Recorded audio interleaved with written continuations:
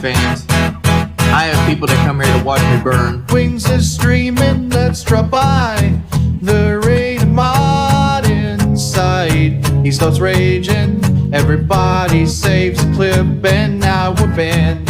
Make a new account next day. Hey, get up all that thing you threw. Walk to the refrigerator for Pepsi. Back to streaming for the pity, Mr. Wings. Please just tell us what you weigh. Hey, I got the surgery, I did the fight, but nothing else even seems right. Time to sit in my room all day and night. Even got a wife, but the pain truly never goes away. So I gained all that weight back, and look at myself, only happy in a picture frame. I'm not telling you what I hate, and that's why every crack a smile, I'm so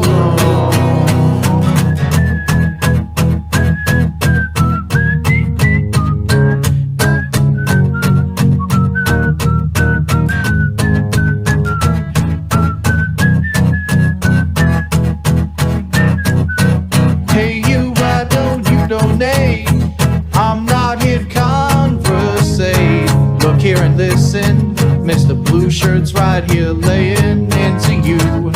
I'm gonna go stream and rage and cry some more. Whoa, Mr. Big Guy, please tell us why you haven't practiced smiling. So, where did you go wrong? Hey there, Mr. Wings, we're so pleased to pull your strings. Look around and what you see, everybody laughs at me. Hey there, Mr. Wings, we're so pleased to pull your strings. Look around and what you see, everybody laughs at me. Mr. Big Guy, Mr. Big Guy, I was 450 pounds, then I got the surgery, got to 400, now I'm back to 420. I did the fight, punch Boogie in the face, and got paid, but now there's nothing to do but go back to my old ways. Mr. Big Guy, please tell us why you haven't made Kyle in so long. Where did you go wrong? Hey there, Mr. Wings, we're so pleased to pull your strings. Look around, see what you do. Everybody laughs at you. Hey there, Mr. Wings, we're so pleased to pull your strings. Band world got banned, everybody paused and everybody's on it. I got the surgery, I did the fight, but nothing else even seems right. Time to sit in my room all day and night. Even got a wife, but the pain truly never goes away. So I gained all that weight back.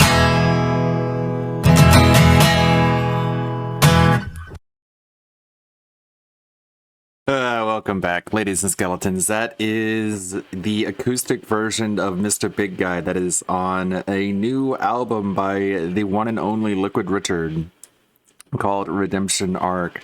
I've been listening to the album. I listened to the whole thing before going live. It's definitely not on the level of Band World or Carrie Diamond. There's a lot of just AI voice replacement songs. Very little that are like on the level of Three Kings and Conway and things like that, but it's a pretty good one, I guess. There's kind of like a sneak back at the end. Kind of seems like he feels like he's not really getting as much as he wants out of it. Film's over. I'm not getting paid for this shit. It takes hours of hard, grueling labor. So you fucking niggers better donate. Damn it, I forgot about that part. Ah, shit. We're never gonna get that Twitch partnership. Hey, it's a song, okay? It's a rap album. We can listen to rap albums on Twitch. Wings is half black, isn't he?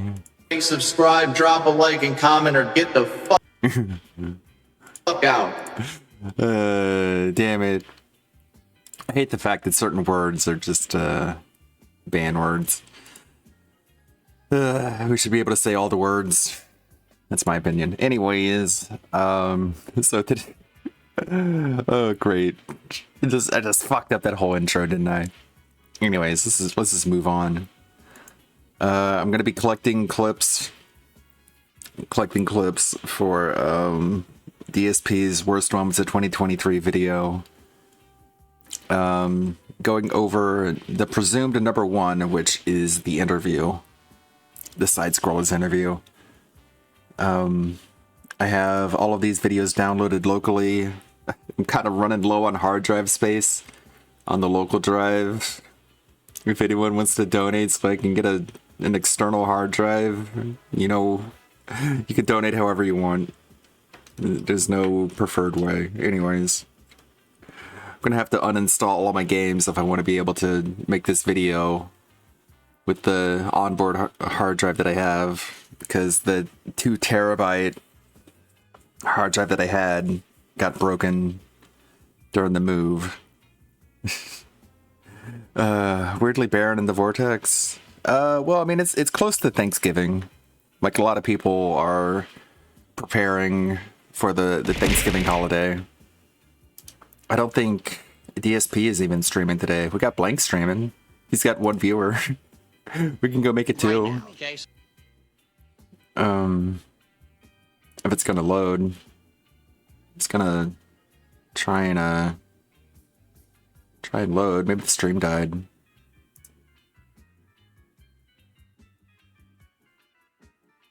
Right now, okay? So let's start continuing on as a focus of I think it did die. Streamer. Getting rid of all the ties of What do you got, having Mr. Nobody? edited videos for YouTube and caring about that kind of stuff. Just primarily focusing on my streams. 2016 was 10 years ago. No, it wasn't. Getting rid of all the ties of YouTube, of having to do edited videos for YouTube and caring about that kind of stuff. Okay, first of all, he only edit videos 1 time a year. No, you dumb bitch. It was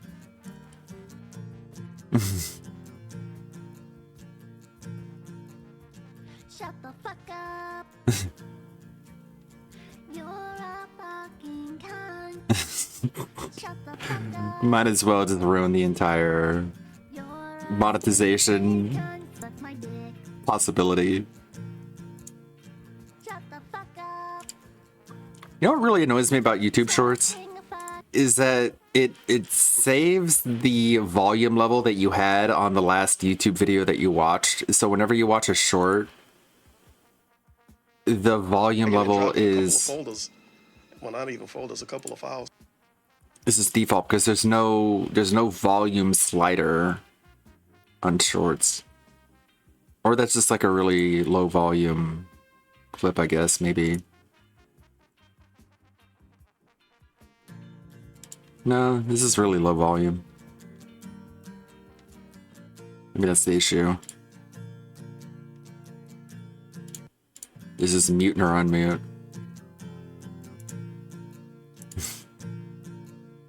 Shut the fuck up.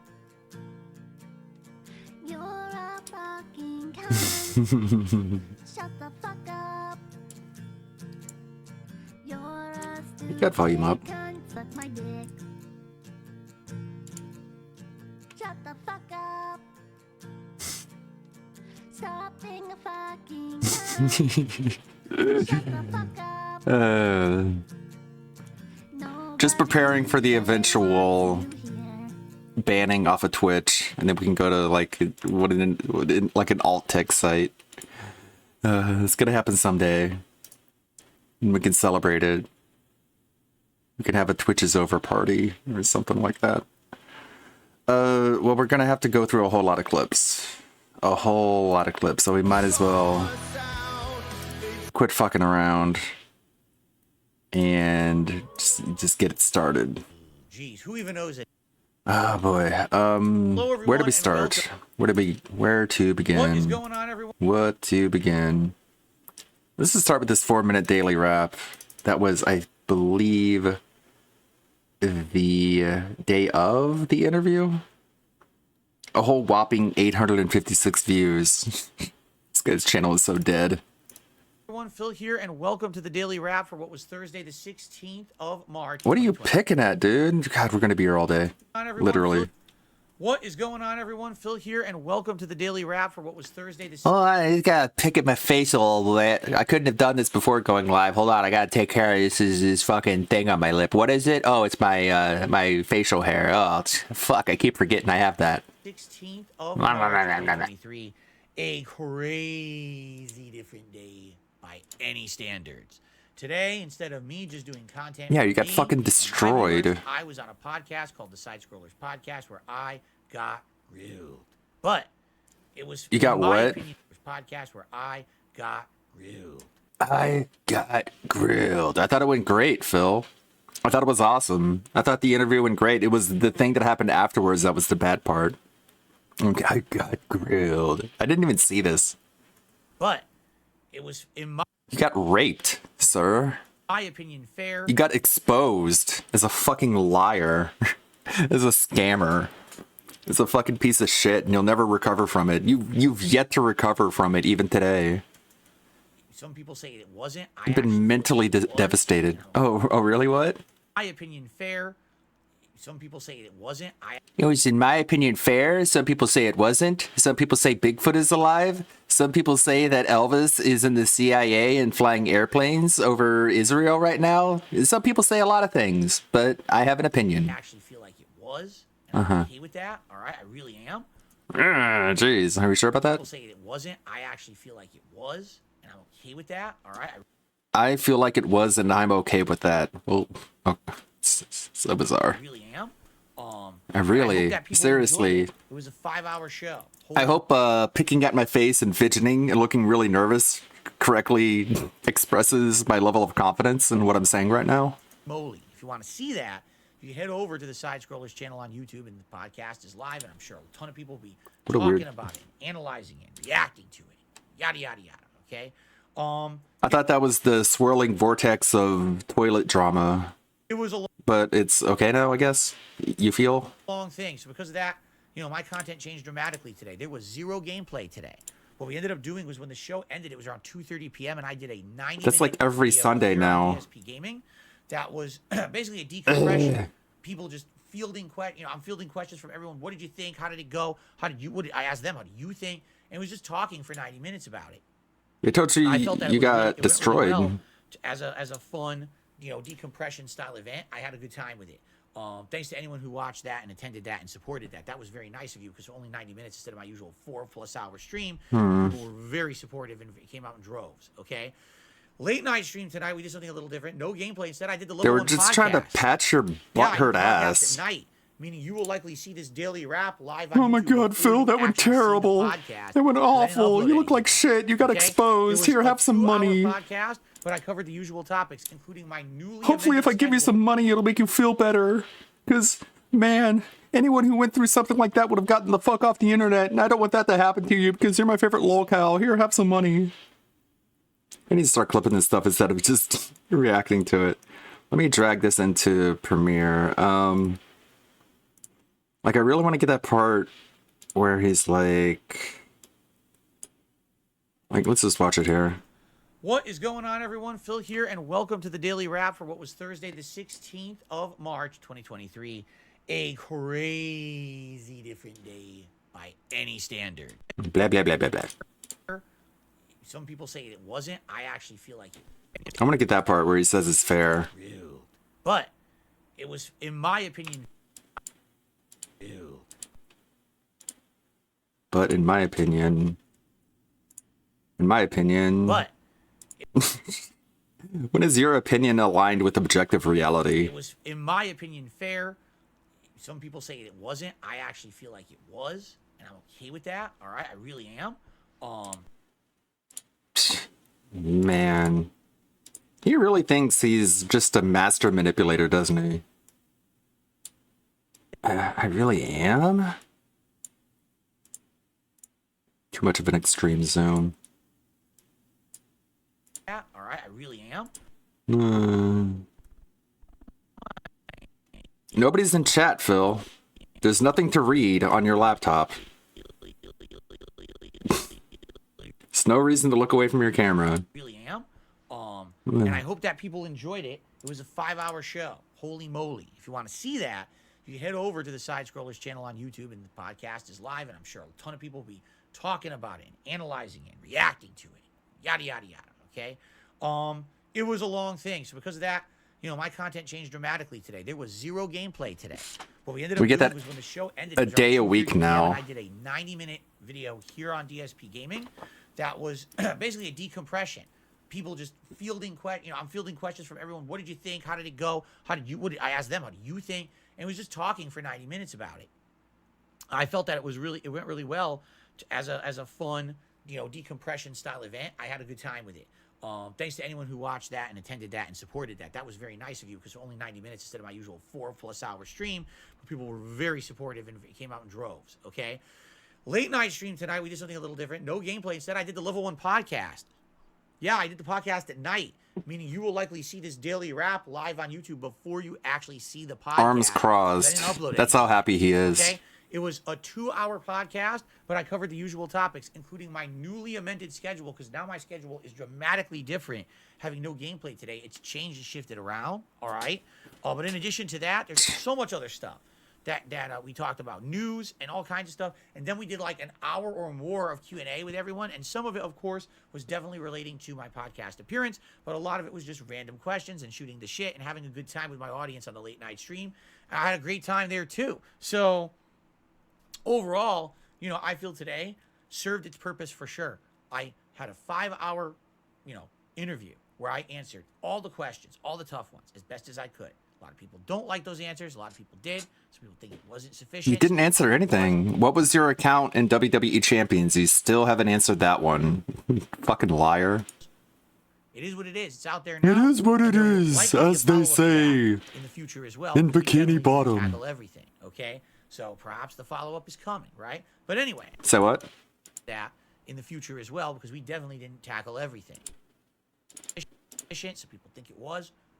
It is what it is. It's out there now, and there will likely be a follow-up to that. It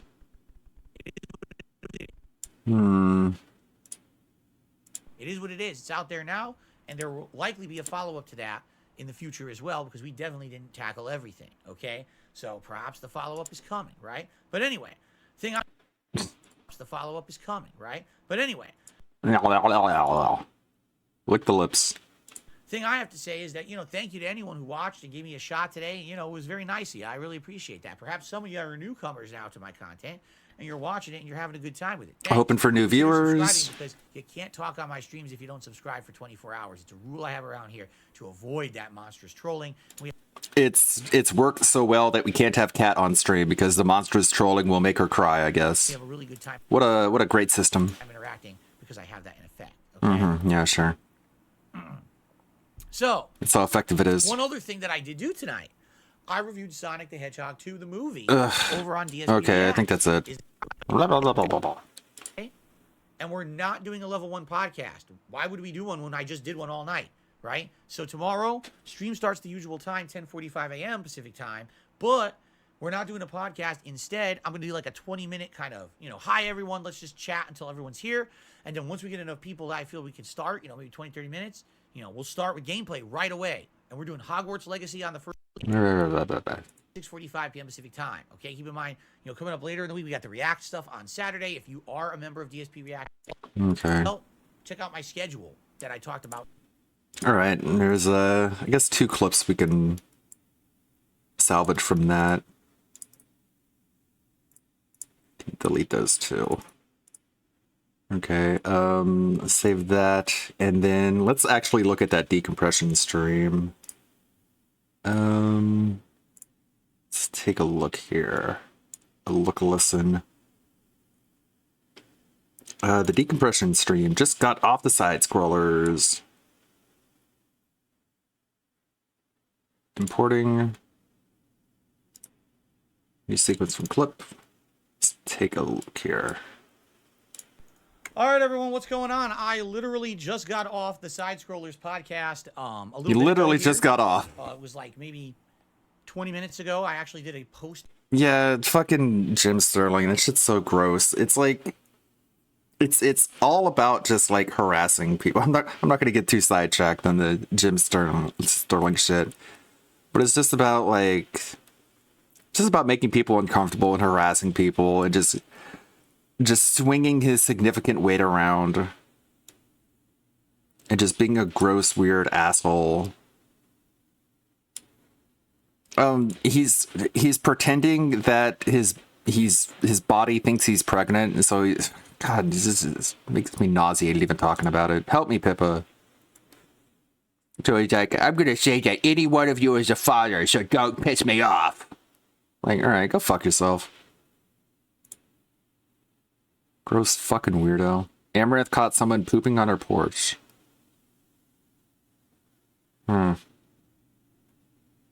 This feels like it'd have a green text origin story. Well, at least he wore a mask. How long ago was this? Did she still have her Halloween decorations up in like a month later? Be Me Tier 3 said, me best gift. Scurry.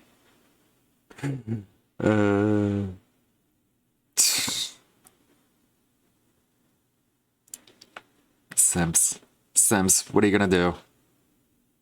Show with them. After I appeared on their show. Today's March 16th, This is Adobe Premiere. 2023. 2023. I was on their I mean 2024 actually. 2024. They rolled out the new version a little bit early. It has a bunch of tools that I'm at some point going to figure out how to use. show from 9 a.m. until after 2 p.m. my time. Yes, that's how long the show lasted, and we didn't even cover everything, which I didn't think we would. Honestly. I did not think it would cover much, or there's so much to talk about, which I didn't think we would. Honestly, I did not think it would cover much, or there's so much to talk. He didn't think it would cover much, but it covered everything. Okay. Talk about when it Can move on. comes to insane amount of stuff that gets thrown at me on a daily basis. So I was expecting that it was going to end up being an insane show, and now looks like there's going to be a part 2 at some point. That's worth clipping. That it was going to end up being an insane show, and now looks like there's Looks like this is going to be a part 2. Sure, Phil. Yeah, whatever. Keep telling yourself that, buddy. You got your new group of friends, and they're going to invite you back, and they're going to have Mario parties. Looks like there's going to be a part 2 at some point, which I'm okay with. I'm sure it's not going to be anytime soon. But yeah, what are you going to do, right? What? That made no sense. Blah. Can skip the blah. So, are we ready to get started here? First of all, it looks like someone tipped me. Why did you tip me? Is this who I think it is? No, it is absolutely not. Absolutely not. I thought maybe this would have been 1 Minute Man, who always supports every day. No, this is an anonymous $20 tipper. He says, I thought you were good on the podcast. When Keemstar Ranley came on, you stayed composed. You talked to him even after all he's done. You still, Yeah, he stayed so composed. He was like, I respect you, Keemstar. After shitting on him every single day on his stupid podcast, telling people not to watch Keemstar, Keemstar showed up and DSP immediately dropped to his knees and opened his mouth and was like, blah, blah, blah, blah, blah. still being civil. Yeah, I'm not going to be Just slurped his knob like a pussy, like a fucking coward. an idiot. Yeah, like an internet tough guy. I'm not going to sit there and be uncivil to someone. You know, You it is. I'm just gonna be uncivil to people in my own little hug box where nobody can respond. But if anybody confronts me face to face, I'm gonna be like, oh my god, I'm so impressed by what you've done. I respect you so much. Like a fucking weird, creepy simp weirdo. He wanted to jump on the show and make it about him. Good for him. No, you made it about him. You brought him up first, and then he was brought on to counter what you were putting out there, which was untrue. I don't know how that was his Like, Craig and Adam were like, yeah, sure, come on. Like, we're not going to sit here and let DSP lie about this shit. You can very well come on and correct the bullshit that DSP is putting out. That's why they invited him on. It's because of the shit that you were saying. Show though, it really didn't make much sense that he was there, right? Good God. But it is what it is. That's how he is. It is what did it I say? is. He has to be the center of attention. He has to be involved in everything, right? And he proved it by appearing on the show. Like he literally proved it. I don't even have to say anything else about it. I mean, you prove yourself every day, right? Through your Yeah, and he actions. never said anything about it ever again. So there you go. There you go. It is what it is and shit. Okay, so that was a tip that came in like half an hour ago. Thank you to whoever that anonymous tipper was. So let's Like Craig wouldn't have invited him on if you weren't there just saying shit that wasn't true about him. He wouldn't have invited him. It was because of you, Phil, you stupid dipshit asshole. talk. What do you guys want to talk about? What do you guys want to talk about? I'm open again. He's nervous as fuck, you can tell. Like he is rattled. And we got another 90 minutes to just chill. It's so stupid how he thinks he can hide it. Obviously, we're not doing gameplay now. We'll do 90 minutes and I'll go on break to eat my dinner. He has the temperament of someone who's just gotten beaten up in a back alley. And then after that, I'll come back tonight with a nice chill, either just chill stream for 2 hours or Like a Dragon Ishin, whatever you guys want. It's up to you guys, okay? So we want to talk about. Disco says Keemstar's a drama queen for real. Yeah, Nothing to do just with them, right? just parrot Jeffrey all just my keeps spamming the emotions chat about side-scrollers so getting you don't super get chats. banned from the chat. Okay. Spamming the chat about side-scrollers getting super chats. Okay, goodbye. Any mods in chat? What? What was that? So we want to talk about. Disco says Keemstar's a drama queen for real. One of the reasons I want nothing to do with them, right? Jeffrey just keeps spamming the chat about side-scrollers getting super chats. Okay, goodbye. I don't care. I don't care about them getting super chats. It's not like they're gonna read them off or anything. Like it'll be fine. They're not gonna piss me off at all by reading the super chats that they receive. We're friends now.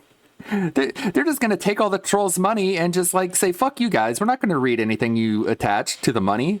We just wanted to take money off of you because we're cool, awesome guys, and we're DSP's friends now. Any mods in chat? I have no idea. Bruce says, I don't know. I thought Keemstar was pretty composed. Oh, no one said Keemstar wasn't composed. Of course he was. There's no way he could show up unhinged and start ranting at me on someone else's show. Then people would call him out for it, right? Thank you. Just saying says, good job keeping your composure. I appreciate that. Can we not talk about the podcast, Green Goblin? Sadly, Green Goblin, I don't think it's really avoidable at this point, considering it's the longest thing I've done outside of my content and one of the things I've ever done outside of my content. I don't know how we would really avoid talking about that right now. I think it's going to be pretty pertinent to discuss it right now, okay? I received a $50 tip. Thank you. Holy shit! You can just like scrub past the And silence. $50 tipper says, you stood up like a man on the podcast. Respect. Thank you to Oswald for a $50 tip. Oswald, That is yes, very- yes, that longtime fan and chatter Oswald. Totally not an obvious sock account from you know who. No. I ignored... From the I- laziest gaslighter in pay pig history. I merged two emails. You see how shell shock I am here? Mm-hmm. I had another email, and I read Oswald from a second email over to the... I merged two emails. Yes, we see how shell shocked you are, Phil. I mean, you're acting like you're just cool as a cucumber, but you're fucking rattled. I ignored... I clicked on... What? I merged two emails. You see how shell shock I am here? Email. Fun. You see how shell shock I am here? Yes, Phil, we do. You're trying to act all calm and cool, but we see, like, again, you have the temperament of someone who's just gotten beaten up. I had another email, and I read Oswald from a second email over to the $50 anonymous tipper. Oops. Sorry about that. It seems like a soft dox to me. So I got a $50 anonymous tip, and I received a $1 tip. Hold on.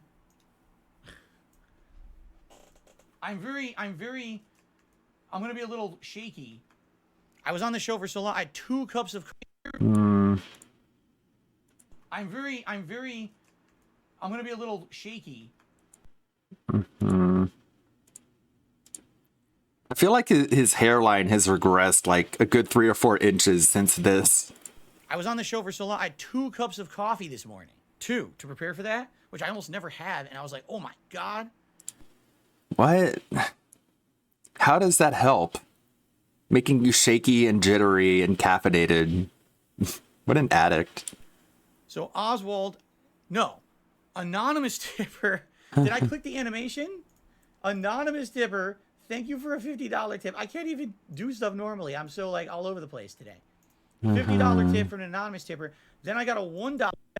Jesus. He tried to hide it for like a minute and then it just all broke down within like one tip. Anonymous tipper. Thank you for a $50 tip. I can't even do stuff normally. I'm so like all over the place today. $50 tip from an anonymous tipper. Then I got a $1 tip from Oswald, who said, "Good job on the show, man." Holy moly. Okay, thank you guys. Wow. What a thin veil. God, can skip past the I don't want to silence. talk about Keemstar this whole stream, by the way. So American Manga Undertaker re-upped his membership for 6 months, and he says, as a fan, it's worth it to watch. Is it worth it to watch the interview? I mean, I don't know. Will you guys tell me? Do you guys think it would be worth it for someone?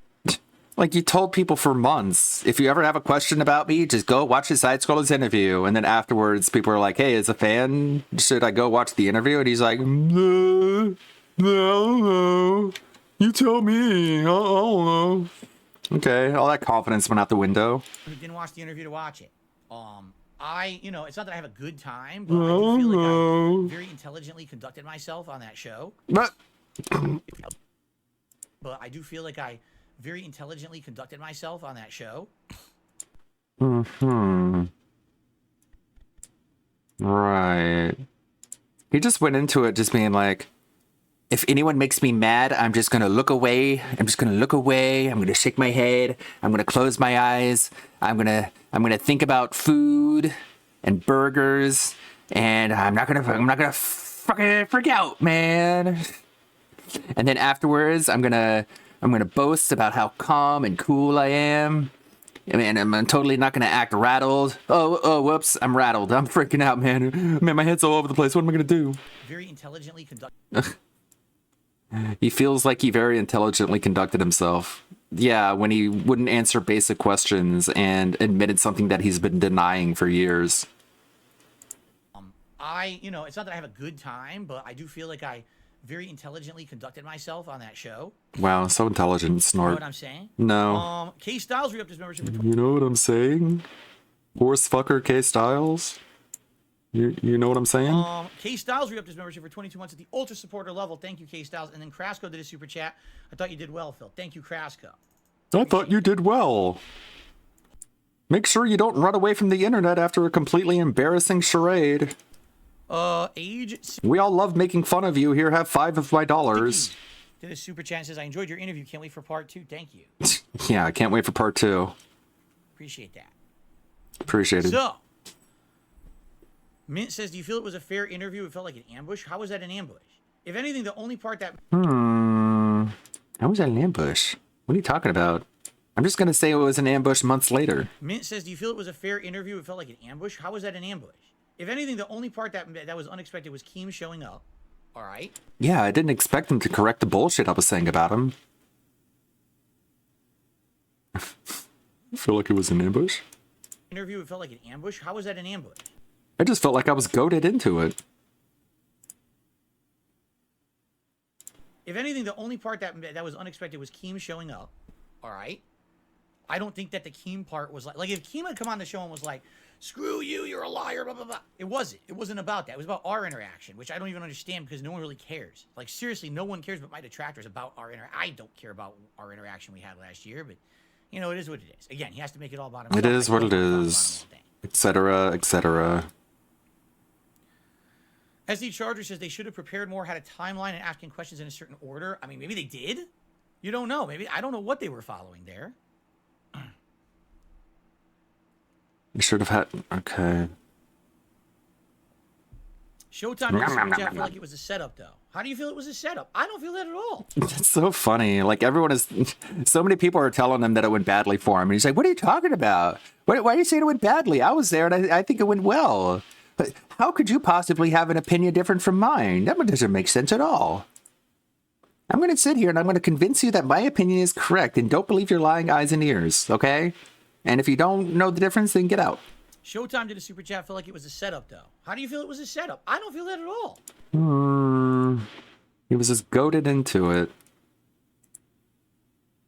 But it wasn't a setup. If I'm the person who was interviewed and I don't feel it was a setup, how do you feel it was a setup exactly? Right? It's one of my favorite lines.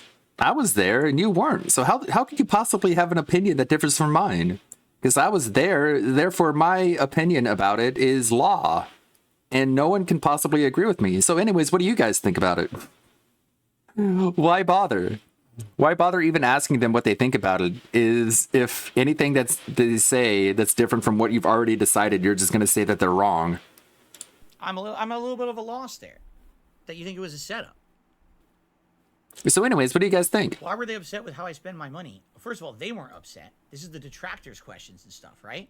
But again, the insinuation is that if I'm making money and I'm irresponsibly blowing it on stuff, right, then, you know, there's going to be criticism there. And that's what these people have Grim. this giant semi-fabricated situation around it, correct? Hmm. And I really feel like, You know, there it is. that, you know, people You know. want answers, and I tried to answer as best I could. You know what I mean? No, you BF didn't. says, You didn't answer "Don't send a anything. screenshot. It feels like a setup. Yeah, I mean, we'll see. I have to have future talk. I'm gonna have future talks with him, Craig. That is, you know. You I know. received another tip. Wow. I guess I'm just gonna be shouting out contributions. Thank you, Cooper. Hurry up this membership. Don't send the screenshot. Oh, I just read that. No, I didn't. He says hear about the huge discount Bed Bath and Beyond. No, Cooper. Oh What my are you god, talking about? dude. A discount at Bed Bath and Beyond. Mishael did a $10 tip. He says, "Good job on the interview." Good Thank you, job, Mishael. buddy. I appreciate that. You totally didn't embarrass Again, you know, yourself for at me, this was all. just like- to them, that was like a long grilling session. To me, that was like normal. You know what I'm saying? Yeah, it was so normal that you were rattled and you're shell shocked. That's how normal it was. You forget you said that, buddy?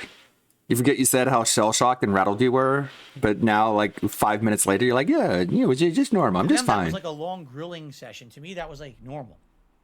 You know what I'm saying? No, I didn't even feel like I was. you in the said hot the seat. opposite like a This couple happens minutes every day on my own ago. streams.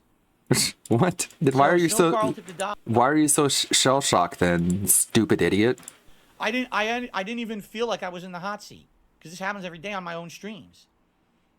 So Snow Carl tipped $1.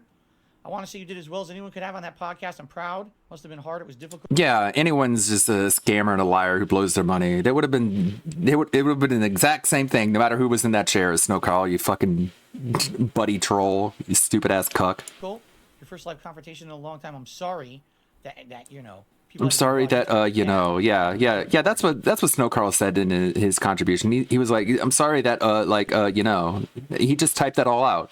It was a weird like speech to text kind of thing. Difficult. Your first live confrontation in a long time. I'm sorry that you know people had to be brought into it like Cat. And I'm looking forward to part 2. Thank you. I'm sorry that people had to be brought into it like Kat. DSP is the one who brought her up. DSP is the only person who brought Kat up. So another sneak diss from Giga Cuck Snow Carl. Thank you very much. Yeah, I did reveal some stuff, man. I did reveal some stuff that no one knew. And you know, watch the. I have to make sure to get the clip where he says that nothing in the interview is going to be new. And because he did say that, like he literally said that nothing in the interview is going to be new. Watch. Yeah, I did reveal some stuff, man. I did reveal some stuff that no one knew. And you know, watch the show. know. That's all I'm going to say about that. No one knows. That's all I'm going to say about that. Again, like less than 5 minutes earlier, people were like, hey, should I watch it or not? And he just throws his hands up in the air and he's like, duh. Oh no, you tell me. Where was that? Why is it audio clip? Let's see if I can get that. It should be easy to find. It's the part where he has the glasses on and he throws his hands up in the air and he's like, oh no, but definitely watch it.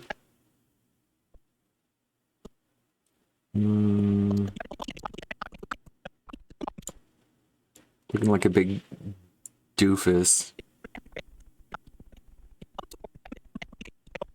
Rocking back and forth. It's funny how when you speed it up, like the rocking back and forth is so much more prominent.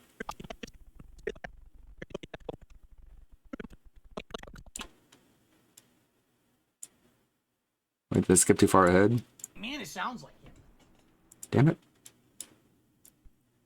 I'm trying to get the part where he's like, oh, I don't know. He had his glasses on, right? Obviously, we're not doing gameplay now. We'll do 90 minutes and I'll go on break to eat.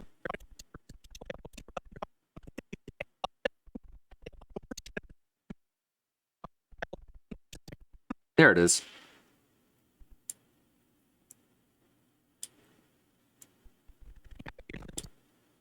Is it worth it to watch the interview? I mean, I don't know. Fan, it's worth it to watch. Is it worth it to watch the interview? I mean, his membership for 6 months, and he says, as a fan, it's worth it to watch. Is it worth it to watch the interview? I mean, I don't know. Will you guys tell me? Let's put those clips back to back. Like Cat, and I'm looking forward to part 2. Thank you very much. Yeah, I did reveal some stuff, man. I did reveal some stuff that no one knew, and you know, watch the show. That's all I'm going to say about that. As a fan, it's worth it to watch. Is it worth it to watch the interview? I mean, I don't know. Will you guys tell me? Definitely watch it. Is it worth it to watch it? Well, I don't know. You know, I'm not going I'm to not gonna say it though, be talking about except for when I did. all that crap, but you know, that's it's sad. The people that people have said and done, it's pretty messed up. The people that people have If I'm said building is $10 sad. tip, I commend you for doing the interview. I think you're great. You stood up in the face of all the detractor BS. You delivered your defense strongly. I've been a fan for several years. I want the best for you. So if you have a Just blowing smoke up his ass so hard. None of that was objectively true, but just trying to make him feel better after getting his ass reamed. chance to do a podcast, God, for hundreds and hundreds of dollars, these people have blown smoke up his ass. Like, what a bunch of pathetic idiots. and have Keem shop that podcast as sponsors, Just blowing on that dumpster fire until they're blue in the face. do it. It would help your family a ton. You'll rise above. I don't know about that. I would Just trying to goad him. Talk about being goaded. love to do that podcast without Keem, as I said live on the show. Well, maybe you shouldn't have lied about him. Then he wouldn't have been brought on. I'm okay with doing it. I'm okay with Boogie. I'm okay with Wings. I'm not okay with Keem. So that would be the person that I really want nothing to do with. I don't know if it's worth it at all. It might hurt myself more than it could ever help. Seriously. I don't want to be Mr. Lolcow for the rest of my life. I don't. You will, though. That's a good clip, though. I don't want to be Mr. Lolcow for the rest of my life. I don't. Well, that's your life, man. You are a lolcow, and you will be until the day you die. Seriously. I don't want to be Mr. Lolcow for the rest of my life. I don't. So, You know, I got a $4.20 tip. extend that out a little bit longer, because that facial expression was great, too. You know.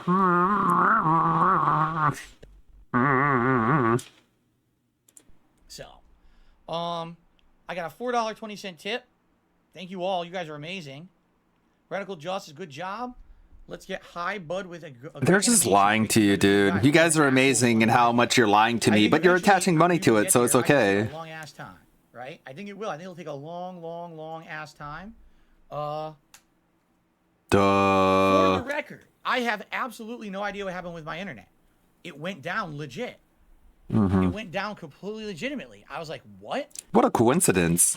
What a coincidence how his internet went down during the interview, but not ever any other time, like when he's streaming. And I don't know How funny. if someone DDoSed me or not. I have absolutely no clue at all. Yeah, it was just one of those weird, bizarre coincidences. What happened there? You guys know my internet almost never goes down. If it does, it's like a blip. Basically my modem reset itself. So I don't know if that was a DDoS or not. How is it that it happened then, but then it didn't happen? You would think if someone DDoSed me, it would have happened again and again and again, right? It just happened once and stopped. So I'm like, it was weird. I really hope it wasn't a DDoS, because if it was Yeah, a DDoS, the more then you I'd talk have to about go it, the through more in suspicious it trouble, makes you look. in trouble of contacting my ISP to get this fixed. I hope it's not. Skip ahead. See, Butler Spirit, here's the difference. Is why only take negatives away from the Keem vid, what you've heard, but feel it's unfair. I've seen Drama Alert. It's trash. It's trash game. It's a trash content. It's bad. That's my opinion. You can Then why didn't you bring up any specifics? disagree. But 1,000,000%, I don't like his content. I have issue with it. You understand? It No, wasn't the because you didn't documentary say that- anything. You just said I you don't already like disliked it. Then I watched the documentary. You understand? Confirmation bias. Naysayer, re-upped his membership. You handled yourself well, mad respect. Thank you. Throwing Ennis to the super chat. You look like a complete clown. $2 for Vince. There you go. I have no idea what that means, but enjoy your band. Wow. Throwing Ennis to the super chat. You look like a complete clown. $2 for Vince. There you go. I have no idea what that means, but enjoy your band. You called me a clown. I'm gonna ban you. How dare you? Anyways, I'm so cool. I conducted myself. And Amrit did a super chat. Props for hanging in there for 5 hours under fire. Not a detractor or a fan, just neutral. Credit where it is due, Phil. Thank you to Amrit. Enjoy your band? That's very nice of you. You said you're not a fan? Enjoy your band? At the end of the day, this is not going to change anything, I don't feel. Maybe it will. I don't think so. But at the end of the day, this is not going to change anything, I don't feel. Maybe it will. I don't think so. But I'm happy that I did it. I actually am happy that I did it. Again, looking for things that will age very well. Big old Beans, I think you and Wings Boogie could be a great hope you guys work together. I want to work with those guys. I would do a podcast with them, 100%. Just, it's not happening. I thought he wanted to stay out of the drama, but also he wants to do podcasts with other self-admitted locals. At least they have the self-awareness to know that they are locals. Wings knows he's a local. Definitely Boogie knows he's a local. He says it every other day. Mr. Oink says, I find Adam annoying and biased. I did not find him annoying and biased at all. Man, those were 3 good clips back to back. I didn't find him annoying and biased at all. How far do we have to jump forward for him to say that Adam was a fucking stupid head who doesn't know what he's talking about? Ugh, man. The part where Keemstar kept saying you were going to watch Lalcal boxing match was why would I watch that? Man, we got some clips to find. You guys know I don't watch any of that shit. You guys tell me about it. I don't know anything about it. Oh, you're going to watch it. Keem, again, he's such a giant inflated ego in his own head. And by the way, now I'll say, oh, he's talking about me. Yeah, Keem, you essentially invaded my episode of Side Scrollers, my interview. Now I'm going to talk about you. You're going to deal with it. All right? He has such a giant inflated egotistic head that he's like, you're going to watch my content. I never watched your content, dude. I thought you said you watched Drama Alert. Like I literally have to go back and like find clips that I cut out because I didn't think they would be relevant. But then he proves me wrong. Less than a minute later, I watched Drama Alert. Idea what happened with my internet. It went. I hope it's not. Yeah. From the Keem vid, what you've heard, but feel it's unfair. I've seen Drama Alert. It's trash. Hey, Broken Mailman. See, Butler Spirit, here's the difference. Is why only take negatives away from the Keem vid, what you've heard, but feel it's unfair. I've seen Drama Alert. It's trash. It's trash game. It's a trash content. It's bad. That's my opinion. You can disagree. But 1,000,000%, I don't like his content. I have issue with it. You understand? No, because you say literally like a minute later that you don't watch his content. So how can you watch his content and have an opinion about it when you say you don't watch his content? You're going to deal with it. All right? He has such a giant inflated egotistic head that he's like, you're going to watch my content. I never watched your content, dude. I don't watch your content. Even the clips I can't stand. I want to. Oh boy. That he's like, you're going to watch my content. I watched Drama Alert. You're going to watch my content. I never watched your content, dude. Dude, man, dude guy, buddy, you know? Watch my content. I never watched your content, dude. Throwing Ennis to the super chat. You look like a complete clown. Whoops. Whoops, wrong clip. Let's see. But I'm happy that I want to work with those guys. I want to work with those guys. Clown, $2 for Vince. There you go.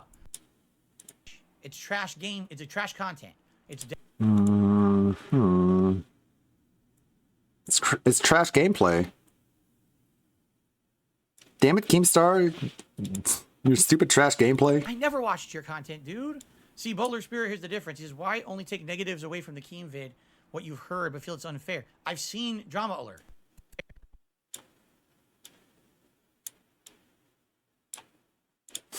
To watch my content. I never watched your content, dude. I've seen Drama Alert. It's trash. It's my favorite kind of editing. Just instant contradictions. My content. I never watched your content, dude. I've seen Drama Alert. It's trash. I don't watch your content. Even the clips I can't stand. I want to vomit. I can't watch that shit. Sorry that I have morals and a different moral compass than you. But I do, you know. You're going to watch that. Your moral compass is a roulette wheel. No, I'm not. I haven't watched any celebrity boxing. Not one piece of any of it. He later would watch the boxing match.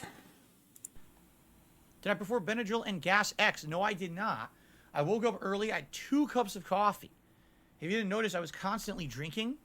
And by the way, there was a mute button. Okay? In that way that they stream, there's a mute button. There's one in OBS too, dipshit. You can even bind it to a key, so you can set it as a button on your fucking keyboard that's right in front of you, and you can mute it that way, but you don't want to. Right on the screen. You might have noticed I went a few times. Click the mute button and then come back because it was right there. Yeah. You can do that in OBS too.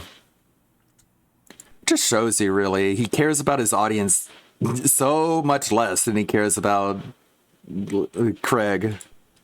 Would I consider having Boogie on He'd mute his coughing and burping for him, but not for his streaming audience. my show? Yes, I would. If he wanted to come on. Huh? Would I consider having Boogie on my show? Yes, I would. If he wanted to come on, I would extend that invitation to him. Huh? Consider having Boogie on my show? Yes, I would. If he wanted to come on, I would extend that invitation to him. If he wanted to come on, I would extend that invitation to him. It's not an invitation to him if he's the one who tells you that he wants to come on. This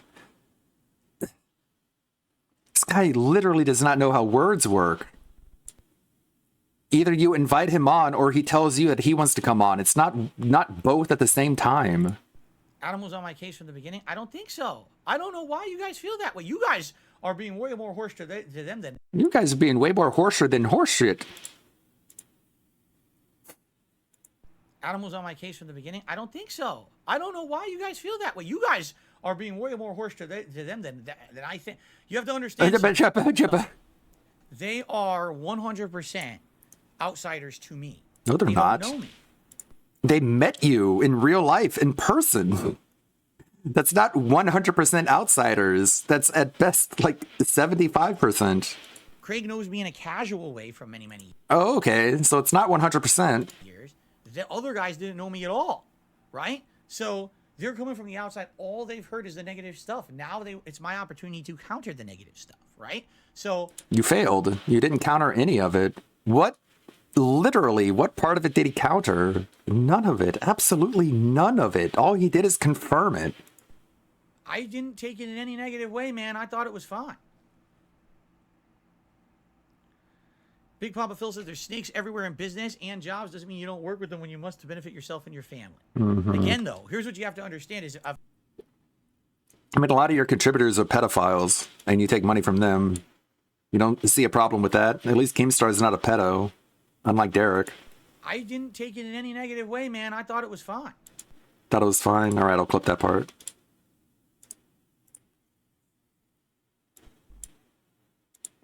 Big Papa Phil says there's snakes everywhere in business and jobs. Doesn't mean you don't work with them when you must to benefit yourself and your family. Again, though, here's what you have to understand is if I went on that podcast, right? Number one, you saw how Keemstar acts. He would literally try to be like, well, this podcast is the most important part of your life, so you got to bend over backwards for me for the rest of your life. Massive schizophrenic paranoia. Everything you do, you have to listen to me because I've got you on this podcast. It's literally not true at all, but okay. I feel like he would hang that over my head forever. I feel like you were hungry. Number one, and he'd be so controlling. And number two, just again, if you're on a lol cow cast, you're talking about a show that already the title is a negative association. It's an insult. You're calling me a lol cow. Why am I going to do that? Right? Have it to be a serious show, not everyone's going to just sit here to make fun of us all day, every day. It's ridiculous. All day, every day. I received a $20 tip. God, so much silence. You can like literally see it in the audio bar here. Just all the silence. It says he sits in and just nose fucks his stupid laptop. From opposite George. I only caught the last 25 minutes. I want to ask you, Keemstar cordial now? Do you think you were fairly interviewed?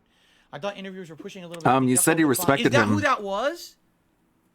Was that Yucko the Clown? Is that from the Howard Stern show? Is that who It's a Gundam is?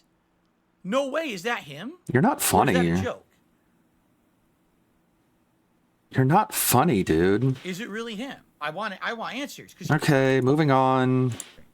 No one's answering if it actually is. Yeah. Adam seemed triggered. I like being able to see the silence here, so I can just skip ahead of it. It's not Yucko the Clown. Skipping ahead. Tartarian Truth. Re up the membership for 10 months. Wings and Phil interview soon. Tartarian Truth. Re up the membership for 10 months. Wings and Phil interview soon. Just a nod. Literally no words to it, just a nod. Okay. Yeah, well, I got your money, so you literally don't deserve anything beyond reading your message. All right, it's hat time. Guys, I'm sorry, I would like to talk with you. I'm just going to throw on a hat, okay? Ryoko does adult cartoons. He does not... God, go fuck yourself. Oh, man. Not funny. Do I feel I did well countering some of the claims? Here's the thing. It wasn't about countering them. It was about answering them in one place. I've already countered all of those claims. I already said that. I've already done that. Did you have any real new definitive information in that? You found out a few new...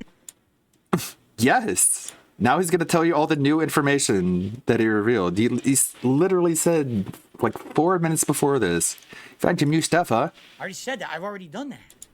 Did you hear any new stuff?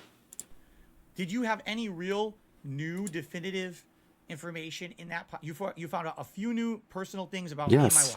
And that's about you literally that admitted I've never it. Disclosed before, that are issues, ongoing issues with us, right? I really don't... Good God. How do you do that? How do you fucking do that? Without just being like, well, never mind. I guess what I just said was really, really stupid, huh? Did you have any real new definitive information in... And then he debunks himself immediately after. You found out a few new personal things about me and my wife. And that's about it. Things that I've never disclosed before. That are issues, ongoing issues with us, right? I didn't edit that. I feel like if I include that in the video, people are going to be like, oh, did you splice 2 clips from 2 different times together? It's like, no, literally back to back. Literally in the same breath. Did you hear any new stuff? No. All you did was hear new stuff that you never heard before. All right. I really don't wish to elaborate further on them. I don't want to tell you about our problems behind the scenes that have nothing whatsoever to do with our content. Well, you already did. But basically, I didn't have... That wasn't the intention of going on the show. Now people say, well, did he answer the questions? Yes, he did. Go watch the show. No, you didn't. Do you believe him? That's your call. Believe him or not. Right? Believe him or not.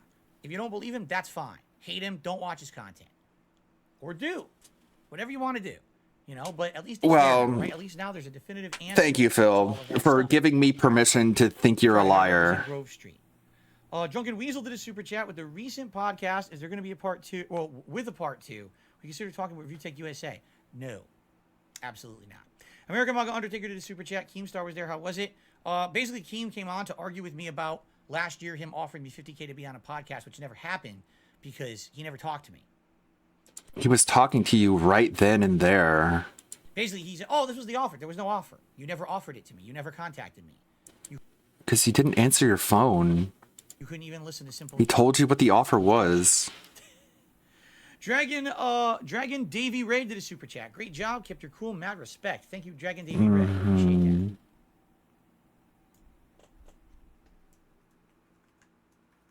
If you guys want to ask me a question and you're not contributing, please tag me in the chat. You don't have to contribute, but I do need to see your message. I received another tip. You guys are being awesome and don't have to be, but thank you so much. You understand that was essentially my first stream of the day. So thank you so much for supporting me here.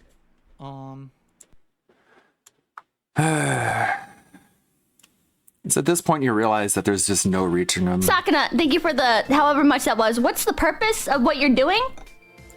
What's the purpose of science? Is that what you're fucking asking me right now? You wouldn't know, would you, bitch? Because you run a fucking VTuber company and sell coffee. You don't know. You don't know what the pursuit of knowledge is, motherfucker. You shut the fuck up and stay in your lane. All right? I got rocks to find. I'm a fucking geologist. All right? You stay in your fucking... What else just fell? Nothing. It's fine.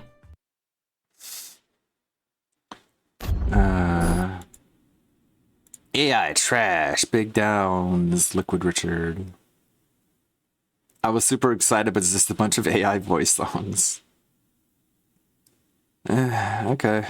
Alright. I mean, you can have that opinion, it's fine. You're allowed to have that opinion, just go ahead. You have my permission to have your opinion. This is stupid.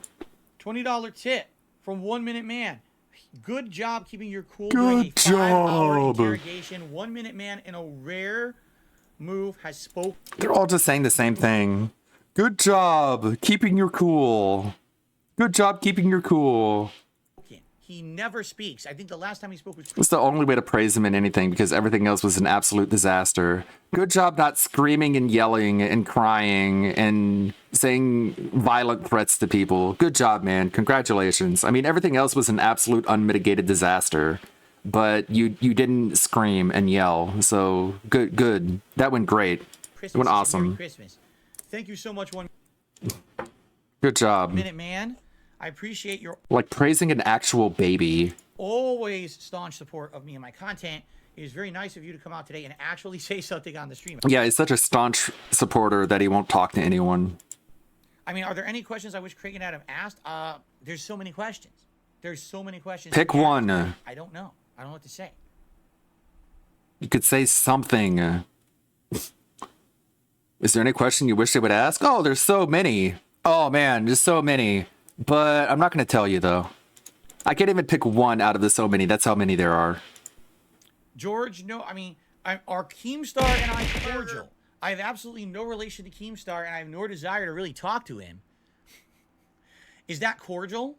Do you really think Keem is going to contact me? Here's the real question, all right? He said on the show, oh no, the offer's not off the table, but the offer's off the table. Like, he literally said that. He said... No, he said that at the beginning. Then having a conversation with you finally, he realized, oh, I can't possibly do work with this guy. Like, just because he had an opinion before talking to you and had a different opinion after talking to you doesn't mean he contradicted himself. All right? He said on the show, oh no, the offer's not off the table, but the offer's off the table. Like, he literally said that. No, he didn't. He said, oh no, you know, the door's not closed, but the door's closed. He said both, right? So when you say both like that, it's like... what does that mean? You know. Talking out of both sides of his mouth. Again, I don't want to talk about Keem all day. Yeah. You don't talk out of one side of your mouth, Phil. One side of your mouth and the other side just droops and Again, hangs I don't down. wanna talk about Keem all day. Like I you've had a really mini stroke. We got 100 likes. Time for a full screen celebratory bubble blow. Very nice. Here we go. Oh my god, dude. What a clown. But if you call him a clown, he'll ban you.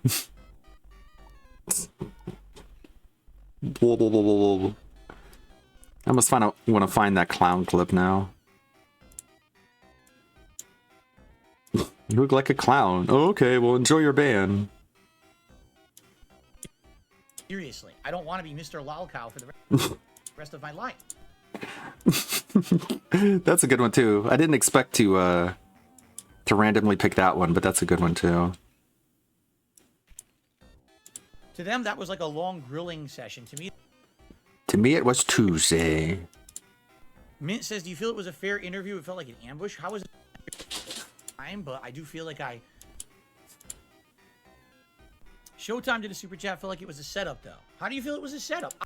You see how shell shocked I am here? Are you shell shocked? Throwing Ennis did a super chat. You look like a complete clown. $2 for Vince. There you go. I know what that means. Nice. Here we go. Blow them bubbles as he burp. Seriously, I don't want to be Mr. Lolcow for the rest of my life. I don't. So, throwing Ennis to the super chat. You look like a complete clown. $2 for Vince. There you go. I have no idea what that means, but enjoy your band. Back to blowing bubbles. Support. You look like a complete clown. $2 for Vince. There you go. I have no idea what that means, but enjoy your band. There you go. Thank you guys for the support on this stream. We got Honk honk.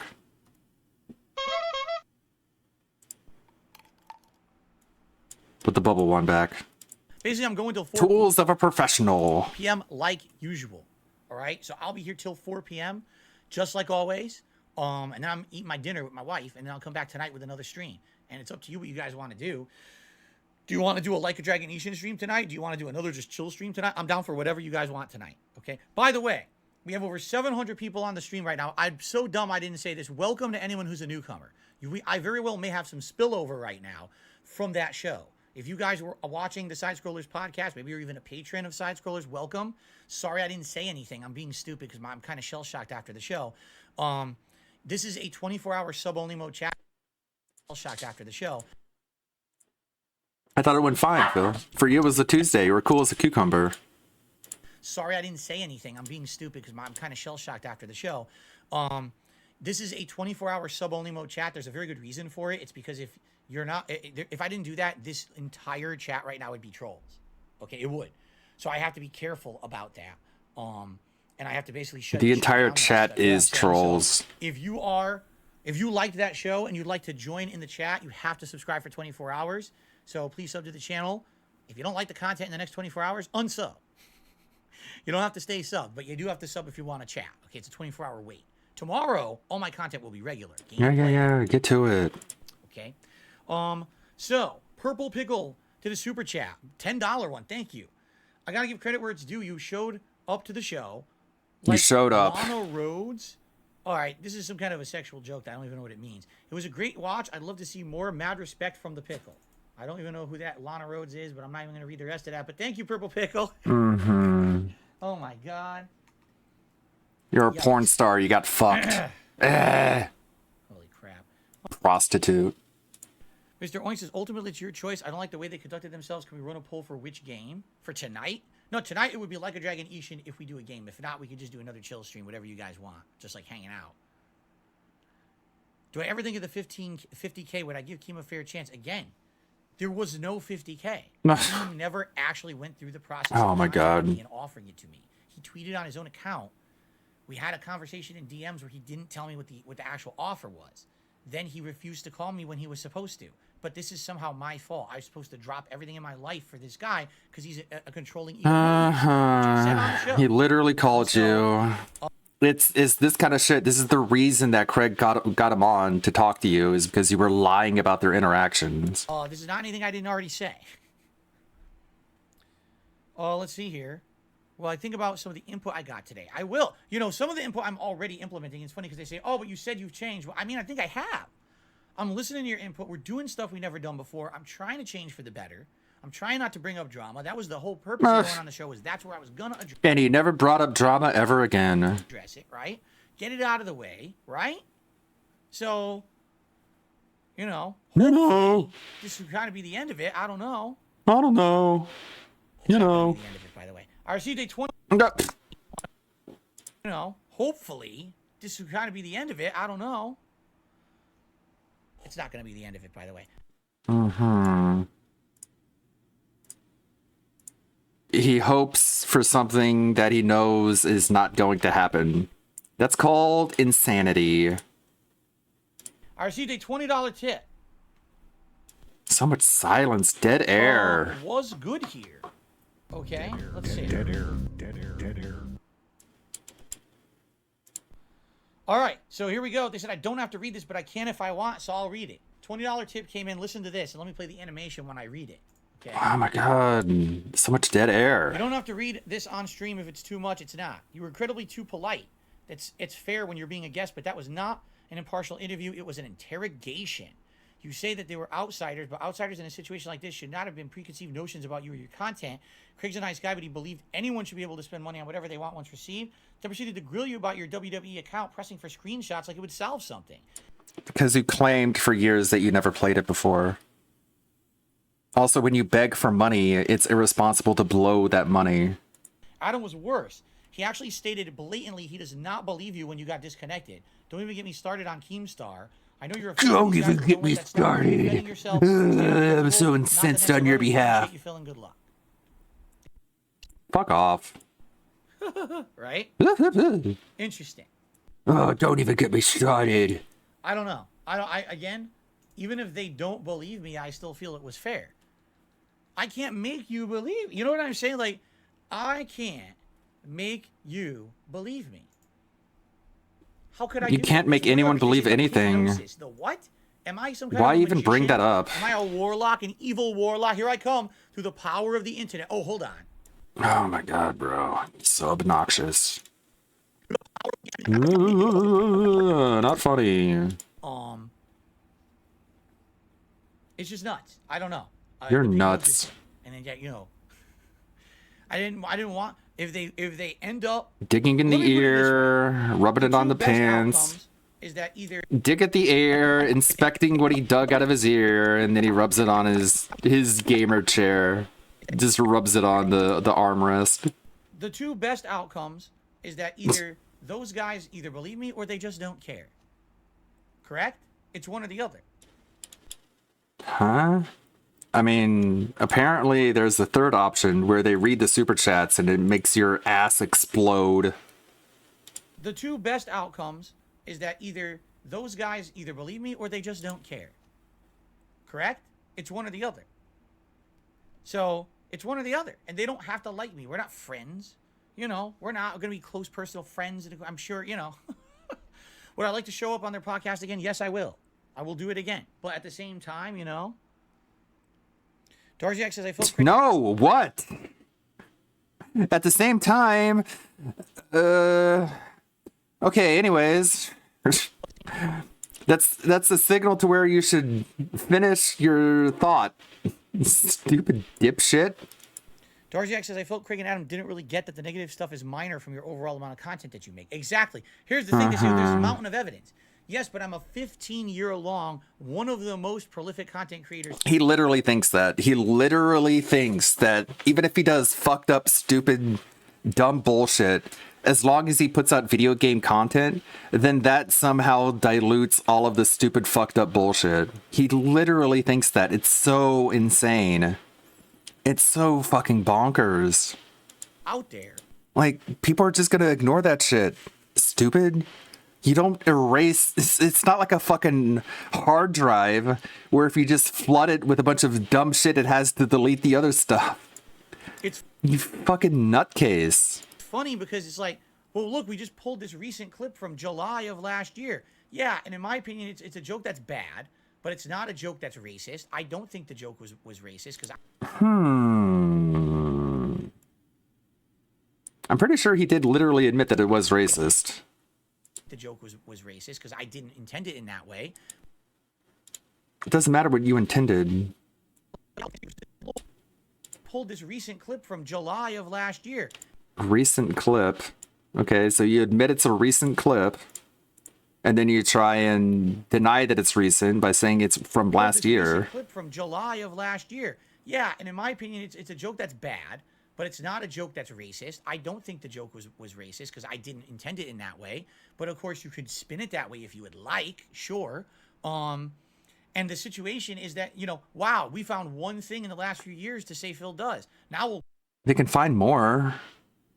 we'll do a clip from 3 more years before. Now look at all the other content where I'm not saying the N-word. Look at all the content where I say words other than the N-word. Just look at all that. Now the clip from 2010, you know, this isn't it. I've made 100,000 videos. 100. Again, this is his logic. He thinks if he puts out a bunch of stupid nothing videos, then it somehow negates the fucked up shit he's done. It's insane. 100,000. Your Honor, look at all the days where I didn't rob that liquor store. I've spent thousands of days where I wasn't robbing liquor stores. Why are you focusing on that one day where I did rob the liquor store, Your Honor? It's stupid. The negative stuff is the drop in the bucket, but they don't want to believe that. That one day where I committed a crime, that's a drop in the bucket among all the other days where I wasn't committing crimes. The detractors, they just want to focus on the shit. You know what I'm saying? No, you insane fucking weirdo. Just saying the whole show was supposed to be about the negative. That was the premise. He says it was 3v1, only talking about negative. It wasn't a let's praise Dark Side Phil show. It was supposed to be Phil addresses stuff show. You know, that was the point of it going on there. And you failed. Originally it wasn't. It was supposed to be I'm a normal guest. Then it turned into Phil is now interrogated. You know? Yes, Your Honor, I did drive into a crowd of people, but I have many videos on YouTube of me playing GTA San Andreas and failing the missions. What about all those times where I didn't drive into a crowd? Yeah, You're just focusing on this one time where I did something wrong. Look at all the times where I was driving there's normally. over 60,000 videos on this channel. Between all my other channels out there, I believe it is around 100,000 videos at this point. I could be off by a few, but I'm pretty sure we're close to there, right? Delusions of grandeur. Naysayer says when you stream 6 times a week all year, 6 days a week, 2 streams a day, 100,000 videos, yeah, you're gonna have moments of stupidity. Again, that's your choice. I have lots of them. Then maybe you shouldn't stream so much.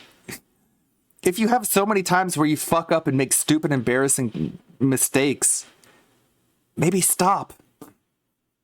Maybe you're not a good streamer. Right? Right? I'm glad you're here to hang out, Kagome. Maybe you're a You bad think fucking 5 hours was streamer. nuts? Do you want to know the truth? It went by like this. I had no concept of what time it was. 0. No. Yeah, but I you're didn't. shell shocked. I just kept going, and I had no idea what time was going by. No clue. Again, contradicting himself yet again. Some people are saying it was unfair. If you feel it was unfair, you have the right to feel that way. I'm the one on the show, and I don't feel it was. You know? Feel that way. I'm the one on the show, and I don't feel it was. I'm sure that's not going to get contradicted later. You know? You know. Let's grab. It's just like it's such a self-soothing ritual to just tell yourself, you know. I know what vest you guys. I'm gonna put on this Liberace vest with my hood hat. I'm not a locale. Will I go back and watch it? Oh, it's 5 hours long. I don't know about that. Ugh. To me, it was nothing. Oh, it was 5 hours long. It's a 5 hour long show, man. I don't know if I'm gonna go back and watch it, quite frankly. But it was like a snap. Let's see here. More tips coming in. Wow, thank you guys. Wow, thank you. Only use me Blade tip. This is not really them. $3 tip. Love the interview. Craziest conspiracy I heard is that you ran a cult. They say OIC was like a general and Derek was a high priest or something like that. Yeah, I'm sure. Thank you for that. Autistic literalism. Do I think, it's a $1 tip, do you think I defended myself well? Seems like they called you out numerous times. Literally, they said, well, you know. Literally, they saying said, one well, you know. But you're not providing evidence, to which I responded, you're right. There's some things.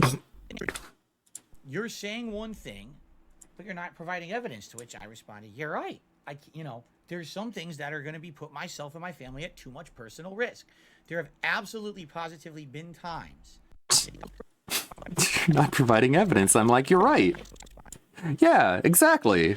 You're not providing evidence to back up anything you're saying. And my response to that was, yeah, Yeah, you're right. Absolutely. I agree with you. Man, I kept my cool so well. By any time that they challenged me, I was just like, yes, correct. You're right. You know.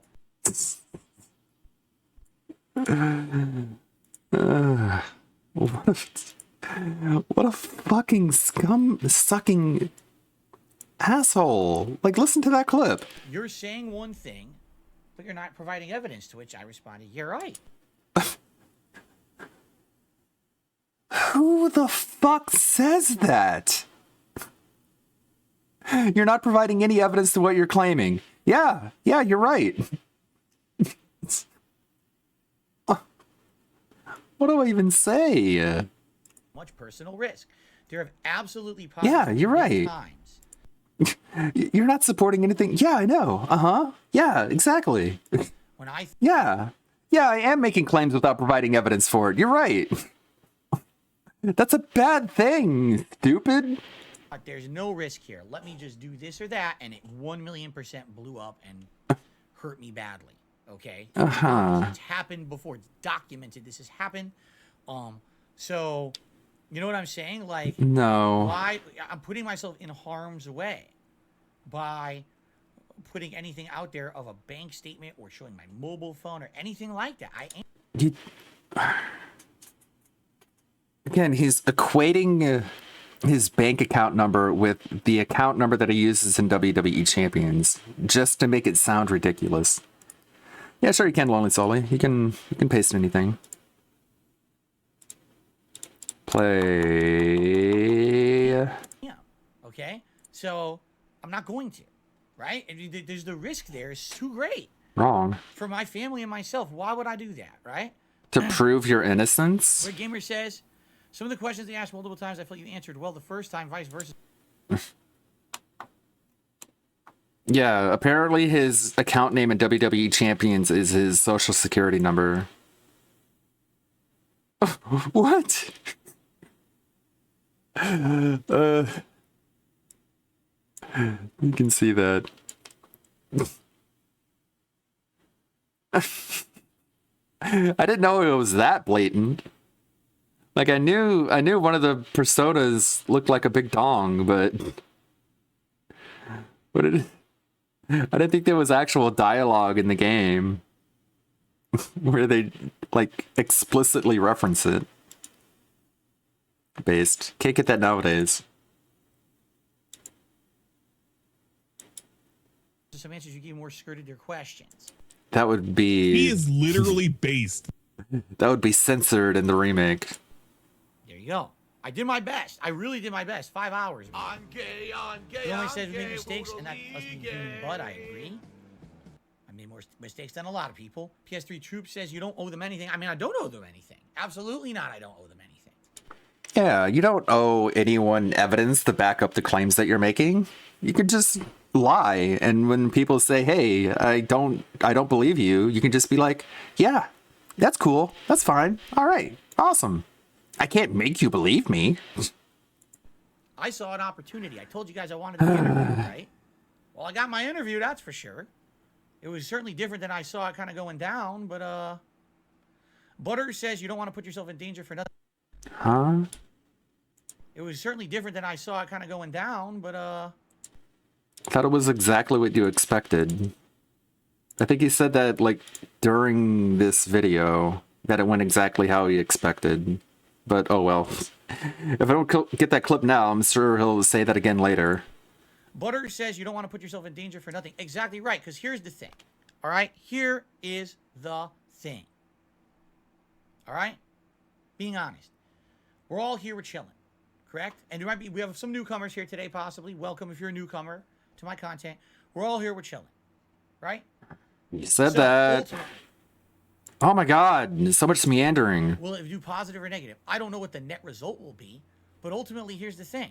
My detractors will never be satisfied anyway. Craig said it himself, that no matter what I say and do, they will never be satisfied. Because and from my perspective, they're I don't think he did say That's that. why they keep doing it.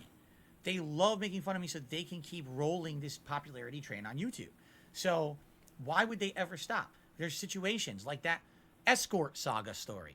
1,000,000% proven false. They were We didn't make it up. In fact, we debunked it. We didn't believe it. It didn't come from us, and we're the ones who exposed who it actually was. We're just on to the next thing. So why do I care? I don't know, Phil. Why do you? Because you certainly do. Because you keep bringing it up over and over and over again. Because I don't say anything, I don't disprove it. Oh, it just continues forever. It must be true. It's right, not true. But why? And you know what Keemstar said resonates. It sucks that he's right, but he's right.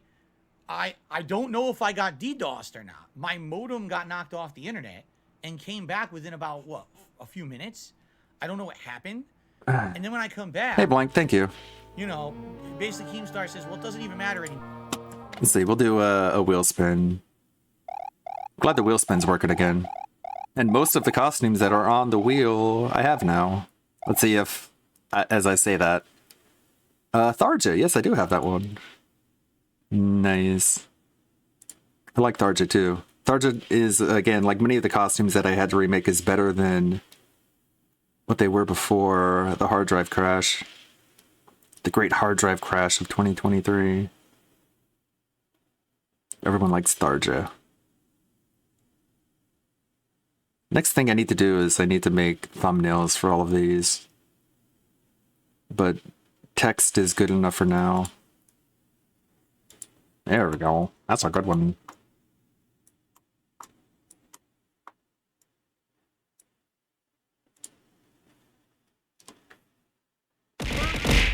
Yeah.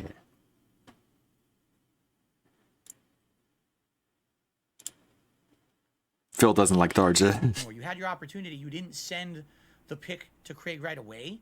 And because of that, You now didn't send it doesn't matter. ever. You sent him one, now it's over. You can't anymore. He's right. Then again, it doesn't matter anyway, because no one would have believed him either. What? Then why even entertain the idea? Why even dangle it in front of his face?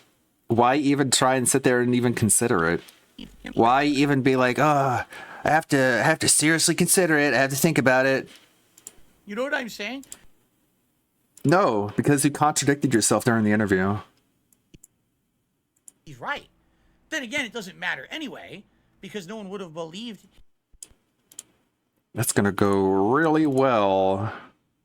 Set up alongside him sitting there claiming that he would consider it. Like, no one would have believed him either.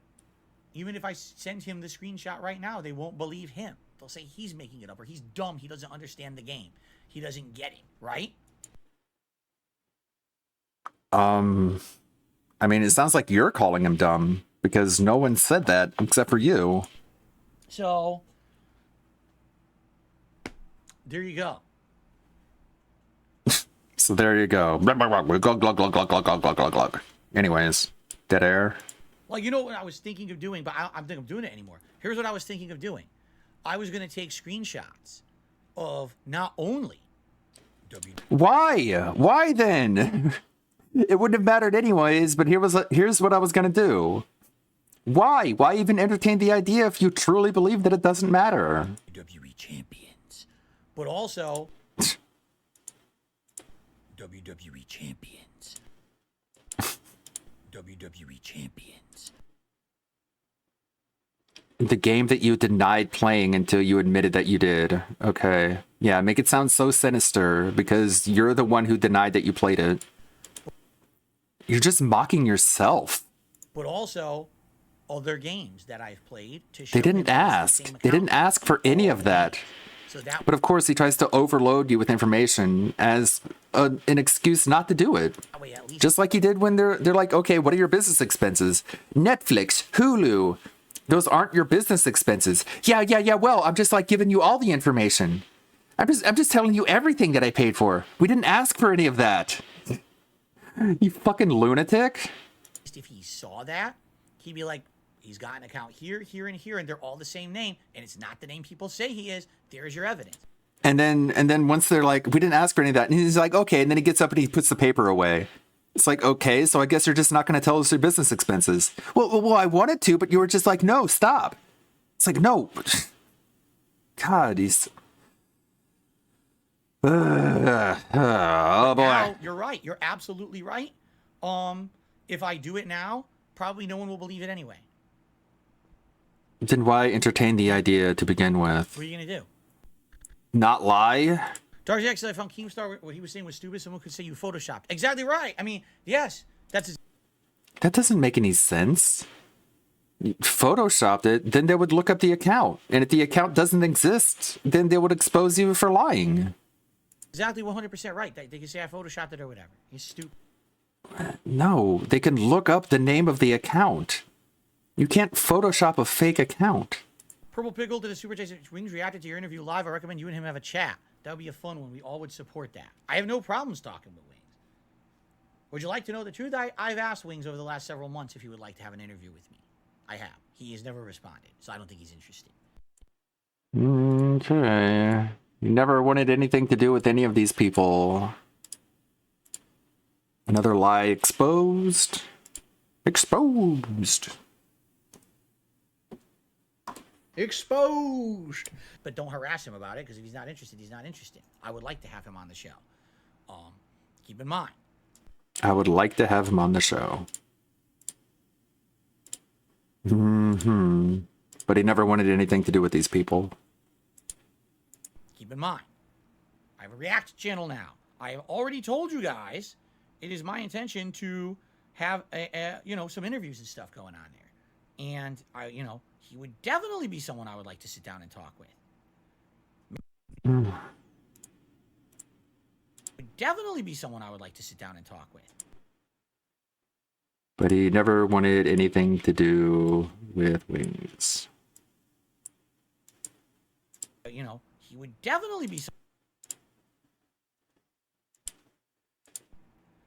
Man, I would like to talk with him before.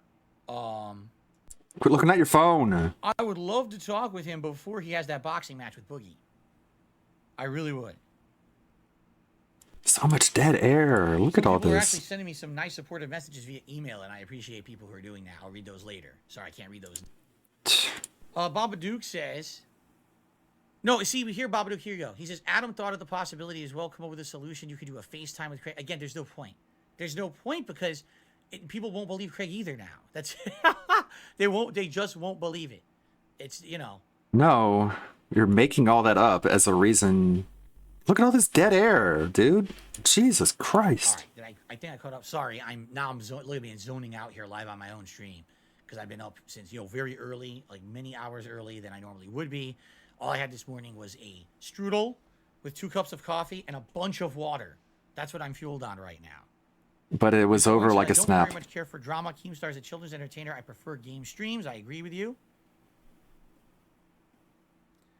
Oh, God, dead air. So much dead air. That whole event it's not even about them boxing. It's about embarrassing them, making them look like jackasses for money. It's disgusting in my opinion. Don't like that. I don't. No, boxing makes you look like a jackass? Does Mike Tyson look like a jackass when he boxes people? No, and there's personal risk involved as well. What if one of them has a heart attack during the fight? What if a meteor crashes through the stadium and obliterates the entire arena? What if, man? What if? Is it hard to sit there and talk openly about everything? Like, Keemstar told you that they went through numerous health screenings. And they worked out and lost weight in preparation for the boxing match. So it was good for their health. Let me put it this way, okay? Essentially, Just wasn't listening. It was hard to... Oh my God, dead air. I had to maintain train of thought and rational mind. Keemstar has a way when he talks, he goes on and on and on, so that you don't have a chance to react to anything he's saying. Oh my God. Keemstar goes on and on and on. You're telling me, man. He'll say 1 point, then say 2 more points. Oh, okay, you're responsible. Wait, you just said 3 points. It's a way of talking, very manipulative way of talking, to try to confuse you. Okay? I felt like Adam and Craig were being very straightforward with their questions, while, as Keemstar's a completely different kind of guy. Right? No, that made no sense. But, was it tough? Was it hard? No. At this point, literally, nothing phases me. I mean that. 100%, absolutely, positively, nothing phases me at all.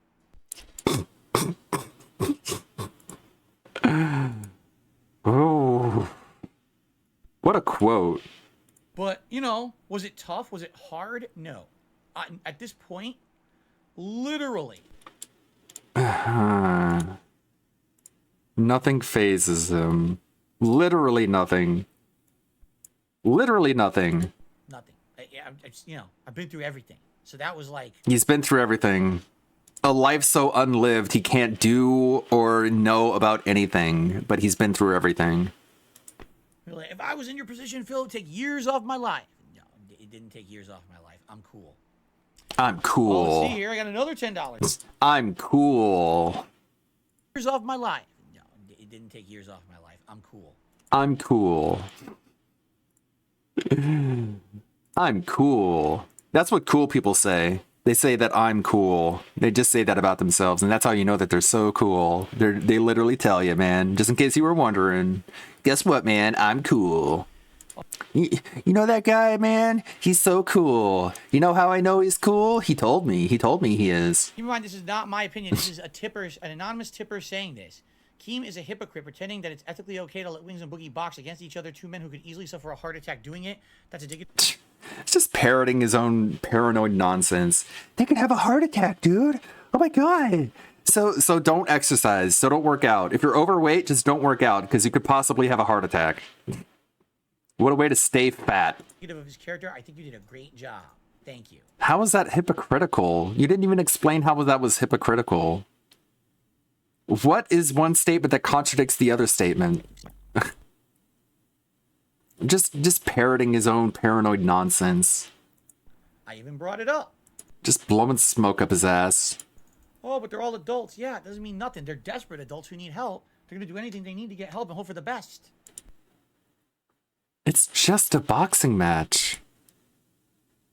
Shit, both And they went through health screenings. of them had joked about suicide and stuff. It's like, dude, do you not understand how this is wrong? Huh?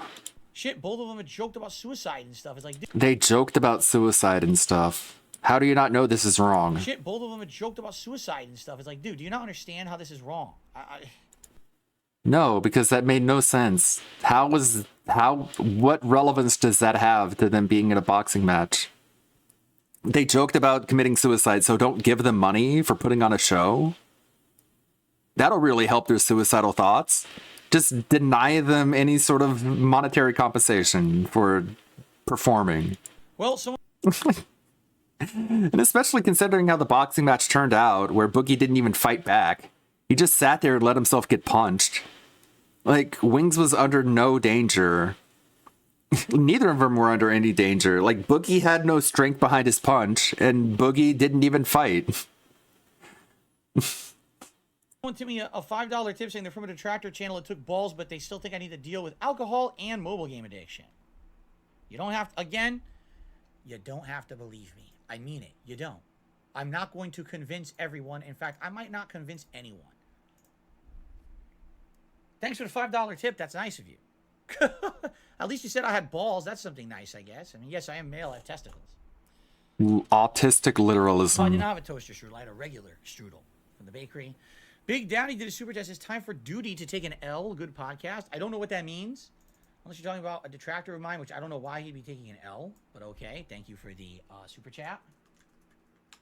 Appreciate that. Look at all this dead air. Ooh. Oof. I'm glad you're feeling better today, Jay.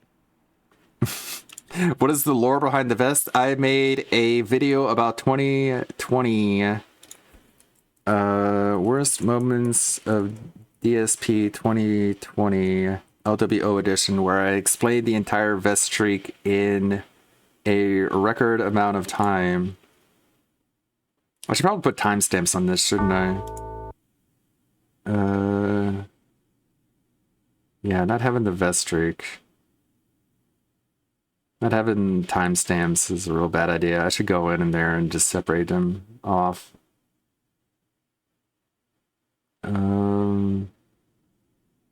There's the saves getting deleted. The cuties. COVID.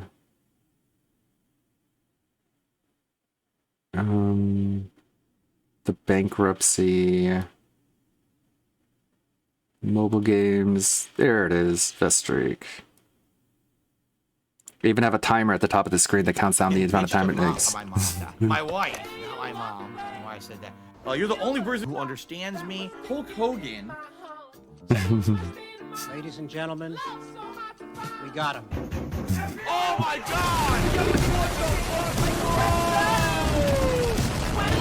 Number 2, the streets, chargebacks, and infections. What the hell's a fucking vest streak? Just imagine somebody asking you what is Man, AI voices have gone a long way since 2020.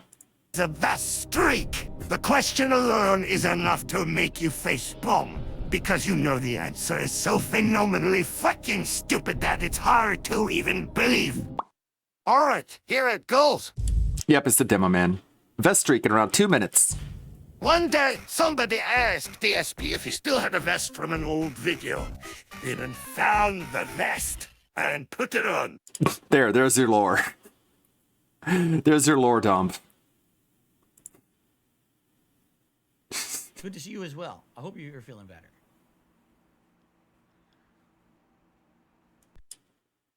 Butler Spirit says Kimo already said Boogie and Wings lost weight for the fight. He says it's a danger for them, but hype of this fight convinced them to improve their health. They've already done that. They already both did that. Remember? What? What are you talking about? Butler Spirit says Kimo already said Boogie and Wings lost weight for the fight. He says it's a danger for them, but hype of this fight convinced them to improve their health. They've already done that. What are you talking about? They already both did that. Remember? You ever should watch their documentaries or whatever. We saw one of Wings. He went personal training.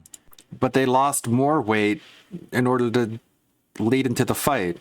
So since they already lost weight at one point, then there's no point in them losing any more weight?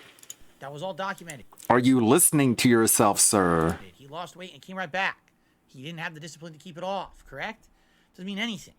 That means you shouldn't even bother trying to lose weight because at one point you lost weight and then you put the weight back on. So just give up. The risk is Give up like I did. still there. Just because you lost weight doesn't mean your heart has magically fixed itself from all the years that you've put it through, all this stuff. Are they going to a heart doctor? Are they getting cardiograms? Yes. Yes, they went through health screenings. You know what I mean? I hope so. Again, it's not my business. Keem is bringing me into his business. I don't care about that. Why do you think he was on the show? Because there was a lot of hype around it, and he wanted to promote his stuff. That's why he was on there. 100% shilling, man. It's a shill life. It's interesting. $2 tip came in. The podcast is entertaining. They made more than $20,000 of contributions. Will you be seeing any of that? No, and I didn't know that, and no. It's not about making money.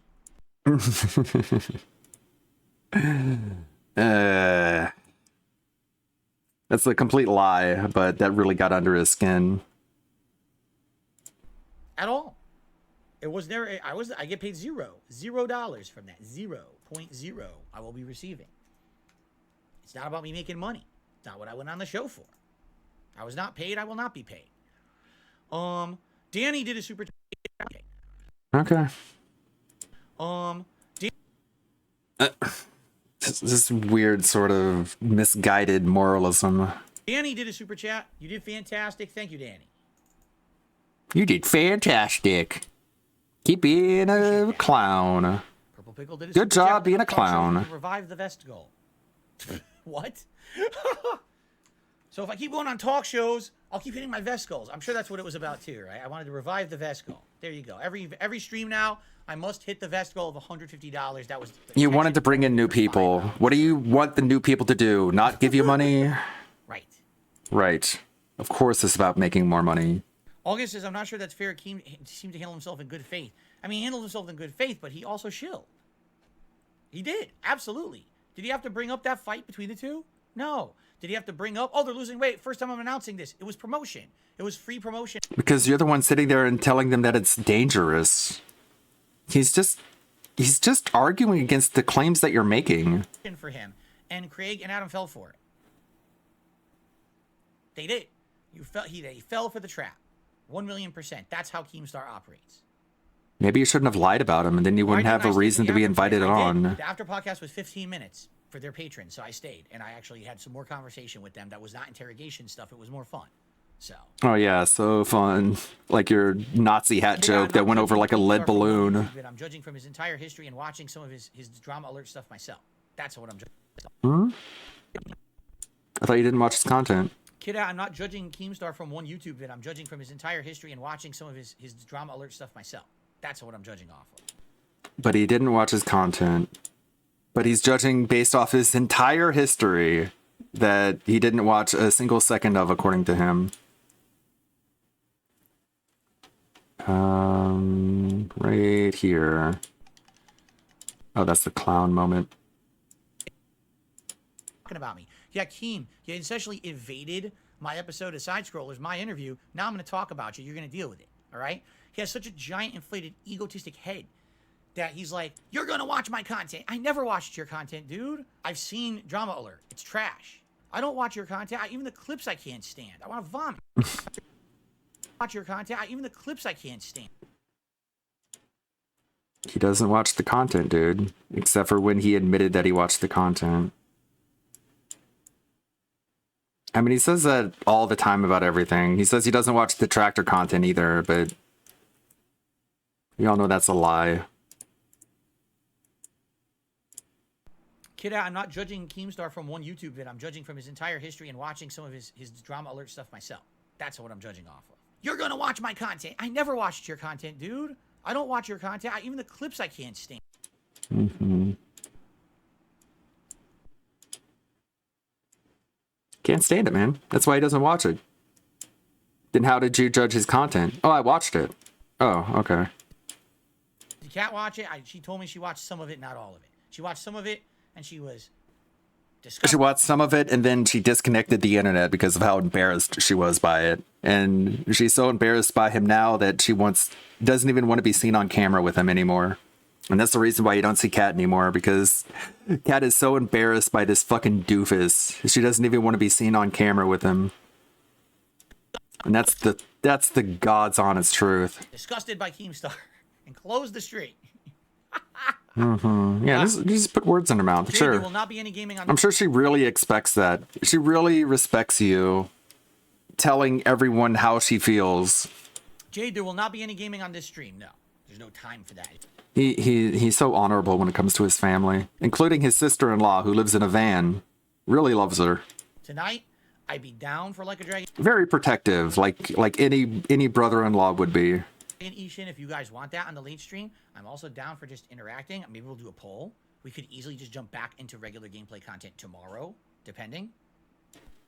An indigent whore who sucks dick for fast food. Also, I didn't do a level 1 podcast today. This is a long week for me, guys. I'm streaming 7 days this week.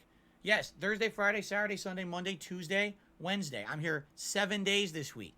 So we're going to make big pushes to try to finish Hogwarts Legacy, to try to get really far. Nothing phases you, dude. Long. My goal is to try to get as much done before Resident Evil 4 comes out. Spartanius one says, do you think Keem will be... God, that line I keep thinking about. Nothing phases me, man. But if someone takes a shopping cart full of groceries that I didn't pay for, my brain is just addled. I'm just like baffled. I'm just sitting there like a character in Mortal Kombat before a fatality, just but nothing gets to me, man. I've seen everything. I've seen it all. Spartanius one says, do you think Keem will be back for part 2? I don't see why he would need to be. He said his piece, right? If he wants to contact me about doing a podcast and behind the scenes, he will. And that's that. I don't see why he would have to be on a show interviewing me again. Nothing phases me, man. I'm cool. PF, yeah, I know. PF says he's asking. God. Like, Shadow the Hedgehog gives off a more cool vibe than you do, Phil. But sure, I'm cool. I'm cool, especially when I got the Chaos Emeralds. He's asking about the bank leaks and, the actual identity theft, because we never got into it. You notice that? We literally never went into the true identity theft story. Instead, it was just the bank leaks, but not address what really happened. Never went into the true identity theft story. Instead, it was just the bank leaks, but not address what really happened. Maybe that'll be part 2. What? You mean where no identity theft took place? We never got into the actual identity theft because we never got into it. You notice that he's asking about the bank leaks and the actual identity theft because we never got into it. You notice that we literally never went into the true identity theft story. Instead, it was just the bank leaks, but not address what really happened. Maybe that'll be part 2. Not really sure what to make of that. He's asking about the bank leaks and the actual identity theft because we never got into it. You notice that I thought we you answered literally everything. Never went into the true identity theft story. Instead, Maybe that could have been one of the questions that you wanted them to ask. I think they did.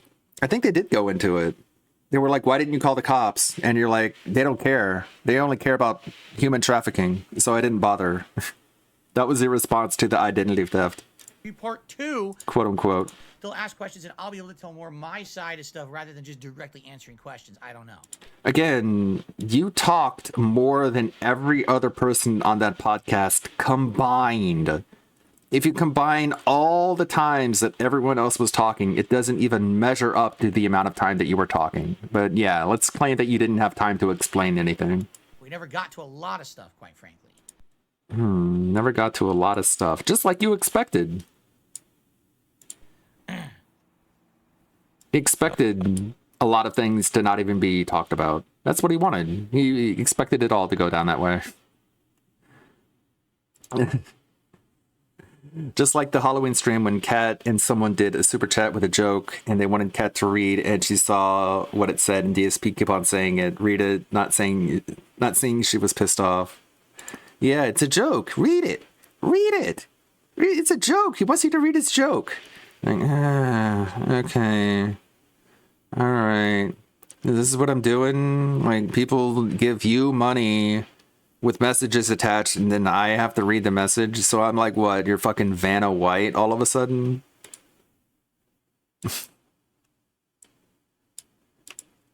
No, Green Goblin, I'm not asking them for any percentage of donations whatsoever. I refuse. Absolutely not. So you can claim to be a victim. And you can claim that it's all about the money for everyone else, even though you're sitting here gloating about how many new viewers you have, as if you don't expect those new viewers to then give you money. Part 2 coming soon. Yes and no. For I don't understand, there will be a part 2, but it's going to be a ways out. Don't expect it in the next few weeks to month, maybe a month or 2 out. It's not going to be, they want to do their own show, man. They just had 2 weeks of drama around me. They're going to likely publicly announce that they're not doing it anytime soon. They want me back. I want to go back, but I'm not going back in next week, next month. It's going to probably be like, April, May, June-ish at the earliest. You got to give it some time. You see what I'm saying? That aged fantastically. That they're not doing it anytime soon. It's a long quote. Like, again, no, but Keemstar is the one who draws out sentences. Well, I don't understand, there will be a part 2, but... From what I understand, there will be a part 2. Totally, man.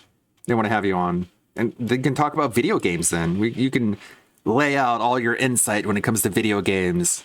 Like how AAA games need to be shorter, and also they need to be meaningful, and also they need to be worth the money. But they also need to not release at the same time of other games of its genre that get released.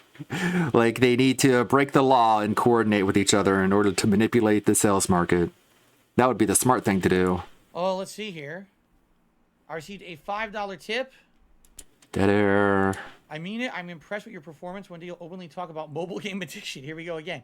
I'm genuinely interested in keeping up with you now. I've thought negatively about you for a while. Today you stood your ground as a man that took balls. Hope nothing but the best for you. Hope you play Elden Ring DLC. I will be playing Elden Ring DLC. Thank you for another tip. Again. He didn't play the Elden Ring DLC. What was I going to say? Oh, I said this on the show. I mean, I used to have addiction to mobile games. I admitted it. I admitted that I used to have addiction, but it wasn't the games people say today. It's the other games that I used to play. Wow, what a bunch of idiots.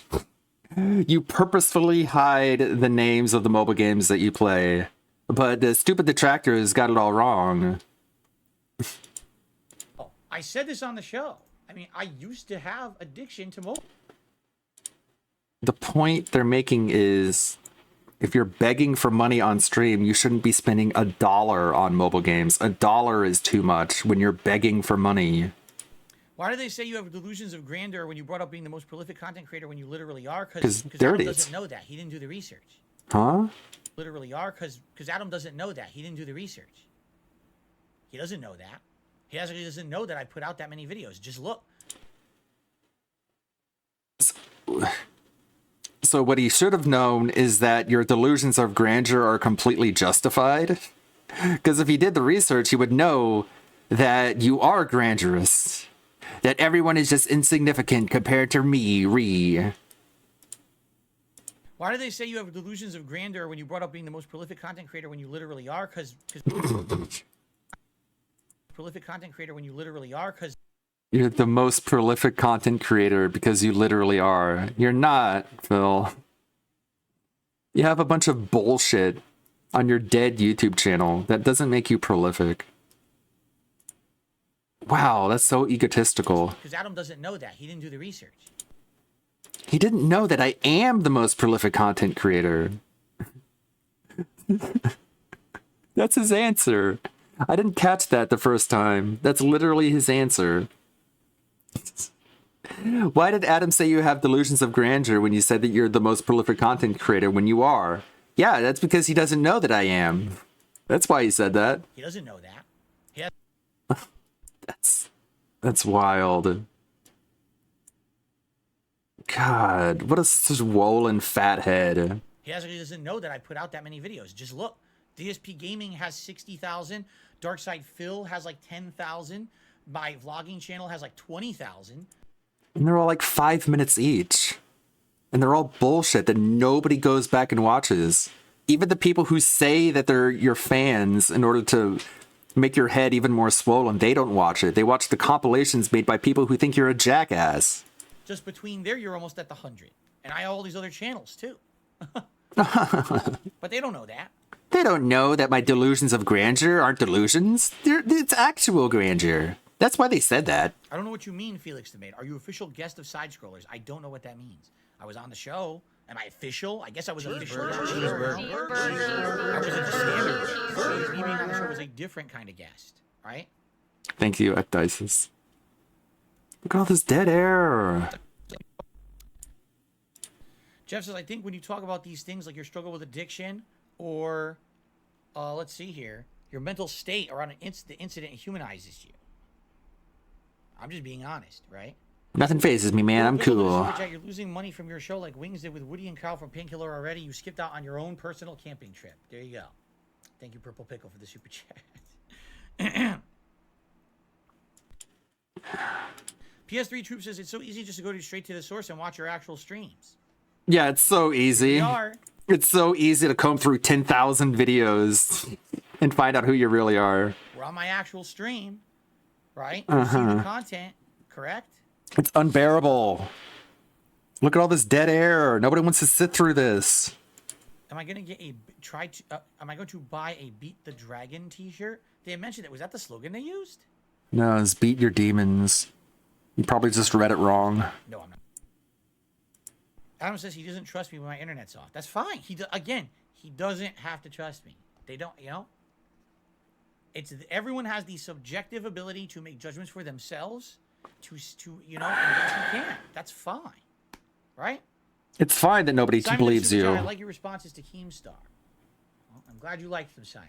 I did my best to hold my own in someone who literally comes out of nowhere, tries to blindside me, and literally comes out of nowhere when they told you that the reason they brought him on was because you were lying. Look good. What he did. I didn't lie about it at all. He literally lied to me, lied on the show, saying I called you when you told me to call you. No, you didn't. You never did. You He did call you. Literally ignored my messages about when to call, or you can't tell what time zones are. I guess I don't know. Can't tell time. I can't help you with that.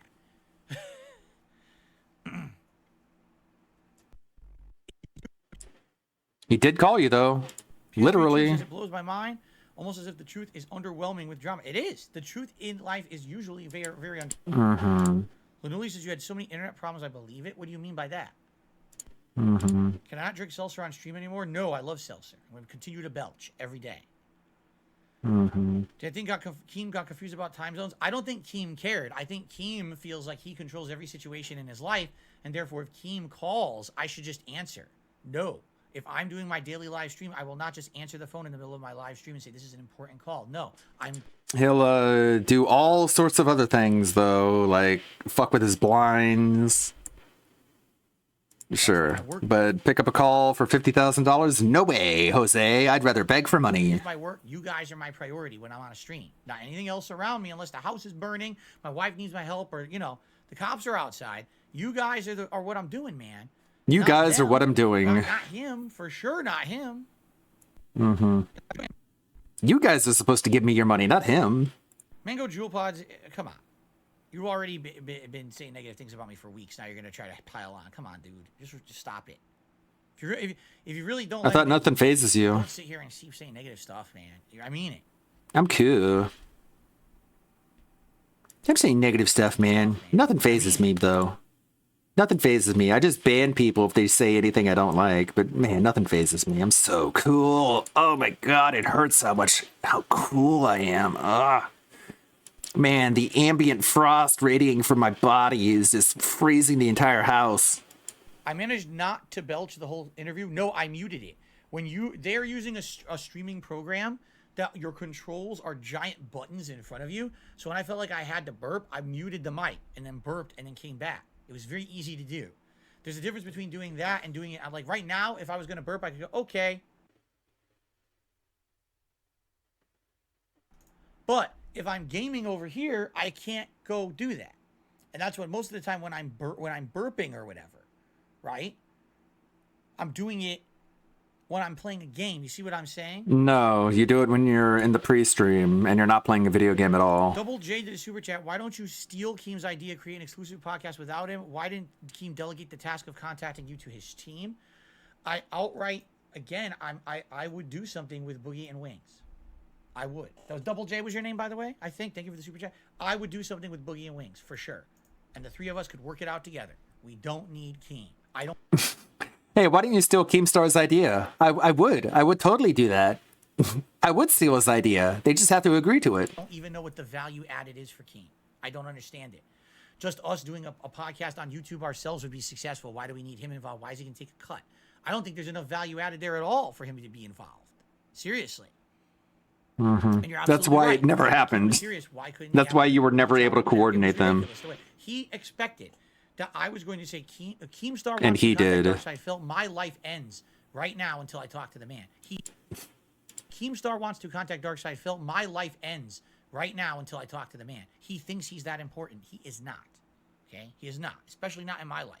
He's like, not a big deal. I got $1 tip. As he begs for money. Sell the fappening merch. No, I'm not. I already explained. It was a depressing time in my life, has negative associations. I don't like He tried to make it a Twitch emote. talking about it. My wife doesn't want to hear about it. We moved past it. It's not happening. Nothing phases him, though. What the fuck was that?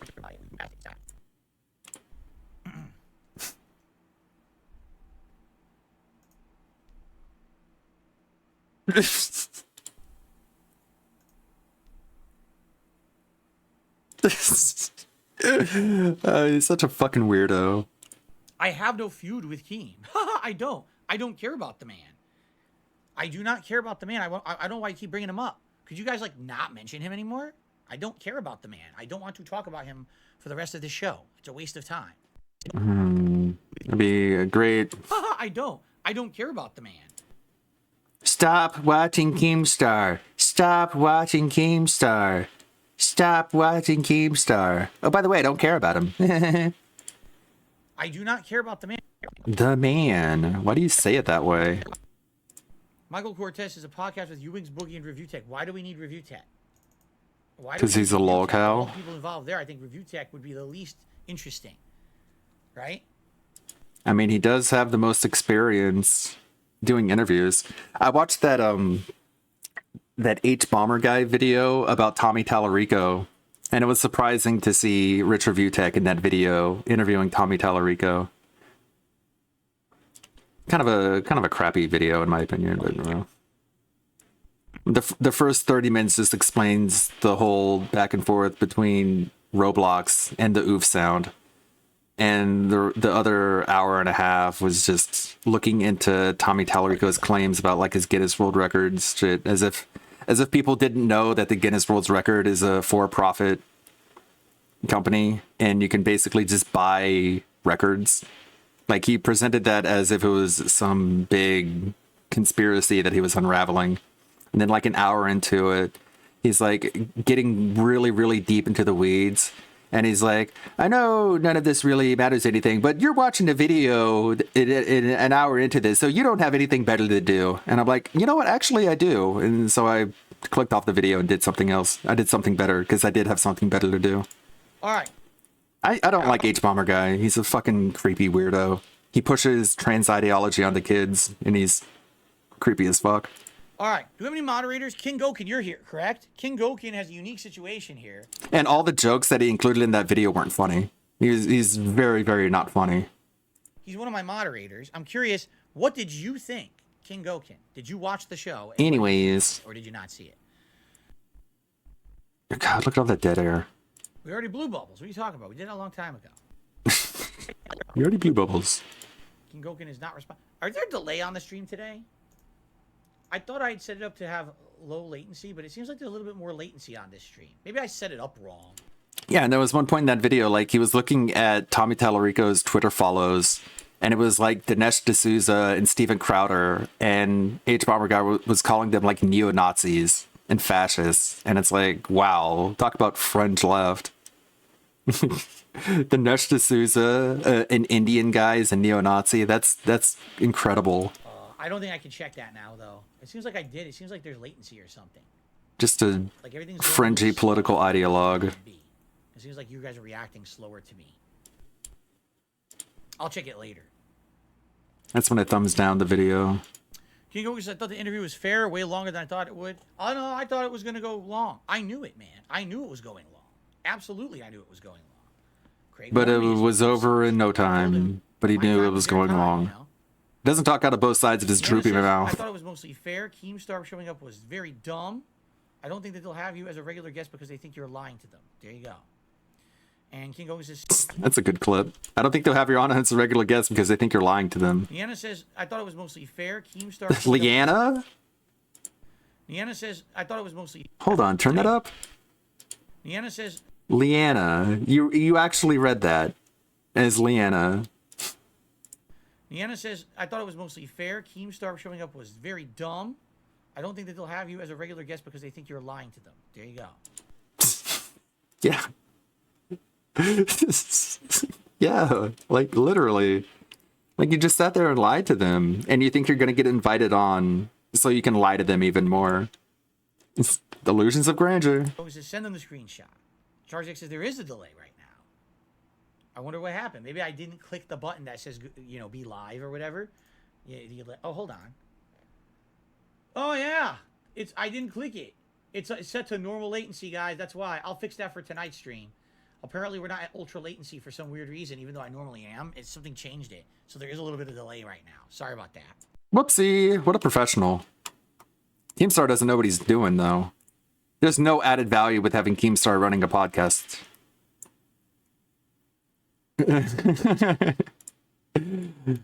Somewhere in the multiverse, Pippa is peer pressured by 10 Meta cosplay Miguel. That's pretty cute.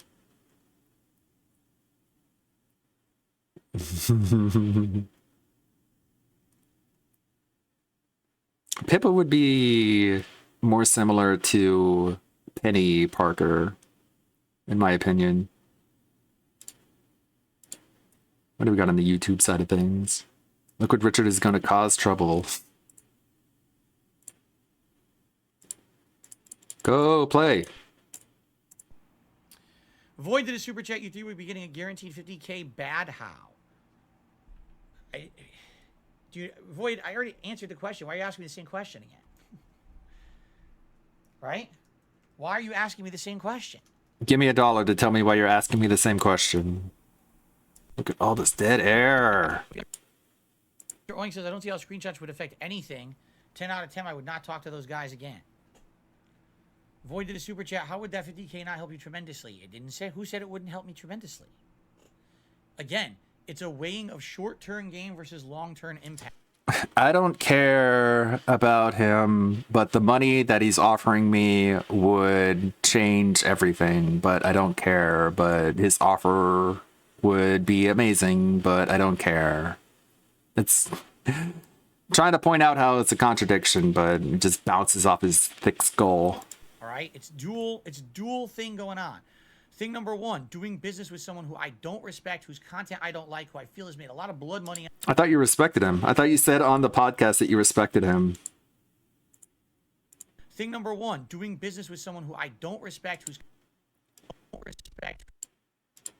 He literally said to his face that he respects him and what he does. So that's a good clip. Whose content I don't like, who I feel has made a lot of blood money on the internet and taking payment from that guy. Blood money. Number two.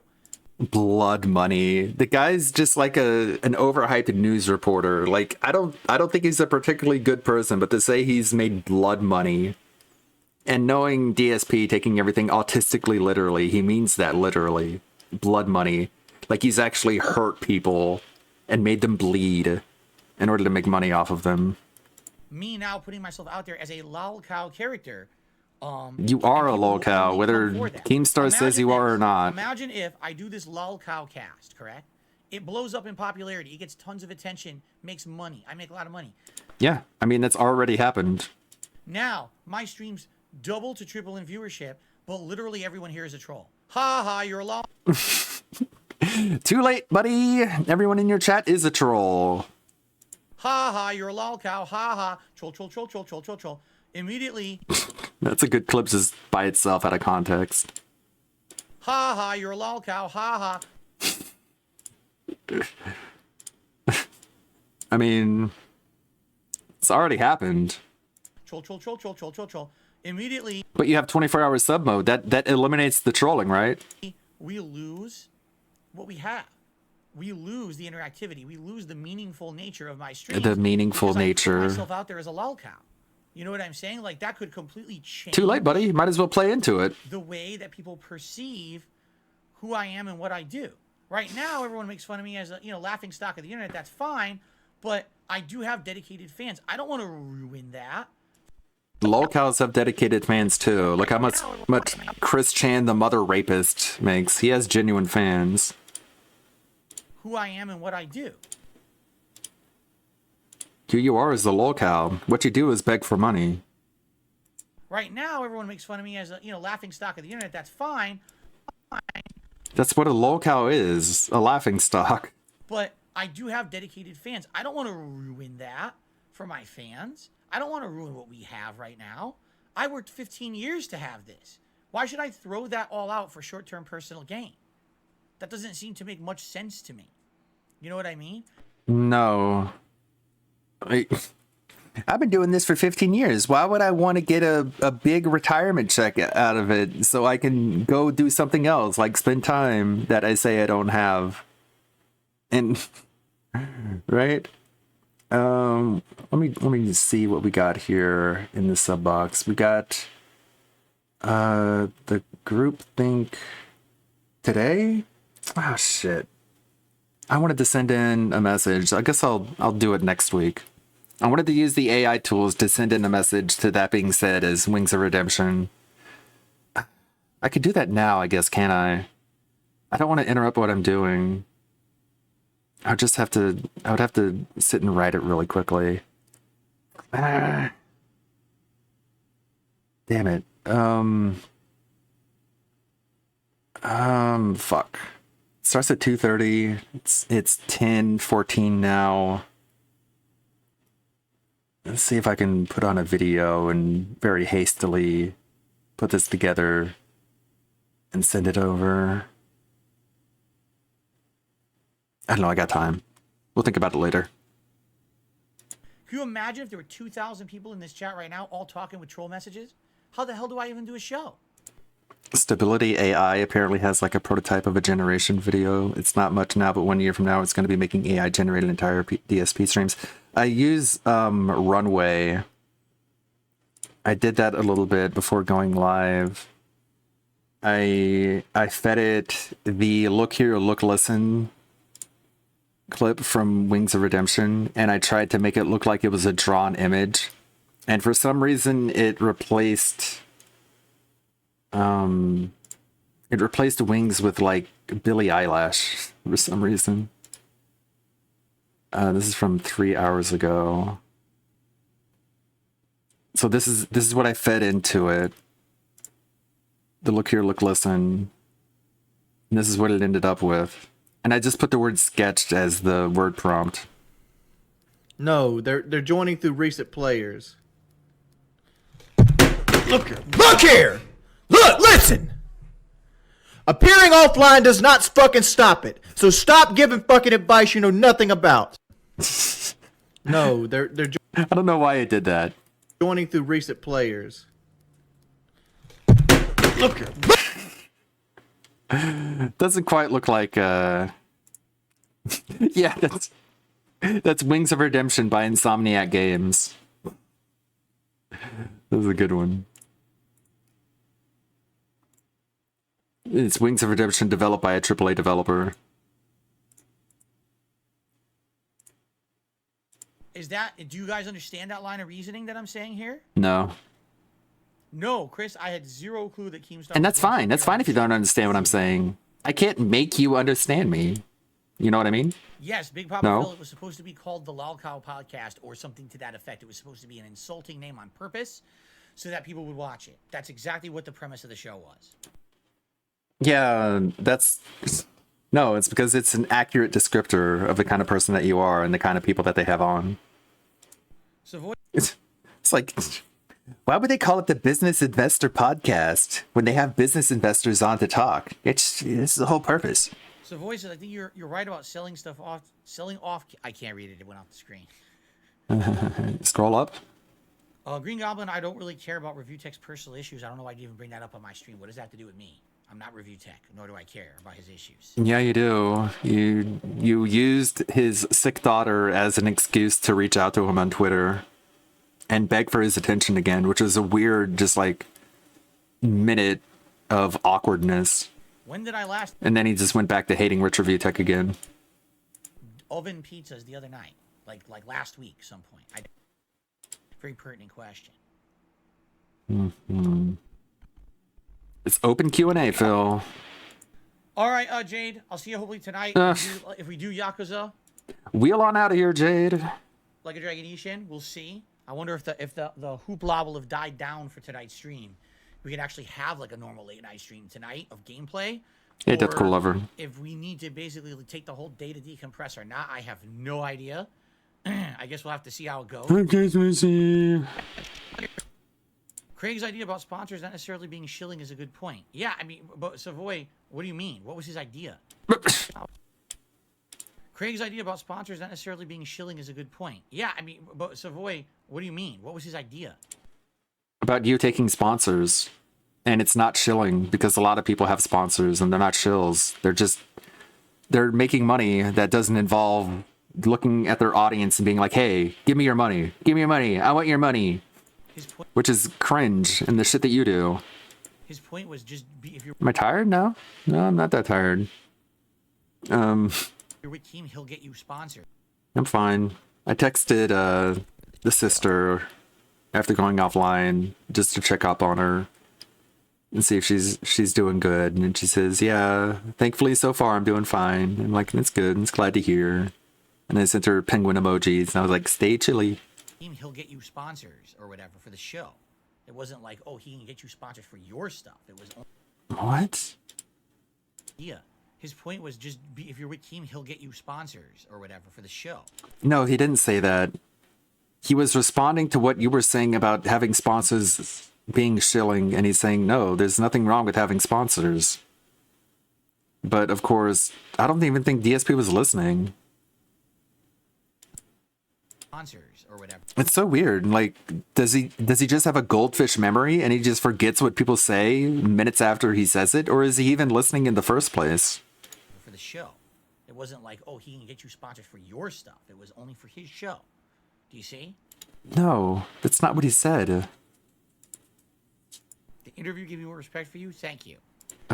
Yeah, sure. Thank you. Yeah, that was the result. Everyone who watched that interview had more respect for DSP. Go and read the comments underneath that video and see how much respect DSP gets for it. Phil, fair play would have been easy to quit when he joined. I could have backed out at any moment. What am I gonna do? Am I gonna... You could have said no. Like, they asked you up front if you wanted him to join, and you said yes. You could have said no, and they would have been fine with it, and they could have moved on with whatever topic they were talking about beforehand. But no, you just wanted to look like the big man and be like, yeah, sure. As long as he's not insulting to me, as long as I just get to insult him, and he doesn't get to insult me back, yeah, fine, have him on.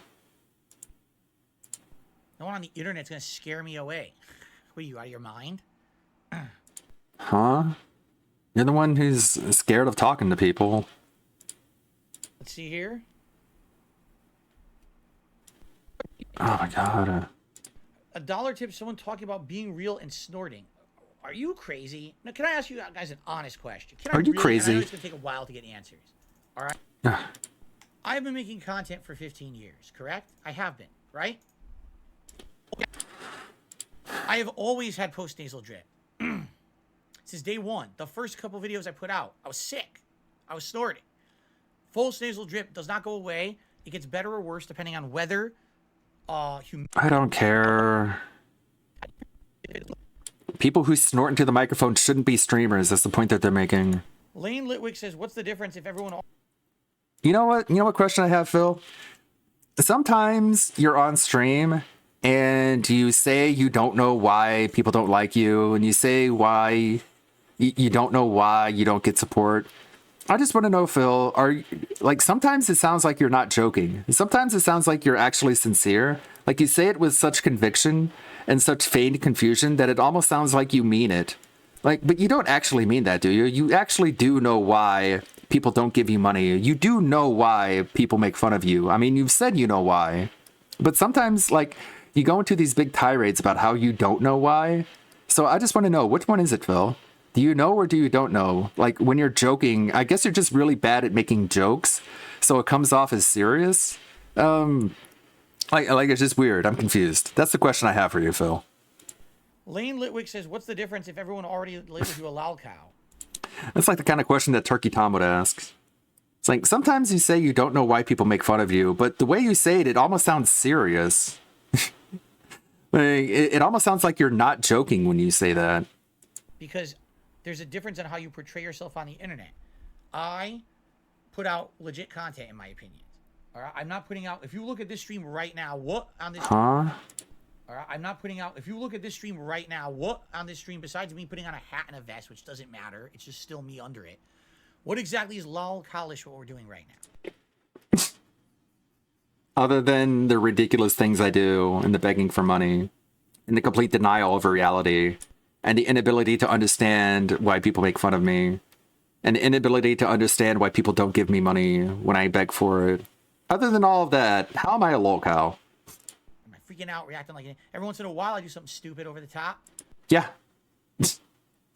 What do you think a lol cow is? Someone who just 24/7 is screaming at their camera? Can you get an example of that, Phil? You can say that's lol Kalish, but for the most part, if you look at my content today, it's nothing like that. Oh my god. This is why you're a lolcow, Phil. You're in complete denial of your own actual reality. This is exactly why you're a lolcow. One of the definitions of a lolcow is they don't understand why people make fun of them. I do a And this is you exhibiting why you're a lolcow. lolcow cast. You're literally creating that environment. Everyone will just say, well, he's on the cast, you know. And that's it. Now you're the joke, right?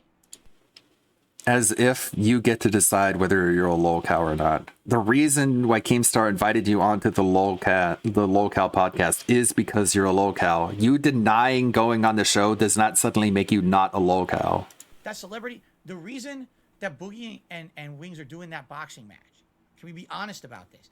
They are desperate. Boogie has said it outright. He's desperate. He's in You're desperate every time you beg for money. bad straits right now. He doesn't know what he's going to do moving forward for money because he lost all his money. They need that help. They need it. They can't, they don't know what they're going to do, right? And then you sit here and you say that $50,000, it would make a big difference in your life So far, right? as you beg for money. So people are going to assume that you're desperate and you need money. But of course, Keemstar, for whatever reason, can't figure out that you just enjoy begging.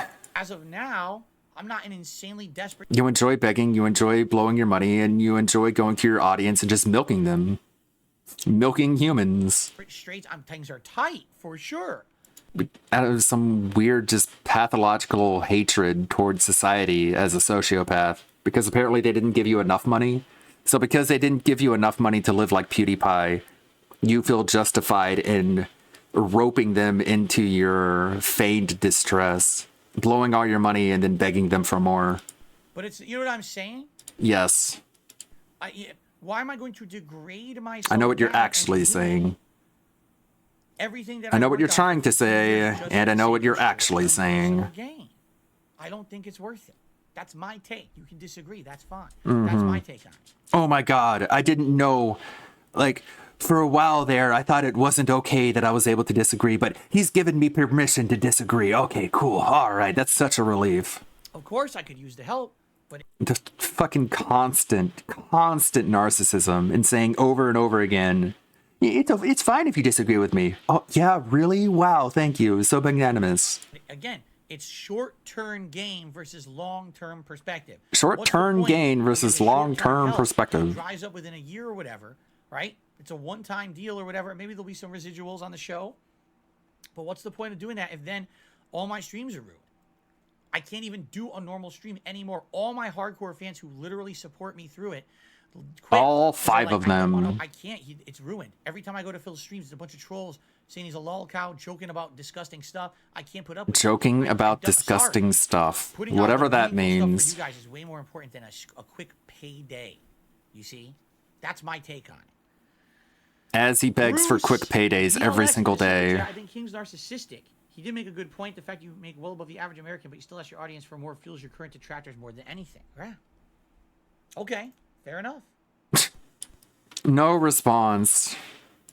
He did make a good point. The fact He did make a good point. You make more than the average American, but you beg for money. And he's like, yeah, okay. Okay, all he right. did make a good point. The fact you make well above the average American, but you still ask your audience for more fuels your current detractors more than anything. Yeah. Okay, fair enough.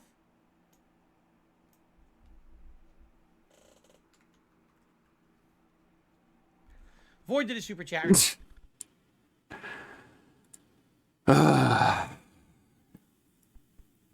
That's so wild. That's so crazy. He did make a good point. The fact you make well above the average American, but you still ask your audience for more fuels your current detractors more than anything. Yeah. Okay, fair enough. And he doesn't see the problem with that. He literally doesn't see the problem with that. He's just like, yeah, okay. Keemstar makes a good point. You beg for money when you make over 100K a year. And he's like, yeah, I know. Yeah, sure, fair enough. On to the next tip. Void did a super chat. I respect your reasons for holding up morals. When you really need it, it would help you with taxes. That's when I think you're not thinking. Okay. Oh, I was thinking. Trust me, I was thinking. There was a lot of thinking going on, for sure. A ton of thinking. No listening, though. And I doubt there was any thinking either. King Goken, I disagree. He says, I don't think your fans would leave. I think they would. I think what's happened is we've now, over the last several years, we've created a community here on DSP Gaming. And now we're growing a new... A small and shrinking bubble of sycophants. What's Red Animator linking to? Cartoon Network. Our cozy wee family. Happy gotcha day to our fave cowardly canine. Encourage the cowardly dog.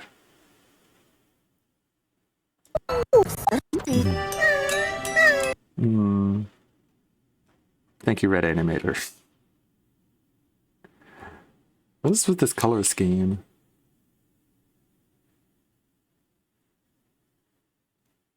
Mm-hmm. Remembrance of Courage Past. Go play. Over on DSP Reacts, correct? And this is a community that is the reason I do this. As I said on the show, and I've said this with you to you guys many times, I love what I do. He loves what he does, but he hates begging for money, which is all that he does. I love what I do. You know, Craig says, why not just quit? I don't quit. Quit. I don't think he told you to quit. What were you listening to? What were you hearing? You want me to quit doing what I love because of these people on the internet being disgusting to me? What? Quit. No, I'm not going to quit. I don't think he said that. I don't think he said that at any moment did he tell you to quit. But you can hear whatever you want to hear, I guess. I'm going to continue. I can't stop you from deluding yourself. I'm going to persevere. I'm going to succeed past this nonsense. You see? No, you're not. I mean, why would I? It's never gonna happen. I love it too much. So if it means success, but at what means? By getting paid by Keemstar, now everything's ruined. No, that's not success. That's changing and being. That's like saying, I'm General Electric. I am a. You're bad at analogies. Finance. We could do that. You want to do DSP finance? Probably a business model to being something different. I don't want to be someone different. I like who I am. And I would be more successful if people would just leave me alone. But as Adam said, they will not. You're right. So it's either I move forward positively, I ignore the nonsense around me, and I just keep striving to be better personally for myself, or I give up. So what's it going to be? You're going to be a lolcow until the day you breathe your last breath. Hopefully it's on stream so we all get to see you die. Quasi did a super chat. You're on your best behavior because all trolls are watching. Never had donos and views like this. Be real. What are you talking about? You think 700 views is the most views I've ever had? Really? You think that, huh? You think I've never exceeded a festival? Like, talk about someone who doesn't watch the stuff, right? Wow. Anyway. Again, autistic literalism. You get the most views when you're talking about drama. Everyone knows it. No, what's funny is maybe Quasi is a first-time viewer for real. Maybe he only watches the detractor stuff. He's like, oh, you're just being... This is actually exactly what it's like on a regular stream. Just that that's not what they portray. You see. I received another tip. So much dead air. Interrogation. They're not your friends. You don't need to show shit to anyone or any explanations. They do not pay your bills. Cheers, mate. Yeah, just encouraging bad behavior because that's funny, apparently. I'm getting so many different opinions. So many different opinions right now. It's pretty interesting. And there's money attached to it, which is the best part of it. Input. I am like Johnny Fox. You're not funny. Says, no offense to you personally. I disagree with Keem. There's $1 million market for a podcast between Me Wings and Boogie talking about games. I agree. Here's what would happen. You agree. Every time that podcast gets serious, no one cares. Only when drama happens would anyone care. And I am. Why would anyone tune into a lolcow podcast to hear people talk about serious topics? You know, it would have to be, we go on. Also, you can't talk about serious topics. You're an unserious person. You know, that's not what. All of your opinions are garbage and stupid and age badly. If it's a serious podcast between three guys, I probably wouldn't listen to it. And I'd be on the show. You don't even listen to your own pre-streams. I don't think there's a market there for that at all. You don't make content that you yourself would want to consume anyways. Is that it? Are we done? No. What is that? All right, guys. So here you go. Here's all the shit we got, all the stunts we got to pull at, personal risk and all this stuff. Personal risk? Yeah, that's what happened in the lolcow podcast. They're rolling around on thumbtacks for money.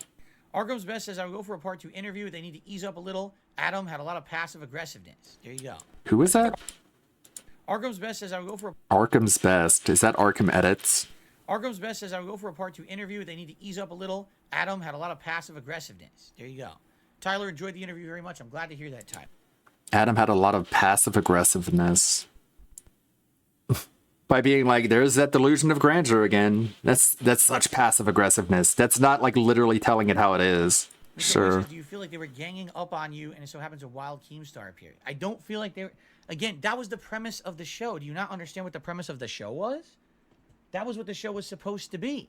That wasn't like, oh, I agreed to go on their show, and then all of a sudden, out of the blue, they're asking me these questions. That was What are you the deal fucking was. with? That was, the whole idea. It was not that Phil is a standard guest at all. I got a $5.77 tip. I'm a long-time detractor. I don't believe a lot of the things you said in the interview, but Keemstar is a snake. What you witnessed tonight was a classic ambush tactic. He turns up to an opening of an envelope, and streamers will always give him a pass because the perceived clout. How is it an ambush when you said it was okay for him to show up? Exactly. That's pretty much what I feel. Again, do you really think this guy's going to contact me legitimately? Honestly. Do you want to know why Keemstar appeared on that podcast? There's two reasons. The first reason is because You were lying about him and said that he never contacted you when he did. That's number one. Craig wouldn't have said that it's okay for him to show up if you weren't lying about him. he wanted to promote his... Craig was the one in charge of the show. And there was... And he agreed with Keemstar that what you were saying was inaccurate. So he allowed him to come on the show and say his piece.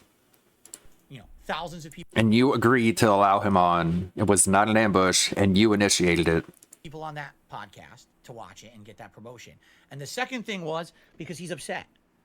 If Keem didn't care about me and it was no big deal, he never would have went on that podcast. It had nothing to do with him. Nothing. He would have said, oh, it doesn't matter. No big deal. Darkseid Phil ignored me. He can't stand it. Again, when you're an egomaniac, right? When you're an egomaniac, Projection. everything is about you. Projection. Then literally when someone doesn't go along with you and what you're expecting them to do, like drop everything to talk to him. It is weird when you offer an e-beggar $50,000 and he says, no, I would rather beg my audience for money. You could ask literally anyone on the planet if that's weird or not. They would say, yes, that's weird. Oh my God, that's a slight. So now he's like, well, how can I exert my dominance over this guy again? Let me appear on his podcast show. Are you an e-beggar or are you a scammer? And by the end of it, Keemstar realized that you're just a scammer. There's more to my last question than... And he's going to devote a non-zero amount of time to fucking with you and exposing you. Pretty much from now on, Phil. This is the future you chose. This is your punishment. This is your fate. It is not easily avoidable at all. If I have post-nasal drip going down really badly and I don't snort, I will cough repeatedly. And when it's bad, it will drip down my throat non-stop. And if I don't snort, You know, a good way for Keemstar to fuck with DSP, and this is an idea, just throwing it out there. Go on Twitter right now and say, @DSP Gaming, every time you beg for money, I'm going to find one of your random detractors and I'm going to give them $50. Every time you beg for money, I'm going to reward the people you hate. And you don't even have to do it. You don't even have to literally do it. You could very well be lying. And we'll play along with it. We'll go around and we'll post pictures of all the things that we bought with our alleged Keemstar bucks. That's a good way to fuck with DSP and it'll cost you nothing. you will hear is me coughing the entire stream. You don't have it? One of my crazy ideas. I received enough likes for a second celebratory bubble blow. It's not a clown, though. Okay. Blow them bubbles, clown. It'll fuck with DSP to no end, and it'll cost you $0, Keemstar. Thank you, everyone, for the support. I have about 20 minutes. I guess I just don't know what I'm talking about. Minutes left before I have to go for dinner. No need to consult any of the people who, involved themselves in this for much longer than you have. Just wing it. Just figure it all out on your own. You don't fuck shit up. And I'll be back later tonight, all right, for another stream. Maybe I'll put a poll up on the channel page to determine what you guys want. Do you want gameplay tonight or just another kind of talking? I'm not sure what we want to do yet. All right? Mm-hmm. Again, like everything he does, it goes on for way too long. Vesper says, do you feel there's a subset of people who are trying to gaslight you? Being overly... This is a good one. Vesper says, do you feel there's a subset of people who are trying to gaslight you? I don't even know what that means. Positive of you and critical of the advice. Let me guess. How is he going to respond? I don't even know what you mean by that. That's my guess. What do you think? Vesper says, do you feel there's a subset of people who are trying to gaslight you?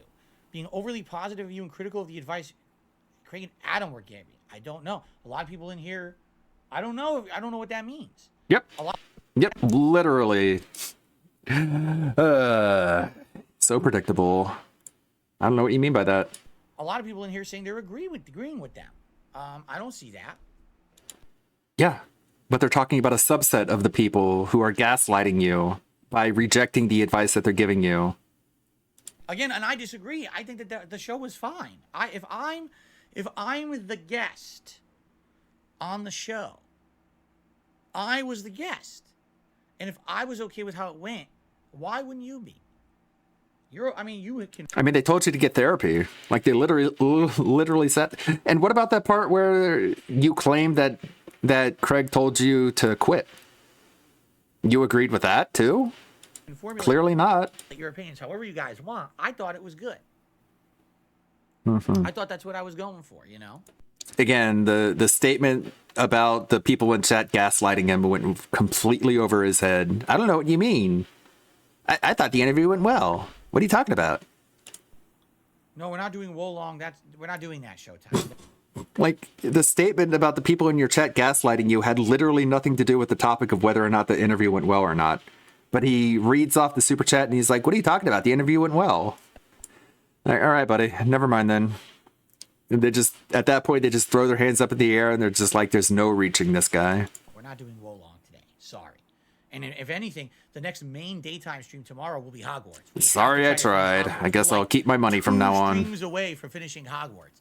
We gotta finish Hogwarts. All right, get it out of the way so we can move on to other stuff. Received another tip. Wow, you guys are being amazing. $20 from Swago Nito. I enjoyed the interview. I think you're correct. A podcast with Boogie and Wings would not be successful without silly lolcow crap. Keemstar was being very disingenuous as usual. Mm-hmm. Great for you for doing that. Swaggins the cock. Thank you very much. Swago Nito.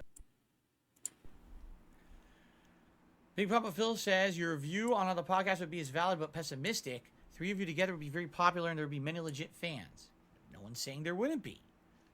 I'm just saying it wouldn't be $1 million show like Keem is trying to push it. You know? No way.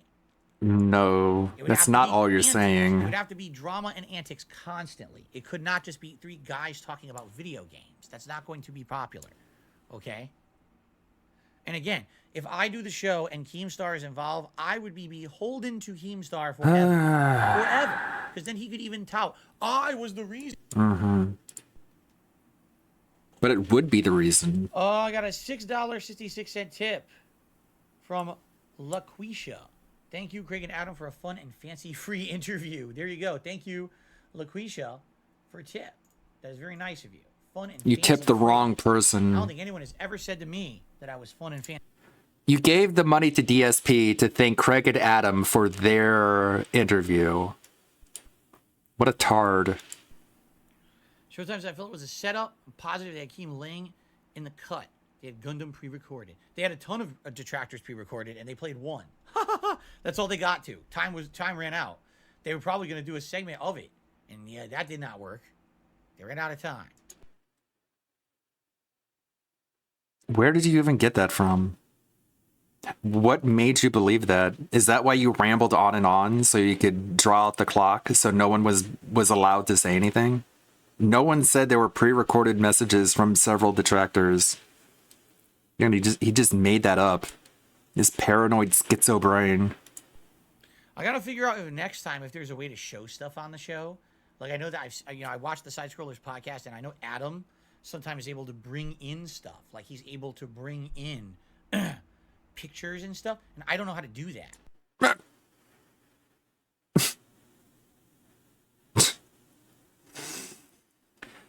Okay. Sure, buddy. You don't know how to bring in pictures into OBS.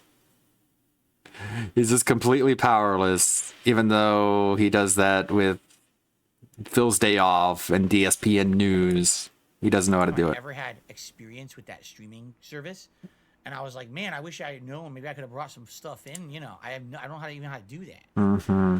To look at it. Right. I got a $2.50 tip. I understand why Keem acted like a victim. You literally told him the times you're available for a call. Then they asked why you wouldn't answer the phone while you're streaming. It's unprofessional to drop what you're doing live and answer a phone call. Spent years on the channel. I felt Yeah, DSP is the consummate professional. You would never do anything unprofessional, like answer a phone call to accept a $50,000 offer instead of begging his audience for money every day. feel like they didn't respect that. They said, what was so important you couldn't answer It's the so phone? professional. It's called my job. That's what was so important. Mm-hmm. Sorry, I can't. Blah, blah, blah. No, that's correct. I had absolutely We're no getting to the idea end that here. was him calling me, you know. Just this He giant didn't leave ass a patting voicemail. He just called and stream. a missed call. Again, there's so many things, there's so many holes in what he said, but You could have called him back afterwards, but you didn't want to. because he's Keemstar, everyone will give him the benefit of the doubt. Whatever, dude. Mm-hmm. I got a $10 tip. Let's see. You said, hold on. You said if you send a screenshot to Craig, no one will believe him. I don't necessarily agree with that. That's fine. It's fine if you don't agree. It's fine if you don't believe it. Image by having a person who seems pretty likable and trustworthy, has a dedicated viewer base like Craig. It's fine. Fair enough. You have no allies Oh, or well. anyone with an audience who would defend you online. Huh? Huh? You mean right now? Yeah, because no one knows. No one cares. No one fucking cares. No one cares about WWE champions but my detractors. Why do they care? Because that's the gravy train for them. That doesn't make any sense at all. What the fuck? Because that's the gravy train? No, it's because you beg for money and you blow it all. 100% the gravy train for them. They keep it rolling. Keep it rolling, rolling, rolling. You know? No, that was insane. Yeah, he's just high off his own farts at this point. They've blown so much smoke up his ass that the smoke is spilling out and he's just inhaling it. And literally nothing you can say to him can even get through the smoke layer at this point. I'll see you tonight, Willow. Sounds good. We got 10 minutes left. If anyone has any final things you want to ask, any things you want to say, any contributions, anything, now would be the time before I take my break, right? Anything else? Look at all this dead air. I'll see you tonight, Willow. Sounds good. Bye, Willow. That guy got banned. In the future, would I consider a complete run of Dino Crisis? Fuck off. Do I like Street Fighter Duel? Again, we're just not talking about the interview I've been anymore. playing it, and you know, you get a lot of free characters and everything. I'm not going to talk about it at length. Mm-hmm. Another mobile game he's It does. gonna blow money You on. build your team. You build your order. Mm-hmm. Fighters are in it, and you might or might not get them. Uh-huh. You know, in line with what you would expect from a Street Fighter game. It's Mm-hmm. I got an $11.55 tip. A Lolcow podcast would be great. The whole point of Lolcow is you guys naturally produce comedy. No extra shenanigans needed. You did well in the interview. This is coming from a detractor that does want to see better things for you, honestly. Thank you very much for that. I appreciate that. Thank you. This is coming from a detractor who wants to you see guys better are things awesome. for you. Right. Yeah, sure. No gaslighting here. All right. A few more minutes, guys. Man, I got to pee. I did pee between the streams, but man, I got to pee again. I drank 2 bottles of non-carbonated water. 2 bottles. I am like... Do you guys think we should do a normal 2 stream tonight? baby Let's do a poll in bottles. chat. We're going to do a poll right now. With Nah, fuck off. I'm done with this one. Just delete the rest of it. Let's get to the very end. tonight. Because we didn't get to do it. Why not? That would be perfect. No? I can tell you about my day off. I can tell you about what... Nope, go fuck yourself. All right, we got... Let's see, how much in terms of clips here? Let me ripple delete all the spaces in between the clips I got. And maybe we can watch the compilation of what we got here. See what we gathered. Put some music on while I'm doing this. Didn't mean to aim. Didn't mean to aim. How about Yours World? He's a man.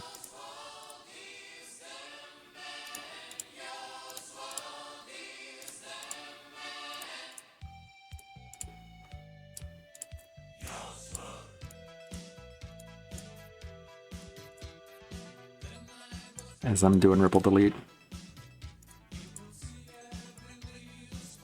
Yours World.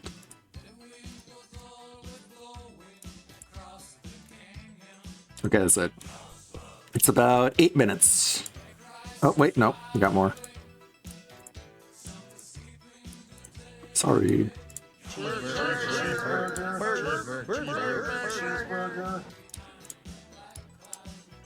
Yo, squirrel. Okay, is that it?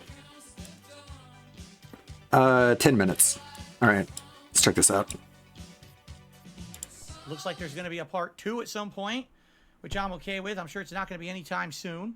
But yeah, what are you going to do, right? You see how shell shocked I am here? I'm going to be a little shaky. I was on the show for so long. I had 2 cups of coffee this morning. 2 to prepare for that, which I almost never have. And I was like, oh my God. So Oswald, no. Anonymous Tipper. Did I click the animation? Anonymous Tipper. Thank you for a $50 tip. I can't even do stuff normally. I'm so like all over the place. Okay, I can get rid of that part. Just leave the part where he's like, I can't even do stuff. I'm so phased. By the way, nothing phases me. That's how phased I am. Anonymous Tipper, thank you for a $50 tip. I can't even $50 tip.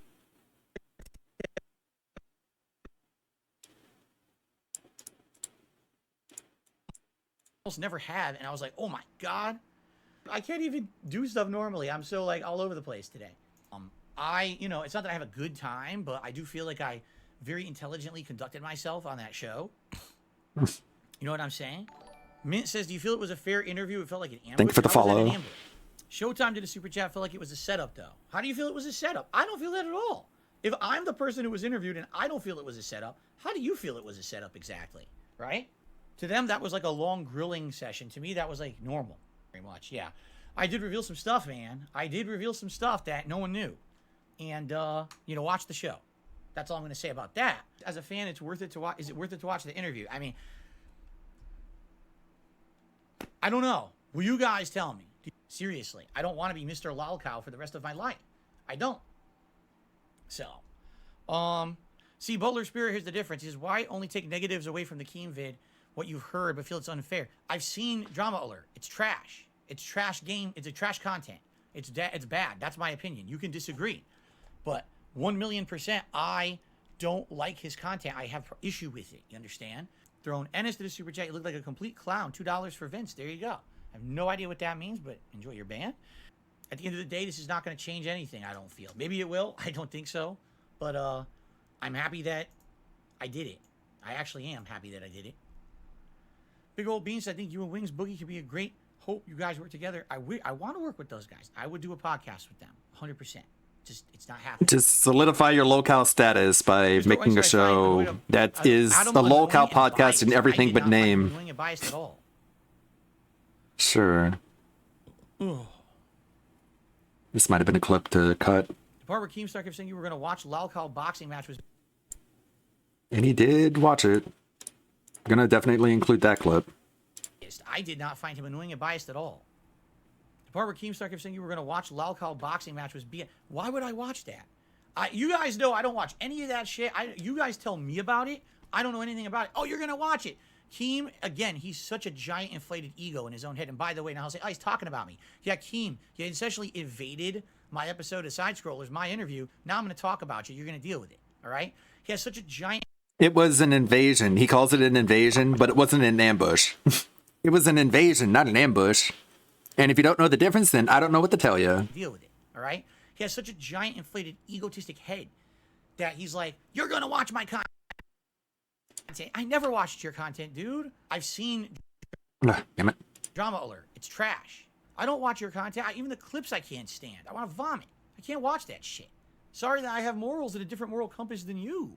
But I do, you know. You're going to watch that. No, I'm not. I haven't watched any celebrity boxing. Not one piece of any of it.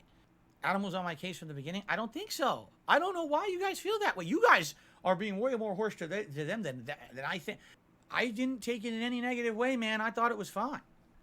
Did you have any real new definitive information in that? You found out a few new personal things about me and my wife. So he debunks himself. Never disclosed before. Literally within the same breath. With us, right?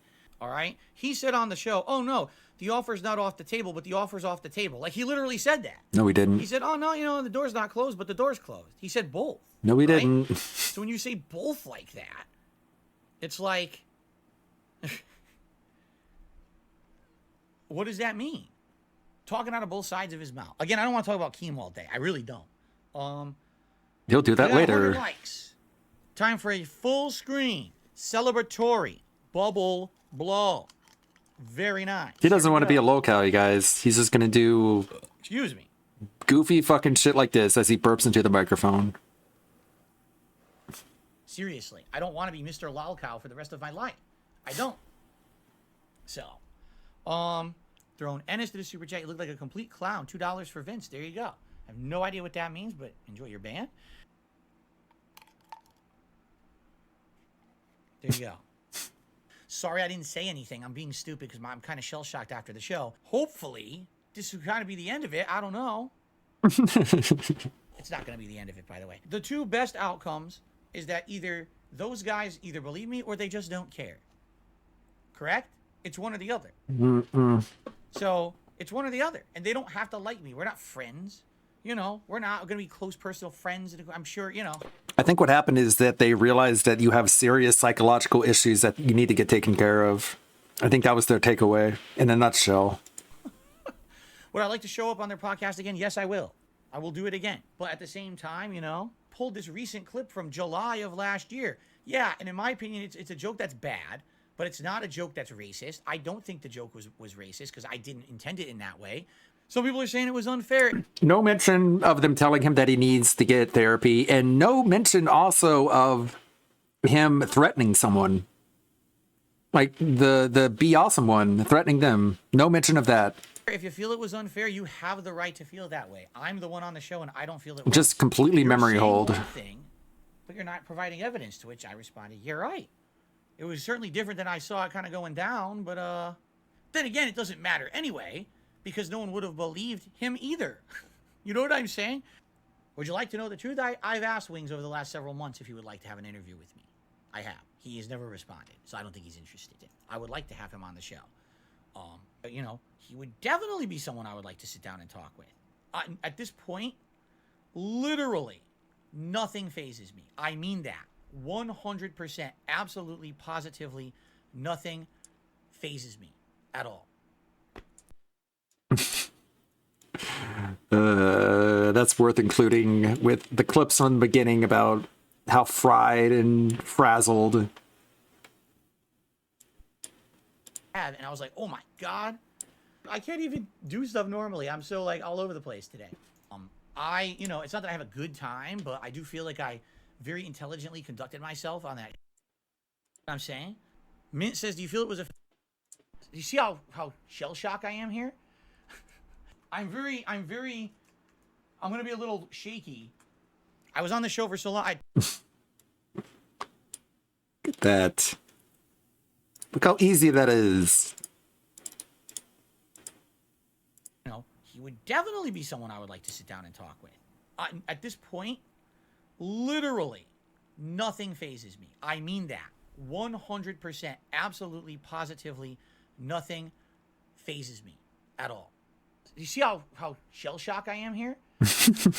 I'm gonna be a little shaky.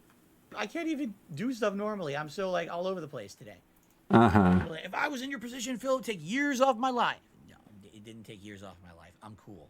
The podcast is entertaining. I'm You made cool. more than $20,000 of contributions. Will you be seeing any of that? No, and I didn't know that, and no. It's not about making money. At all. It was there. I get paid $0 from that. 0.0 I will be receiving. It's not about me making money. It's not what I went on the show for. I was not paid. I will not be paid. Kid, I'm not judging Keemstar from one YouTube vid. I'm judging from his entire history and watching some of his drama alert stuff myself. That's what I'm judging off of. You're going to watch my content. I never watched your content, dude. I don't watch your content. Even the clips I can't stand.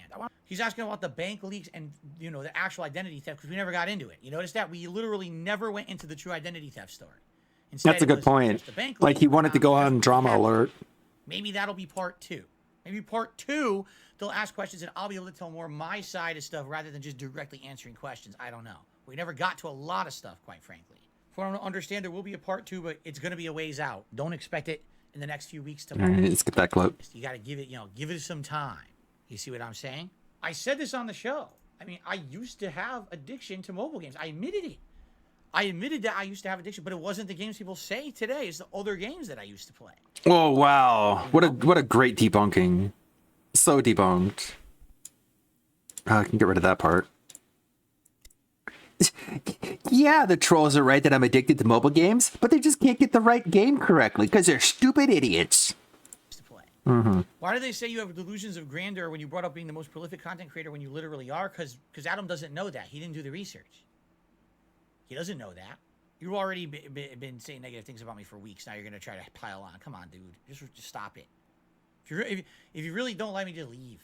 Don't sit here and keep saying negative stuff, man. Nothing phases him, dude.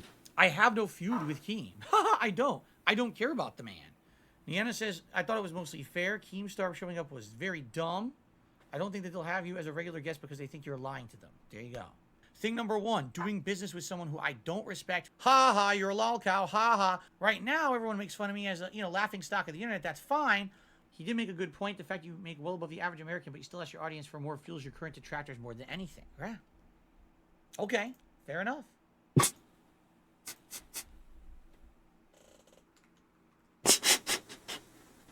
That moment's just wild. Craig says, why not just quit? I don't quit. Quit. You want me to quit doing what I love because of these people on the internet being disgusting to me? What? Quit. No, I'm not going to quit. I received enough likes for a second celebratory bubble blow. Clown mode. And I'll be back later tonight, all right, for another stream. Maybe I'll put a poll up on the channel page to determine what you guys want. Do you want gameplay tonight or just another kind of talking? I'm not sure what we want to do yet. All right? God damn it.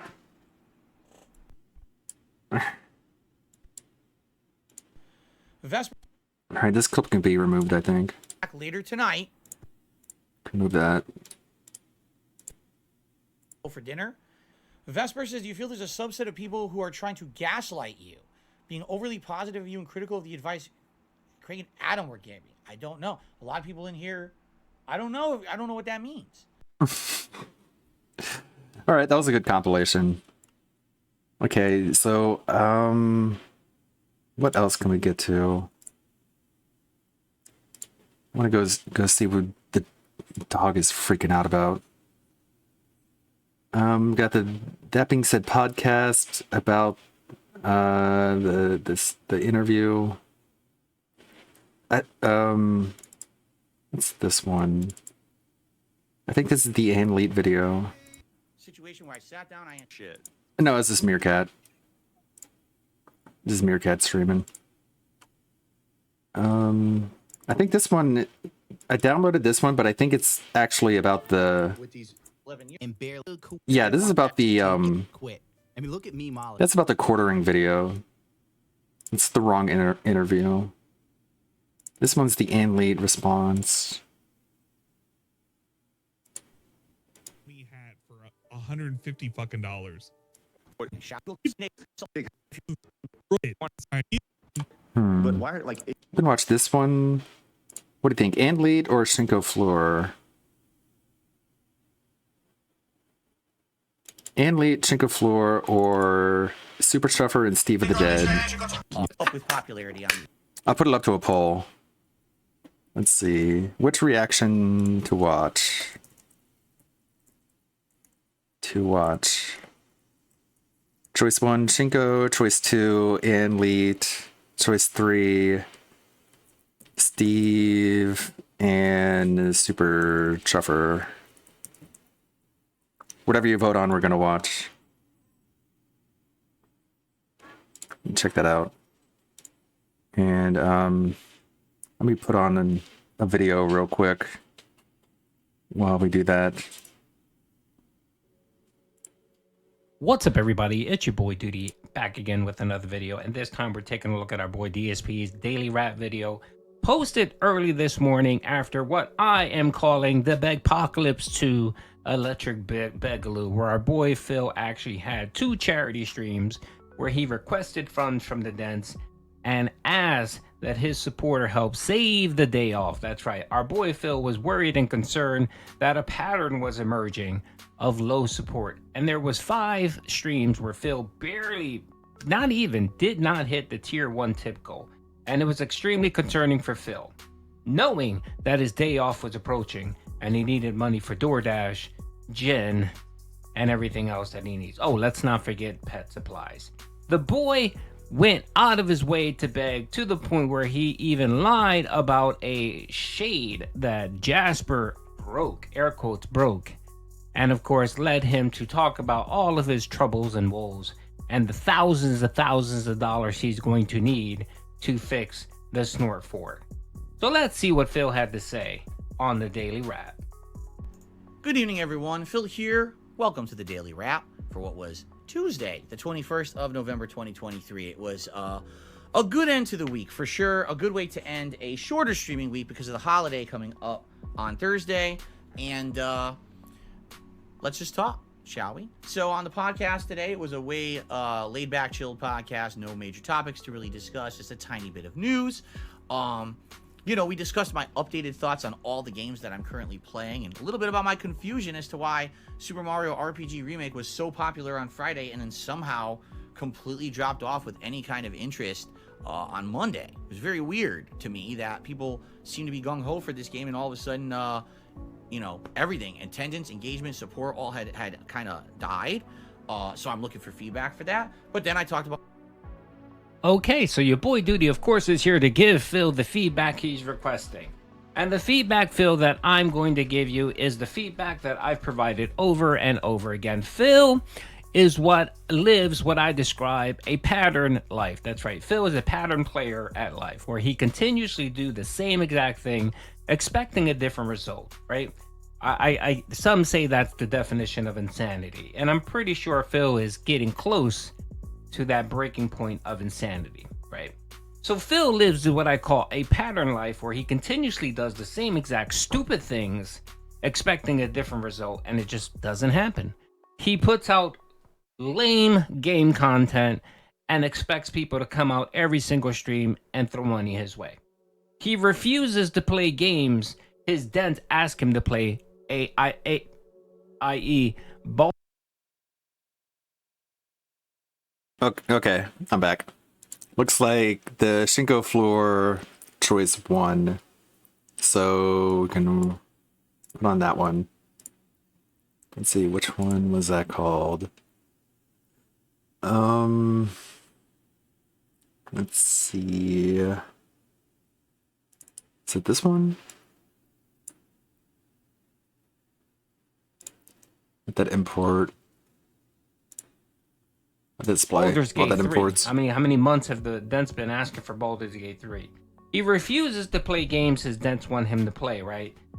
And then wonders why support is abysmal.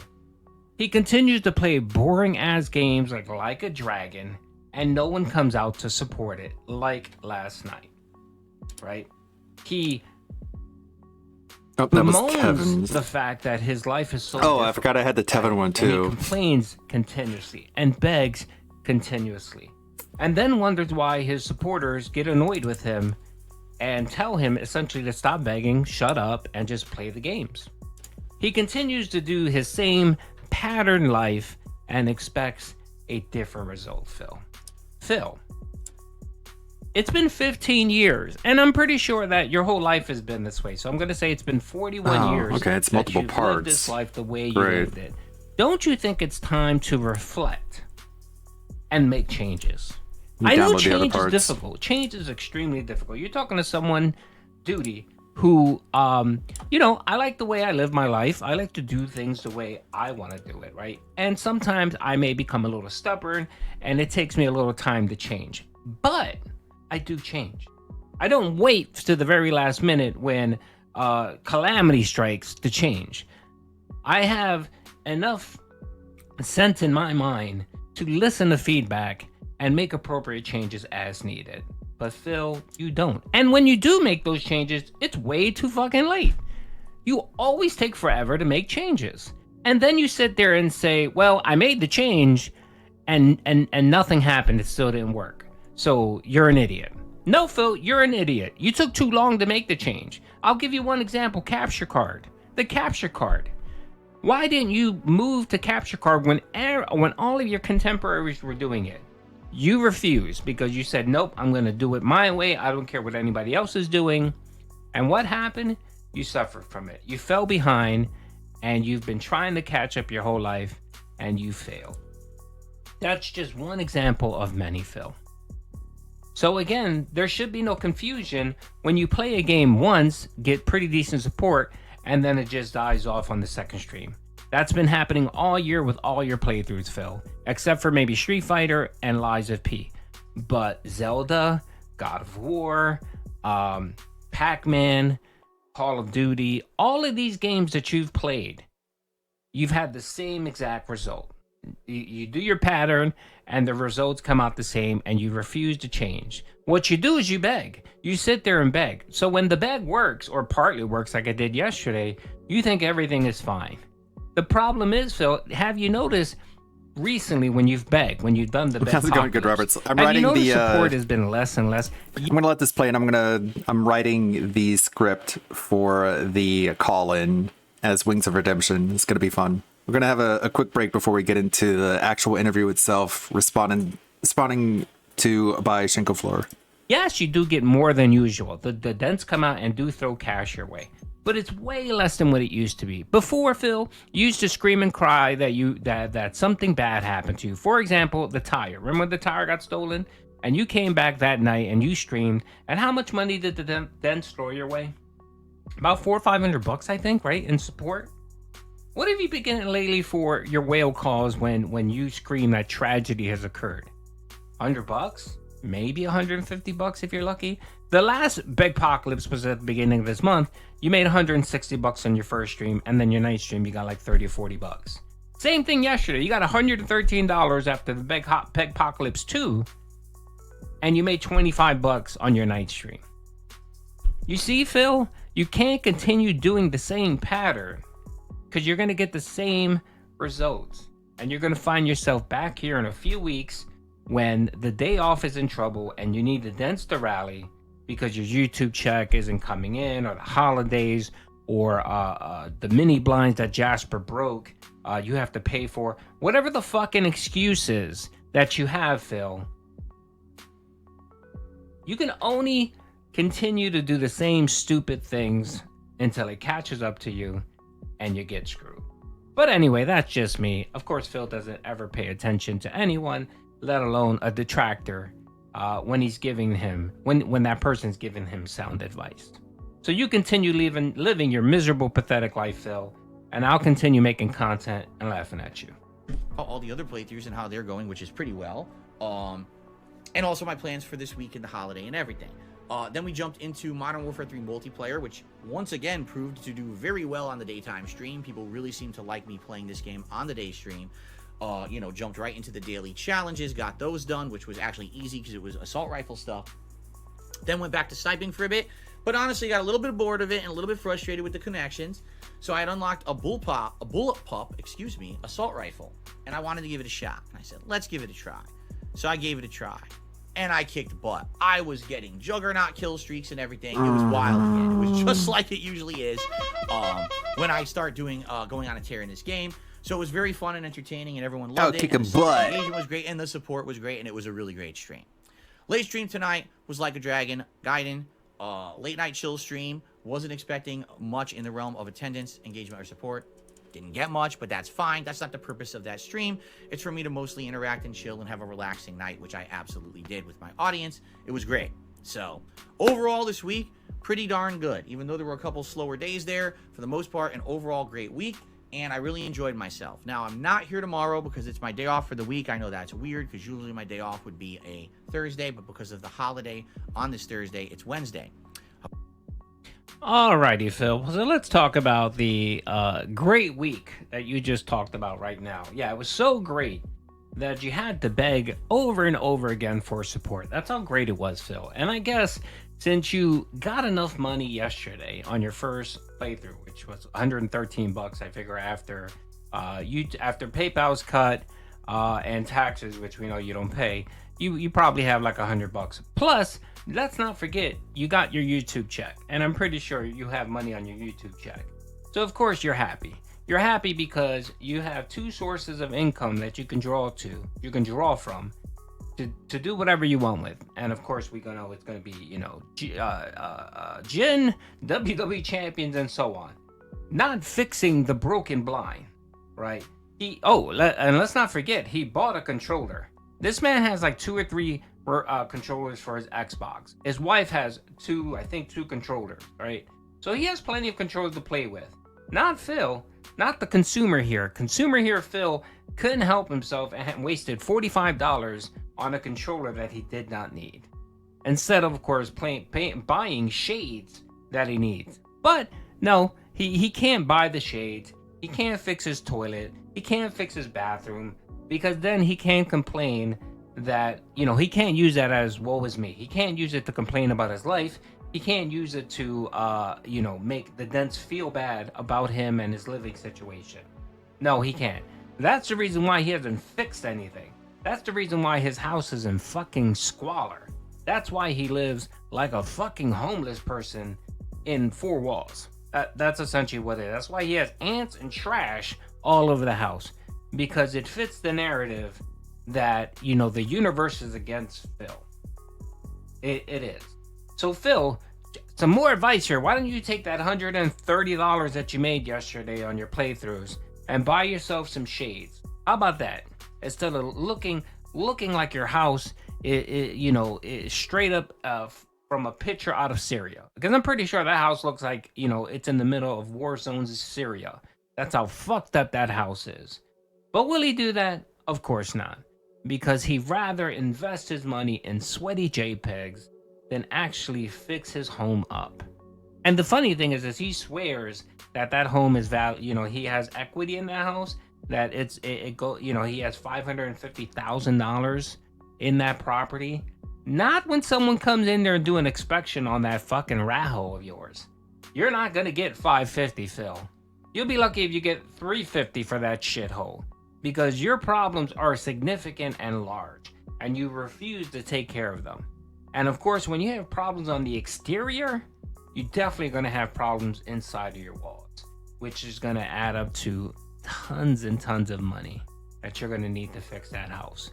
But of course, you won't fix your house. You're going to wait for something major to happen, like a pipe leak behind a wall that's going to flood the house and flood your neighbor's house and cause a huge problem.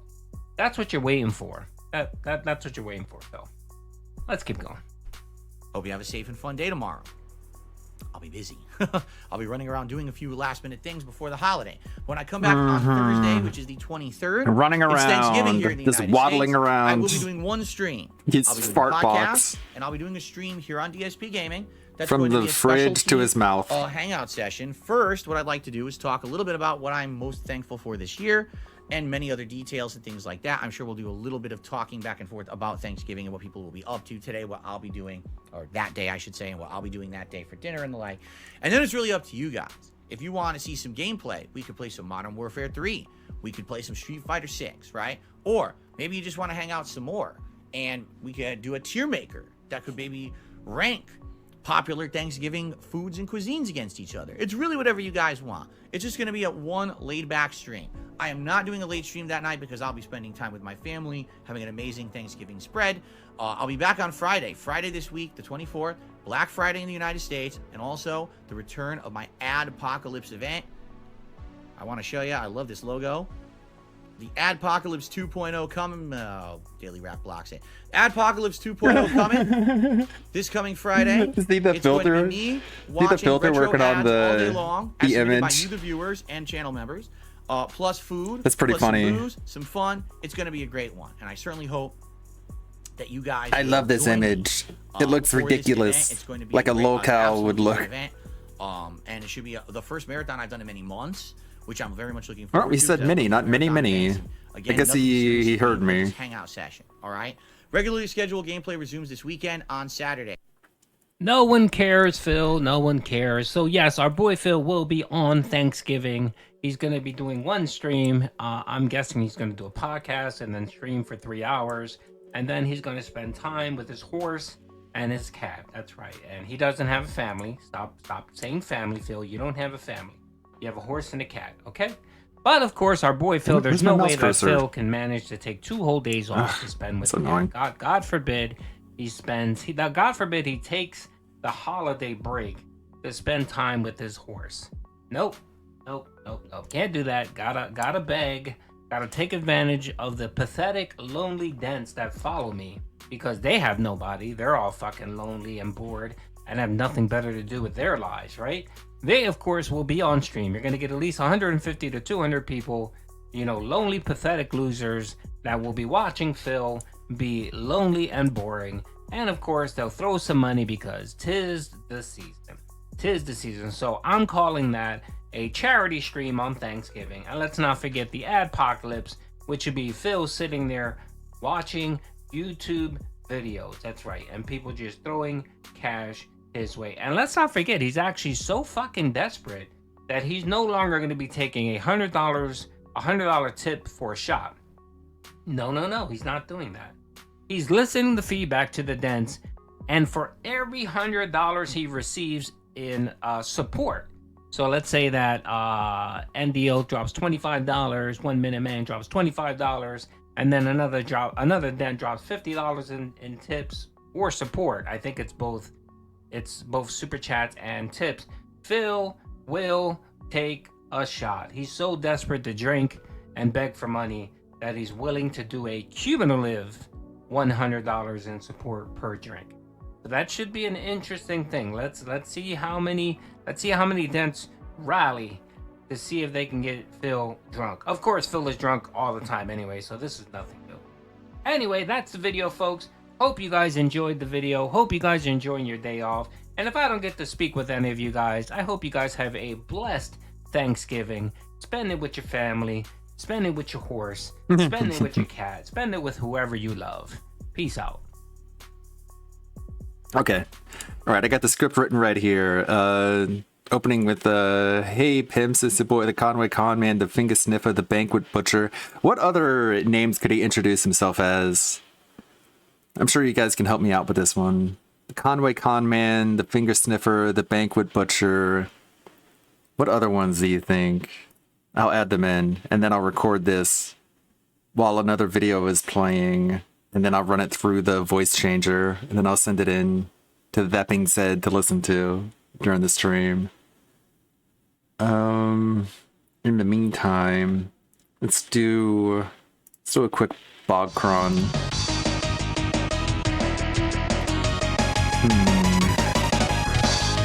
The Wendy's CEO. That's a good one. What up, YouTube? It's your boy King Cobra. We got another order from DoorDash. We got a large Coke to go. This dude orders way too much fucking delivery fast food. For someone who begs for money, he really needs to do a lot more cooking at home. But I don't know, maybe if he did more cooking at home, he would burn his kitchen down. So maybe it's better that he just gets food delivered. With our large mozzarella sticks. The surgery defeater, the chili connoisseur. Now, what did I do with this order? I got a large mozzarella sticks, a large curly fries.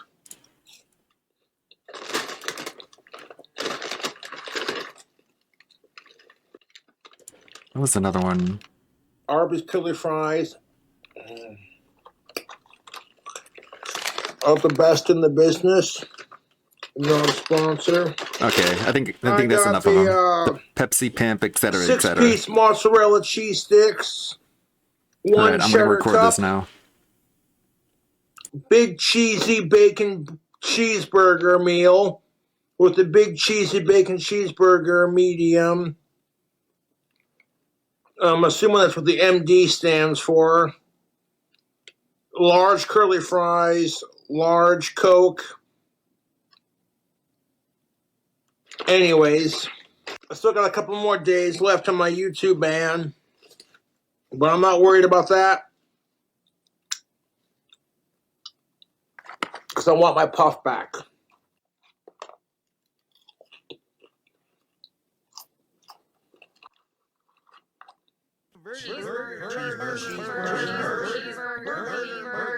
I've not eaten in a couple of days, so don't mind me.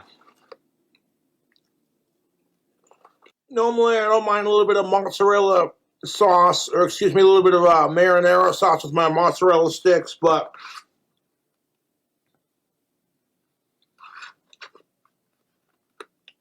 I skipped out on the mozzarella marinara sauce.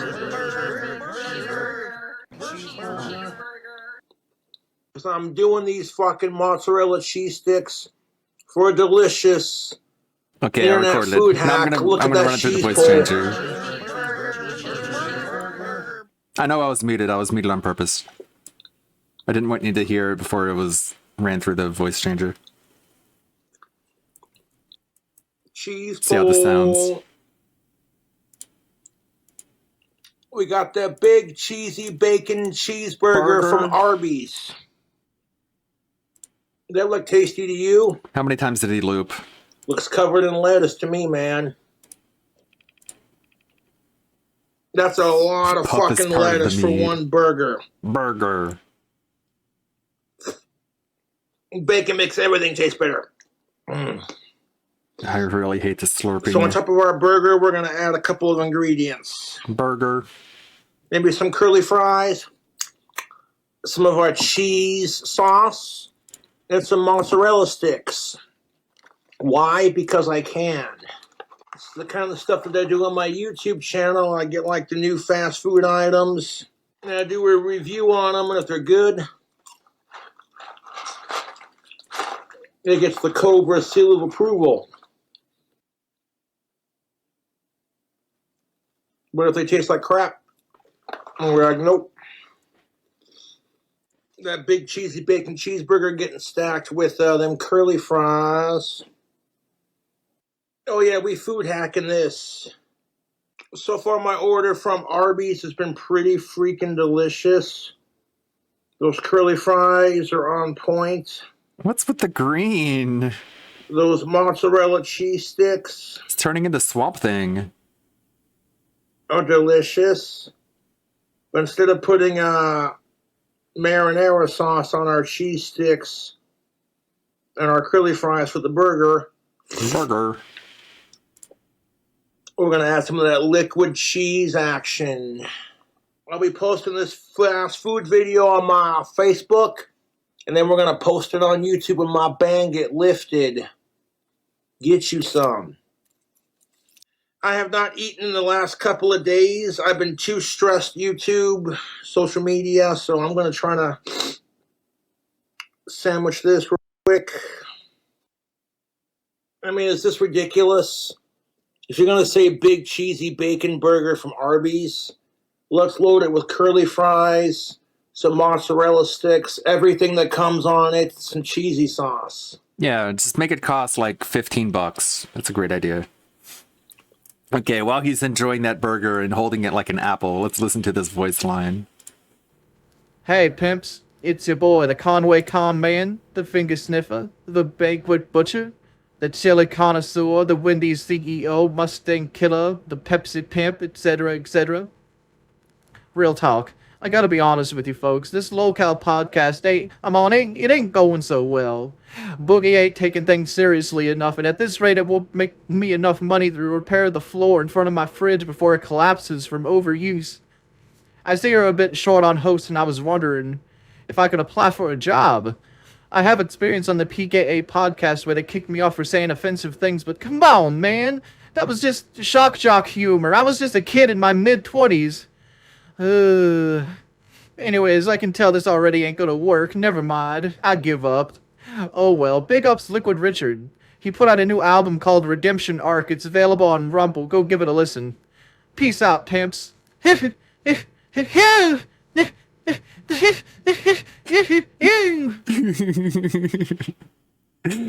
right, I'm gonna send that over to That Being Said. See how they like it. Yeah, it's my voice.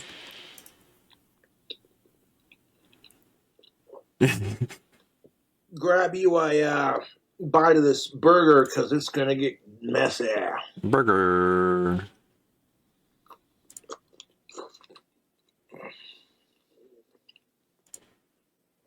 They definitely included plenty of napkins. I haven't done a fast food review in a hot minute. I've been too stressed to fucking eat because of my fucking anxiety with losing Puff, but we'll get him back hopefully.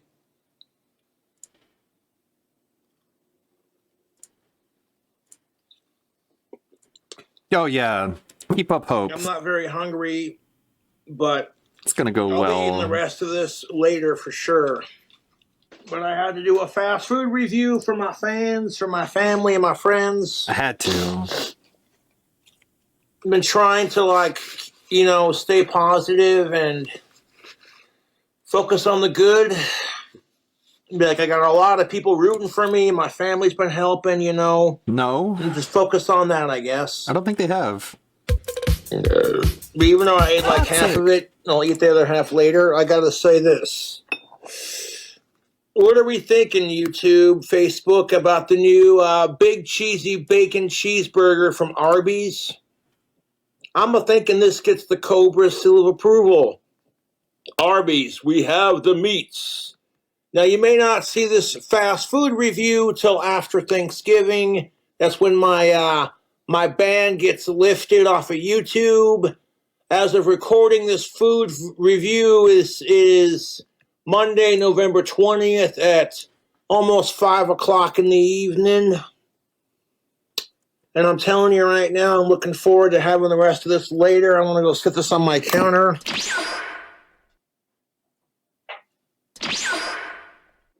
Now, Facebook, I do apologize for having to cut this video so damn short, but, well, I'm not very hungry, and this is kind of what I do on YouTube, you know? I do food reviews. I do. You know, kind of like what Dame Drops does, if you're familiar with his work on YouTube. Yeah, you're just like him.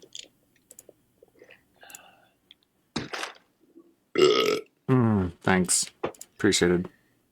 I'll be eating that when I get the rest of that when I get hungry later, but I really haven't eaten at all the last couple of days because I've been so fucking stressed, and you know, I get real depressed around the holidays, and losing Puff at this time of year just makes it worse. But I'm going to keep looking for Puff, and we'll just keep on keeping, you know? That's all we can do. Mm-hmm. It feels like he's playing it up a little bit for pity because he doesn't want Reddit to get too mad at him. Give me a second here. I need to...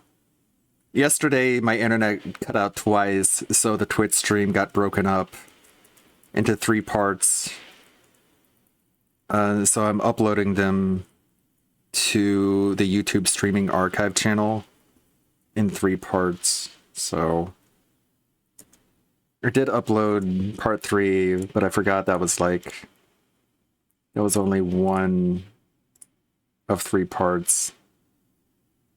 So excuse me while I do this. Set up VTuber Tuesday part 2. Then we can get back into this interview reaction. This will be really quickly. Okay, done. Publish those. So those are on the archive channel. Part 1, part 2, and part 3. Right there. I wanted to combine them into one video and upload it, but it would have taken forever to render. And it would have been like 50 gigs to upload it to. Alright, so let's get Premiere back open. Let's watch this Shinko Fleur reaction of the interview. What did Pippa tweet? Take a look at this. What's your 4 favorite foods from your culture? Sandwich, hamburger, hamburger helper, canned ravioli with cheese. This is her culture. I don't know, like, I'm pretty Italian, I think. I mean, I'm pretty sure Italian. So I could have a few of those. Typical spaghetti, pizza, goulash. That's Italian, right? Okay. Got audio here? What's Boomer? Yes, your boy Shinko Floor. Welcome back to. I don't Is even know audio what this full? is. I don't even know what this is. Before I even start talking shit, you already know what we gotta do. We gotta say what's up to everybody. Joel Attracto, Omega Kirk, Randy Winston, Jay Corona, 984, guy with two names, Style Beyond, Joe Dub, Wilson Gal, Extra Galactic Girl, Viking Gaming, Street Elements, Reap You Out. To answer your question, Reap You Out, I'm gonna give it a 9. Let's skip past the intro here. Wait until the it starts moving. All right, let's see if you can hear me. This might be a little loud, so I'm sorry because these guys are speaking normally, but DSP's volume is a little low. So I'm sorry if it's a little loud. You might have to bear with me. I think that's important. I want to get all sides of this. So I think a great starting point for here is when you're streaming, Phil. Westside, what's up, baby? Is it Phil or Dark Side Phil? Whew. Well, it depends on. Okay, it depends on what I'm streaming. It also depends on what time period you're talking about. Oh, but it's kind of God quiet. damn. Pretty much almost getting 100% the real me. Of course, every once in a while. God damn, we already started. Okay, let me boost the gain here. This is pretty quiet. Let me boost it like 12, and then I'll add a limiter to keep it from peaking. There we go. That's going on. I have a segment on my podcast. We already started with some bullshit. Is that too loud? Let me set this limiter. Limit here. I really ham it up if it's a dumb topic I'm talking about and I over dramatize like I'm so concerned about it. Or if I'm playing Already. How many? Wait. No. Let's stop. 6 minutes. This is not even like 6 minutes. Like 2 minutes in, I already found some bullshit. Hold on. Online fighting game, I'll emphasize the fact that, it's unfair, it's bullshit, I'll always ham it up. But that's kind of my shtick. That's always been kind of my shtick. And I think my actual fans know that. But, the internet wants to pretend like otherwise. Okay, let's pretend. Let's pretend we're going on a trip on our favorite Gaudi ship, zooming through the lines at the pig stop. Big bad.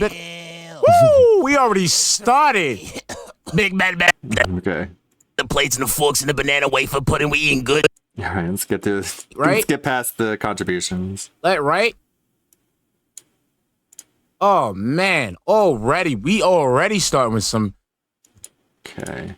All right. Ooh, look. Let's go to December. December of 2021. That's a perfect time to go back. Perfect time to go back. Real perfect. All right. So let me just pause it. It's gonna load up. Let me pause it. You know how I do. You know what my thing is. My thing is. I like to take. Yeah. You're getting. Yeah. Wait. No. Let's go. No. Let's save it, Phil. Let's save it, baby. Save it. Hold on. Save it for me. Hold it. I know you want to roast yourself. I know you want to expose yourself. That's actually a really good, just like a good Thanksgiving dish to bring to Thanksgiving. If you're not really good as a cook and you want to do something really easy that everyone will like, make banana pudding and then put Nilla wafers on top of it.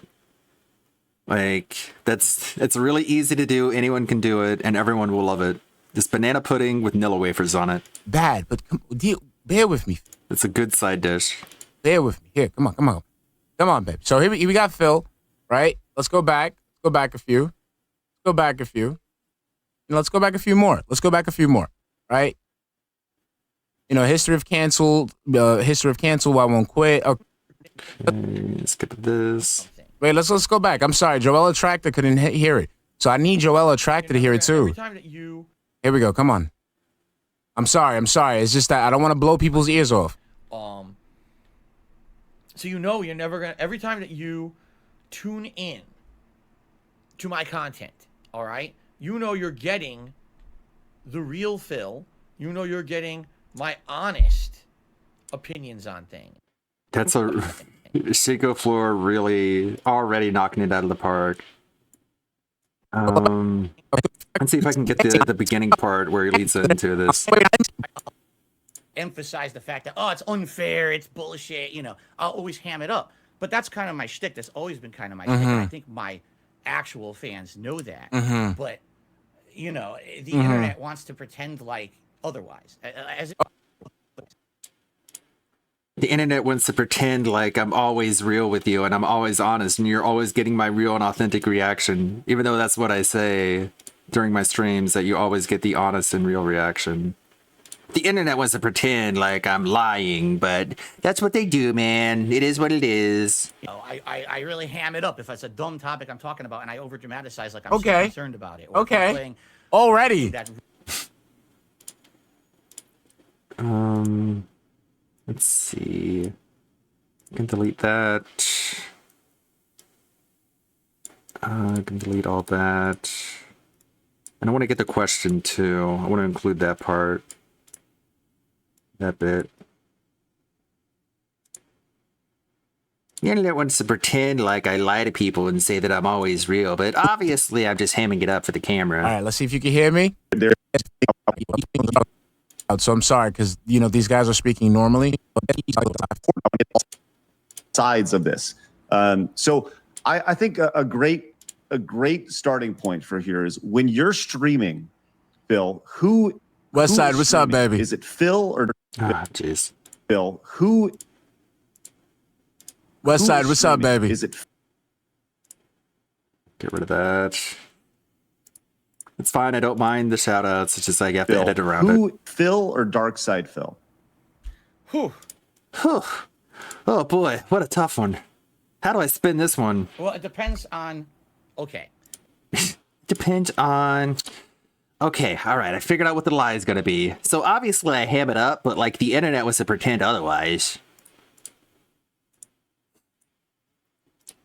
Okay, here we go. So I think a great starting point for here This is is gonna when take a you're while, huh? streaming, Phil. Phil or I'll see if I can do a lot of the editing in the background while the That Being Said podcast is playing, so you don't always have to witness my editing. This is why I don't do editing in the foreground. This is why I do it in the background, because there's a lot of repetition going on, and I don't want to subject you to that. I want to put like other content on the screen. Dark Side Phil? Whew. Well, it depends on. Okay. I really ham it up if it's a dumb topic I'm talking about and I over dramatize like I'm so Okay. concerned about it. Or if I'm Okay. playing Already. that online fighting game, I'll emphasize the fact that, oh, it's unfair, it's bullshit, I'll always ham it up. But that's kind of my shtick. That's always been kind of my shtick. And I think my actual fans know that. But, the internet wants to pretend like otherwise. So you're never going to, every time that you tune in to my content, all right, you're getting the real Phil. You're getting my honest opinions on things. That you're not getting some kind of bullshit. That you're not getting a paid advertisement. Bullshit. That you're not getting a paid advertisement. You're getting the real deal, my real opinion or my real take on something. Okay? And obviously that's The punctuating snort. It's like an exclamation. And obviously that's a great thing. This is a certified All hood classic. Obviously that's a really great thing. But it ain't easy. Okay, so let's go back a little bit. It's unfair, it's bullshit, No. Let's go back. We're going with what Phil said here. We're going with what Phil said here. Irie1, sweetie, we just started. We just started. And already we caught him in some bullshit. We literally just fucking started. Just now. Already caught him in some bullshit. So right now. And I over dramatize like I'm so concerned about it. Or if I'm playing a game that really is, I'm dying a lot, or I'm playing an online fighting game, I'll emphasize the fact that, oh, it's unfair, it's bullshit, I'll always ham it up. But that's kind of my shtick. That's always been kind of my shtick. And I think my actual fans know that. Okay. No. Wait. Finish that off. The internet wants to pretend like otherwise. Okay, the internet wants to pretend, but we're going to go back a couple seconds on your channel. You're talking. This is you talking to your audience in the same exact spot where you were just interviewed from. Tune in to my content, all right? You know you're getting the real Phil. You know you're getting my honest opinions on things. Oh my You know God. you're not getting some kind of bullshit. You know that you're not getting a paid advertisement. You know, you're getting the... I'm just saying. We just started. I'm just saying. We just started. All right? Let's continue. As if you have never watched my... I'm just saying. We just started. All right? Let's continue. Let us continue. I DM'd Alt with the clip, but he is offline at the moment. No rush. That. Okay. I'm just saying. We just... All right, let's continue. As if you have never watched my content over the past 15 years that I've been a content creator on the internet, you would have seen this is kind of the shit What's up, that Super I do Vandal? in certain situations. But today, I am so different than how I used to be. You know, when you've made content for 15 years, you go through... Boss lady, how we doing? Evolutions. And, you know, when I started on YouTube way back when, it was all about being a character. It was about over-exaggerating. It was about being dramatic. It was about saying the risque thing that's going to get people talking. What did Darkseid Phil say in his playthrough today? Are you kidding me? I can't believe he said that. This is him priming. This is him prepping the bull in a sense. He knows he's gonna get called out on a lot of fucked up shit he does, so he's warning you ahead of time. Like back then, it was the thing, and people know it wasn't serious, but I just said over the top ridiculous things to make people be like, oh, can you believe what he said? So anytime you bring up something embarrassing I said from the past, just keep that in mind, you know. Snort. But what happens is over time things change. You know? But I'm so much better now, by the way. That was the old me. This is the new me now who's so much more dignified and respectful. Okay. So not only if you bring stuff up embarrassing from the past, just know that was a shtick. Everyone knew it was a joke, and I'm so much better now. Okay. And I'm sorry. He thinks he's so clever. I'm sorry. And they're not buying it. Like nobody's buying it. I'm sorry. Even the people who say they're buying it don't buy it. They're just saying it to just keep them running on that hamster wheel. 17, a lot of different things changed in my life. I had a lot of things that kind of rebooted. And 2017. What happened in 2017 that rebooted your brain? Did you have a out-of-body experience? I'm sorry. I'm sorry. I have to take it back. I have to take it back. I'm sorry. You know, and there was really... No. We got to go back, Phil. We got to go back. You know, when I started on YouTube way back when, it was all about being a character. It was about over-exaggerating. It was about being dramatic. It was about saying the risque thing that's going to get people talking. What did Darkseid Phil say in his playthrough today? Are you kidding me? I can't believe he said that. But what happens is over time, things change. Okay, over time, things change. Okay, so let's see. Here we go. 2 years ago. We can say 2 years ago. 2 years ago. 2 years ago. What is this? Black woman? Look out, there's a black woman coming. Ah! Yep. She takes them both out. Boom! Steals the backpack and runs away. Oh! That's a good clip I can use later. I can play that one after he says he doesn't see race. Steals the backpack and runs away. Oh! All right, let's go. I'm just saying 2 years ago. 2 years ago. I'm just saying. 2 years ago. Thank you, Shinko. And there was really, how can I say, almost... Bill Brasky, what's up, baby? Emma Peel, how we doing, baby? 2017, a lot Max, of things changed stop in my again, life. baby. I had a lot of things that kind of rebooted. And look at Adam. Business-wise, one of the things that rebooted was I went from being someone who focused on-demand content, videos that you would digest and watch offline. This is the same shit he says on stream. And when I became an interactive online streamer, I realized this is the same shit he says on the stream. Because like for 8+ years, I've just been talking to a camera and pretending like I'm the only one in the room. I have an audience live watching me. What the hell am I doing? I'm ignoring them. And once I started having an interactive conversation with my audience, it became so much better. This social experience of having meaningful interactive conversation. So fucking ridiculous. I'm doing on stream. And so I realized I don't have to be a character anymore. I could just be me. I could just talk with these people and be That- honest and be about my honest. feelings about games or whatever. Mhm. And again, yes, every once in a while there's an exaggeration, absolutely, but that's part of the fun of it all. You know, we're not all just here to be Mr. Serious all day. How boring would that be? But at the same time, yeah, today I would say I'm a lot more laid back of a person, and I'm a lot more honest and transparent with my audience with the discussions we have. Although every once in a while, yes, there's obviously. I was in here everyone too. Wants to every once in a while ham it up and be a cartoon character, joke a little bit to get a little laugh or a little rise. But for the most part, There we go. Ask them the real my questions. content is more authentic than it used to be. So dark side, so dark side Phil is your hamming it up, and right now you're just Cook 'em. Cook 'em. Yes and no. Again, I mean, Look at this. I got all over my fucking leg. Let's continue. Bible thumper predates cigarette ashes on Alex's. We can do it. So my thing is here. Nothing against the contributions. It's just not part of the content. Here, my thing is here. So, like, hold on. I'm like, let him finish. So, no. Oh, I want to take into account one thing you have to notice throughout this entire interview is that he doesn't like. This is why I don't give him the respect of like sitting through it and shit, because he just did the same thing he did on the stream. All he did was stall the fuck out.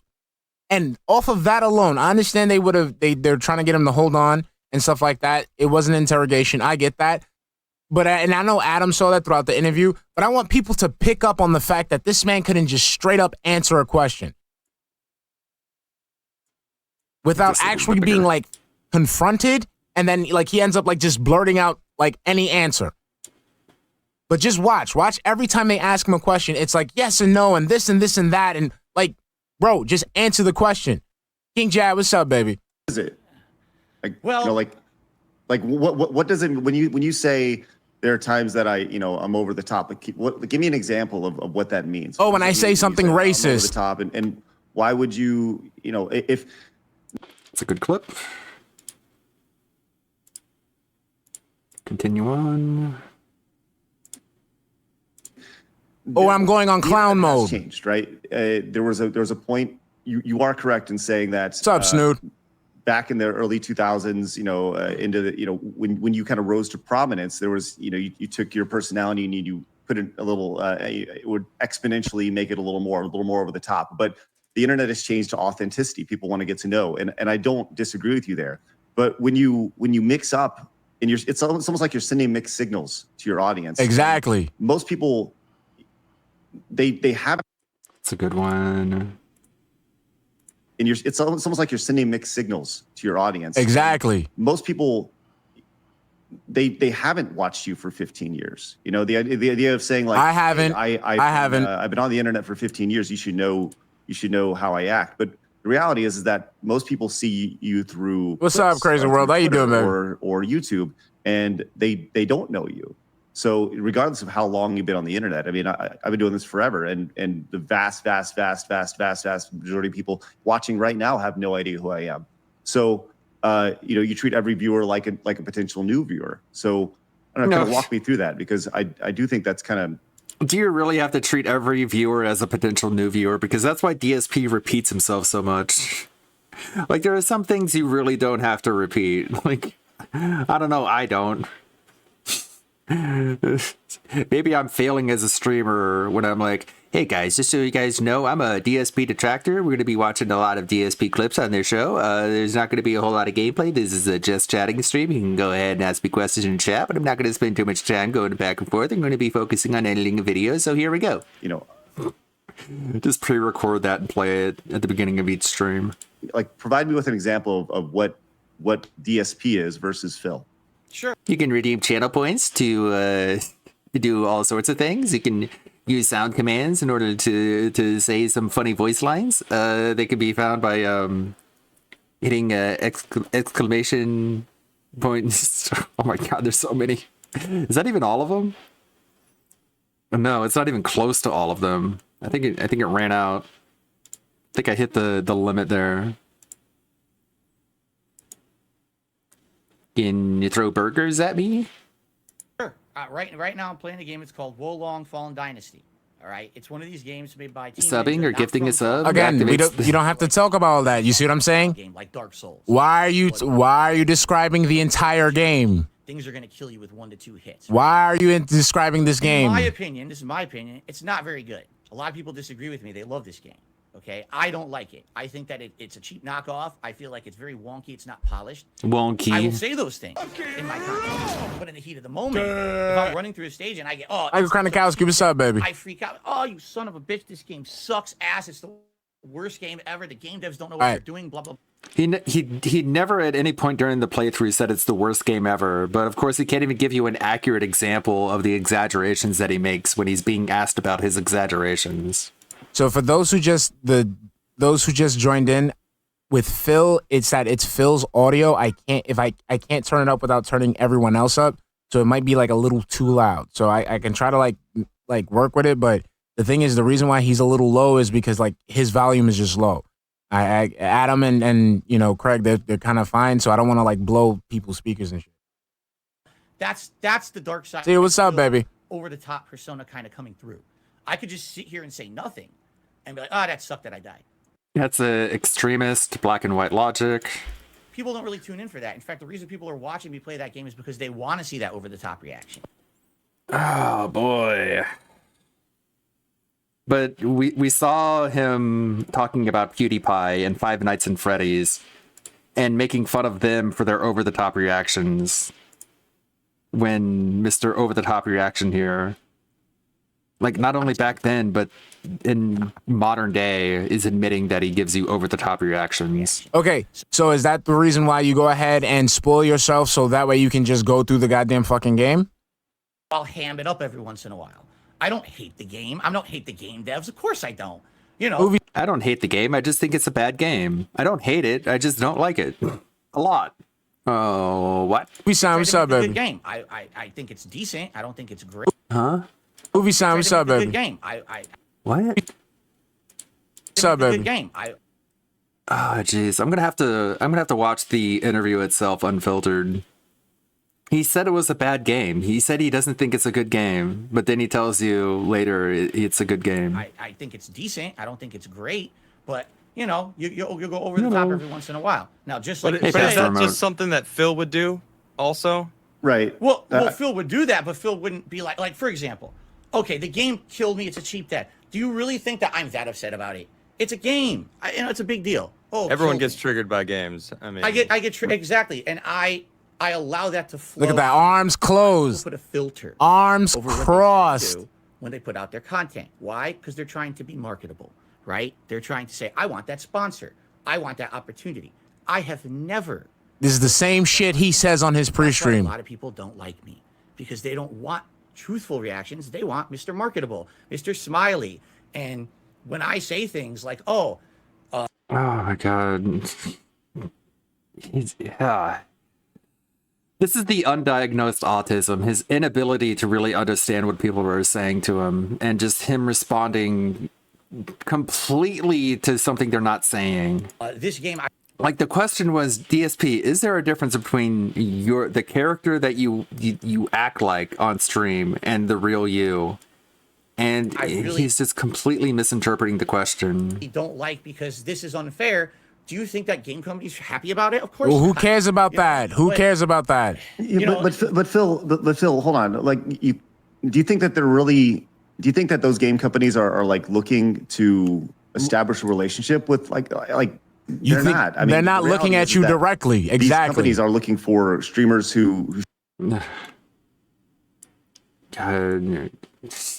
This is why he wants to talk to people who don't know him very well, because anyone who does know him can just see right through all his bullshit. Let's take a short Pippa Hinma break. Hinya. We watched a video from like a VTuber historian who did a big documentary on Pippa, and then after that he did one on Hinya, which we might watch it at some point. Maybe some VTuber Tuesday. We'll check out that dude again. Also, Hinya-chan, did you know Pippa-chan is very big fan of you? You are? You're gonna make things weird. No. You No, but she's No. very cute. No, never. I've never watched any of your streams. Really? No. Oh, I see. Oh, come back. No. Oh, that's cute. No. What do you? Why are you saying like that? Why are you saying, oh, that's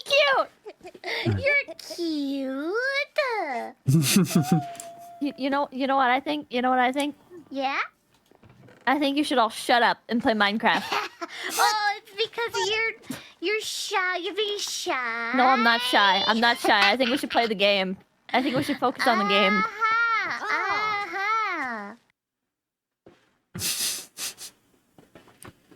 Pippa being embarrassed by being her fandom, being treated like a fan.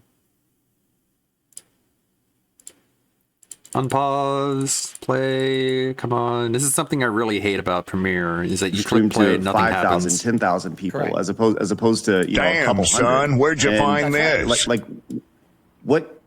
Whether it's you saying or Nice, what's up, DSP baby? saying it, I don't.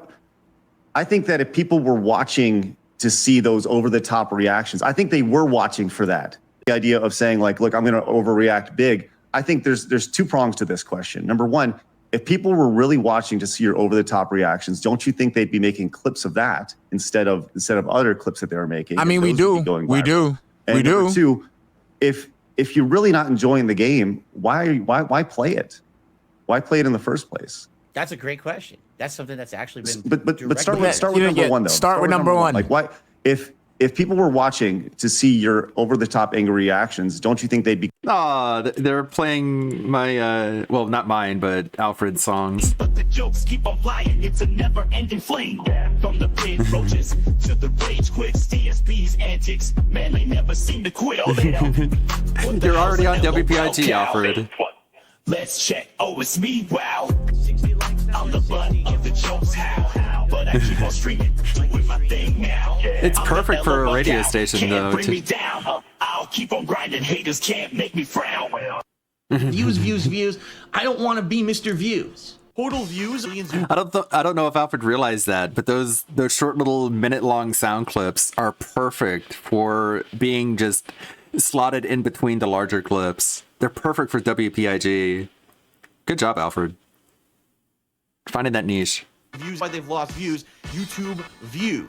You know, decreasing Oh, views isn't doing. Sorry. I forgot what we were watching for a second. Okay, we're watching this.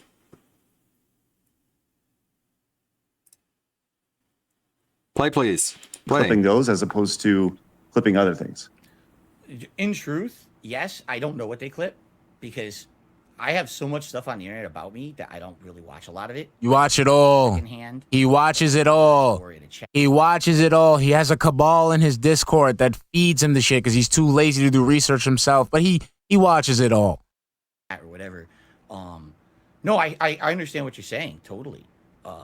Case Do in you, point with though? Warrun, there's totally some people who are turned off by this playthrough, and they're like, I don't want to watch Phil play it because he's gonna get angry, and he's gonna turn into this rage ball that we don't That's- like watching. We like seeing the real. Okay, we don't care about At the that. same time, there are people. We I don't- told my audience I don't like this game. I would like to move on. This kind of does meld into the second half of your question as well. I've been very transparent with my Meld. audience about this game. So I don't like it. I feel like if I'm going to play a FromSoft game, why don't we just do a second run of Elden Ring, a new game plus run? Okay. And a lot of people are down for that. And others are like, no, Phil. Oh my God. We like seeing you rage. This has been a part of your shtick. Kid Sean, I really can't because then I blow up like Craig and Adam. On my Wolong streams, and I'm getting more, honestly, more support on my Wolong streams because See right there, right the fuck there, right there. Let's stop right there. See, this is why you need to watch this motherfucker. You need to watch this motherfucker. Because for him, he's like support. It's a vague, ambiguous term to Adam and Craig. But for us, we know it means fucking money. So let's go back. It means fucking money. That's a good point. Like he's hamming it up for money. Like he tells you. He just says it in his little code word. rage. This has been a part of your shtick. Kid Sean, I really can't because then I Wolong streams, and I'm getting more, honestly, more support on my Wolong streams. Okay, I'm gonna have to cut this part out. And run of Elden Ring, a new game plus run. Okay. And a lot of people are down for that. And others are like, no, Phil, we like seeing you rage. This has been a part of your. This has been a part of your shtick. We like seeing you rage, and we give you money when you ham it up and act like a big, loud, shouty jackass. This has been a part of your my Wolong streams, and I'm getting more, honestly, more support on my Wolong streams because See right there, right the f. I'm gonna have to censor him a little bit. I want to make this video very much in the same style of Secret Limited and his annual videos. So I'm basically going to be like skinwalking, just emulating the style as close as I can. a lot of the reason why we tune in. I'm seeing more attendance. I want people to watch the video and think that they're watching Secret Limited. That's how close I want it to make. I want to make it. It's going to be a very faithful homage On my Wolong streams, and I'm getting more, honestly, more support. It's kind of the kind of idea that I have is to be like Secret Limited is still around. A lot of the reason why we tune in. See, right there, he's saying, I'm getting more money. Right there. He couldn't say money because if he knew he would have said money, they would have picked up on that. That double speak bullshit. My Wolong streams because they want to see that rage come out of me as opposed to me playing a bunch of games where I'm more laid back and relaxed and chill. I have a bunch of those in my rotation. That's my core fan base will show up for that and support it. But you will always get support, again, means money. Remember, if you... Yeah, its production value is really good, but if you know what it is, if you can see what it is, it's easy to replicate. Remember, if you're watching this for the first time, ladies and gentlemen, it's not easy to do initially, but it's a lot easier to copy something than it is to create it from scratch.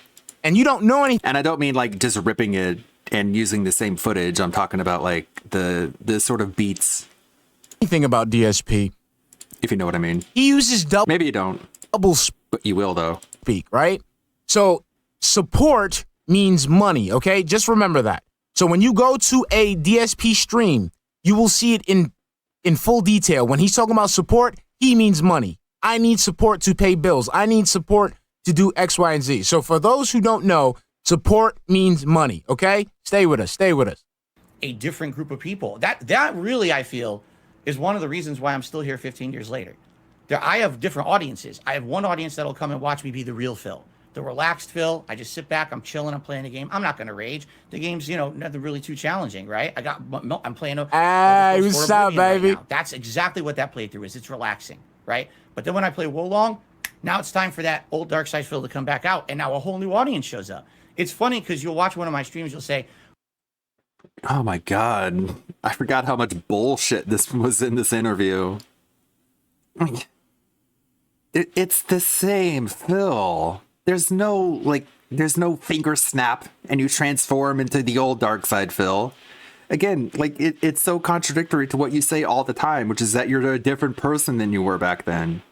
Well, Phil gets around 200 to 400 viewers a stream. Eyes on, what's up, baby? In reality, when you look at my metrics on YouTube or my analytics, actually, nobody cares. Those are like thousands of different people. Okay. One stream gets 200 viewers, the next stream gets 300. Those are 500 different people because people are coming for different kinds of content. When you've been around as long as me, you realize you get people from all over the world and for different reasons. No, you get fewer videos, you get fewer viewers on some videos than you do others because on a lot of them you're just boring. If I were to But are they sticking? Are they staying though? Because if you have 500 people come in, what's up, and they're Greg? How you doing, baby? coming out, that's actually bad for the algorithm. That's bad. You want people to stay and subscribe, and you have these new people coming in because they want to see a new game, not necessarily because they want to see you, right? They're interested in the game, not necessarily if you're playing a game that's topical or new or something along those lines. Again, yes and no. I would say back in the day that was the case. Like new releases, I would get ginormous spikes in attendance because I actually used to have DSP Gaming, which is my gaming channel. I dribbled off used to be one of the more prominent gaming channels for Let's Players. Let's continue. Stephen Hawking, thank you for the $2 super chat. On DSP's a spineless jelly. He tried to filibuster, but you can't bust it. You can't bust it, Phil. You can't bust it. Thank you, honey. Thank you. Thank you. They cooked them nice and well. I was in the algorithm. I play a new game. I would see my attendance double, triple, just because I'm playing a new game. Thank I don't you. do that anymore. You know, it's been, and there's some of the things we'll probably talk about today. Okay, so for those who don't know, I'm sorry, I know. If it doesn't happen anymore, why does he keep pursuing it? And it does happen. If he was, and he says it too, like he's so full of shit. Like he tells you the reason he's playing AAA games like Spider-Man and Starfield and all that shit instead of the small indie games is because, quote unquote, no one's asking for those small indie games. In other words, he gets bigger viewerships on AAA releases. For my regulars, I might piss you off, but there's some people that might be seeing this for the first time. For those who don't know, he's saying that he uses games as the attraction to his channel. He doesn't have any talent. Okay, he's not smart enough to do any actual commentary that isn't regurgitated from Twitter. So what happens is it's a new game that people want to see. Not necessarily that they want to see him, they want to see the new game. So when he's on stream, whenever you watch a Level 1 podcast, whenever you would go back and see any of his pre-stream podcasts, any of his pre-streams, he's sitting there shilling the game to you. That's a good point. I'm going to have to remember that. Him talking about viewerships when he also says he doesn't talk about numbers. He doesn't look at numbers or think about them. So Monday, we're playing Street Fighter, which is the new Street Fighter 6 beta, which has come out, and they have 6 new characters, A, B, and C. So, keep that in mind. I'm going to be looking at a lot of different reactions. Reasons why that including the original one, unfiltered. happened. Trolling activities, false copyright strikes. It kicked my channel out of the algorithm. So today, it doesn't really matter what I play, honestly. I mean, yes, I'll play a new game and I'll get a little bit of a spike, but Today, it doesn't matter what I play. So today, it doesn't really matter what I play, honestly. I mean, yes, I'll play a new game and I'll get a little bit of a spike, but as for audience retention, it really depends on what I'm playing and who's there for what. What? Try and make sense of that.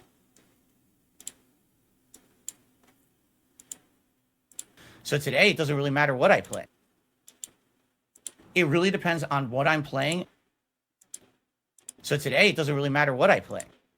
It really depends on what I'm playing. It's less than a minute apart. So today, it doesn't really matter what I play. It really depends on what I'm playing. Oh my god. This dude.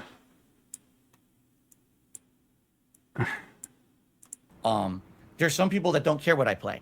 I could sit here and play. Right, you got your hardcore. You got your hardcore. You can play Tiddlywinks and people will show up, right? Exactly. But right, then I will get an increase when I play a rage-inducing game or a multiplayer game where there's going to be an element of challenge where I can either persevere or I can really fail miserably against people online in a competitive. Aside from Call of Duty, what was the last multiplayer game DSP has played? You guys remember? I don't remember that one. People like that, and that's the variety that I bring in. But yeah, I understand what you're saying. It would be great if maybe I was just one kind of content, but I found in the 15 years, playing kind of both sides. Okay, to get you different audiences. Yeah, I would say Splatoon or Multiverses. At least that's what I. Because Halo is way back. Tomorrow, if they never made another FromSoft game, Deadax, I saw you in the chat, baby. I would not be okay with that. Oh, I wouldn't be okay with that either. I love those games too, as much as I. Wait. Let's bring it back. Longevity is tomorrow. If they never made another FromSoft game, I'd be okay because I still play everything else. I would not be okay with that. Okay, that was a joke. Okay with that. If they never made a FromSoft game, I would be okay with that. I would not be okay with that. Neither would I.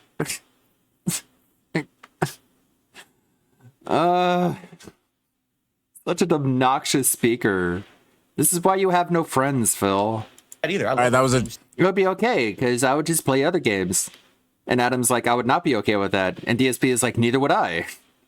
Too. As much as I rage at them and I'll be angry in the moment, I absolutely appreciate and love them for what they are. Well, clearly you just need to get good. I'm just, Exactly. I'm a terrible player. Everyone knows this. Yeah. You don't fucking try. And you don't fucking try. You sit there and blame everyone. You blame the devs. You blame the trolls. You blame the chat for not helping you. You blame everyone but yourself. Yeah, so thanks for admitting it today. Yeah, he does blame the devs. He claims that there's artificial delay between the button presses and the actions of the character on screen. And he claims that the devs do that in order to artificially add difficulty to the game. He literally says that, and you can see that explained in great detail in my Elden Ring video. About something real quick. So you early on had this perception of the King of Hate. That was something that you marketed, you created, or whatever, right? Whatever it is, that was your thing, the King of Hate. You had the kingofhate.com and all that stuff. And now you're Phil, right? But do you feel that what's up, Miles? How we doing, baby? Do you feel that still follows you around? This idea of built around, like, look, James Rolfe, angry video game nerd. He's clearly a character. People know that there's the angry video game nerd, and then there's the character. But your perception is that there's this hate around you, this negativity around you, right? Do you think that has followed you to the point to where, regardless of if they're coming to watch you, Phil, or DSP, that is been a negative detractor for you, the whole hate moniker?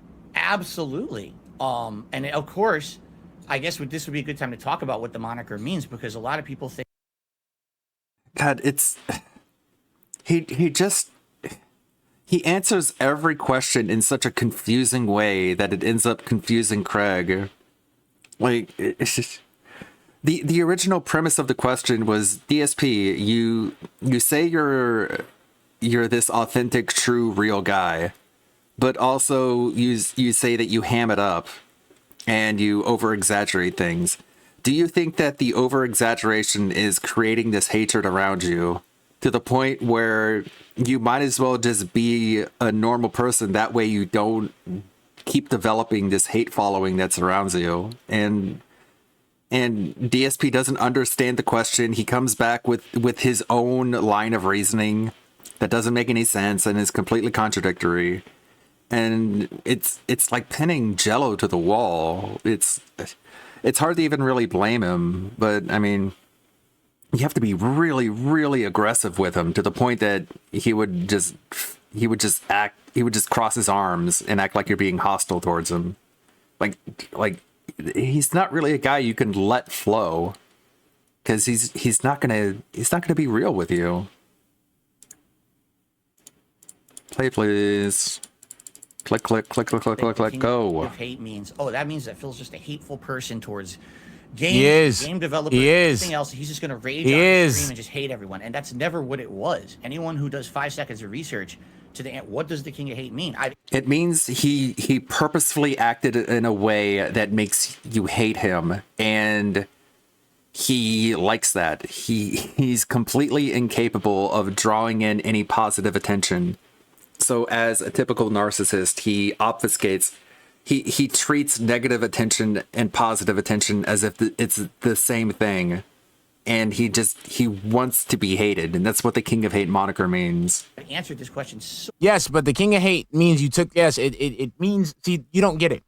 See, the thing is, you try to make it seem like you took all the hate and negativity around you and it makes you stronger. Number one, the hate and negativity around you is created by the hate that you portray on the internet. See, the thing is, you sit there and try to emulate a sort of realism, right? A sort of personal ability, as the blue-collar gamer, as the regular Joe, as it gives you like some kind of pass. And then you go ahead and spew nasty things that would cause people to hate you. That's what you do, though. So you sit there and say, hey, I'm just being honest. I'm being for real. I'm just like you guys. But fuck that guy. That guy is stupid. That guy deserves to lose his job. These game devs are dumb. I could do their job better than them. Who put these people in charge? This is what happens when you give these people money. They don't deserve to have people money. You say all that stuff. And you think it's okay because you're just being honest. And then you get surprised that, people react in a negative way. What's up, Osva? How you doing, baby? Mischievous Smile. How we doing, baby? All right, I think I'll clip that. I'll have to edit out a little bit of the... So you sit there and say... a bit of the rationale, but I think that's a good enough clip to keep. It gives you like some kind of pass.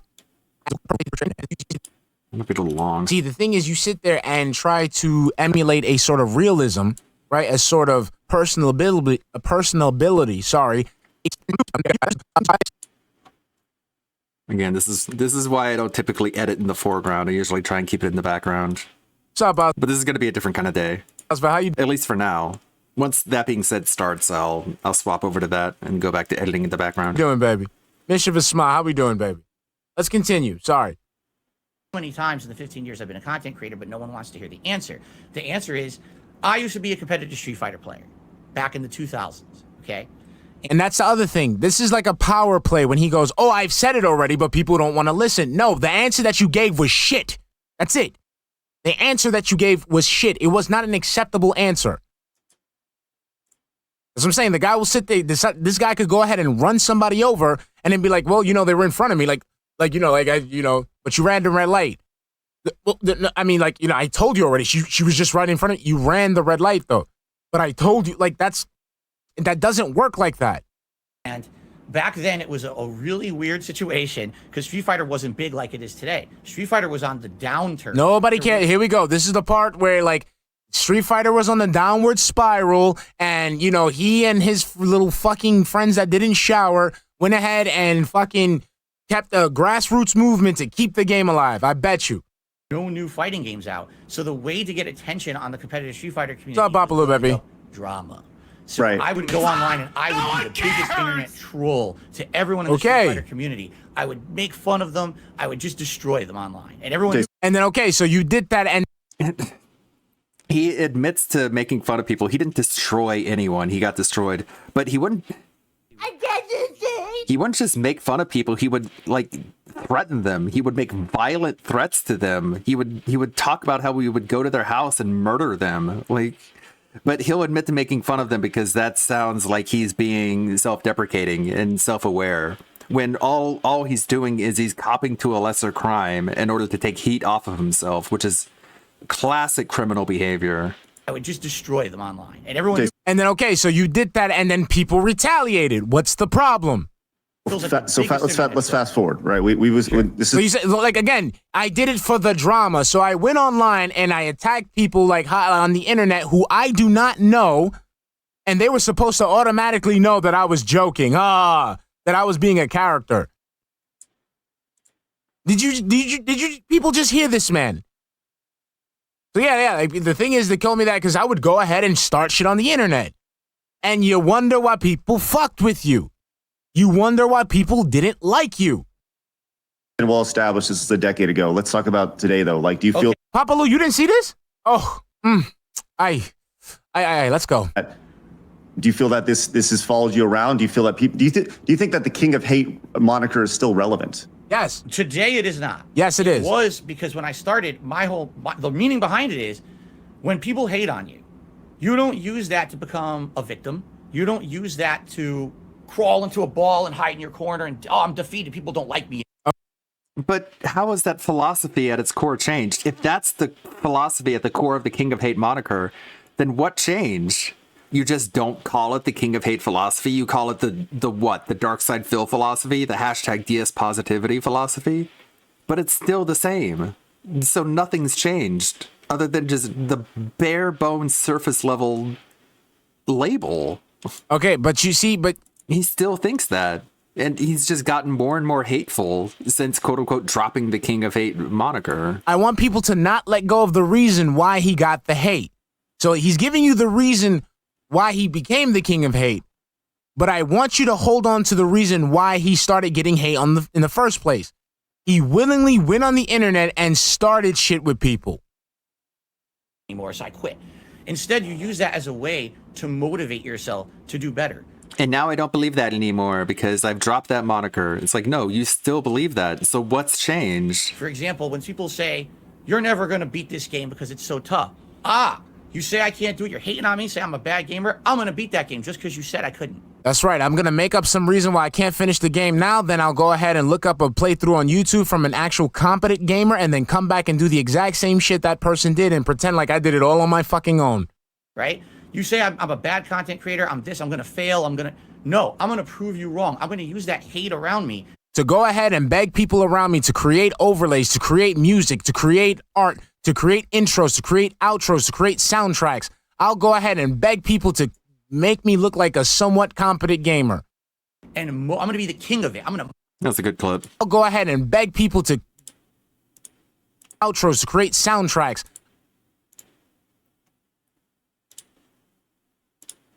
creator. I'm this. I'm gonna fail. No. I'm gonna prove you wrong. Right? You say I'm a bad content creator. I'm this. I'm gonna fail. No. I'm gonna prove you wrong. I'm gonna use that hate around me to go ahead and beg people around me to create overlays, to create music, to create art, to create intros, to create outros, to create soundtracks. I'll go ahead and beg people to make me look like a somewhat competent gamer. And I'm going to be the king of it. I'm going to motivate myself with all that hate to be a successful person. This is a mantra I've used in my entire life to continue on and be successful. And that's why I have so many haters on the internet. But then he got rid of it.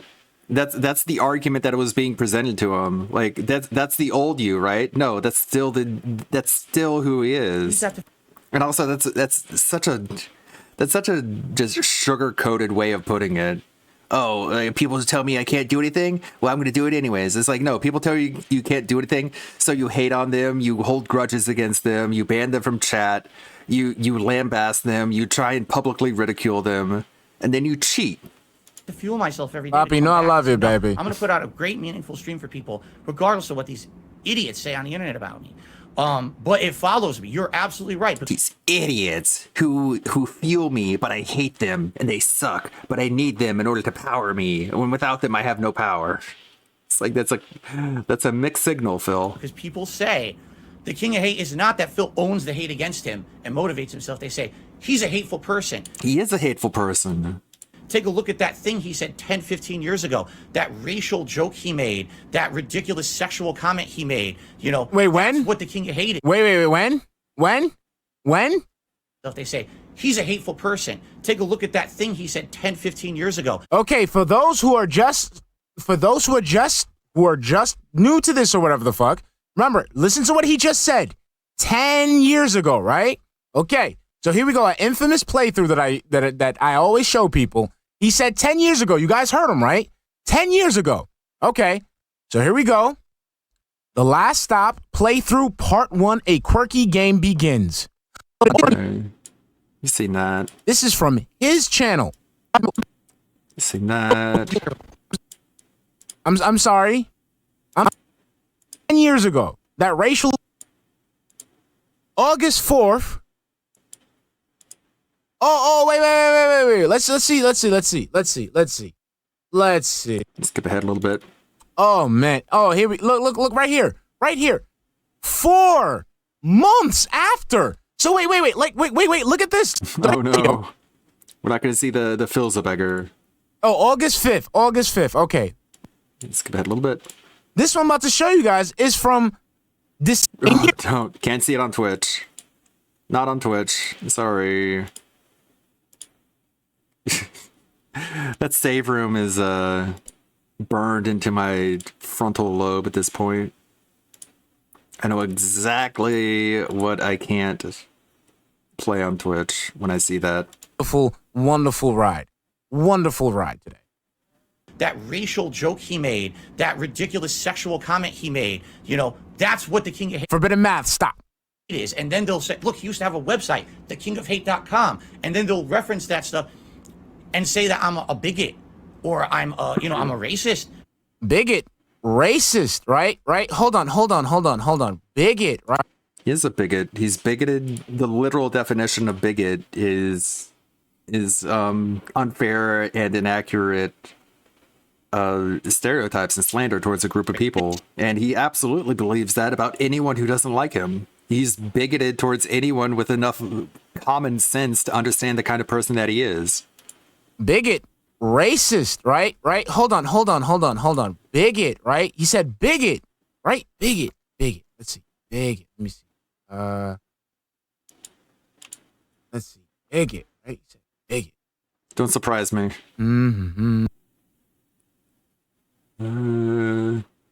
Fingers hovering over the stop. Let's see right here. I think right here. I think this one might be good. Let's see. So right now, let's see. So he said like he was a bigot, 10 years ago? So I see something here. We like to go on field trips. We like to go on field trips on the stream. Okay, so let's see right here. Speak English. Let's see if this is one. This is a good one. Let's see.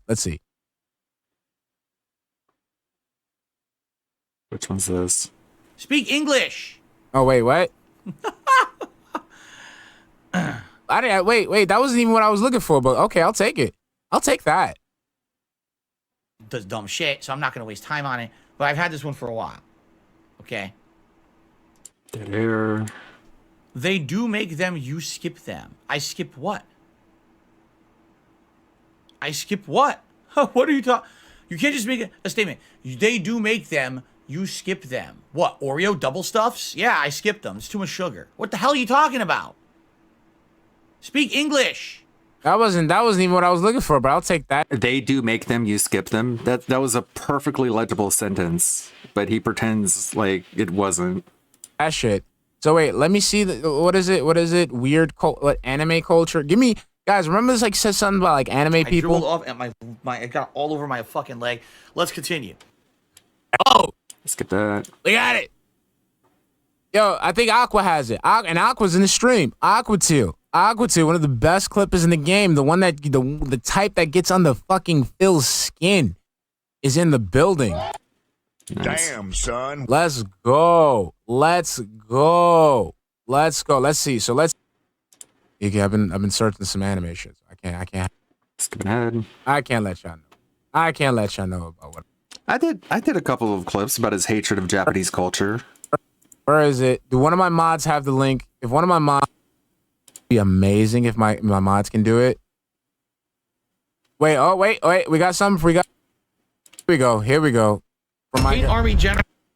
I'm sorry, that was super loud. You see what he's too low. You see that? That's blowing your ears out here. So okay, guys, here we got. This was clipped. This was clipped from Hate Army Watch. Big ups to Hate Army Watch right here. Hold on. This was clipped from his own stream. From DSP stream, okay? All right. Now, here we go. Look, so this is DSP.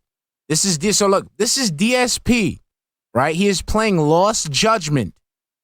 Okay? He's playing a game, Lost Judgment. Oh, no. No, he isn't. He's playing Like a Dragonation. Like a Dragonation. And you can see from the title here why I can't play that. No. Also, that was accidental. That's not a fair. It's not a fair clip. I'm gonna skip ahead till we're past this clip. Stop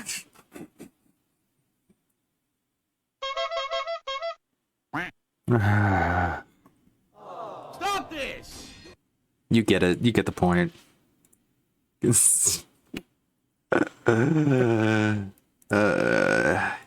Surely you can read that. Okay. It keeps showing up on the screen.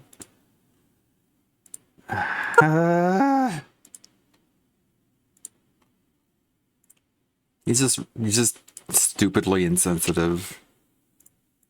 It's not necessarily a bigoted statement. Credit where it's due. This one is more like a.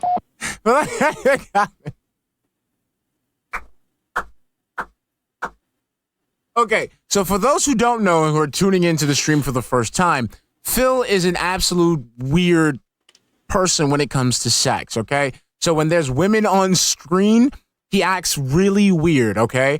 When there's men on screen, he acts even weirder. So just keep that in mind, okay?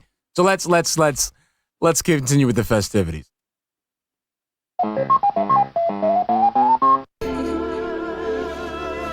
Long Wang, the Dragon King. Long Wang. Notice how giggly he got after hearing Long Wang. Long Dong Wong and Long Wang, the tag. Look at that, Long Dong Wong and Long. Team of legends. They can't be defeated. They actually team up to defeat the evil wizard. I see.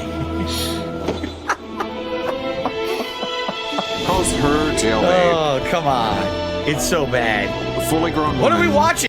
What the fuck is this? What does this have to do with the game? No, seriously, what is this?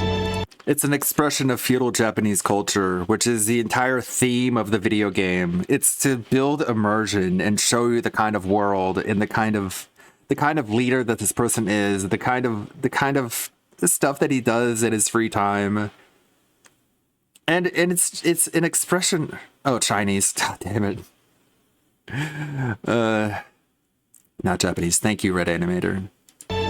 What does this have to do with the You get the point I'm making, though. plot?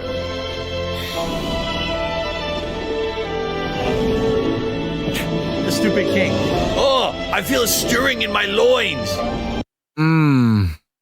It's either I'm aroused by the dancing or it is those 3 beef brisket tacos that I had for breakfast. Oh, that's another thing. For those who don't know and just on the stream, this man has an infatuation with all things scat. Perhaps I should go to the bathroom just in case.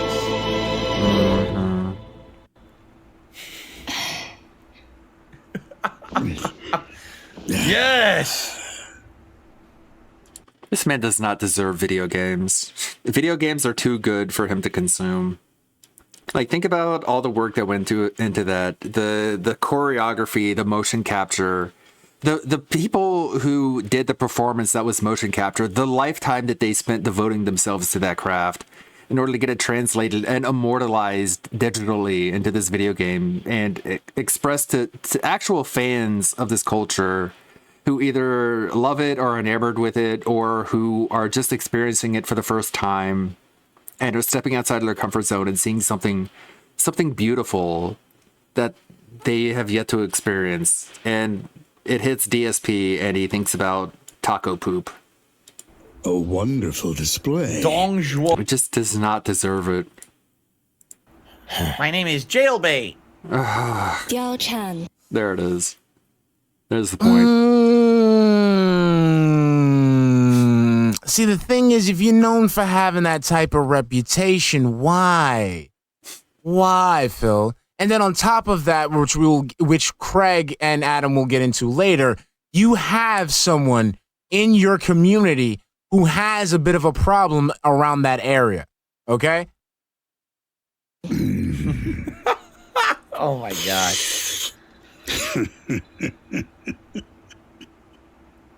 I'm 12 years old. How is that funny? I really gotta wonder about the kind of person who heard that. It was like, ah, ha, ha, ha, ha, ha, ha, like, unironically.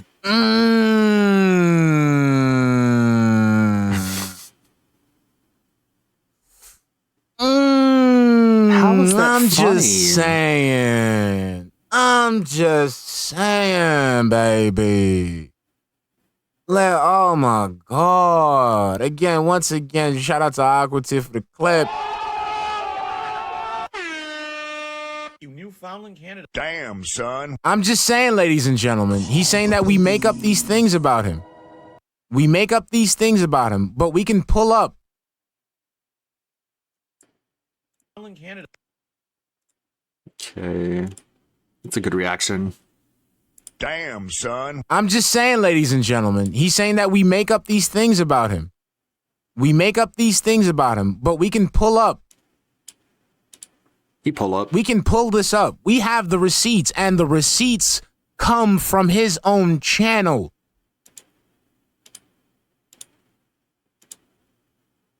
He can talk about spinning. He can talk about narratives. He can talk about, conspiracy theories. But the proof is in the pudding. Or I'm a sexist. They say it to this day. They're probably saying it right now in chat. And Okay. it's not true. Well, then let's. I wasn't planning on talking this till later. Yeah, go ahead, Adam. When you climb to the top of like the hate mountain and claim to be the king of hate, don't you think it's almost inviting people to try to take you down? You said that you made that your Damn, thing son, in where'd the you Street Fighter find world. this? And then as time went on in the YouTube realm, that's what you were, I guess, made your position on the internet known. You're the king of hate. So like you can almost expect people to come back at you and try to use that same kind of vibe. And I've seen plenty of clips. Oh, I still have Raid Shadow Legends open, don't I? I totally forgot I had this. Let's take a short break. Very quickly, I have a Void Shard here. This has the chance of summoning a rare, epic, or legendary. Knowing my luck, it's going to be a rare. Let's see here. Let's do a drum roll quick. I know we're going all over the place, but that's the kind of stream I have. Hold on. Let's see. And it's a rare, and it's a Ripper Fist. Someone I already have. Cool. Awesome. Good stuff. God damn it. I have just the worst luck with polls. Lists of random shit throughout the past couple weeks because I didn't know who you were, right? So I'm still kind of new to this YouTube realm, and you know I've seen the way sometimes that you and of course this is what people share, right? So what I've seen is you kind of letting it get the best of you in some cases, where you're letting that almost get under your skin. Where I mean, Papa Lewis Thursday, Throwback Thursday. Person on the internet, you kind of have to be able to take it as well. Oh, just to let you know, also it is Thursday, so it is for those who don't know, it's Throwback Thursday. So I use my overlays and some sound bites from when I first started streaming. So you might hear some words that, but it's gonna be funny. Okay, so just to give you an example. Oh, you just did me dirty. Come on. Asian niggas. Okay, so you might see that throughout. Damn it. And making that your thing, it kind of was like, all right, well, if I'm gonna dish it, I got to be able to take it as well. I 100% agree with you, Adam. Today, but I've been on YouTube for 15 years, and when I started on YouTube, there were no successful Let's Players making a full living doing it the way that I ended up doing. I'm almost kind of like a history lesson. Look at what Phil has done, and don't do it. Right? Look at all the mistakes Phil just made in the last 15 years. And if you want to be someone who makes gameplay content on YouTube, don't do what that guy did, because he's. But he did nothing wrong. Did everything correct. He screwed up. When I started 15 years ago, I was like, I'm just going to roll with what I do in Street Fighter. It worked there. Why not do it on YouTube? I wasn't doing it for a living. Stop it. I had a 9-to-5 job. And this was something I came home and did 2-3 hours a night. I would pump out some gameplay. Okay, so also for those who don't know, whenever you can watch one of DSP streams, and everything that he's saying right now, you will hear him say it on stream. This is nothing different that he says on his day-to-day streams. I never took it seriously. I never thought it would be my job or anything. So I was the king of, hey, I just rolled that moniker over to YouTube. Now, fast forward 2.5 years after I started on YouTube, I lose my job. Oh, crap, what am I going to do? Can I monetize my YouTube presence? I guess I can. Right. Again, he'd say, Big A, what's up, baby? This is a literal, exactly, Mike. This is a literal pre-stream. He'll sit there and say, oh, I can't do this. Then I started doing this. And then next, people started supporting me. And then, that's how I got it. And then next, I had these management companies. And then there was the Adpocalypse. After Adpocalypse, I had to go over to Twitch and become an interactive streamer, create a whole new audience from the ground up. That's literally every single fucking day. Uncle Vows, what's up, baby? Everyone knows me as the king of hate. For 2.5 years, this is my shtick. This is my moniker. What do I do? How do you erase the past that you've already established? And that's what you're known for. And so it's been rough. It's been rough. I'll tell you this. 2 years ago, well, excuse me, about 1.5 years ago, I had a revelation. I was like, I have to move on from my past in any way that I can. What's up, Jay Swift? He had a revelation. After he got banned off of Stream Elements, he suddenly decided he can't be called the King of Hate anymore because people have an anti-care package. I'm sorry, ladies and gentlemen, does anybody have the Chicky Chang Wang? In China, they say Chicky Chang Wang. Does anybody have that? I know somebody got it cocked and loaded. Come on, ladies and gentlemen. We got some people that they need to learn about Phil today. I feel like I'm like Phil right now. I have to get rid of the website, rebrand myself, and now that's why I'm. He didn't get rid of the website. He just renamed live by it. that mantra anymore. I don't even mention it. So he doesn't live by the mantra, but he still lives by the philosophy that the mantra describes. So literally nothing changed. If anything, he's gotten worse because he feels like without the hate name in the title, he can be more hateful, and you can't call it hateful. But what have you done? What have you done, Phil, to change the perception of that? What have you changed the look of your streams? Have you changed your production value? Did you take a break? Did you say, look, I'm leaving and I'm going to come back, but I need time to kind of rethink this? Did you, because you're still going under it's still the same channel, still DSP, still Darkside Phil. What have you done to change the perception? Snoot, I got of it. that? Thank you, I mean, baby. it's been a consistent line the entire time of Phil. So what have you done to change that? Because it sounds like you're saying, well, what was me? But ultimately, it comes down to your actions. All right. Yeah, and if you were to watch my content, Yes, if we were to watch the content, but wait, let's not forget, let's not lose track here. Let's not lose track here. Let's not derail. All right, so we're gonna go ahead and open up something. So he's, a one-off joke, right? Remember, this is a man who says he's the king of hate, but it's supposed to be like joking. It's a character or whatever. So he's trying to sit there and be on the internet. He's creating a brand. He has a brand, which is the king of hate, right? But it's supposed to be just one-off jokes and shit. Okay, so here we go. Okay, I'm gonna take this link tab. Go right here. Let's see, is this it? Let's see. What are we Look getting? at that, look at that, look at that. So right here, right? Here we go. Here we go, ladies and gentlemen. Oh my God, I love it when it just opens right up to it. I love it. So right here, right? This is one of his king of hate moments. This is from the past, dude. Doesn't count. Racist moment. Yeah, we got a lot of those. Can skip that. 5 years ago, 10 years ago, 15 years ago, hell, 2 years ago, and you were to watch my content today, it's you the would same see shit. A difference. Like, for example, Did we see the difference, ladies and gentlemen? We just finished going through videos from back in the day to present day. That's a good line. 5 years ago, 10 years ago, 15 years ago, hell, 2 years ago, and you were to watch my content today, it's you the would same see shit. A difference. Like, That's good just by itself. for example, Did we see the difference, ladies and gentlemen? We just finished going through videos from back in the day to present day. Do you see a difference in the behavior? Do you see a difference in the content? Do you see the difference in the attitude? Because I haven't.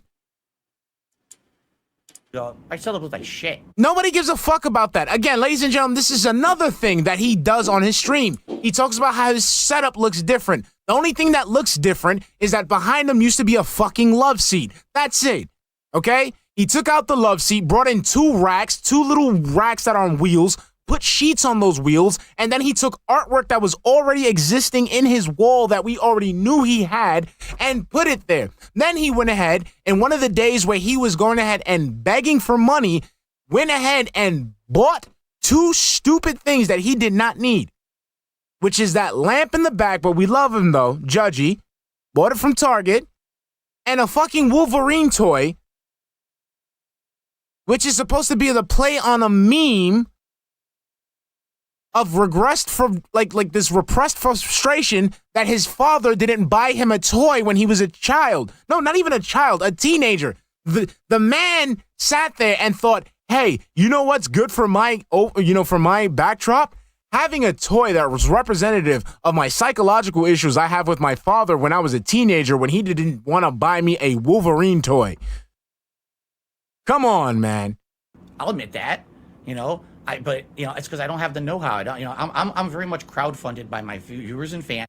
And that's another thing. The crowdfunded, meaning he begs from people, okay? And in certain cases, him admitting that he is crowdfunded on YouTube, he is admitting that he is breaking terms of service because one of his main sources of income is YouTube memberships. And he tells people that YouTube memberships crowdfund him. And if you look up the YouTube terms of service, when it comes to memberships, it specifically says that memberships are not for crowdfunding. So right there, he just admitted to breaking YouTube TOS.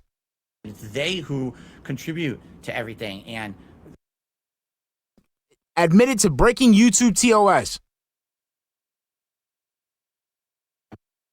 By my viewers and fans. And that's another thing. The crowdfunded. Come on, man. I'll admit that, but it's because I don't have the know-how. I don't, I'm very much crowdfunded by my viewers and fans. And that's another thing. The crowdfunded, meaning he begs from people, okay? And in certain cases, him admitting that he is crowdfunded on YouTube, He is admitted to breaking YouTube TOS.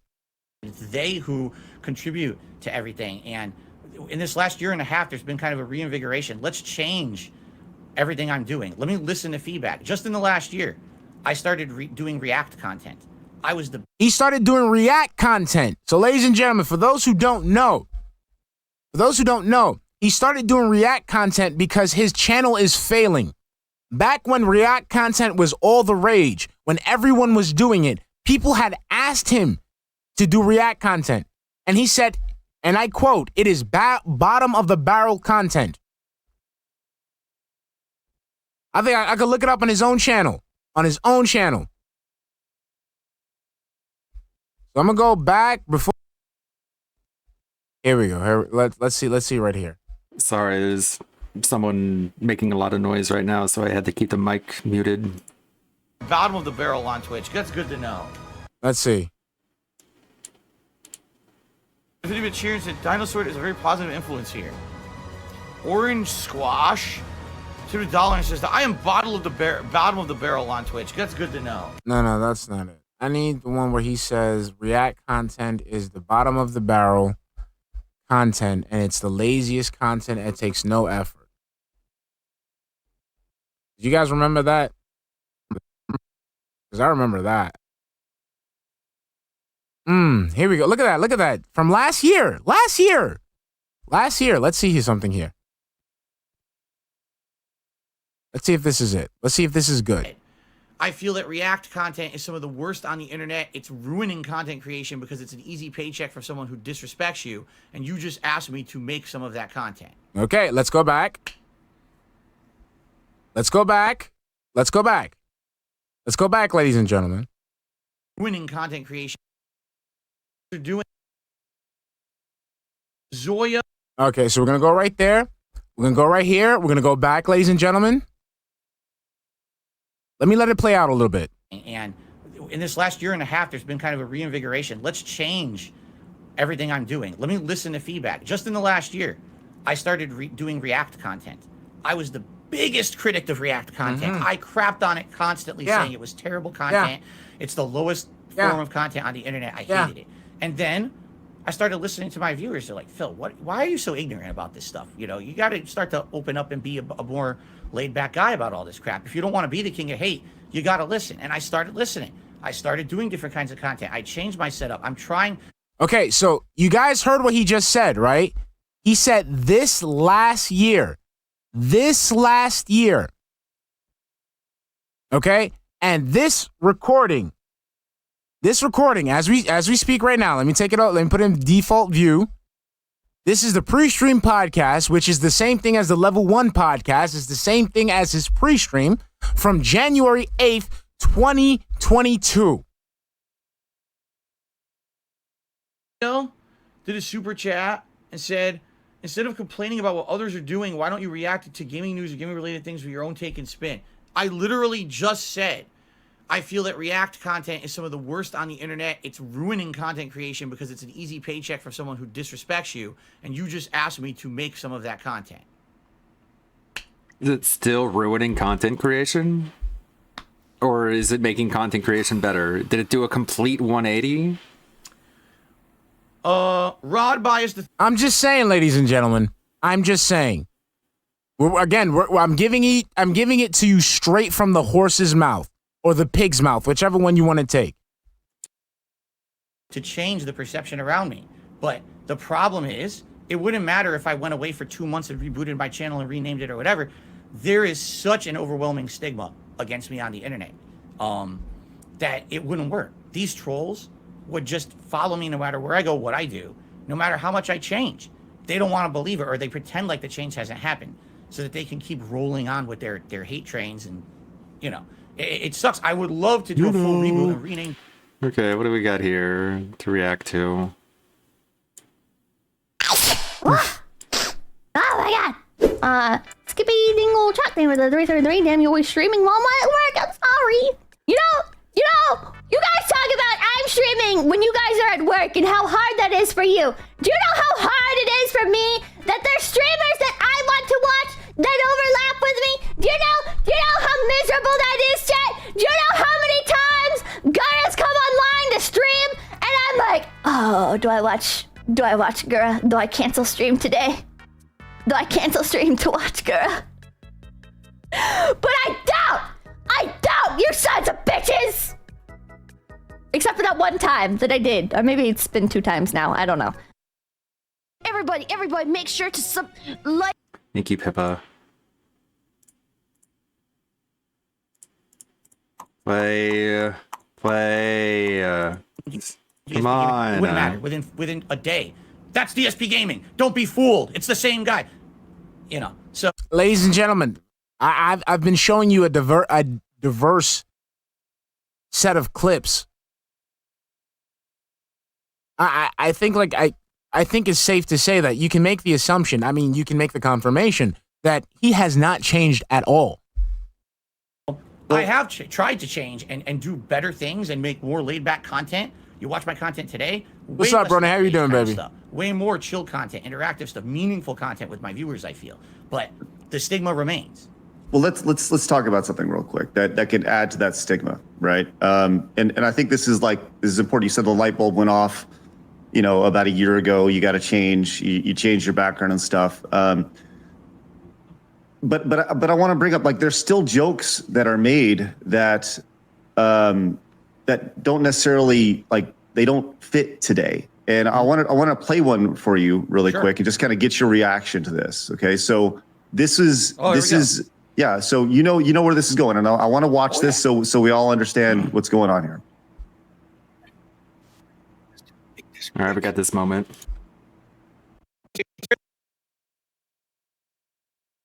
Right, she's too valuable to escape. She's worth lots of money. That's okay. fucked up. Yeah, so what's going on there, man? Like, let's talk about that. Like, how does that when you see that when you see that, how does that? All right, I think clipping the laughter is good to keep. So that's a good natural reaction.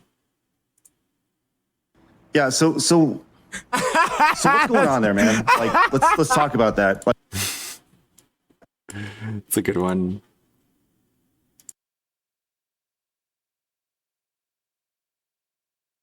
I'm sure eventually I'm trying to build up like a montage of a lot of different reactions. That'll be good back to back.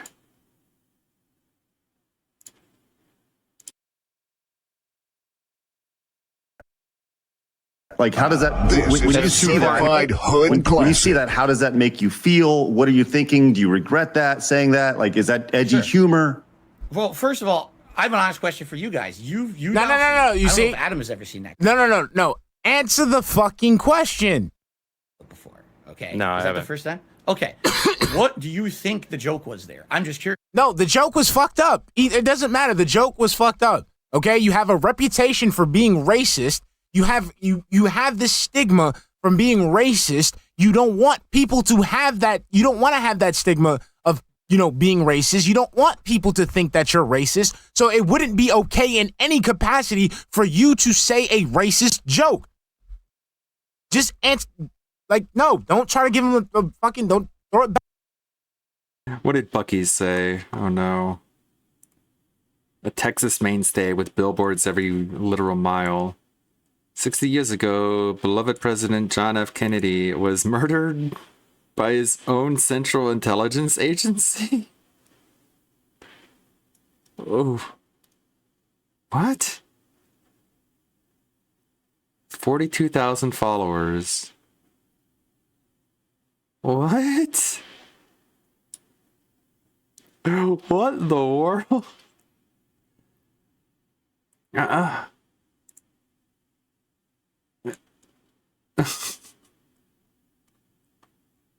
Huh?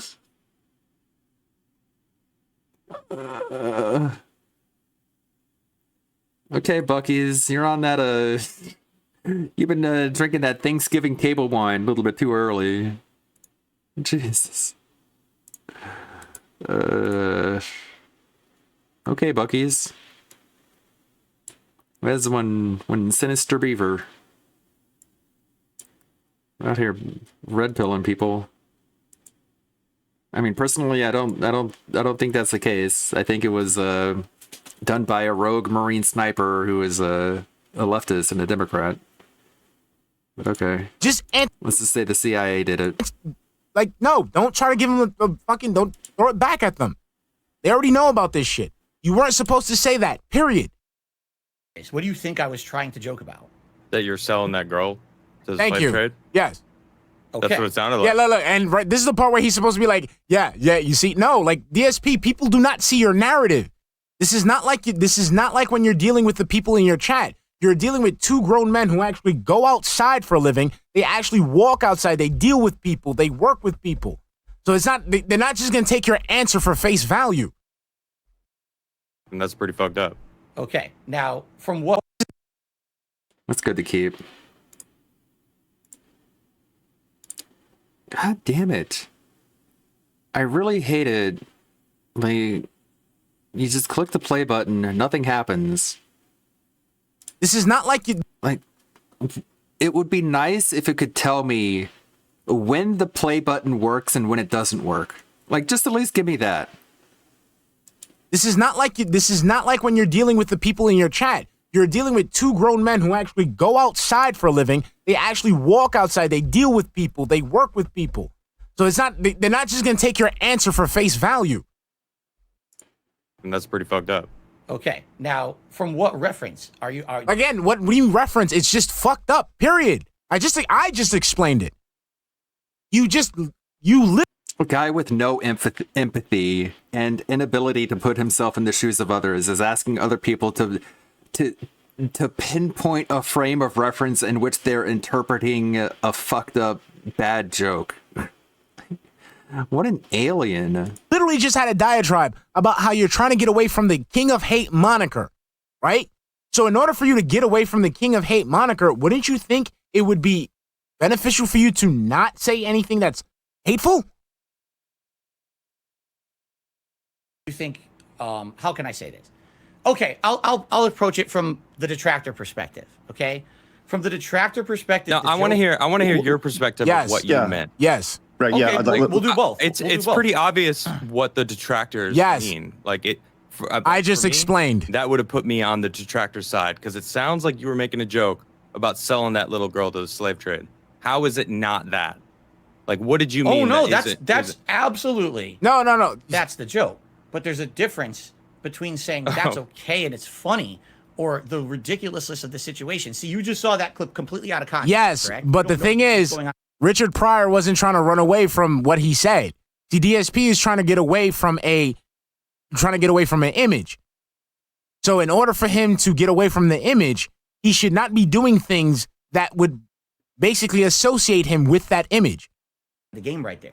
Okay, explain the context then. That sheriff is a corrupt sheriff.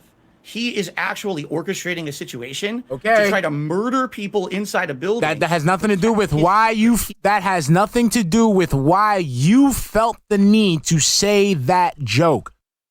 Like a dark guy who controls the whole town. A dark and no guy. one knows this. What a way to put it. Everyone thinks the sheriff's a squeaky clean guy. So this is being revealed throughout the plot of the game. He's a scumbag, right? So the joke is this guy's such a scumbag. He's saying to the dad, I'm going to save your daughter. Give me your daughter. Let's take him in and rescue her. But in reality, he's such a scumbag, he'd probably do something like that. He'd probably, Okay, just like with the black lady walking video, again, people are not automatically supposed to understand the context of what's going on in that fucking dented head of yours. Okay? So maybe you should have layered the joke a little better instead of just sitting there like you usually do and act weird when you see an African American on screen and then all of a sudden decide to blurt out something stupid. Because, ladies and gentlemen, he does this all the time. Within that same game that I played where he says, look out, there's a black woman. There's another instance where there are two black people talking and he is sitting there giggling, like literally giggling, twitching, rocking back and forth because he cannot, like for some reason, he cannot act normal around African-American people. Traffic people. That's the joke. Now, is it a joke that's acceptable by today's standards? It's not acceptable by your standards, okay? Let me repeat it one more time. You, sir, you want to rebrand. You don't want to have the stigma of being the king of hate anymore. So for that, you should not be engaging in activities or engaging in jokes that might reassociate you with that stigma, reassociate you with that image, reassociate you with that moniker. 8% of people, probably not. I agree with you. Do you think that's a joke? Like, do you think that's a joke acceptable by any standards? Like, I don't. Even a decade ago, 2 decades ago, 3 decades ago. And it's like, I just want to hear your thoughts on that, because I think there's edgy content, then there's inappropriate content. Thank you. And we've all been guilty of edgy content before, you know. So I think it's dark humor. It's definitely skirting the risque.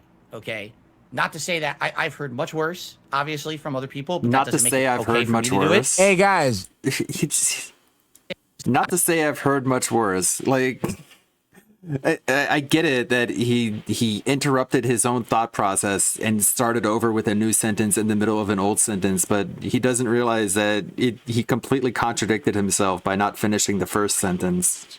Not to say that I've heard much worse. Not to say that I've heard much worse. So he hasn't heard much worse. So this is the worst that it ever gets. Again, the complete. He needs to communicate with people more. Obviously, from other people, but that doesn't make it okay for me to do it. Hey guys, you guys have been in the chat with me. I've played much worse. From Phil. I know that. And you know, there's well, especially with what's following you around. You know, you're. Yeah, I should probably clip this part. With that moniker. Clip that part, because that was a good reaction. Where did it start? Reassociate you with that stigma. Okay, I think it starts here. Okay, that's a joke acceptable by any standards. Like, it's like, I just want to hear your thoughts on that, because I think there's edgy content, then there's inappropriate content. The risque, okay? Not to say that I've heard much worse, obviously. It's from other racially people, but that doesn't make it motivated. okay for me to do it. Hey guys, you guys have been in the chat with me. I've played much worse. From Phil. And you know, there's well, especially with what's following you around. You know, your reputation, right? Do you think that if the light truly went off in your head to say, like, I got to change, don't you think it would be like, well, maybe I should bite my tongue on this one? I may be thinking it, but how about I bite my tongue on this? Yes, I 100% agree with you. And it's a working process. It's something that has to happen naturally over time. Okay, how long does it take? It's been 14 fucking years. 14, 15 years. You were the king of the hate back then. So how much more work do you need? That's another thing you. It's a good one. Clip that part. I have 100% changed. Actually, on second thought, it's a work in progress. Actually, how long? Happen naturally over time. Okay, how long does it take? It's been. Hold on. Yes, I 100. I thought I. God damn it. And you know, there's well, especially with. Okay, I guess we delete this part. What's going on? What is that? Premiere acting fucking weird. What? Google Drive crash or something? Got folders opening out of nowhere.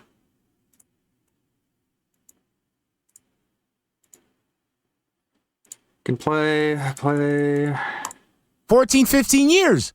You were the king of the hate back then. So how much more work do you need?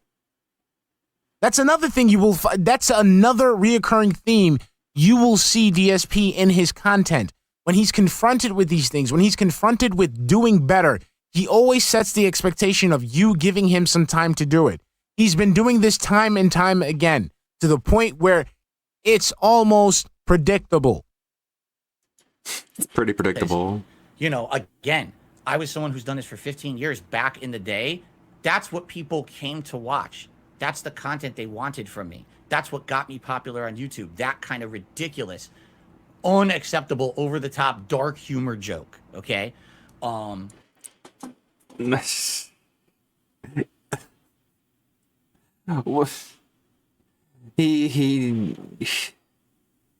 it's so weaselly the way he avoids admitting the fact that it was racially motivated.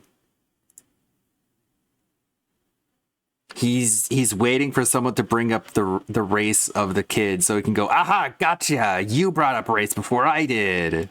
It's like everyone knows why you made that joke. Today, it's not acceptable. I know that. But the thing is, those jokes still click in my head. I absolutely should have not done that joke. I will tell you that right now, 1,000,000%. You know, but it's a working process. And here's where you have to have. I absolutely should have not done that joke. There's a rant that he goes on the day after that clip. I'm sure if I do a little bit of digging, I can find in the pre-stream him defending this and saying that if you were offended by it, then you're just not familiar with the kind of person that DSP is. Is, not was, is. Actually, I'm sure if I'm sure it'll tell you when DSP had that joke. DSP slave trade, and then if you go to his pre-stream, if he hasn't deleted it, which he does often, let's see. I can find that clip. We'll tell you the day that he said it. One of these clips is going to have the day. And then if you go to the pre-stream from the day after, he actually defends it. And I don't think anyone has brought that up before.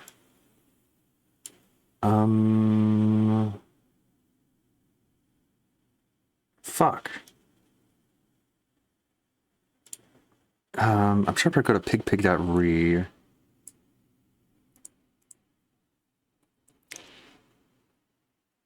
Let's see. So the video title would be as dusk falls. That's the name of it. Dusk Falls profit. We're selling it off for profit. We're selling it right off for profit. That was 0719. So 2022 0720 will be the pre-stream that he actually defended it. I might have to download that. Let's see.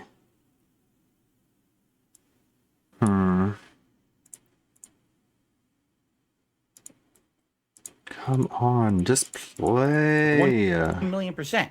You know, but it's a working process. And here's where you have to have some kind of an air of fairness, or at least you have to see the big picture. All right? I've been doing this for 15 years. You repeated that about, like, what, 4 or 5 times already in the same train of thought. The same train of thought. I've been full-time for a job since 2011. I do it 6 days a week full-time. 6 days a week. That's in January. Full-time streaming. I have over 100,000 videos on the internet. Okay? People will always find something that moment of weakness, that stupid thing that July. I said. Stupid Phil, why the hell did I make that joke? July But once 20th. it's out there, it's out there. And all you can do is apologize for it, say you're going to do better, and try not to do it, But how many times does it take before you actually do better? and move on. Now, there's a reason why I'm on this show today.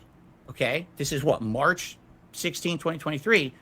And you had to show a clip, one random clip from last summer. You didn't show something I did in the last week, the last month. You showed something from the one moment of weakness. Whenever I do something stupid on the internet, it gets hyper analyzed, looked in with a microscope. And Damn straight. blown away. This is Nope, damn fucking straight, because that's what I do. Oh, boy. Oh, boy. You haven't seen shit yet, Phil. Oh, you haven't seen shit yet. Dark Side Phil is. DJ, what's up, baby? Watch the last What's up, 5 years baby? of content I've put out. Big up to TJ Gay Box, okay, baby. yes, I'm a human. I make errors, absolutely, and I'm Please, stupid. my And I do things, dumb stop, stuff baby. when I get over emotional. This is not the norm on my streams. People see that clip out of context, like you guys just did.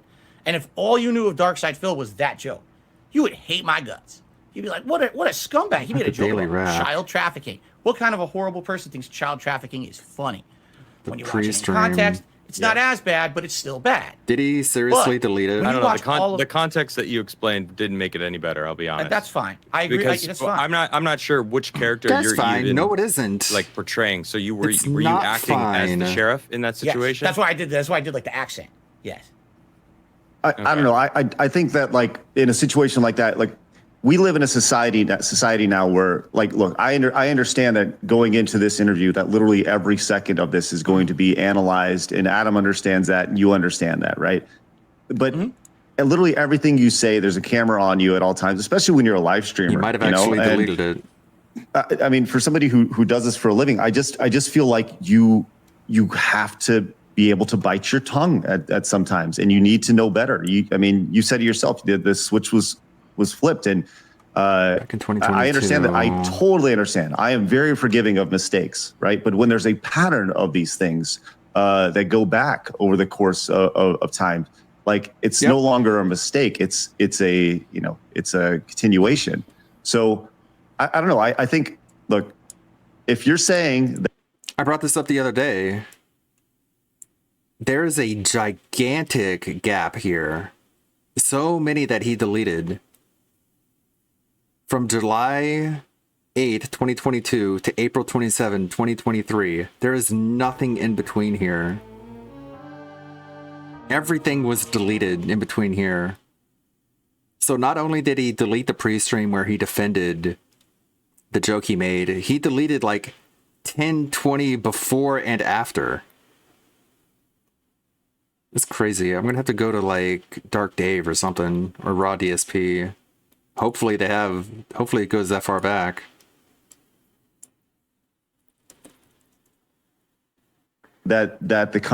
I'm also a big believer in taking people at their word, right? Up until their actions show different. So you're saying that over the course of since that joke, you've been pretty squeaky clean, and you haven't made inappropriate jokes like that are that edgy, I guess. I don't. Here's the thing. I don't want to say again. Why can't he just right off media. the bat? Why can't you just say yes or no? Because I'm here 6 days a week full time. What the fuck does that mean? That doesn't mean anything. You're in one spot all day, 6 days a week. What does that mean? So that means you should be able to know for sure what you. I do that. Shit, I'm already. Every time you open your mouth, I can remember something that you've said, or a semblance of something that you've said, and bring it up. I just did it just now. You can't even remember what you say? That's dangerous, my guy. You know, that's a lot of my life. And I guarantee you, if I say, man, yeah, that was it, Craig, that's all I remember, immediately there'll be other examples tossed out right now, they'll find it. Right? That's not supposed to happen, though. You're supposed to know right off the bat. The fact that you say it and you don't remember it, that is dangerous. So how are we supposed to take you at your word if you're literally telling us that you're here in one spot, recording yourself 6 days a week, and you can't even remember what you say? We're gonna have to go to Snorper now. I understand. And that's the problem is when you are 100% on the internet at all times, with the amount of content I put out on the internet, they will always find another example or whatever. And that's the problem. There shouldn't be that many examples. Like, that's what he's not getting, ladies and gentlemen. He's not he's thinking, he has this mentality that he's just supposed to continue fucking up, and people are just supposed to accept it because, humans fuck up, and just let him go. But he doesn't understand when he fucks up. There's some cases when he fucks up, it's just more than just a joke. As you will see later on in the interview. Actively trying to change. What I will say is this. You would be challenged in the last maybe 2-3 years to really find a running pattern of me doing really bad jokes like that. Okay.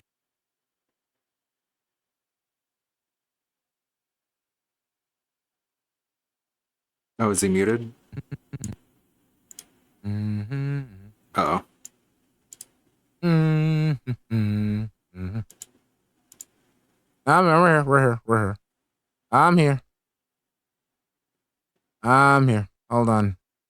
So let's look at that. Let's look at that clip again. Can we look at that clip again? Army General saying, because that clip was amazing. So let's look at his challenge.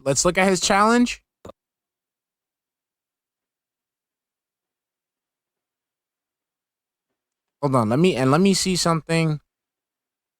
Let me see. Let me see something here.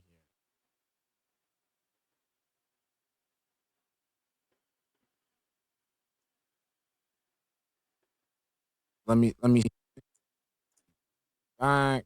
Let me put that thing one more time. So I'm gonna play this one more time. Let's play that one more time. Hate army.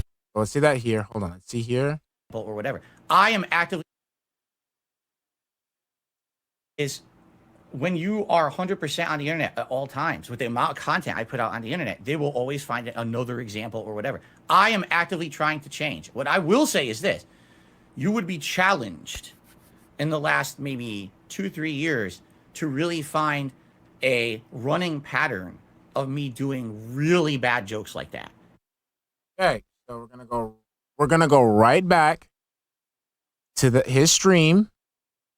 Shit, the Hate Army. If your name is Hate Army, there is no Hate Army, does not exist. Good vibes to the Hate Army. No. So here's the thing: if you were the guilty pair, would you cover for each other? So Nakagawa just covered for Nishiyama. We have one person saying Nishiyama was definitely guilty, and another person saying it was either Nakagawa or Minamino who's guilty. So if all the stories are true except No, not this again. Not this part again.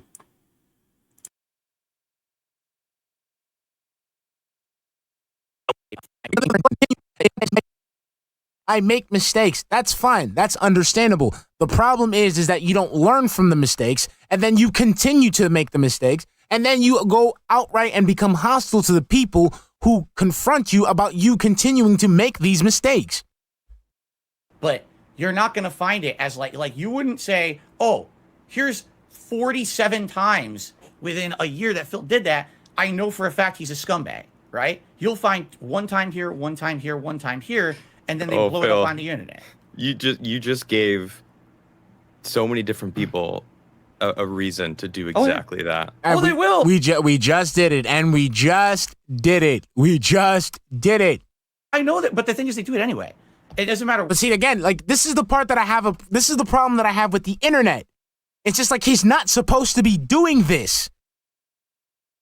You know what I'm saying? He's not. We've seen people get removed, get canceled for less.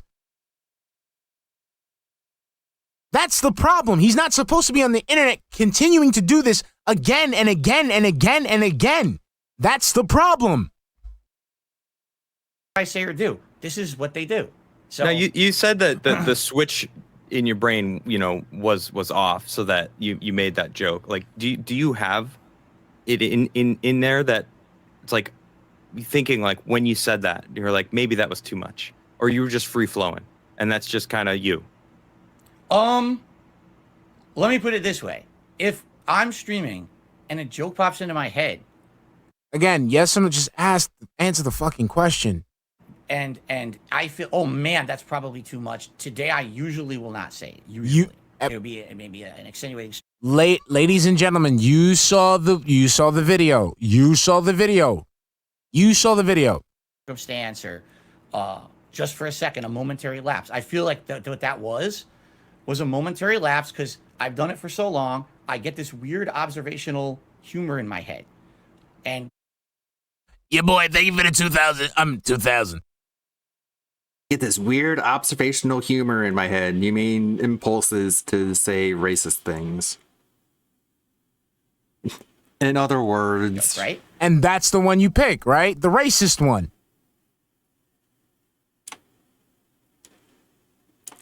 That's a good one to clip.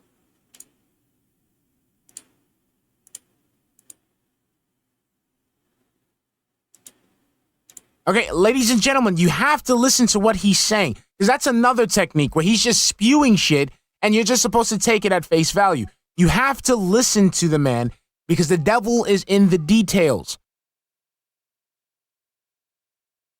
So the man is saying, oh, I have 1,000,000 jokes coming at me, and those are the ones that make it. Those are the ones that get through the filter. Again, you hear it from the man's mouth. Do you think that's observational humor though? Like I don't like I don't know. Like I'm not one to like. So again, I hate to, I just reiterate. So he just said that he has a bunch of jokes coming out. He might have a lapse, but the jokes that you see me play. That's another good one. That's the one that gets through the filter. Where is that? God, every time I pull up another web browser. Again, you hear it from the man's mouth. Do you think that's observational humor, though? Like, that's... Those are the ones that get through the filter. And those are the ones that make it. Those are the ones that get through the filter. Again, you hear it from the man's mouth. Do you think that's observational humor, though? Like, that's... I don't... like, it's... I don't know. Like, I'm not one to, like... So, again, I hate to, just reiterate.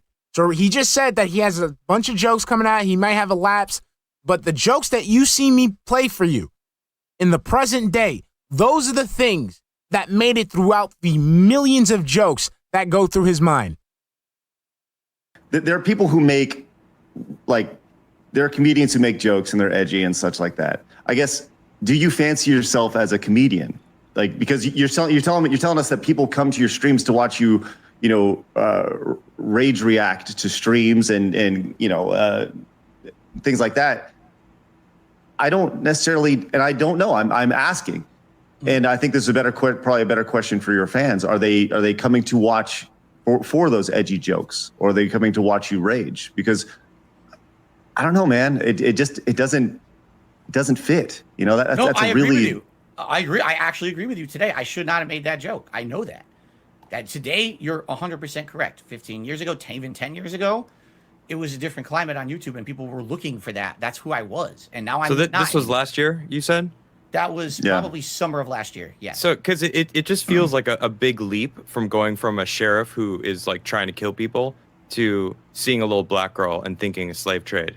You know what I mean?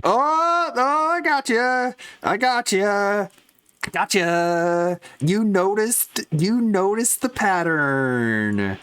Yeah, I was purposely I got you. You fell right into my trap.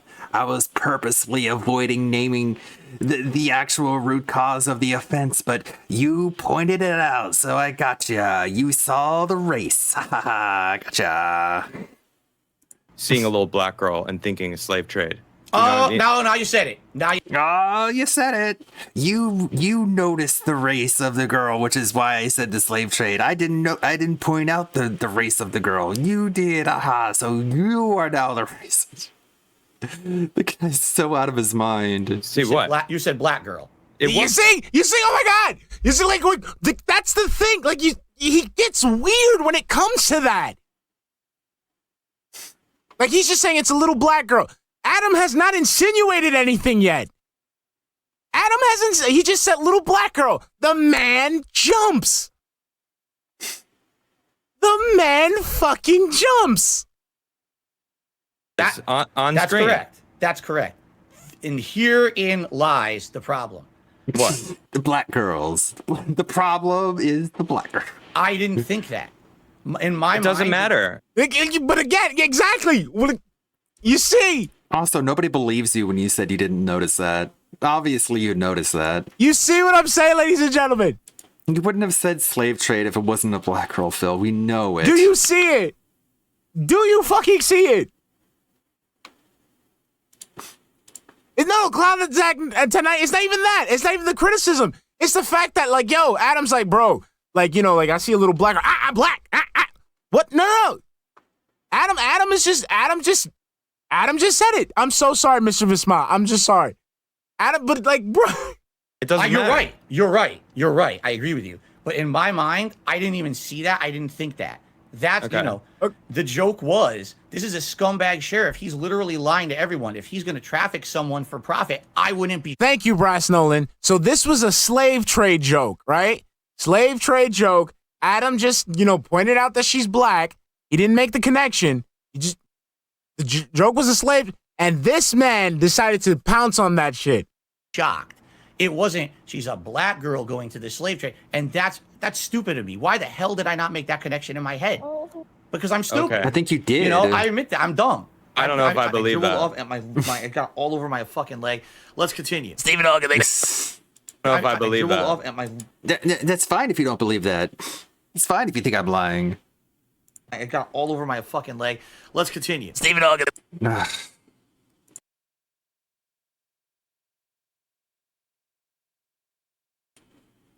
It's a lot of background noise. I'm sorry. And fucking jumps.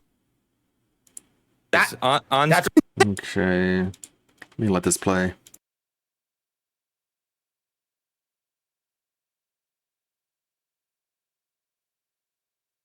Going to traffic someone for profit, I wouldn't be. Thank you, Brass Nolan. So this was a slave trade joke, right? Slave trade joke. Adam just, pointed out that she's black. He didn't make the connection. The joke was a slave, and this man decided to pounce on that shit. Shocked. It wasn't, she's a black girl going to the slave trade. And that's stupid of me. Why the hell did I not make that connection in my head? Because I'm stupid. Okay. I admit that. I'm dumb. I don't know if I believe that. Off and it got all over my fucking leg. Let's continue. Stephen Hawking, thank you for the $2 super chat, honey. Calling it, he will blame his parents for racism. Exactly, honey. Exactly. Thank you, honey. You don't have to. That's fine. Okay. You don't have to believe me. I can't make you believe me. I didn't think of it at one moment. Did I ever think, oh, she's a black girl? Make a slavery joke. Absolutely not. It was about Nobody asked that, you racist. Ricky Spanglish, thank you for the $5 super chat. And Adam treated this interview like a wrestling squash match. Exactly. And Phil was the jobber, honey. The jobber. Essentially, and that this guy would have probably done that because he's such a piece of garbage. Look at him. Look at him. Look at him. Look at it. Take a sip. Let's talk about. Take a sip. The thermos, not the gin. I feel like we can go on for an hour about this. Oh, and you have no idea, Craig, how long you would be able to go on for, bro. 12-hour show coming up, folks. Almost. Let's talk about this.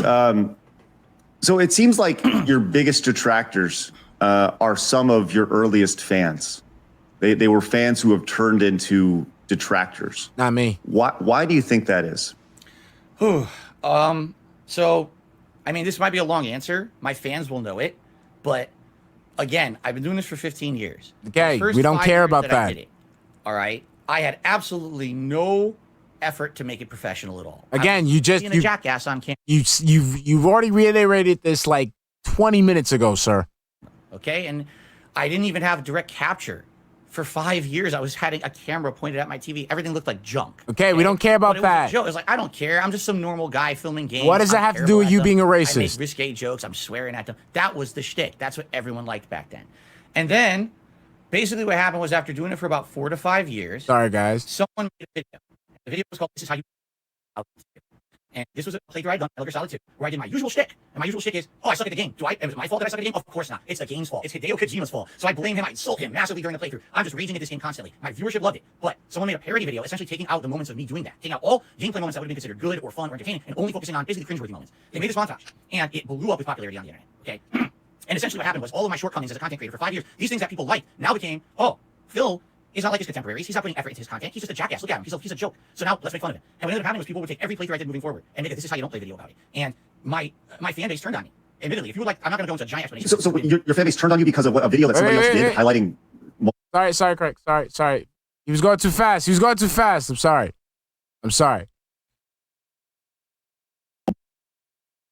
Wait, let me go back a little. Oh, I went too fast. There we go. Yeah, boy, thank you for $2 super chat, hon. Drink after every. I've been doing this for. I'll take a hit of the vinaigrette. But thank you, Eddie. Thank you. Let's go to Craig. Sorry. Like, I'm not going to go into a giant explanation. So your fan base turned on you because of a video that somebody else did highlighting. It's a throwback Thursday. I'm sorry, but tomorrow we'll have a new. We'll have a new cat. Did you get bitter when that happened? Because when I hear, oh my God, yes. You're still bitter, my guy. You're as bitter as fuck, salty as the seas, me says. This landlubber be salty as the salt and vinegar chips you find in the corner store, eh? So do you think that bitterness changed the way that you were a content creator? Did you like add that into your shtick, as you say? I don't think so. I think what happened was I reacted so bitterly to it. In hindsight, today I look at it and I'm like, that was an opportunity. I could have taken that and run with it. I could have done my own, or I could have highlighted those and laughed at them. But instead, again, it was a different climate. Today, oh my God, he's saying it's a different time again and again. The pancakes are ready. Stranger, thank you for the $5 super chat, honey. It was good seeing normal people put him on the spot, but his dents will always support him no matter how heinous his actions are, because they're just like me, his mama. We spoil him, honey. You have to spoil the piggy to keep him happy, because if he's not happy, he gets mad, and the next thing you know, he starts ranting about you in the pre-stream, so you gotta keep him happy, honey. Thank you, honey. Everyone who makes content has all these methods of making a living, correct? We have Patreon, we have crowdfunding on our stream. That didn't exist back then. Back then, Tacoma of 253 Photography, thank you for subscribing. Welcome to the stream, baby. With monetization on them. That was my So only this was after 2011 when you lost your job. Oh, correct. Yes, I lost my job in late 2010. I was doing YouTube for a living. Again. 2 years when the This Is How You Don't Play movement started. Again. And basically, the way I saw it, and this is, now I know this is stupid, I thought people are stealing my content, man. If someone takes my content without my permission, edits it together, and only shows the worst of me, that's going to highlight myself and my business in a very negative light. That's going to make me look like crap. And instead of people laughing with me, now they're going to laugh at me. Thousands of niggas is waiting for your. God damn it.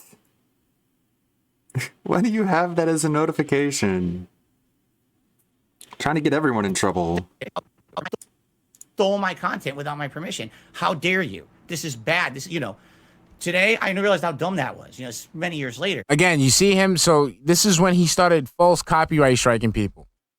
And let's be honest, the bubble was going to burst on ad revenue on YouTube one day. Anyway, That has nothing to do with this. Forever, but I was an idiot. I thought I actually went 1,000,000% bitter against it.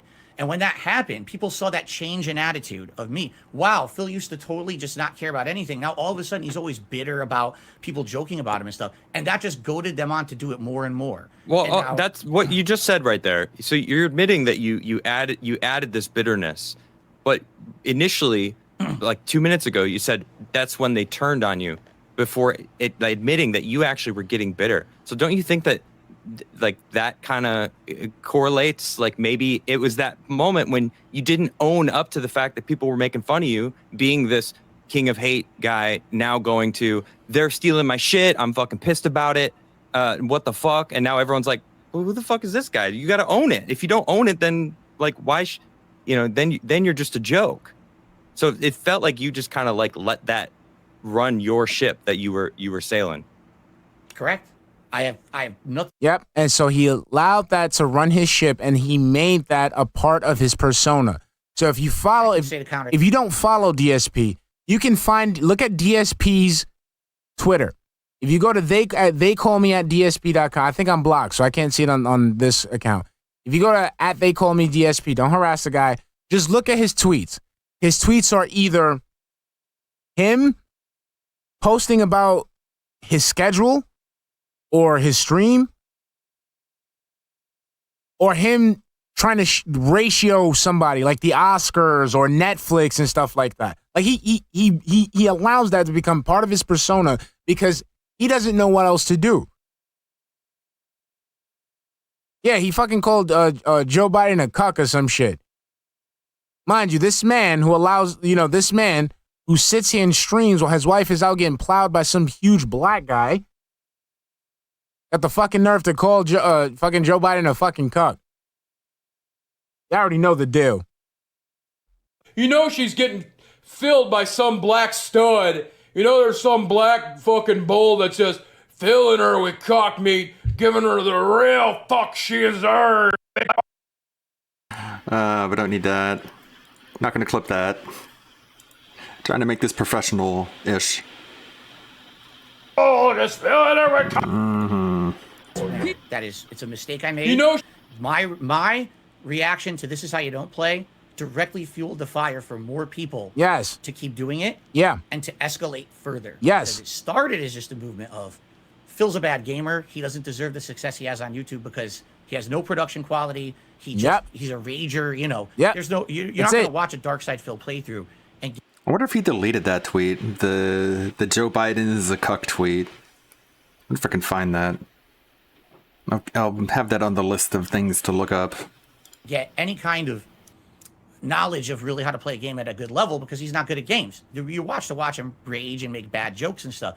But it became, instead of watching his raw content to reward him with ad revenue, watch the This Is How You Don't Play video so he doesn't get paid for it and just make fun of him instead.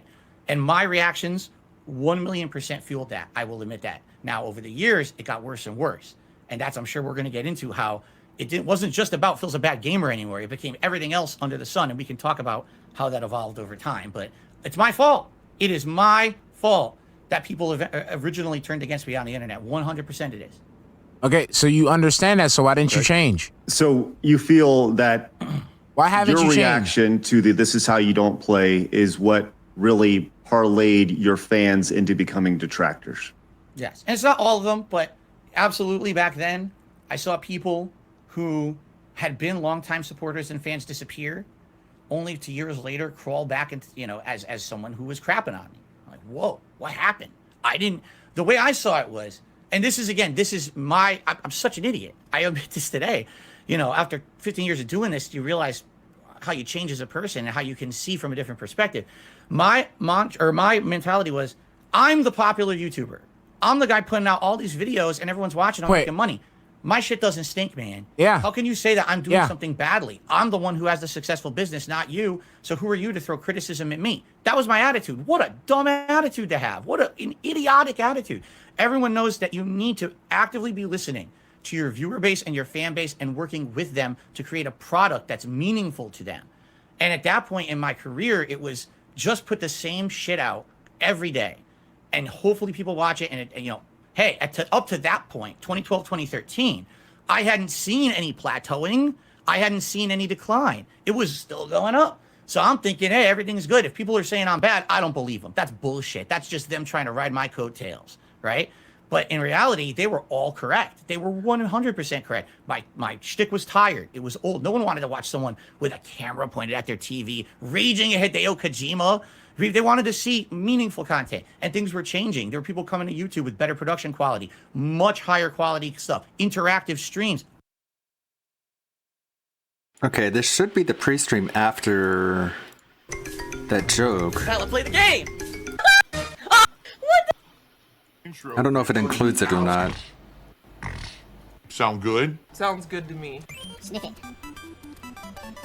Here. Here, you cut the whole stage over. This might be from the night stream. Let's skip over the gameplay. Oh my god, the sprites, the lag! The lag!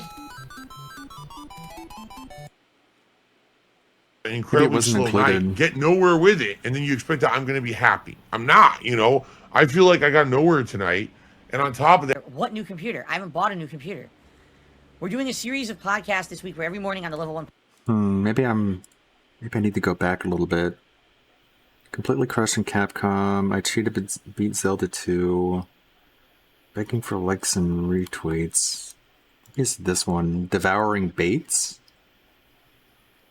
Let's play the game! No, this one is before he even said the joke.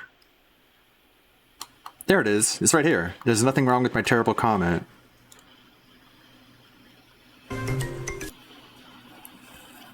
Like, man, I'd like to make a racial... What if situational humor in games like this? I used to do it back in the day with The Walking Dead, which was the original Telltale game that put this kind of games on the map, okay? No one had issue with it, but today in the modern era, now let's do everything we possibly can to make Phil look like a villain on the internet, all right? I'm tired of it.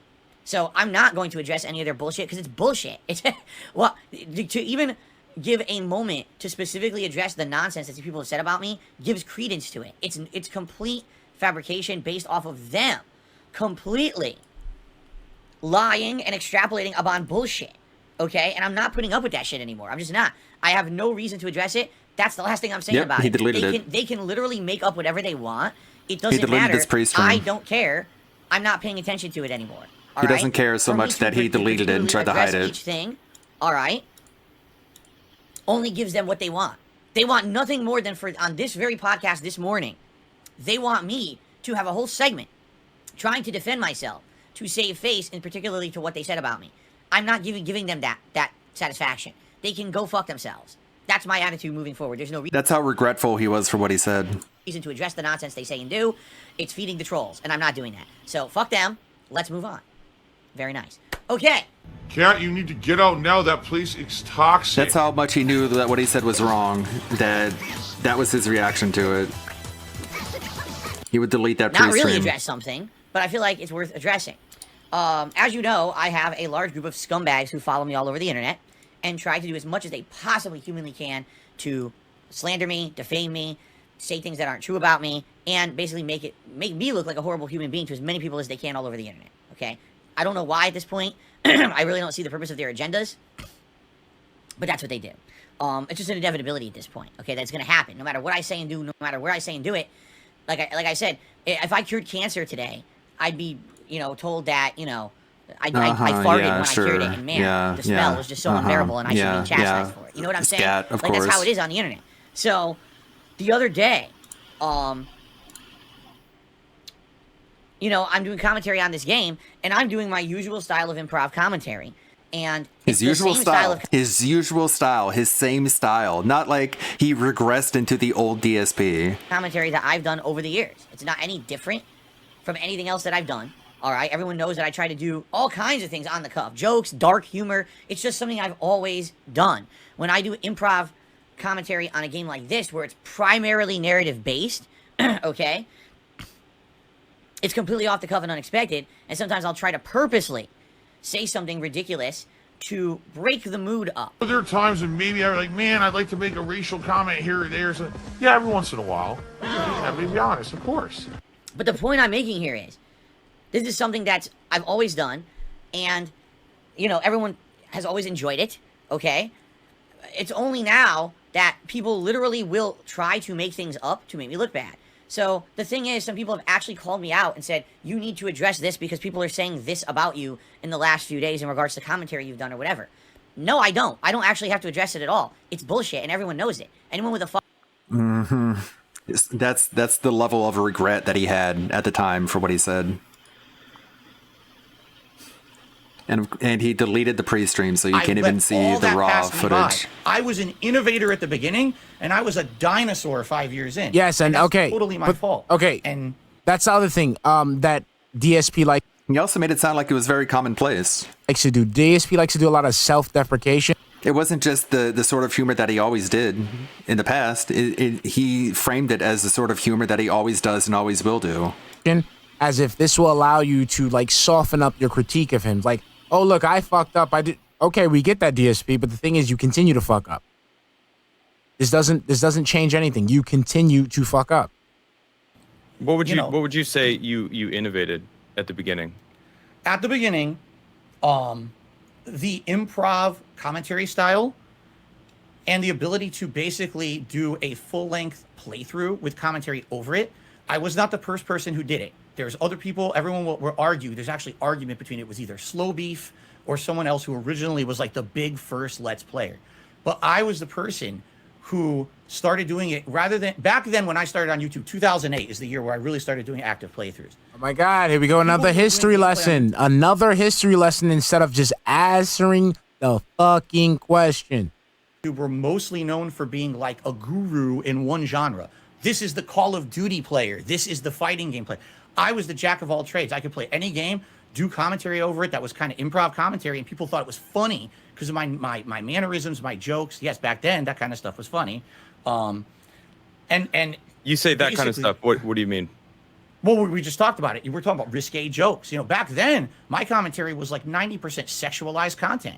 It was making fun of every woman, making dick jokes, sex jokes, bad stuff. That today, you don't say that stuff. That's stupid. That's dumb. That's lowbrow. Okay, ladies and gentlemen, just a few minutes ago, we just saw a video where Phil calling a woman jailbait, where Phil alluded to the girl being 12 years old, this concubine being 12 years old, that's about to be, used, if you will, by an actual grown-ass man. Oh yeah, he still does the dick joke. I mean, he loves doing them dick jokes. Right? What's up, Botch? We just got a gold mine over here. We have a double standard. Because he doesn't care about women, but when it comes to dick, he loves dick. I'll just say that one right now. Yeah, I did DSP see love that. him some dick. Okay, if you don't believe me, look, I made it short. Made a little short. They posted that one in the Discord where you can use generative Phil for Phil, and you zoom out from him sitting in his chair, and you can have him like doing whatever from the waist down. About how DSP love him some dick. Because he do. DSP love him some dick. I'm sorry. I said it. I said it. That was a good pause. That is my fucking claim. The man love him some penis. You don't believe me? Let's see. Let's go to short. Oh, here we go. My last short that I made. Look at that. All right, here we go. You might need some, What is it, the fridge? The headlock here. See that chap over there? Get your hand off my penis! Get your hand off my penis! That was great! Yeah, look at the difference in the way he reacts to females being sexual and males being sexual. Males being sexual, he laughs his ass off. Female being sexual, he gets uncomfortable and wants to hide people from it. Look at him happy! Happy! Happy! That was a pretty good one where they were touching the guy's penis. I'm just saying, ladies and gentlemen. I'm just saying. There's a double standard here. There's a double standard here. But back then, that was a big part of my content. I watch now. I couldn't even stomach watching stuff that I did 2008 to. But you and your wife can stomach some dick. But back then, that was a big part of my content. I watch now. I couldn't even stomach watching stuff that I did 2008 to. But no, when he does reactions of his old content, he laughs at it just as hard as he did back then. But you and your wife can stomach some dick. Hey! 2011. I'd be like, it just turns my stomach to listen to like who I was. No, you sit there grinning. Look, we all.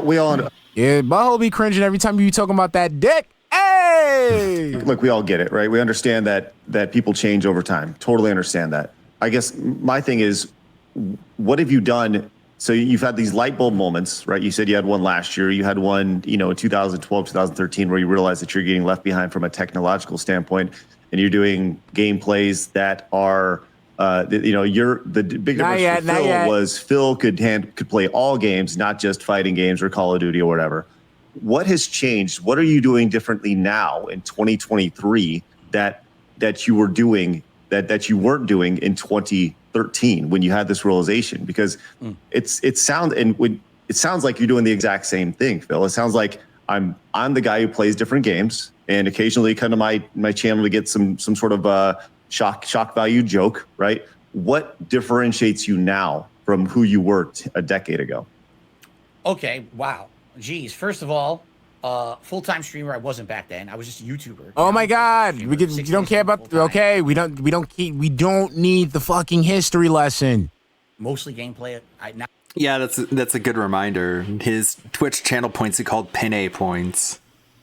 But of course, that's just because he didn't have any ideas of his own, and his chat is full of trolls. So of course they troll him with names like that, and he just takes it, because what else is he gonna do? Come up with it on his own? Of course not. I do React content as well. We'll talk about that in a second. But he enjoyed it on some level. Those jokes I don't really make anymore at all. Now, when I turn on a stream, ladies and gentlemen, you have been here with me. You have been here with me, and you saw with your own eyes that this is untrue. About having a relaxed social conversation with my live audience. I have people who come by and who are regulars now, who I recognize in the chat, and I can talk with them, and as if they're a friend. Okay, back then I didn't know anyone. Maybe I knew people who helped me with moderation and stuff, but I didn't know my viewers back then. I didn't have any personal relationships with any. You of them. still Now, don't. It's like a friendly community. It's a totally different vibe watching 2023 Dark Side Phil than 2013 Dark Side Phil. That's for sure. And having that now when I play a game, it's a community effort. I'm playing Oblivion right now. I don't know anything about Oblivion. Okay, so again, you gotta watch out for the double speak, okay? Ladies and gentlemen, when he's saying it's a community effort, that means he will not play the game unless the chat tells him what to do, okay? So any stream that you see where it's a chill stream, laid back, he sits there and looks at the chat and waits for them to tell him what to do. It's the first time playing it, but people help me with the game. People help him by literally telling him what to do. Because of that social aspect, the game is a relaxing chill session. There was no way I could have done a chill session in 2013. That wasn't what I was. I was a Nobody asked that. You know, risque commentary kind of guy. Today, that's all gone mostly. Now, yes, there are moments of rage. I'm playing Wolong. There's definitely moments of rage that come back. But for the most part, you know, watch a stream today versus all the things that people say that I am, and you'd be like, I don't get it. I get this all the time. Someone will come by a stream of mine, and at the end of the stream, they'll say, Phil, just so you know, this is the first stream of yours I ever watched. I've heard all these things about you. And I don't get it. I just watch a 3-hour gameplay stream. None of the stuff that people say about you just happened in the stream. In fact, it was very relaxing. So what just Ladies and gentlemen, that is a lie. Again, I challenge anybody to watch a full DSP stream and tell me that's the reaction you get. I challenge you. I fucking challenge you. I'm like, they highlight the moments that are the Darksy, what's up, baby? I owe you that, baby. I'm so sorry. I owe you that. 2013 Darkside, Phil. But you see what we're dealing with here. Saying that's the content. You see what we're dealing with here. I'm so sorry. It's definitely not. You know, I have a whole new channel where now I'm doing React style content, which again, I used to be an idiot. I hate React content. Reacting, that's lowbrow, that's minimum effort. And people are like, Phil, people are interested in your thoughts. They just want to hear you react to random stuff from. Again, you just saw the video where last year he literally, basically made the guy look stupid for suggesting that. They want to hear you talk about the new stuff. Why would you think that's bad? And then I went, you know what? Let me give it a shot. I started doing React content. People love it. So that's on me for years being an idiot and saying dumb shit on the internet. And now I try it and it works. And it's more relaxing and it's fun. It's interactive with my audience. That's the difference, is that I've now become a more laid back guy. I want to put out meaningful content for my people every day. There's a difference between I did one rage inducing thing, everyone laughed at it and talked about it, versus, wow, I just put out a 4-hour stream and people told me that they were able to separate from their daily lives and relax with me and have a good time. That's more meaningful to me than getting one rise out of a stupid joke.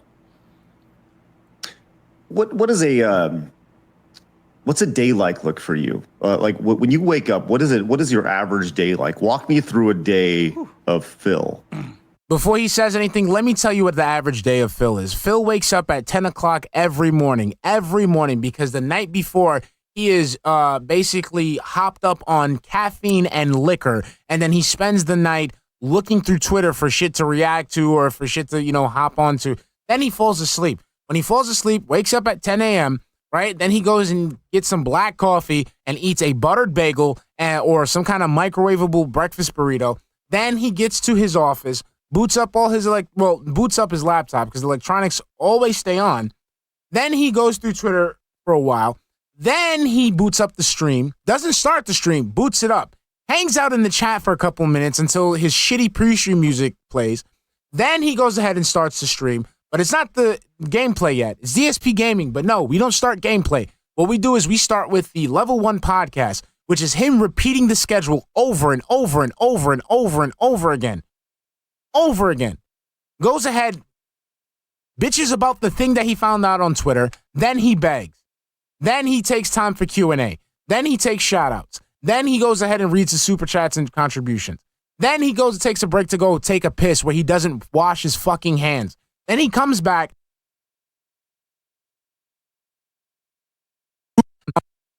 down, then starts the gameplay. And if it's a new game, oh boy, you got to sit through an hour of him going through the entire fucking menu. And if you don't believe me, go through any gameplay video of his, start at number 1, and when you see him start the game, he will not actually start playing until 45 minutes to an hour in, because he's going through all the options, all the accessibility options, all the customizing options, everything.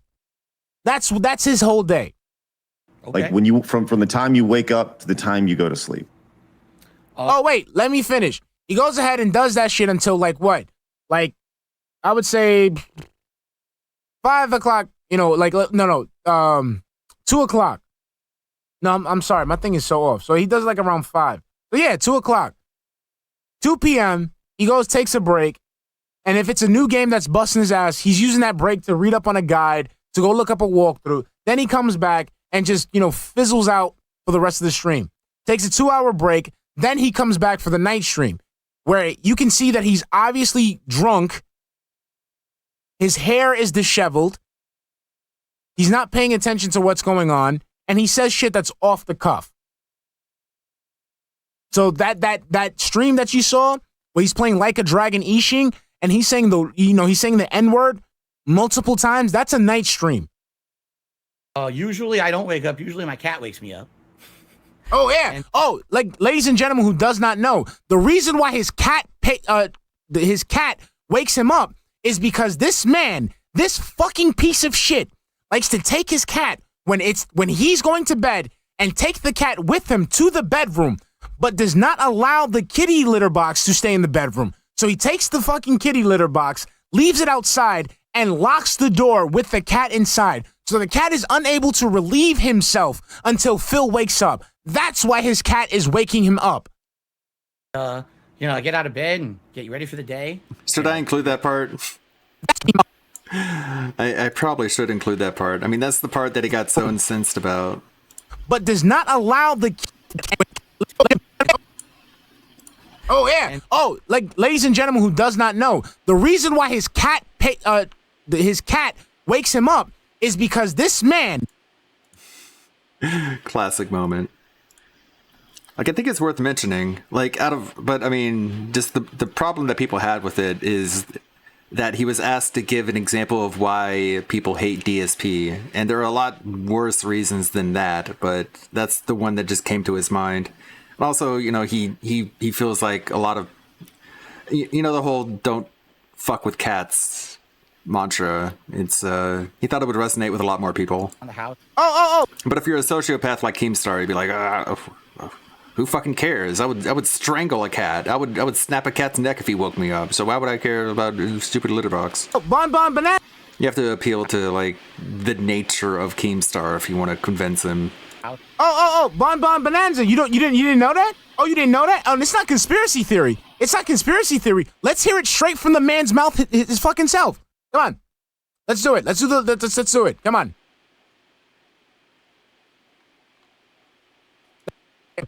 Will we get a clip of that? I wonder. Let's see. Come out of the litter box and kick all over the house. But I think that's a common... Let's see here. Is this it? The biggest mess he makes is... A lot of cats, when they're left to their own devices and they get bored... No, this is not it. I want to see... Skip ahead a little bit. Here we go. Litter box upstairs and a litter box downstairs. He always goes in there, never a problem. Not gonna happen. If he has to use the bathroom, he'll leave the... No, we're talking about when you take him to sleep. Mad are you? Because you're the tractor and there's a bunch of them in the street. Yeah. No, don't worry. We're gonna find it, baby. Never has gone outside of a litter box at all. Let me do a couple shout outs before I answer your questions. Thank you. He was freaking playing with Jasper. Skip ahead. Jasper Cam. It's the Jasper Cam. Right. No, I want to see that fucking clip where he... Go right ahead. Like I said, tonight, I'll probably post some Jasper pictures up on Instagram. Fuck Instagram. Tell me, Phil. He doesn't, like I told you guys, he doesn't like the gooey stuff or pate. Oh, yeah, that's the other thing. Or gameplay for tonight. That's the other thing. Phil likes to cheap out and only give his cat dry cat food. That's why his cat has urinary tract infections and throws up and shit. Before later this week, Thursday. All right, I gotta look up this. Has he been clip. neutered? Absolutely. Hold on, I gotta look up this clip. Sorry, I'm gonna go ahead and let this play. Has he been neutered? Yes, actually, spayed and neutered. DSP, spayed refers to the females, neutered refers to the males. So you don't even know what spayed and neutered means. What a great cat owner. Who's grown up with cats. His parents has cats, and he doesn't know what the difference between being spayed and neutered. Work some days she's not. Coming to the office here. So I time-wise, I probably get up between... Valedictorian, you guys. 10 o'clock. Every day. You lying. I get into the office usually between 10:30 a.m. I'm setting up for my stream for the day. I'm reading news off of Twitter to try to have news stories for everyone to talk about on my podcast, which I do. He's every reading day. headlines. My stream usually goes on by 10:45 a.m. He's my reading time. tweets. He is not ready by that time. Stream, gets people on the stream for about 15-20 minutes, play some music or whatever. And then I do what I call the Level 1 podcast. This is about an hour to an hour and a half long show where it's just discussion. And it could be a wide variety of topics, whether it's my gaming schedule. It would have been nice when Keemstar called in to be like, hey, Phil, why do you call it the Level 1 podcast? Can you remind everyone why you call it the Level 1 podcast? Let me know. Let me know who gave you that inspiration for that name, Phil. Go ahead, tell me. For the next week, whether it's special events coming up, getting feedback from my viewers on how you like the things I'm currently doing, news stories, all kinds of stuff. This is something I just started about a year to a year and a half ago that I didn't used to do, and I realized this is meaningful that I should be doing in my content. So I do the podcast. Usually the podcast ends around 12:30. This is meaningful, what I do. Maybe take another few minutes break, then we start with gameplay. So we'll do about a 3 to 4 hour gameplay stream. Games, are, as we talked, are wide variety, and I have a set schedule I do every day. I'll post it up everywhere on my socials so people know what I'm doing. He doesn't post it up every That gameplay will usually run about 3-4 hours. Then when that's done, I have to upload all that content. So, another half an hour roughly setting up uploads or whatever. And then usually I spend some a half hour to upload a video. About an hour with my wife having dinner, running errands around the house. Again, depends on the day. Anything I could squeeze between streams. I'm right back on stream again. Okay, cool. Around 6:30. They've accepted the message that I sent in, so we're going to hear it today. I'm in the office again. And I'm streaming again for another 2 to 3 hour, gameplay stream. The late night streams are more chill streams. What I say is the daytime streams are more. Let's say there's a major new game coming out. In a few weeks we got Resident Evil. Actually, next week Resident Evil 4 remake. That'll be my daytime streams. That's the one everyone wants to see. More people can watch usually on an earlier time zone or time frame. So I play that on the first stream. But late night streams are chill. You just want to relax with me. You don't care about rage. You don't care about a new game. You just want to relax with Phil. Come to my late night stream. Relax with That's Phil. like 6:45 p.m. every day. The day stream is Darkside Phil. The night stream is Philip Burnell. That's when I turn off the character and I turn back into a human. During the day streams, I'm the loud, ragey bitch. And that runs about 2-3 hours, and it's just chill gameplay. It's not about the gameplay. It's about me talking with my audience. And if there's gameplay, great. We'll advance with the game, but it's more just relaxing. And then when that's done, that stream probably runs till around 9:30 p.m. Then I got to upload. And then, of course, I'm closing down for the day, setting up streams for the next. I'm probably out of my office between 10 to 11 p.m. So all in all, we were talking work day-wise. My work day starts roughly around 9:30, 10 a.m. and ends around 10 to 11 p.m. Then after that, I maybe have an hour to spend with my wife and relax at night. Watch a movie, watch a TV show or whatever. Watch a movie at 11 p.m. Chores around the house. It's time for bed. Yeah, on to the next sure. day. And that's 6 days a week. That's my life. 1 day a week I take off. Yeah, let's start watching a movie at 11 p.m. I'm sure it'll be fine.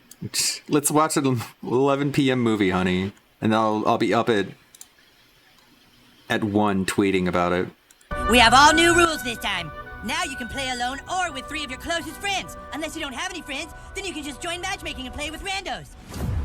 Now listen, Clyde has information that the elves are preparing to launch a massive attack on our kingdom.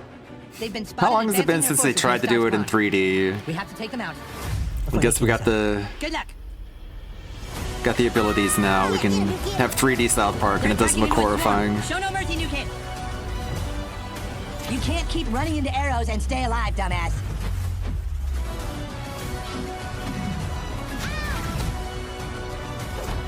Okay, very nice, guys. I know you're hiding something, pal, and we're gonna find out what it is. Weapons are nice, new kid, but this game's also about using cards. You got Fart Escape, a blast from the ass. Try it out. Yeah, there was like an You've been using N64 that game. Fart Escape a lot, so be careful with your colon. Hey, player 2, he died again. Well, you're just the best little healer, aren't you? You're making a mistake, Cartman. Are you denying that you were gearing up your entire army to attack our fucking base? Says who? Says Clyde. And do you always trust what Clyde says? Hell no, Clyde's a total dumbass. You're all acting crazy. Got weapons here. It's the apocalypse. Prepare to die. Kick that fucking elf's ass. No! Good luck trying to ruin this game. I'm sure you'll manage.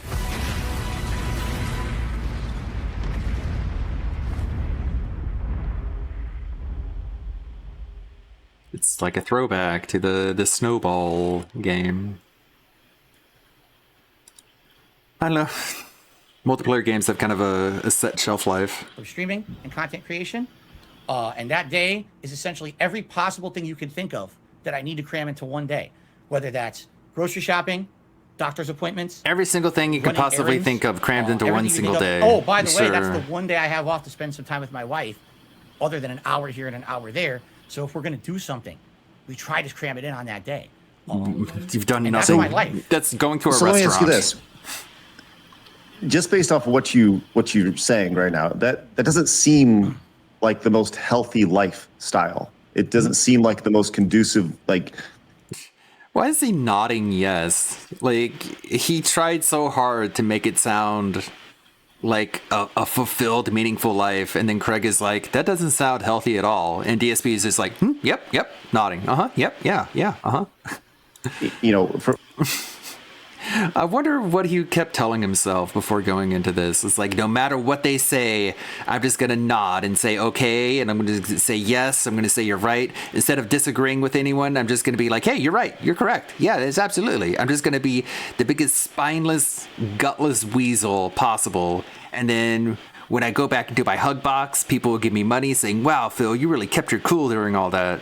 From a streaming perspective or a content perspective, yes, you're producing a lot of content, but it doesn't seem like a very healthy lifestyle.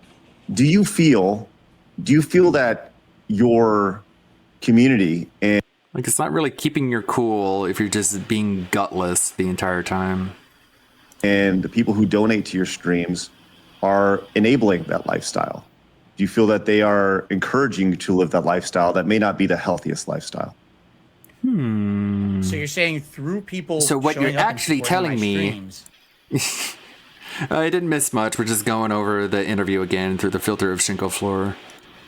they're making me work more. Is that the question? Muted. Sorry about that. Ladies and gentlemen, so I know that I don't mean to derail, but I know that I said I was going to prove to you that this man goes ahead and locks his fucking cat in the bedroom. Come on, load it up for me.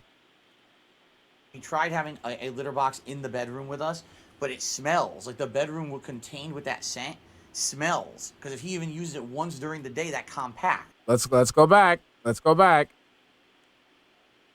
Ladies and gentlemen. Sometimes it'll be like 7 in the morning. I'm like, dude. Here we go. Here we go. Wait. I mentioned last Vestfest, Jasper woke up early in the morning. Yeah, sometimes he does. Sometimes he tends to wake up super early, and I don't know why. Because he has to use the bathroom, dumbass. Sometimes it'll be like 7 in the morning. I'm like, Cut that. I don't know why. yeah, sometimes he does. Sometimes he tends to wake up super early, and I don't know why. Because he has to use the bathroom, dumbass. Sometimes it'll be like 7 in the morning. I'm like, dude, I don't need to be up for another like 2 Come hours. on, dude. And he'll just want to get up. The other day, he had to use the bathroom. And it's annoying because we tried having a litter box in the bedroom with us, but it smells. Like the bedroom contained with that scent smells. Because if he even used it once during the day, that compacts, okay? So... How does my sister deal with it? Like, my sister has the litter box in her room because she keeps the cat in her room at night because cat acts up during the day. But DSP can't deal with what a teenage girl deals with on a daily basis. What is Ricada doing? Because for me, if I want to watch another trial, and it's coming up, it's the OnlyFans killer. If I want to watch another trial, I have to go a minimum of however many weeks. And I have to work 12 to 15 hours on a day, plus the nighttime. Boo-hoo. With a couple hours nap in between. I have to wake up the next day and do it again and again and again. And I have to cancel every appointment I have. Every midday appointment I have. And I typically all have the 2 3 midday appointments a week. Minimum. Have to put it on hold. I have to cancel all those. I have to push them back for weeks. I have to do this thing for 10 hours a day, 12 hours a day, and then I have to go online at night and still do my night show because my night show is the actual show. I've always said I will prioritize the night show to everything else. So what does he even mean by that? It compacts. What are this you is talking not a about? complaint. Like the whole point of litter in a litter box is that it absorbs the odor. What do you... It's the thing where I Anyways. have to balance that reality with a wife and 5 children. Other law streamers don't necessarily have a wife and 5 children to balance it. Well, I mean, that right there alone sounds nothing like DSP because he has neither a wife nor 5 children. Well, it's a little bit different. I mean, again, like he should just suck it up because that's what his job is to cover law things. But no, he wants to give you excuses as to why he can't do it. Do you operate a household? Do you operate a family? These other law tubers don't. That's pretty good. Nice dive kick, Cammy.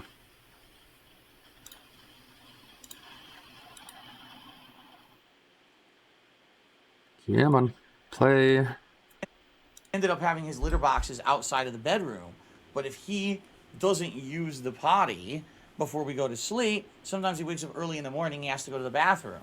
Now, if we open the door for him to use the bathroom, that's fine, but if we close the door again, he goes pawing at the door, he's making noise. It's like, oh my God. So the ideal day is a day... That is pretty fucked up. How he doesn't let the cat use the bathroom because he doesn't want the litter box in the same room that he keeps him locked up at night. When he doesn't wake up early and we can get a... Yeah, we get it. We can move ahead. There you go, ladies and gentlemen. You hear it? This is straight from the man's mouth. This is straight from his goddamn fucking channel. Okay, so he has the cat locked up in there. There you go. Bum. There you go.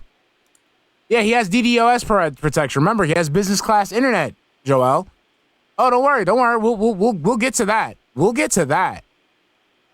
I'm loving it. I'm loving this.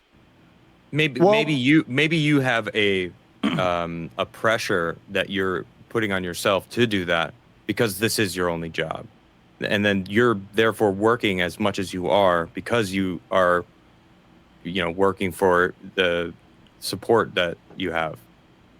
So it's like cyclical. Like they come and then you're like, I need to be there, and then like now you need to be there and do it all day, and then if they're not there for you, then it's kind of like this mental addiction almost. I mean, I've been doing YouTube for about 3 years, and I know that it's a thing. Getting addicted to super chats, numbers, analytics, like the way that you spoke about analytics about 20 minutes ago. Or no, 40 minutes, I don't know, earlier in the stream, you're clearly very much like watching it and And that's another reoccurring theme you will find in DSP's channel. If you go to DSP, right? So look, you see how he's talking about analytics and whatnot? So now we're going to go ahead, right? For those who don't know DSP, for those who are watching this for the first time, we're going to go ahead to his channel. Okay, we're going to go straight to his channel, DSP Gaming, right here. All right, and we're going to click on something that's called a daily wrap, okay? We're going to look on a video that he likes to make. These are called the daily wrap, okay? And I want you to look at the titles of the daily wraps, okay? So we have here we go, the daily wrap, Wolong Progress, Oblivion Themes Guild Conclusion, podcast. Here we go, we're going to another one. The daily wrap, Hogwarts Progress, Like a Dragon Nation Fun, The Last of Us final review. Here we go. Daily wrap. Only one stream. The ideas for DSP reacts and one log progress and pain. Every one of these DSP reacts. It's like no one asked for the daily wrap. He complains about not having enough time at night, yet he does the thing that no one asked for, and it's just something he does in the morning anyways. Every one of these DSP reacts is literally, look, right here, Chill Day is very successful. So let's click on the... Good evening, everyone, and welcome to the Daily Wrap for what was Friday, This is his content, ladies and gentlemen. This is straight from his channel, okay? This is what this man does every day. 10th of March, 2023. A great streaming day and a big flip from yesterday, because the first half of yesterday was very, very stressful, and quite frankly, playing a game that I don't really like that much in Wolong doesn't really translate that well to enjoyment for me. It does translate to enjoyment for some people who watch, but not for me. Today was the opposite. Today was chill day. on the Level 1 podcast today, excuse me, we talked and chilled. We had Q&A, talked a little bit about the upcoming schedule. I talked a little bit more about my Side Scrollers podcast appearance and things coming up and all kinds of stuff. And then ample opportunity to basically field your questions, okay? For a stream of gameplay. That's another thing, ladies and gentlemen. This is another thing, ladies and gentlemen. I want you to pay attention. Notice if you saw the interview, right, prior, and if you're watching the interview now, pay attention to his mouth. Notice how throughout the interview, he does not burp nor snort. But notice how in these videos that I'm about to play from his own channel, you will hear him burp and snort. So he can control it. So No, dude, he was just able to mute it. intentionally burps and snorts into the mic for his audience. I want you guys to pay attention to that. Was Hogwarts Legacy, where we went through the vast majority of the meat of the missions in the 3rd season or winter season of the game. Okay, we already got all that. By the way, Hey, here we go. Oh, wait. People were supportive. People were very nice and generous. It Ahead of it. probably I don't want to let him draw on, but the thing is, just like Adam says, this man has a fucking fetish for analytics to the point where he has investors meetings throughout his content. Tuned to it, so it's obviously on your mind. Right. I think the biggest thing is, we talk about mental health, right? Mental health, physical health, and how they're so tied together. And the one thing I didn't hear during there is a time to, whether work out or have time for yourself. Everything that you're doing right now seems to be from a streaming perspective, from a content perspective, right? Oh, hanging out with his wife. Right. Well, but oh yeah, hanging out with his wife means he watches his wife play a video game, or he and his wife watch another content creator play video games. So that's what they do. Okay, they go to a fast food restaurant. They eat fast food, shitty fast food. He watches her play a video game, or they watch another content creator play a video game. An hour at the end of the day, chill. right? And that's awesome. I'm just thinking once again, like you it seems like you're in this never ending, I don't know, for lack of a better metaphor, like a hamster wheel where you get up and you start running, and then you finish up at the end of the day, and you finish up running, and then you get off, you go to sleep, and you wake up, and you do that 6 days a week. And I understand we all have our hamster wheels and our rotations and our schedules and the way we do things, but it just appears that just from the outside looking in that if you weren't making the money that you were making, you probably wouldn't live that lifestyle. Okay, fair enough. I've talked about this many times over the last several years with my viewers. They say, what would you change if you could improve anything about your life? What would you do? He's just not listening. All these are he's trying. Yeah. He's only listening up to the point where he figures out what story needs to be told. Like, he has a list of stories in his head, and whenever anyone says anything to him, he's like, okay, which of the pre-planned, pre-written stories in my head is this going to cue? You know what I'm saying? It might sound weird, but you really do get that sense. Like, he has his list of stories, and he's like, okay, out of all the stories that I have, which of them is my response to whatever it is that they're saying? Like, he's not actually reacting to what they're saying. Okay. So this is the story that I'm going to tell in response to that. Answer would be somehow to take financial pressure off of me so I could spend more time with my wife. We've been married since 2019. We never went on a honeymoon. Nobody asked. We haven't been Nobody on a trip asked. Nobody since asked. we got married. We can't afford it. And Thank I'm you. sure this. That's doing nothing but verifying what they're saying, that you're not using your time wisely. You see what I'm saying? This is again, we're going to the, oh yeah, I can't do it because I fucked up. Like, do you understand? This is why you get the things that you get. You're in the financial situation that you're in because of your spending. The spending that you let us know that you do on stream. Got about 5 minutes till that being said begins. Always something else, and I'm tired of your spending. It's your spending. of it. I really am. I'm looking. Where's the light at the end of the tunnel? So I When you stop fucking spending it on bullshit. When you stop spending money on fucking WWE champions. have an extra day off with my wife once a week, which I think I deserve and she deserves. But every time. But he's And happy. again, I want to make something very clear here. I am not trying to put myself out as a victim. Yes, throughout this fucking interview so many times, yes. The reason that a lot of the things have happened to me over the years is because of me. I know that. I'm a flawed human. I'm sorry for some of the horrible things I've said and done over the years. I've publicly apologized. That's why a lot of people hate me. But every time that it looks like things are getting better, these people will do something horrible to me or my family. No, we won't. You do it to yourself. You do it to Several yourself. times over the last few years. There was 2 years ago. All right. There was a light at the end of the tunnel. I was still on Twitch. This wasn't when I was full-time YouTube streamer. I was a Twitch streamer. I've been streaming on He Twitch was for begging 4.5 for money back years. then. I built up my viewership and my subs on Twitch were at like 900 subs a month. Things were going good. Again, with the fucking history lesson. So just to let you guys know, he was making so much fucking money, but he still squandered it on bullshit. You would see it in his house. He bought nothing but fucking DVDs, fucking statues of fucking $1,000 figurine statues of shit he wasn't even interested in.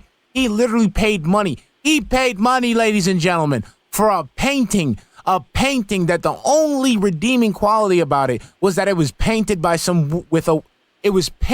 a woman using her tits. That's it. Guys, he fucking maxed out 14 fucking credit cards just so he could end up in 4th place at a fucking fighting game tournament. Come on, my guy. This is the shit that you do, and this is what led up to your fucking life being this fucking miserable. And then you go out and lash out at people who make fun of you for it. You lash out at people who fucking confront you about the shit that you're doing that caused you to be in this situation, and you continuing to do it. This is great. You know, the bankruptcy went through last year. That's not great, but that took a lot of financial burden. Yeah, I like off of that me. too, Silent If Weapon. things keep going how they're going. Wait a second. Hold on.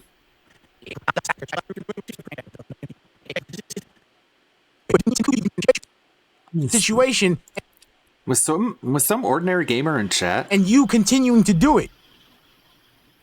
This is great. Yeah. Some ordinary gamers. He was in chat.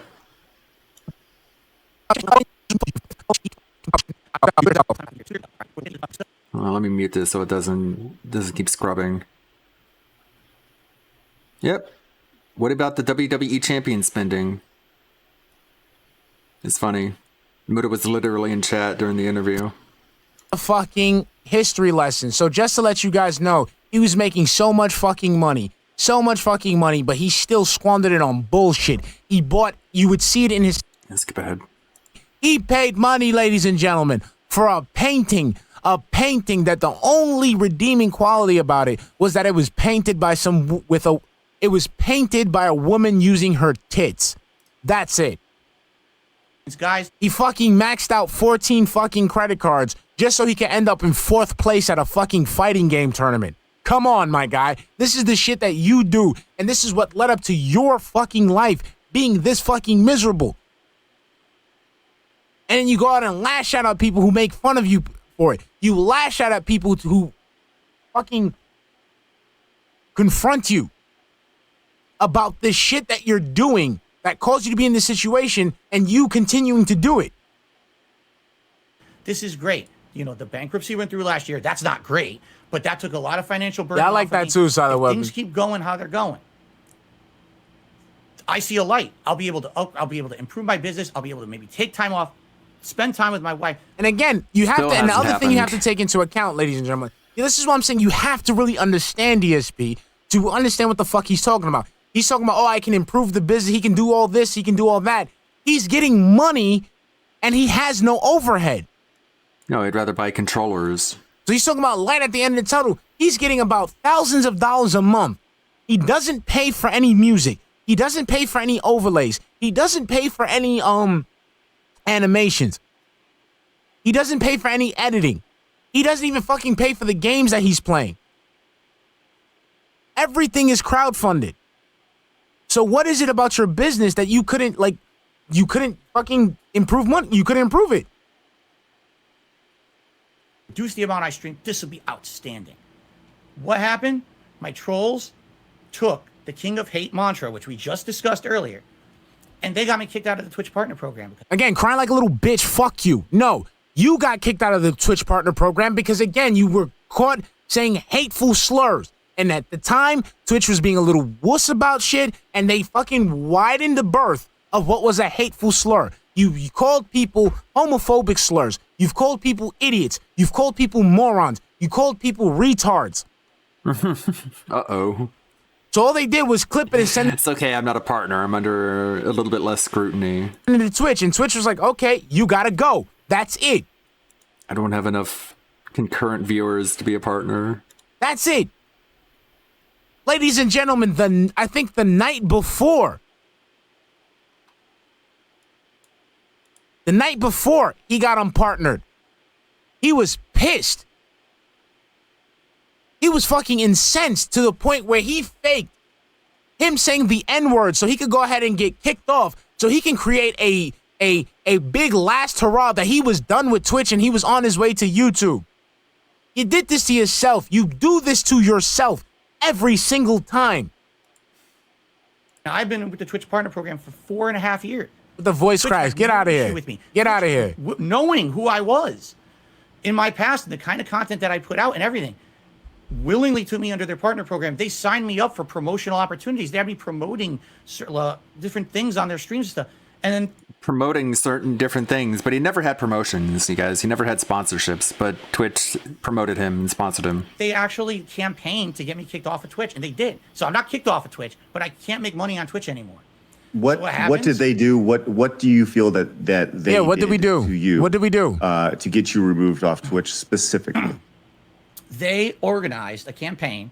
He claims he has an email from an insider at Twitch that told him all of this. It would have been nice if they got on that subject and Craig would have asked him to forward that email to him. But DSP would have probably had insane requirements for even receiving that email. They did it, and the thing is, these people are so... Because it doesn't exist. It's not real. Everything they do, they... And if it is, it's obviously fake. And even someone like Craig would be able to recognize how it's just some troll gassing him up. And the thing he's overlooking is that we just with I just did with you guys right now, we just showed them the clips of what he was doing on their platform. They just showed him the instances where he was breaking TOS on their platform. And he's sitting there saying that we organized a campaign. We didn't have to organize a campaign if the proof was on Twitch's own platform. Try to do publicly so that way they can get a laugh out of it or at least get credit for it. So there was an organized Who movement took against credit me for what it? they were going to do. Who took credit for him getting kicked off of Twitch? Nobody's claimed credit. Was say that 2021, Phil, because that's the year this happened. If it was all about getting credit, then why did no one claim credit? Right? Is the same as 2009, 2010, Phil. They took out of context clips. They took those bad jokes from back then, which I've already publicly apologized for. And Oh, okay. That wipes them from people's memories. Saying sorry after you say N-words and shit, that makes it so they don't exist anymore. do that kind of stuff regularly. Anymore. I've already apologized.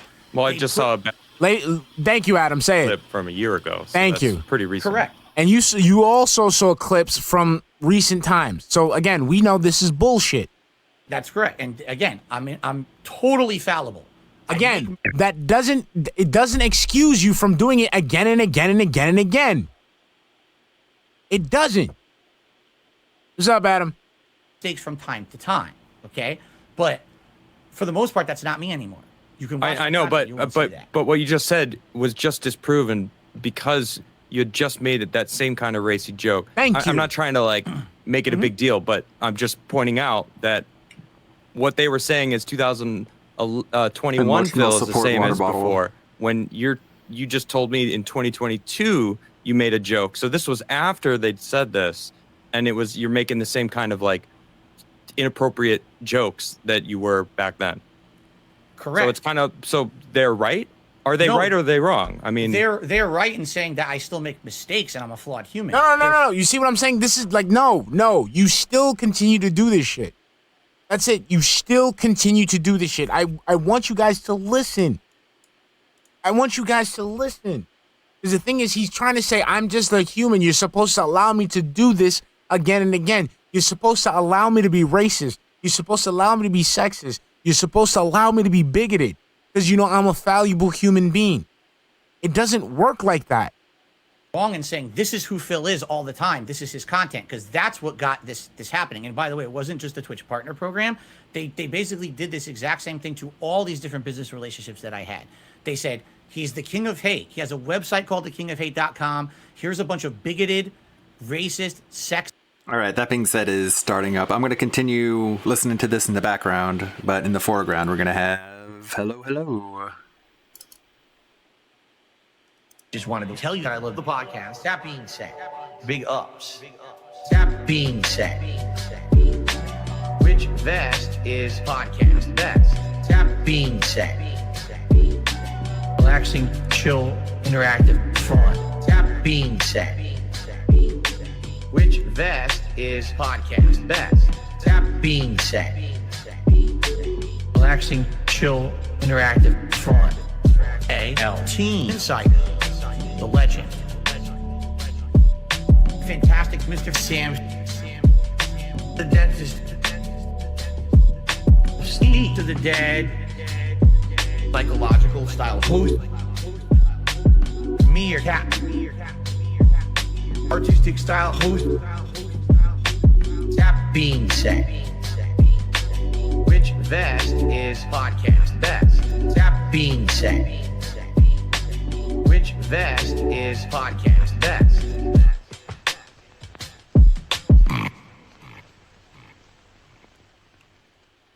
Hello, everyone. We are here. Fuck the laughs. Laughs are done. We don't do the laughs. We are back here. It is time for the Thanksgiving. Mad Max the 7th in the house.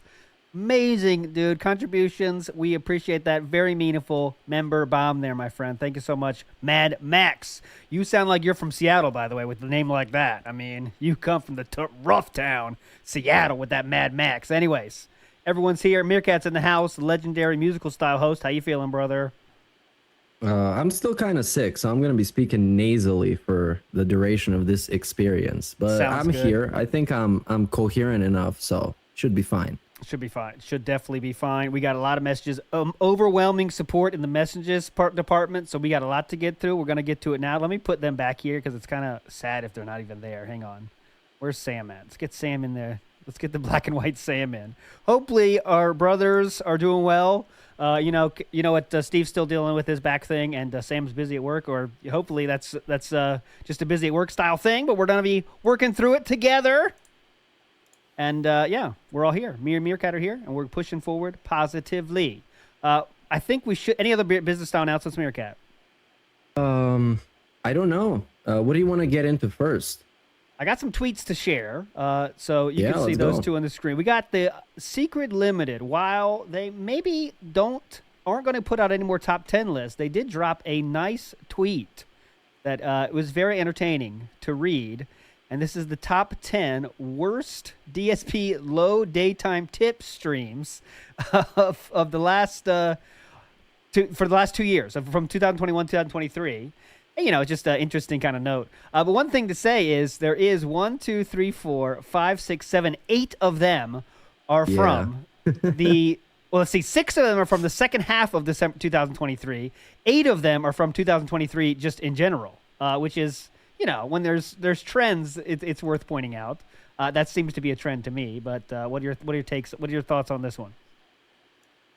Nothing really surprising here. It's the stuff that we've observed closely. We've made fun of. It's been very fun. I guess I want his take on this and how he's gonna spin this into a positive and into a success, because he likes doing that. He's very passionate about doing that. But I like what I see. I can't lie to you. I think this looks fair to me. And what I noticed first of all, you knew it was Secret Limited right away with the font. Like, somehow that font is Secret Limited font. And look at the work put into this fucking tweet. The fading image into the numbers, man. Secret Limited, please come back. Don't leave us. We need it. We need the video this year. Hope it's a surprise style video this year. That's what I'm hoping for. Out of nowhere. Next tweet to talk about is from a little podcast known as the Lolcow Live podcast. And this was dropped by Lolcow Live. And I'll read it for you. It says these 5 bullet points of positivity. Because we got verified. Over 50% of our subs voted in the poll on the community page last night. I mean, it's kind of okay. Then number 3 is the most important. DSP will be on this Sunday's Lolcow, whether he likes it or not. Okay? And 4 and 5 or whatever. 4 and 5 or whatever. But number 3 is DSP will be on this Sunday's Lolcow show, whether he likes it or not. Meerkat, what do you think that means? Clips. They can just watch his clips and make fun of him. That's still him basically being on the show if you want to be semantical with it. Yeah. I don't think he's not going on the podcast for real. Or it might be this thing that Kim was teasing about, some woman interviewing and all that stuff. That might happen Sunday. Who knows? But Keemstar, the guy likes hype. He's like a hype-driven personality. Mm-hmm. So I wouldn't take this too seriously. Let's just wait until Sunday, see if there's anything worth it. But they were just premiering a video now of some never-before-seen pilot episode of the Lolcow podcast. And when I clicked on it, they were talking about DSP. So maybe there's something, like if you care about it, you can go check it out. It's like a segment of the Lolcow podcast shit-talking him. Yeah, I think like if it was that interview thing, I think they would point that out more specifically. So I think I am leaning more towards they're going to talk about DSP, if you know what I mean. Like if it was that big hype interview, they'd be saying like, "We got it, guys, it's coming." And there'd be 1,000 people watching that show if that was the case, easily, But I don't know how many viewers they get now. But needless to say, the show is not failing yet, and it is getting talked about online. They're doing that job well of getting people to talk about it. Phil was talking about it a lot, of course, and, they're pushing it. So we'll see what happens this weekend on the Lolcow Live, if you want to check that out. Real quick, big up Sanchini with the member bomb again. Thanks so much, legends everywhere. I see a lot of memberships coming in. You guys are fucking legends, dude. Really appreciate it. Thank you so much, my friends. Let's get to the message, though, I think is a good idea because we have so many to get to. And I'm going to start with one from someone you all know and you all love. They go by the name of Ludwig World Order. And they sent us a message here. So let's get into it now. First message of the day, Ludwig You World ruined the Order. joke. Hey, pimps. It's your boy, the Conway Con Man, the Finger Sniffer, the Banquet Butcher, the Chili Connoisseur, the Wendy's CEO, Mustang Killer, the Pepsi Pimp, etc., etc.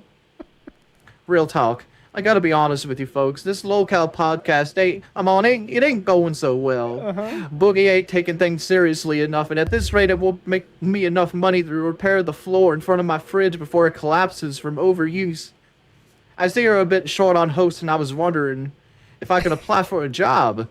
I have experience on the PKA podcast where they kicked me off for saying offensive things, but come on, man. That was just shock jock humor. I was just a kid in my mid-20s.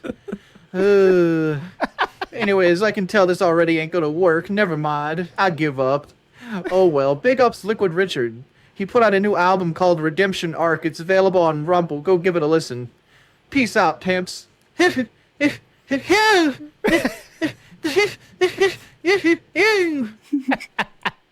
That was there was an attempt there at the end. I'm not exactly sure what I thought. Was it the whimper thing? Yeah, it was the whimper. It's the whimper. Oh, It's definitely the whimper whimper. is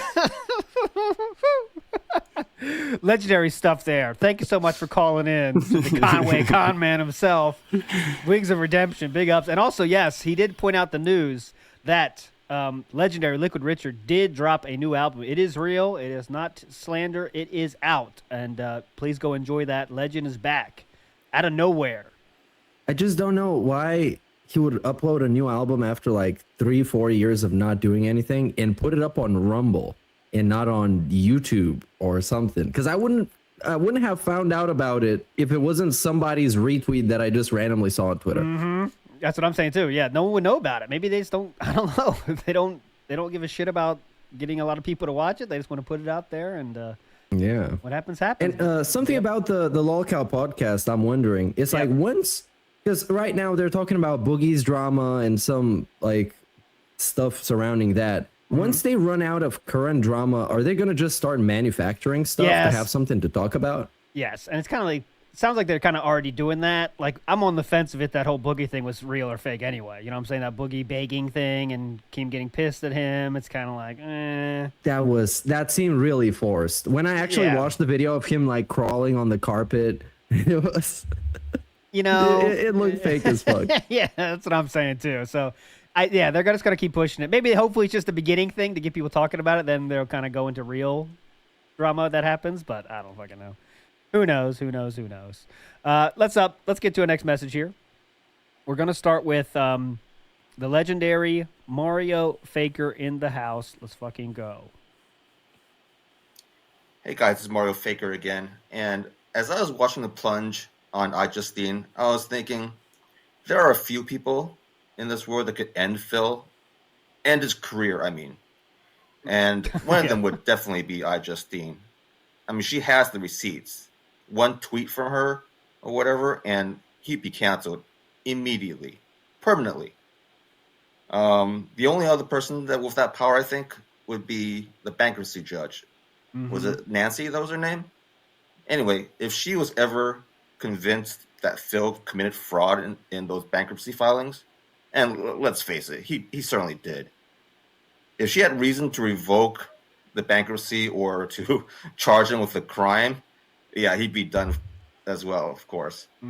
The third person might be Pandalee, but I'd like to hear your thoughts on that. Anyway, happy Thanksgiving, guys, and all my best to Steve. Big ups, Mario Faker. First caller ever on the show. He was number 1, the very first caller. Now he's 1,023. So that's an interesting thought. Who could really end Phil's career? I don't know if iJustine could do that anymore, to be honest. I really don't. Because, like, yes, he said a fucked up thing, but now we're talking like 2013. You know? I mean, what's going to happen? You know? Yeah, he literally said on his stream, I think she's getting gangbanged by the EA executives. That was his words. I mean it was. It's a pretty crazy thing to say, but it would make her look petty if she just dug it up after all these years and it was like, oh, look at what this guy said about me in like 2012. Yeah, you can't really. No, but, it's not really gonna work. Yeah. Yeah, I think she wouldn't care though. Yeah, I think it would. No one would care, and people would laugh, and people would get retweets and stuff. But that would be it. It wouldn't be nothing to it. Yeah. What about Pandalee though? I think Pandalee can have the hardest hitting revelations because she can be the most. She can reveal the most personal things. Absolutely. Just imagine a nuke by Pandalee just being like, his dick small. That's all she gotta say. His dick small, or something else that's just like personal. Yeah. I think more personal shit that would hurt, not the penis size, would be like he really treats his fans like shit. Every day, all he would talk about is how he wants more money from you guys, that kind of thing. Like, how could Phil talk that out? Yeah. But here's the thing. He could, because his real fans would believe whatever he says. But he would say, like, oh, she's crazy. But, like, we know she's not crazy now, you know? Like, she's kind of normal-ish, you know?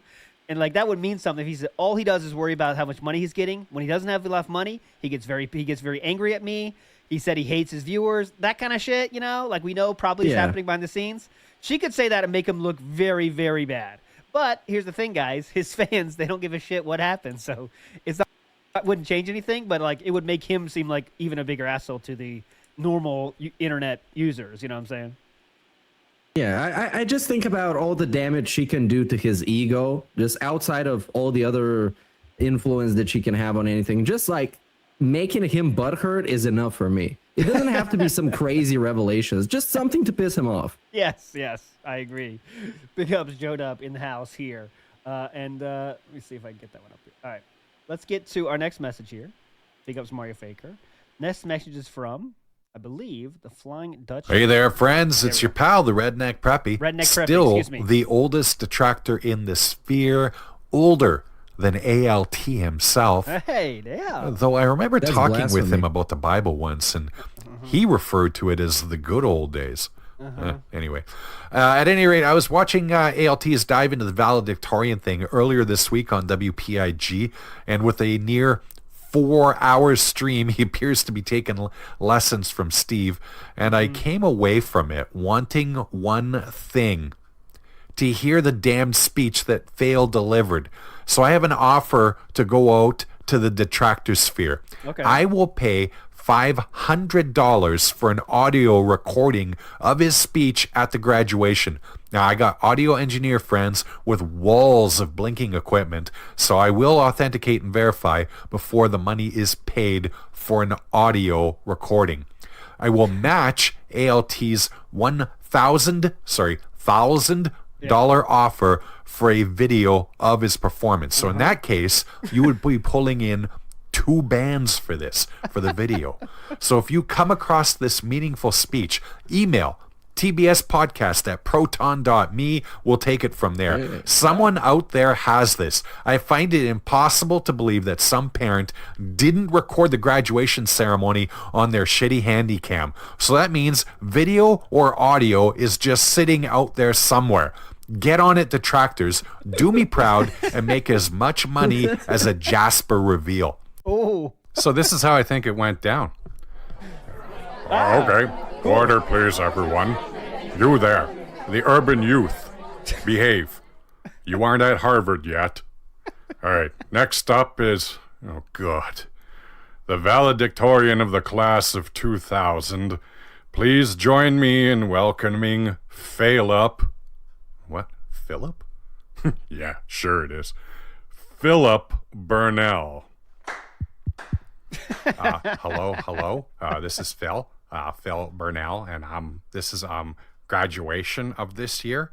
I am the valedictorian of this year, despite the best efforts of that Asian chick.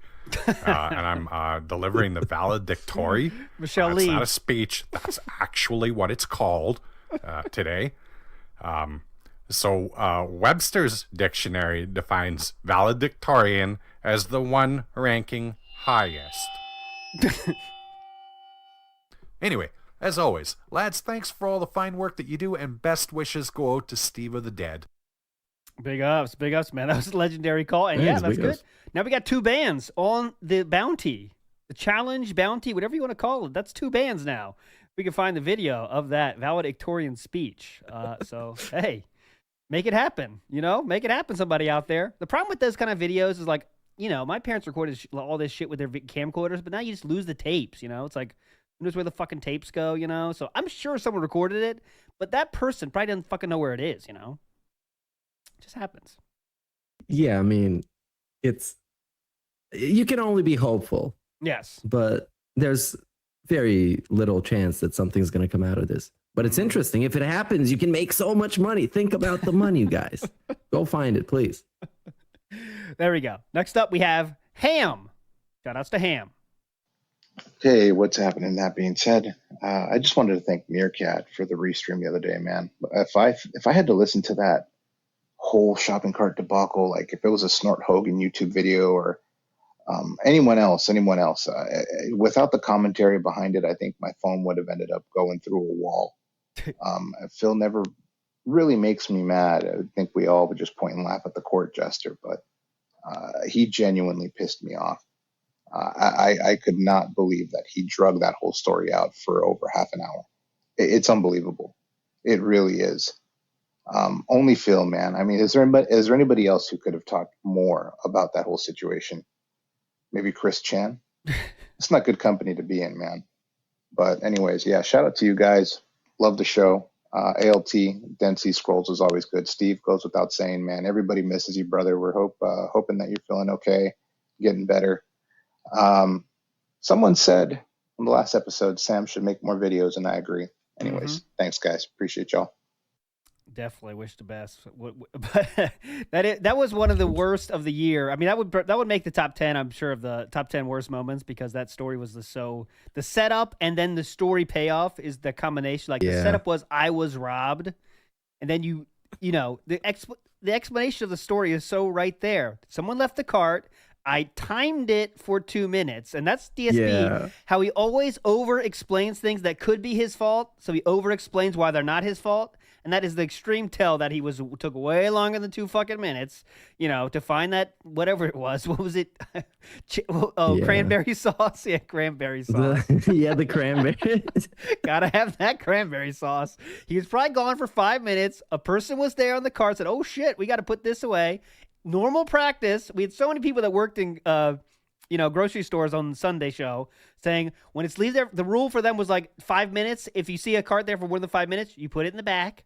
And you can't just if you don't leave it there, all that shit is dead. So you put it in the back, usually in the cold room. So then all the shit that's in that cart can be put back on the shelves, because you don't lose it. Yeah. And it just makes fucking perfect sense. But no, I was robbed, but don't worry guys, I'm safe, But anyways.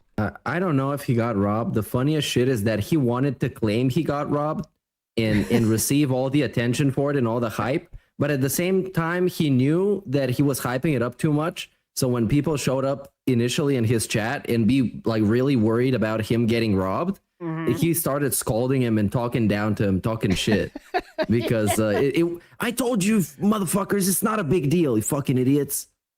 It's so funny, man. Yep. It's one of the worst. It's one of the fucking worst of the year.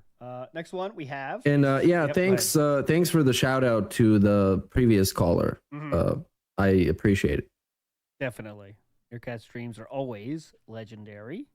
And Not always. Sometimes it's just a miserable pre-stream, and it sucks. But we get to suck together. It's not my stream; it's our stream. It's not just me that sucks. It's you. Yeah. It's us. We all suck. We all suck. Next up, we have this is a message entitled "As Dead as Phil's Parents." With the wow. File. The file is literally dying. That's the name of the file here. I'm going to play it for you. Here we go. Oh, shut up, Alexa. Hold on. Wait, what? Damn, Alexa. I said something like Alexa. She got pissed. Shut up, Alexa. Hey, guys. Apologies in advance for my voice. Like Phil, I'm recovering from a life-threatening illness. And while I was laying on my deathbed, I was reminded of the guy's insane medical style exaggerations, which I always love. I mean, this dude said he had fucking brain swelling, which is a medical emergency when he meant that he just had a headache. And he also said he was delirious, which it's not an emergency, but I think it's still pretty serious. And I'm pretty sure he was just meant that he was out of it. But my favorite has to be what he said about both Panda Lee and Kat on 2 separate occasions when they were sick. He said that they were choking and unconscious, when what he meant was that they were coughing and asleep. Like, what the fuck?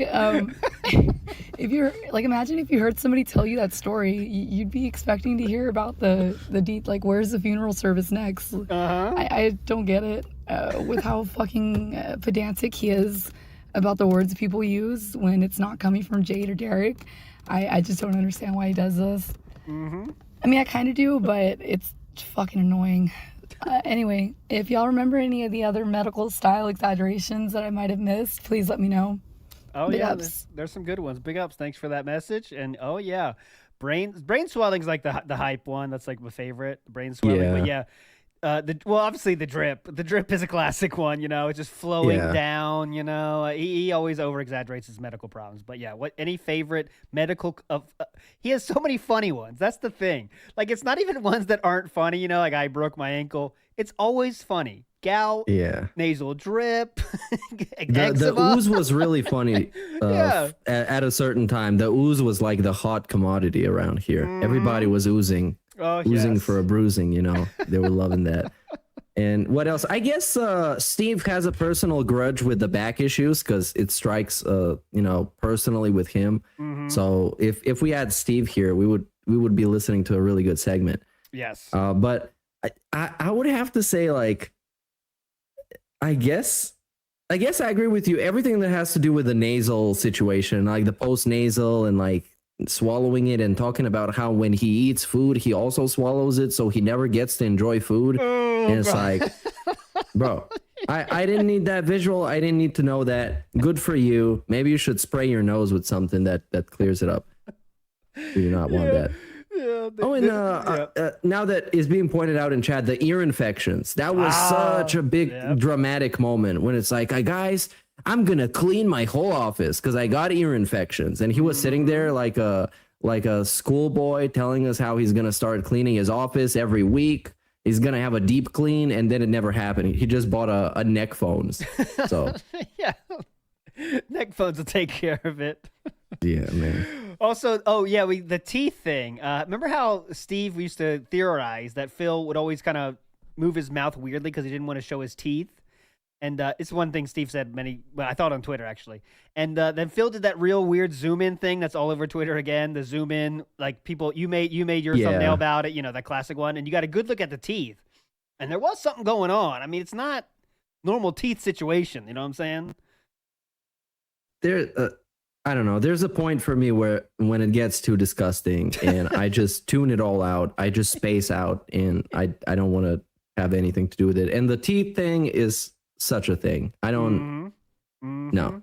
Because that's the breaking point with me and Cobra as well. When it gets to like a clip about his teeth and he's showing him off and everything, I can't. I just look away. It's just my teeth aren't that bad, dude. Then he goes like, shows them. Yeah, Cobra always does that shit. What? They're not that. All right. Anyways, let's go. Matt in the house. Matt.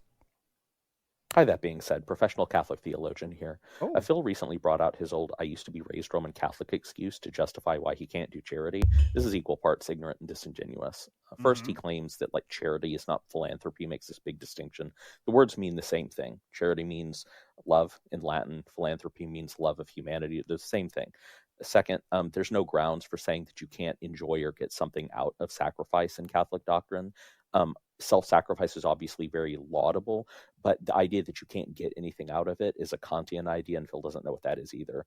But all of this is really irrelevant because Phil is acting like he won't do it because of his conscience. It won't allow him to get channel benefit from sacrifice. Reality, we all know that Phil is so consumed with greed that he doesn't want to let even $1 away. But this doesn't stop him from posturing like his conscience is bound to a religion he doesn't even believe in or practice anymore. It's like stolen valor, except stolen faith in this case. It's fine if you don't want to be Catholic, Phil. We're all free to make our own choices, but there are people who do believe, and it's really shameless and disrespectful to cynically invoke our religion like this. You might have to answer for it one day. Thanks, guys. God bless you and your viewers. Big ups. Hey, thanks, man. Theologian take there, which is the rare Yeah. rail style take we get on this show. We'll definitely welcome it, though. That's interesting. And obviously, it's all bullshit. How I was raised, it was about, in Catholic, we don't do that. It's like, just shut up. Just say you don't want to do it. It's just get it over and say, I can't do it. You can't do anything else. You can't fix anything because you don't have enough money. Why don't you say you can't donate because you don't have enough money? It's same thing. What's the difference? Just say it would make sense. Yeah. Sorry, I don't have enough right now. I know it's all bullshit, but he could say, I don't have enough right now to donate. One day I hope to. That would be it. But then he has to say all this shit. Yeah. Oh, it's not my content. I'll do that. And Mr. Beast does it because, he gains, all the Mr. Beast cope, It's just all nonsense. But I love something I love about doing this show is how many people of various backgrounds tune in and contribute their peace of mind.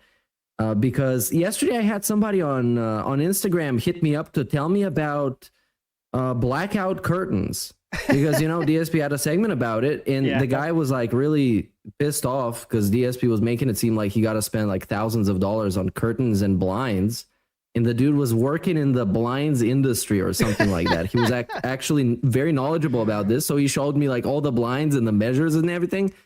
Pretty crazy. So yeah, I don't know if you saw any of those clips of him talking about how dilapidated their house is. Yes. They're very fucking funny. Yes, they are. Maybe I guess I'm ready for us on Sunday, but yeah, if it's still relevant, because he's talking about those blinds, thousands of dollar blinds. Yeah. What blinds cost thousands of dollars? Like automatic ones that I was thinking about getting for my office thing, they didn't cost $1,000. $1,000? What is he talking about? And I don't understand that take at all. I do want to, not to change subject too much. Clip Curator has dropped something. Derek was just in LolCow Live's chat. Obviously, we don't know if that's really Derek, if the actual Derek, but that is funny if he's watching it. I mean, why not? He's free. He's an adult. He can do whatever he wants. He wants to coom out their hype. Anyways, I did send the audio to that segment. It's almost a minute long. So okay, cool. I got it. If you want to play it now, if not, then Will do. It's just a generic segment talking about how fallen apart his house has become. Here we go. And which was almost a decade it's not ago. great. They cost hundreds and hundreds of dollars per blind. Hundreds and hundreds of dollars per blind. blind. Does he think no one else owns a house in the world? Like, what the fuck? Thousands and thousands? Because they have to measure the size of your window, custom cut, custom install. It's very expensive. Okay. In my house right now, I have multiple broken things. I have a bathroom that doesn't work. Now he's flexing. I have multiple broken things. Oh, hi. Yeah. Very cool. A busted shower with all rust in the wall, dripping fucking shower head. This is all stuff that's bad to share. Like, if you're trying to look like a cool business owner that's successful, this is stuff you don't say. But again, he's just trying to get tips. So he's trying to, I'm so poor I can't do this. But, like, this is so strange. All right, let's keep going, though. I'll stop less. I promise. Shower head, all cracked, fucked up tiles and all kinds of shit. The whole thing the whole shower needs to basically be torn out and redone. Shower got the You're gonna drip tear going. out the Toilet whole that doesn't shower. What else don't we have here? Sorry. I have a There's a little bit later on because there's a break in the audio toilet that doesn't for about work. like 5 I have seconds. a toilet that has not worked in like 4 years. It's all fucked up. All right. I have a dishwasher that broke downstairs last fall. I haven't replaced it. All right, that solves the paper plates question right the fuck there. So no need to wonder why he used paper plates anymore. It's right there. But he has But used them then way again, before that too. Yeah. He spent like $700 on like the top shelf garbage disposal unit. That's the one that takes and he's care eating of off paper plates.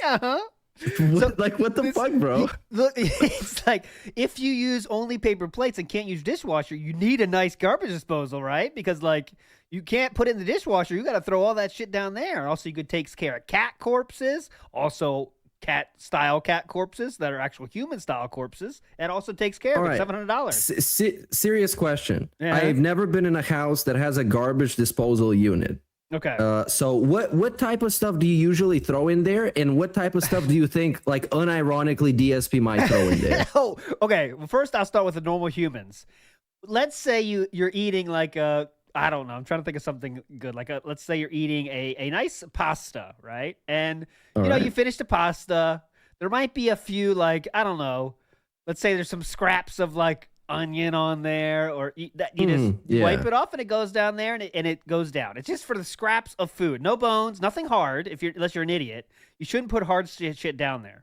But what DSP puts down there is everything. I bet everything. You know what I'm saying? Like that's why he has fruit flies, because he puts everything down there, and like it's. But he bought a nice one, so $700. Maybe that can just take care of everything. Just put it down there.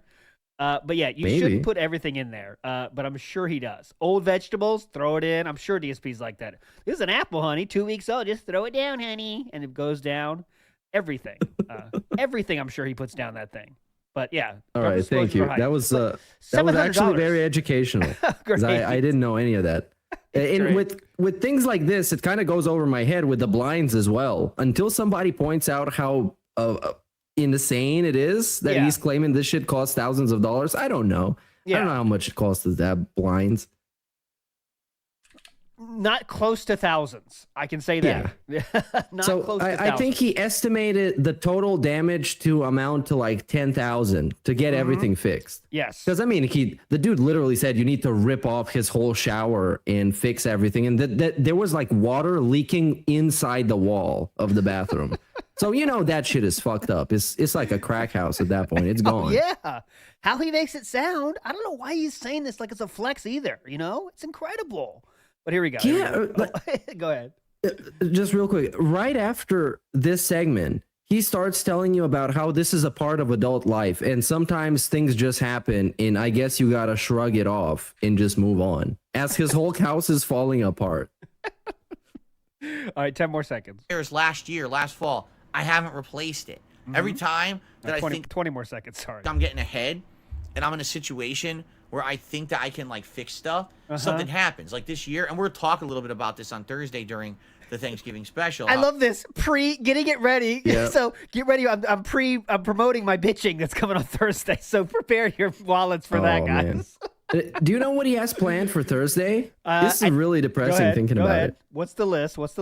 Well, he's going to do a tier maker. He's going to eat food, quote unquote, I guess, from the spread that was sent to him through QVC. Thanks, and Linda. then he's basically going to do like a Q&A for 2.5 hours and have a huge, like state of the stream. He used to do those where it's just like complaining about his living situation. He's going to do that again this year. And it's all going to be covered by a veil of positivity and gratitude because that works really well at exploiting the dents. Oh God! There you go. I'll read the exact words here. It's even worse than what you said. Friday's even worse. But here's Thursday.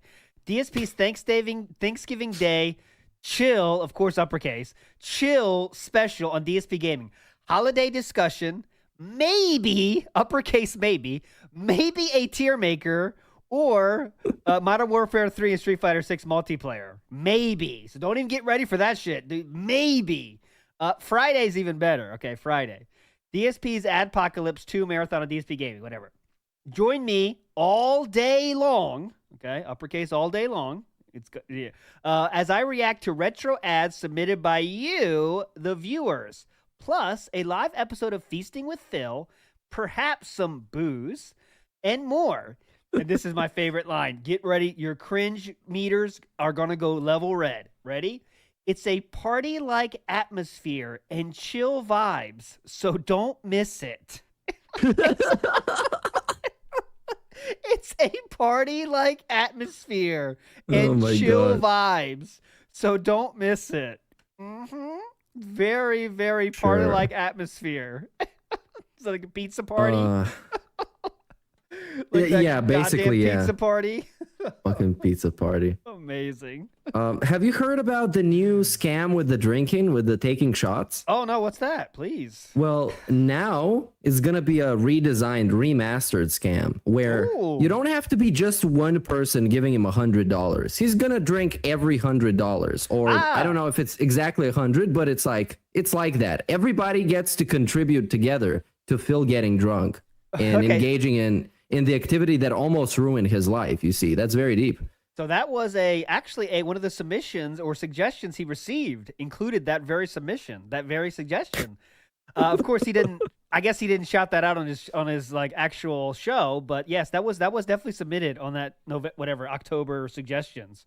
They said don't make it be one, you earn up to it. So yeah, it's a group effort now to get this alcoholic drinking. So big ups, dudes! Everyone enjoyed getting him drunk. Awesome. Wait, was this the actual one single suggestion that he actually accepted? I mean, yes, it is, but I don't think he even shouted it out yet. I'm not sure he even talked about that suggestion yet, because all the suggestions are getting shot down, obviously. You've seen those. Everything sucks. Yeah. Oh, I can't do that. Can you make your podcast shorter by 5 minutes? What? You want my podcast to be 5 minutes long? I can't do that. You know, that's how he shoots down everything, you know? Literally.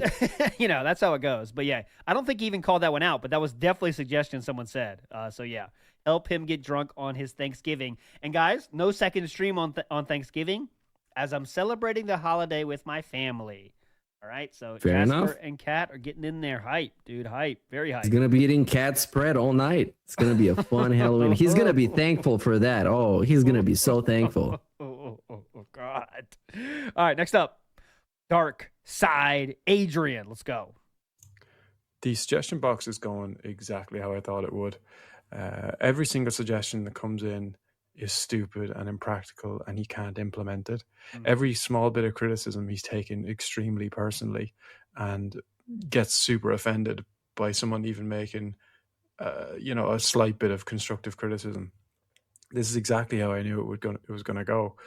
He's not open to any criticism. And I don't even know why he put up this suggestion box if he's not going to listen to or implement any of the changes from it. You know, there's some good suggestions there, even about like playing different games, shortening the podcast, all these different suggestions. And every one of them is just stupid. And he explains why it's not practical and why his way of doing it is better. Again, I don't know why he even bothers, having this suggestion box if he's just going to shoot down everything. And it's the same way with the React stream. He watches like a 5-minute video or 15-minute video, watches 5 minutes of it and just skips the rest of it. Same with suggestions. He was like, this is super long. I'm just going to read the first couple of sentences and I'll go to the next one. And he complains other people take him out of context and he only barely reads the full context of things. Yep. Nothing to say there, but Yeah. yep. He wants to. You He know, has to I pretend think- he likes feedback. That's what I think. He has to pretend he wants feedback. So this is how he goes about that. But yeah, go ahead. Yeah, that is absolutely true. But also, I think somebody once told him that feedback is important, maybe in like business school or something, and he just took it literally. So now he's expecting somebody to literally tell him, like a customer to tell him how to fix his business in a solution that will always work. It's like 100% of the time, which will never happen. Everybody has different expectations, different preferences for what you do with your videos or content or whatever. So this type of feedback that he's expecting is never going to happen. So I'm looking forward to more segments of him getting pissed off at his own audience, because it's self-destructing in a way that he doesn't really see coming for some reason. Definitely. A big ups to Cruella de Vil, which might be my new favorite avatar. Check that avatar out, Meerkat, if you haven't seen it. Happy Thanks Scouting. Cruella de Vil as Cruella de Vil. Nice. I think what was it? A Fantastic Mr. Phil. Yes, I think he that's has good. a more cursed, because like I can't unsee it. And there's also somebody in Discord that has the Black Sam as avatar. Yeah, it's guy with two names. He's got the Black Sam. Every they are time I good. see it, I'm like, damn, what the hell? Big ups to Vikes as well. Says Meerkat, bring your plug on stream. Smoke cigarettes. Okay, so trying to get you to employ your nicotine addiction. Keep it going. Yeah, you That's the think? addiction. No, he knows. He means my dealer. That's what he means. My plug. But of course, I'm not gonna put him in the spotlight. He's lurking in the shadows until I turn on the bat signal, and then he shows up. He always delivers. Big ups to Joe Dub too. Says big ups, voice happy holidays to everyone. Thank you so much. You guys are legends. Next one we got is who's Phil's next Keemstar? Let's go. As a brief sort of follow-up and a question to my last message, because I didn't really have a question. It was more of just stating what was on my mind. Who do you guys think will be the next quote-unquote Keemstar for Phil? And what do you think they will criticize about Phil that he does and make him change his behavior on? If I had to choose, I would say heels versus babyface, criticizing his snorting and really getting Phil insecure about it and actually making him stop. Because even though he says he can't control it, he clearly was controlling it during the Side Scrollers interview. He didn't snort one single time in 5 hours. So who do you guys think, and what behavior of DSP do you think they'll criticize? I don't know. The one thing weird about that is he has now started saying a sorry and a excuse me for snorts now, which is odd, which he never did before. Now he kind of he'll do these big, the bass is rocking and rolling, bass tricks level. In that Subaru, hair going up, bass level snorts, and he'll say, "Oh, excuse me, everybody. Sorry about that. Sorry." He never did that Yeah. before. It's kind of weird, but I don't know who's gonna do it. I didn't hear that as thing. Thank you for the I didn't hear follow. Appreciate it. No, I guess it was just kind of a prediction or something. Not that it really happened. Uh-huh. Because as far as I know, Az has been on our show, familiar with DSP. He did that clapback response to DSP when that was DSP good. reacted to his video about the Starfield thing. I don't think it's gonna be him. I think it needs to be somebody like really high profile. Because I think the Turkey Tom thing came out of, it kind of came out of nowhere, and it got 1 million views real quick. So it made him really panic and wonder if that's a good thing or a bad thing. That's why we had that hour-long segment and dozens of people reaching out to him, sending emails. Phil, you should do an interview. You shouldn't do it. Blah, blah, blah. So it needs to be somebody big to get him like put a lot of pressure on him.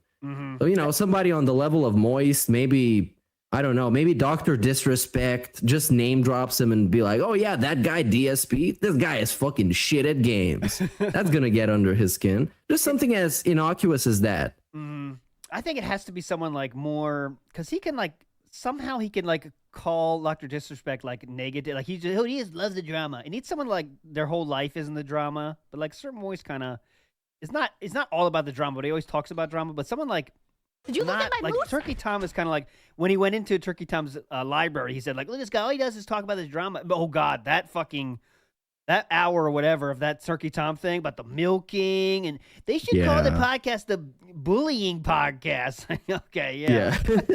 You need to get out of this. You're an entertaining guy. I don't know why you need to do this. Like that milking thing was very funny. Listen to this. You're milking me. Not even for sustenance. Implying that if you would actually physically milk a human for sustenance, it would be fine. Yeah. Oh, Asmongold. That's a good one, Asmongold. Because Asmongold is not seen as just a drama or YouTuber. So like he might react to Asmongold because Asmongold is obviously just as huge. And if he talked about DSP, it probably would get 1 million views too. He has before, but he always just makes fun of him, kind of like in the detractor style way, like making fun of. But hasn't DSP talked about Asmongold before though? About how Asmongold said it was like iconic. That was Sir Moist. I'm getting confused. Yeah, he talked about Asmongold's room and how dirty it was, and that he was a hoarder or something. The hoarder thing. Yeah. Anyways, and Phil tried to, and he also watched a video about the steak, the $2 steak or whatever. And Phil was like, "Why is he?" Yeah, I saw that it was on DSP Reacts one time, and I saw that when I was on Decepticron's show. That's why I saw it, I think, because Asmongold had a video like how to cook this $2 steak thing. And it was kind of a meme at that time when it was going around, everyone showing how they make $2 steak. And Phil's like, why is he doing this? Like, what? Why is he has so much money. Why is he doing this? Not getting that's kind of a meme and cool thing to do, this guy doesn't do this, he doesn't really eat $2 steaks. Like, okay. But that was a long time ago. You know what? If he wasn't such an actual toxic personality, his self-awareness could be kind of endearing, and he would be way more popular on the internet than he is. Yes. Because his whole trying to mimic being a human and what humans do and what they like, that would be cute on the internet and would get a shit ton of views. Yep. But it's too bad that he's just such a toxic piece of shit, man, that it just can't happen to him. Yeah, and he can't just be himself, and sometimes you do stupid shit and you like stupid shit and your house is messy and you just gotta be yourself and say, yeah, fuck man, that's messy. Look, my hat fell down. Oh shit, I don't care. But he can't do anything like that. He can't be relatable in any way. There can't be any sign of, because he's too immature to have any sign of weakness, right? And that's, just like when he cries, he says, oh, sorry, I'm being a sissy right now. So be a man. And it's not relatable. It's not a real person because he's so fake trying to be this, health side Phil, moral side Phil, care about LGBT side Phil, all this shit that he's not really. It's all fake, but he has to pretend to be all those things at the same time. But yeah. Big ups, Danny DK. Go ahead. Ironically, like you said, he's not relatable at all, but he tried to build his entire personality and brand about being, the regular guy who fights against, inequality and the government and the establishment. That's pretty ironic. Yeah, I'm the realest guy I'm the realest motherfucker on the internet. That's what he is. That's what he wants to be. But it's the fakest motherfucker on the internet, actually. Danny DADK says, what's the point of the suggestion box? All he's done was reject everything and talk down his dents. It's always an ego thing. No wonder he's a failure. Because admitting to a suggestion is kind of like admitting you're doing something wrong. And just like we're talking about now, he can never admit he did something wrong unless he has no other option. So now he says yeah, I was an asshole in the past, but that wasn't me. He disconnects from that. That wasn't me. That was a character who was doing all that bad shit. He can never say he himself did something bad. It's always something. Ira says his fake pleas to Tom was the same as to Tevin. kind of, yeah. There's a similarity there when he says, just leave me alone for a while. That kind of, remember that time when he talked directly to Tevin? Just leave me alone for a while, Remember that? No, I can just think of when he was begging Wings Trolls for mercy when they allegedly they gave him the copyright strikes, but I don't know the Tevin thing. I don't remember it. He said that and also praised Tevin. Tevin's an interesting guy. He's very entertaining. Yeah. So why does he do this? It's like, okay. Sometimes you're crazy enough. People want to talk about the crazy shit you do, man, and it's a choice they are making because it's so interesting how crazy you do with shit you do. But anyways, Joey Rivera in the house. Let's go. Big ups, gentlemen. Joey Rivera here. Anyway, I'm going to keep it civil because I have family in town. Okay. And I want to save them from the horror show that is DSP. Uh-huh. But I can't understand how this dude thinks that he got robbed. Where I come from, when they rob you, they run up on you with a thing or two. This sheltered ass dude loses a cart because his fat ass talking about it took him 2 minutes to walk down the aisle. We all know what it takes that man 2 minutes to do. We seen the fucking footage. And now he want to talk about he want to be milked. They're going to try to milk him. This, that. The only thing that gets milked around here are his dents and his side boobage when Cat is pegging him from behind. Anyway, y'all have a happy Thanksgiving. Steve, I hope you're getting better. Big ups and I'm out. Man, he's a family, sir. That was a Yeah, good thing he had family in town because you heard he was gonna get crazy. Good thing he didn't get crazy. God, I want to play it again, but is it worth playing again? Yeah, I don't know, man. Here we go. The chat is begging for it. Let me wait till someone says they want to hear it again. Does anyone want to Yeah, hear it again? please I don't say even it. know. Let me hear. Let me see. Oh yeah, Oh, yeah. you guys can't agree. You guys can't agree. Oh, there you go. Mad Max the 7 said yes, so we'll play. Everyone's saying it. Okay. I'll go about halfway Big through. ups, gentlemen. There we Thing go. or two. This sheltered ass dude loses a cart because his fat ass talking about it took him 2 minutes to walk down the aisle. We all know what it takes that man 2 minutes to do. We seen the fucking footage.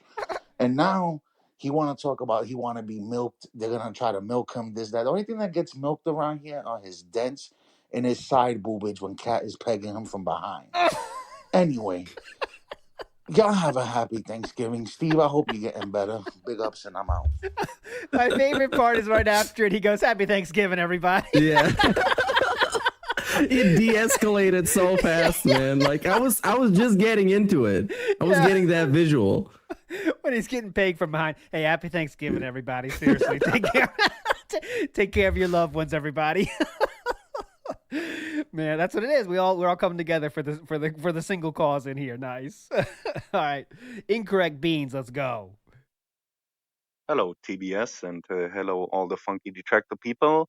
I would like to give a little bit of input into what I've been thinking about Phil's cognitive capabilities. Okay. Because, I mean, it is really curious. How can a guy go from valedictorian, even if he was just a backup, to being so incredibly stupid that he can't understand what's going on in a Mario game anymore? I mean, that's just a downward pointing hand graph, if you ask me.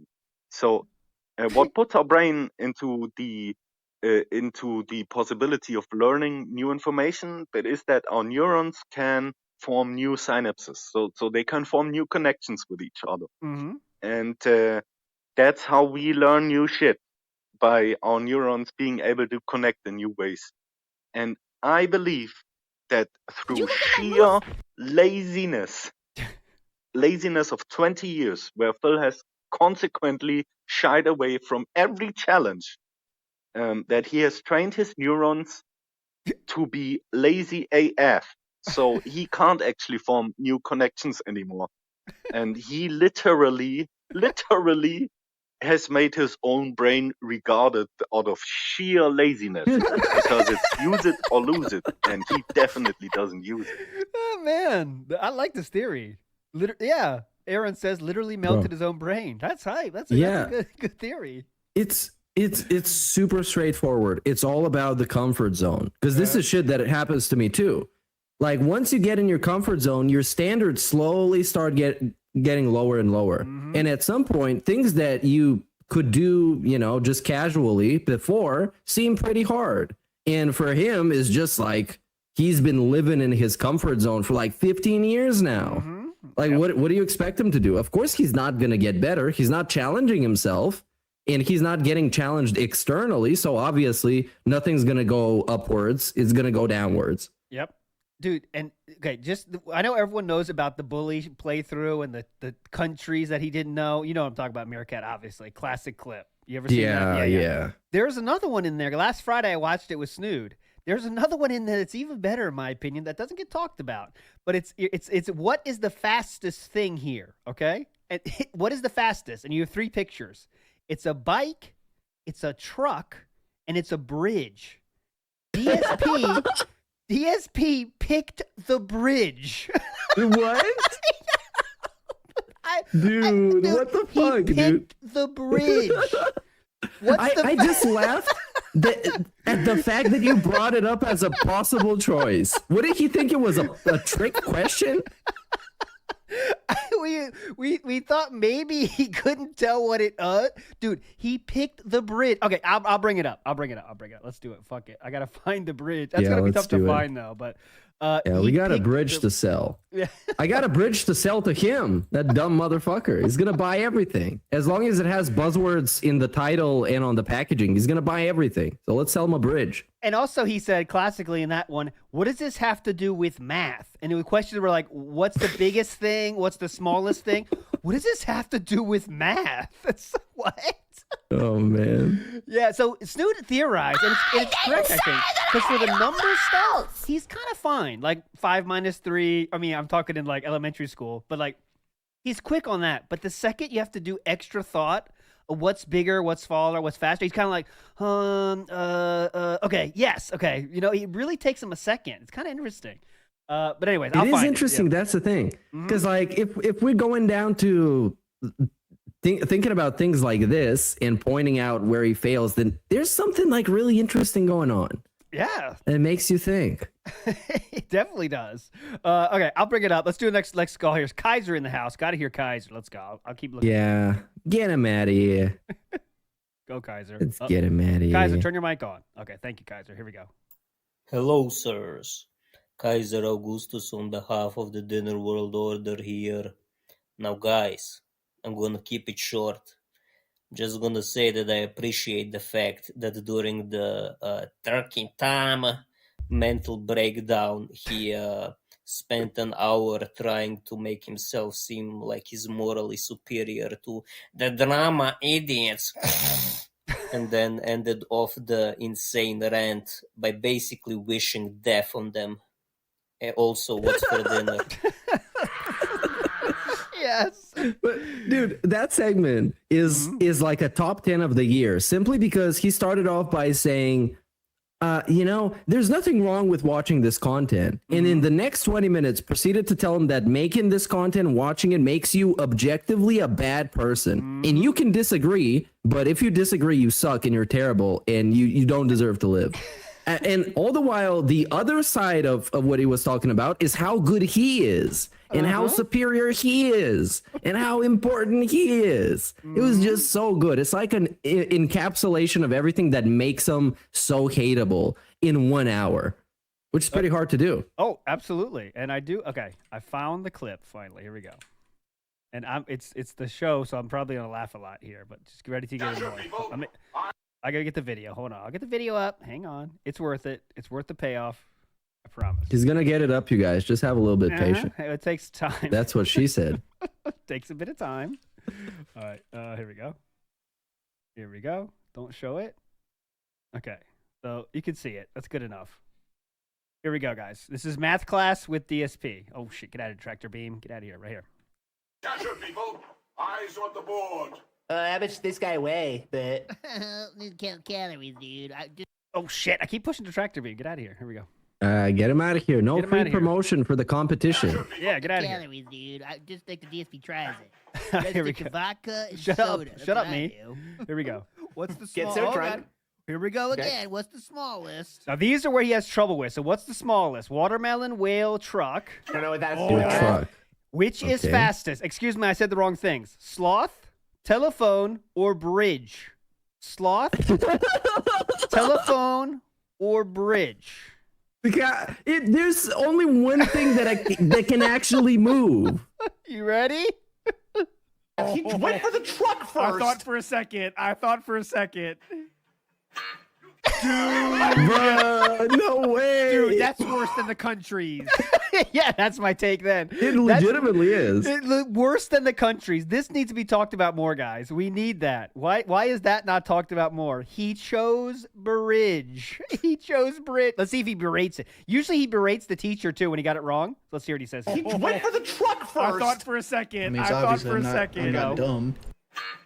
Dude. Dude, that's worse than the country. All right, wait. I don't. Stationary object. Get out of here, cat. Yep. Okay, it's Yeah, this how- movie. Phone. From Come on. Obviously, we're Makes reacting to it. Sound good? Fastest? Oh my god. I know what that meant. 3. I don't know what that I don't meant. want. He said, "I don't know what that meant." That was the comment to that too. I don't know what that meant. I don't know what that meant. What is fastest? I don't know what that meant. This is a I don't even know, valedictorian. dude. It's like I don't know. The thing is, there's such a good market for people that pretend to be stupid and stream themselves live. You know, you might know the iShow Speed guy. He's like, so his whole gimmick is that he's dumb. Uh-huh. It's not interesting to me, but I see the appeal. He could have totally been that guy for like 2016 YouTube, where it's like the drunk, stupid guy that just fails at stuff. But he's too prideful to actually be that guy, so he pretends he's taking himself so seriously. Why you got to do that? Come on. Yep, and that if you haven't seen that Bully playthrough, go watch it because also you have the game in that Bully where you have to there's letters and you got to make words, and you have to, like let's say you have TAC, you'll say cat, and that's fine. He tries me. 2-letter words are not allowed, and it tells you that. He tries 2-letter words 5 times. 5 times. He tries 2-letter words, and he tries L 3 times and me 3 times. Like, he is done. I really believe, I believe he's valedictorian, right? I believe he is valedictorian. But that playthrough will be like, what the fuck, man? This guy's theory of the brain degradation or whatever, man, it's something. Yeah. Oh no, that's like absolutely 100% a thing. It's not even a theory; it's absolute fact. Your brain is a muscle, and it can degrade like all your other muscles if you're not using it or you're running it at minimum capacity. And I mean, snorting and drinking seltzer water is not really using your brain that much. True. All right, let's get back to the message. We got a lot today. We're gonna get to as many as possible. Let's go to. Already got that one. Let's go to who? Where's one I didn't play yet? In the house, Dorkosaurus Rex. Go. Hey, that being said, quick message here. Big fan. 2 things I wanna say real quick.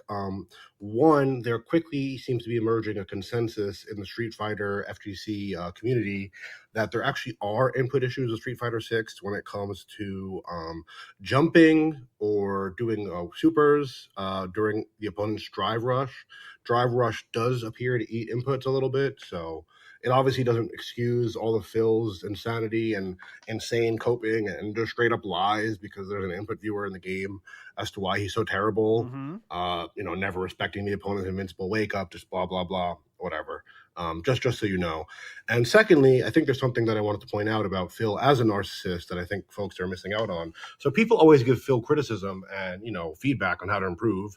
And 99% of the time he just calls him an idiot and ignores it. He dismisses it, whatever. They're not as grandiose and godlike as Phil the narcissist.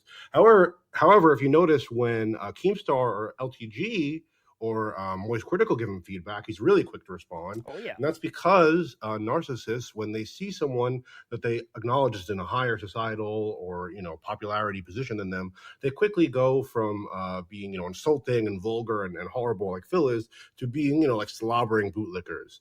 So within a day of those criticisms from people that are at least peers, if not generally absurdly more popular than him, the sort of feedback. He ran out of time. He ran out of Yeah, time. we got a part 2? Is there a part 2? I don't think so, unfortunately. I don't know. But he was going to roll there. I agree with what he's saying there, for sure, but he ran out of time. But, He had 90 seconds. Yeah, fortunately, he managed to get his point across. Yeah. That, people like Phil, when somebody from a higher position tries to give him advice, they seem very susceptible, or at least they answer. You know what? I've noticed that a lot with him, especially when it's like a higher up at, I don't know, when he talks about like the helicopter company or something like that. He cared so much about that CEO that promised him everything. He was the up and coming talent, man. And then that CEO left. And he did talk about the nepotism, by the way, that Turkey Tom. He's no one can prove that. I mean, it's not true. All this nonsense he's talking about, but I know, and he kept pushing that fact that the company doesn't exist anymore, so no one can confirm this anymore. Remember that? He said that during the. It's like, that's not true. That's not how it works. There's people that work there and could say stuff about their time working there, but he made sure to say that. Hey, that company doesn't exist anymore, so no one can confirm or deny anything anymore. Just trying to put that out there. Like, it doesn't matter what they say, everybody. The company doesn't exist anymore, Yeah. But I think in the end of the day, it doesn't even matter if it's true or not. From a troll's perspective, as long as it gets them riled up and pissed off, people just like telling him stuff. It doesn't matter if it's true or not, as long as it gets them. Yep. Real Ryan here has a thought, and Meerkat, I need your take on this because I don't know what he's talking about. Reno Ryan says, I just got here, so sorry if this was already covered, but did you cover Phil mentioning lawyer visits on his day off? Thoughts on that? I didn't even hear about this. I don't know about that. If you have a tweet or something to show me, everybody, or who I can look for, is that a Poems mystery? Did he cover that on his Twitter feed, which is a great news feed? That's where I get my news, is Poems Futures Twitter feed. But I did not see that. I don't know. Yeah. He mentioned lawyers. Wow. He casually mentioned lawyers. Oh, interesting. What could that be? Intrigue abounds. A lot of things. I don't know. Well, I don't want to tell I guess we'll see. I don't want to, flood the market or anything, but that might lead to you wanting to buy some coin, if you know what I'm saying. Maybe a certain divorce coin might raise some price there. Anyways. Let's get to Barrett Wells in the House Feds. Don't forget that he said that people in the Machinima emails don't care that their thoughts were shown during the event. Sikorsky might be the same. Oh yeah, I mean, you're right. That's 100% right. He said Machinima doesn't care because the company doesn't exist anymore. You could say whatever you want about him. Yeah, whatever you want, dude. So if anyone out there works at Sikorsky, you know what to do. He doesn't care, right? Us company doesn't exist anymore. Let us know. Anyways, I think, unironically, the funniest thing we might ever find about his work life is that people at Wells Fargo called him Sway, which is the funniest shit. He would admit that he got a nickname because he was swaying left and right like crazy. I think that's as deep as we're gonna get with work stuff. Like he said, that's another thing. He doesn't even have the basic knowledge to know that that's like a funny thing, like that people are gonna make fun of you about. Like just say it, cat. Like yeah, they called me Sway. I don't really get it. I mean, whatever. Yeah. Like that's like the funniest shit ever. Sway. Yeah. Wells Fargo people calling him Sway. Here comes Sway. The scammers. When he was working at a scammer business, he was scamming people. And it took him like, what, a year to realize that they're scammers so he would leave? 1 year. I was working there for a while, like a year, and then I finally figured out it was a scam. How did it take you that long, sir? I know, you know what happened? It took a year for him to get tired of that job, and then he found a reason to get out. There was something really interesting that I heard during your deep dive on the Wells Fargo thing, because I watched it live, but I fucking forgot, and I can't remember what that was, but it was really interesting that I hadn't heard before. But I don't know. I guess I'm just throwing it out there. Somebody else remember this for me and get back to me with what I forgot. Please okay? do. Please get back to us on that. It's a hot take there. Okay, so I have the audio of the lawyer mention here ready for you. Big ups to Otterly Insane. We can play that for you here. Audio coming in now. Hopefully. All this shit that I've always had to do, I have to do on my 1 day off a week. All right? Wait, I'll make sure you didn't say going to the doctor, going to an appointment or a legal appointment, seeing lawyers, all this shit that I've always had to do, I have to do on my 1 day off a week.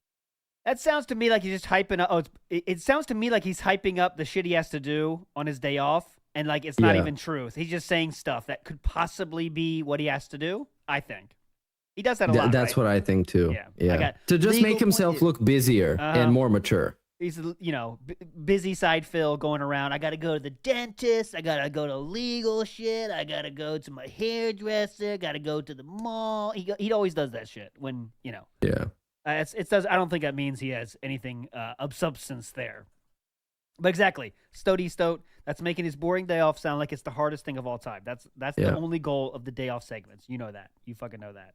Big ups to Atlas, the bookkeeper, as well, who sent the link as well. And I can say that now right on cue. Atlas, the bookkeeper, coming in hype on Sunday. Atlas, the bookkeeper, is our guest on Sunday. So big ups, Atlas, the bookkeeper. First time on the show for Atlas, the bookkeeper. Rising star, legend in the house. Let's get to it. Camping Dutchman. Let's go. Hey there, that's being said, the Camping Dutchman here. It's been a while since my last update of my trip into the Snortex. I'm currently watching Meerkat's restream called the quarter that he called the quarter Italian job, which fucking DSP's little robbery session, and it's like one of the first times that I actually watching some serious uncut DSP, and I just have to pause the stream every 10 seconds. He's just screaming to the vortex. I just have to vent. Like, how does this guy operate? How does this guy build like the most asinine, boring, roundabout, stupid fucking story about something that he could have wrapped up in like 2 minutes? How does he do this? How do you guys? Oh my god! Fuck! I'm so sorry. I'm so sorry. I'm swearing like a nonce. I mean, big ups Meerkat. Jesus Christ! But how does he do it? How does he do this? It's unbelievable. I'm so sorry. Fuck. Anyway, big ups. Keep tracking on, guys. Jesus. Big ups, Camping Dutchman. Thanks, bro. Yeah, that story is I don't even know. Why do you think he adds so many bullshit ass details to stories? I think it's just enjoying the attention and reveling and in as much attention as possible for as long time as possible. Yep. Because he got like 800 people watching him tell this stupid robbery story. Yep. It's exactly this is a Michael Scott from The Office thing. One time Michael Scott had a story to tell. So what he did was, all right, first I got to the building, right? Then I opened the door. What happens next? I'm in the lobby. All right. Then I go to the elevator. Elevator's broken. What do I do now? Go to the stairs. That's exactly what DSP does with these stories. It's 100% the same. Just add shit up. I really love the comparison to Michael Scott, but the one thing that breaks it all is that Michael Scott is just like a really lovable buffoon who is just like fundamentally he's a good person. You know, he's a nice guy, just doesn't know how to be a nice guy. So he ends up looking like insecure, like a bitch sometimes. But DSP is like, he's got only the obnoxious traits and nothing else. He got nothing. Even from Michael Scott, he took only the bad stuff. Not a single good thing. Yeah, and Michael Scott doesn't beg or make fun of his parents and stuff. That's it, you know. He takes all the bad boxes from Michael Scott. He takes all the good parts he does not have. And big ups. Let's go to another one from Fiskas in the house. Let's go. Hey, that being said, it's Fiskas. I hope everybody's doing well. I was watching the other day a movie called Den of Thieves. And for those of you that haven't watched it, I recommend it. I thought it was pretty good. It is inspired by Heat, I thought. But anyway, on that movie, there's like a crew planning a heist. And at one point, a group of crooked cops captures this one dude that's part of the team that's planning the heist. And basically, they interrogate him when they feel that he's bullshitting them. They beat the shit out of him to the point where when they're tired of his bullshit, they put a gun in his face and say they're going to shoot him in the face if he doesn't, talk and tell them what they want to know. And I was wondering if Phil was put in that same situation and asked to be honest about everything regarding the stuff that he consistently lies about. I would like to hear your input on how many teeth would he lose and would he be shot in the face in the end or not? My hypothesis is that he would be toothless and with a hole in his forehead. Anyways, I hope everyone is doing well. Take it easy. I the exact opposite opinion, but go ahead. This whole thought experiment was just for us to imagine him at gunpoint, wasn't it? Wasn't it? So I don't think what they gotta ask him to admit to, because I think most of the stuff he is peddling, most of the stuff he claims, he genuinely believes, and the rest of them he truly wants to believe, and it's just a process of, gaslighting himself. So I think unless it's something that is straight up a lie, you can't really get him to admit stuff that he truly doesn't believe in. Yeah, I don't know. I think he would. I think he wouldn't. He would just whatever it takes to cave and end the situation. He would do. So I mean, if that even involves lying, he'd probably do that. Whatever to get out of the confrontation. Because there's anything that Phil hates more than not getting tips, it's confrontation, and he will run from that. Do whatever it takes to run from that. So that's what it would take. I think he really likes confrontation as long as he's confronting somebody that he objectively sees as weaker and somebody that, without a doubt, you can win against. Yeah, I'm not gonna, he could win against. Online excuse, I should have said that. Online confrontation he loves, but I'm talking about offline, real life confrontation. He would run as far away as possible, do whatever it takes to get out of there. Admit to being an alcoholic again. I'm an alcoholic. I'm a gambling addict. Whatever you need to hear, I'll admit to everything just to end this. That's what he'd do. I think. But anyways, big ups to Speedy, who says Dave embodies the worst characteristics of several TV personalities, specifically Eric Cartman, Michael Scott, and Ricky from the Trailer Park Boys. Interesting. I mean, Eric Cartman's worst characteristics are like he's just a maniac. Yeah, it's everything bad you can think about somebody. It's Eric Cartman. That's kind of his whole gimmick. I haven't seen South Park in so fucking long. I just haven't. You kind of fell out of it. I know it's still going, right? Is it still going? DSP couldn't pull off a Scott Tinnerman ploy. Diversity, inclusion, stuff like that in media. I guess it was fun, but the point is for me that at some point we reached a time where reality was funnier than South Park, and they just couldn't make up something that was funnier than reality. So I was just browsing on Twitter and seeing funnier stuff instead of just watching South Park. It is like a fake. Also, big ups to Yona Hall says Thanksgiving is where you thank by giving. Okay. Oh. Season of giving. 'Tis the season. Am I right, guys? 'Tis the season. And Camping Dutchman in the house again says, you were the only thing getting me through that session, Meerkat. Big ups for keeping your chill. I sent a second message shortly after. Oh, okay, you have a second one. All right, let's go. This is a minute. Go. This is a second message style. This is very rare, Camping Dutchman. Please, very rare. Here we go. We'll play it for you. Go. All right. It's nothing. It's fucking nothing. The whole story was nothing. It's fucking... At one point, I thought he was like, oh, no, I lost my phone. No, it's a fucking reducible shopping bag. I'm out of breath. I'm sorry, guys. It's unbelievable. Oh, fuck. Jesus. It's like you're being waterboarded while you're strapped to an electric chair. I can't believe I had to sit through this shit. Oh, fuck. Ay, mama mi carta. It was nothing. It was. I'm so sorry, guys. I'm so sorry that I have to dump. I had to vent. I had to vent. I had to vent to somebody. As you guys. I'm so sorry. Oh my fucking god. What? It was jack shit. Oh fuck. I'm so sorry. Oh, sorry. Okay, I'm gonna lie down. I need to take a moment. I'm so sorry, but yeah.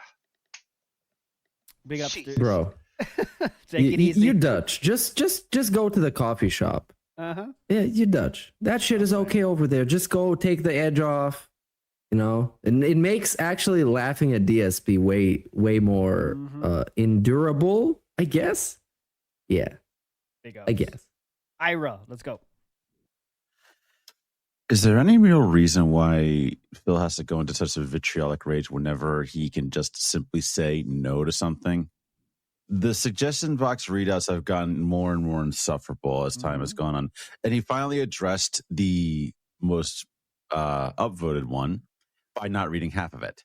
The only one that he addressed to any great length was the charity stuff, and that was completely fucking unhinged because as a Roman Catholic rage-style person myself who is no longer religious, I do not use my upbringing as a reason to do or not do charitable things. I just do them.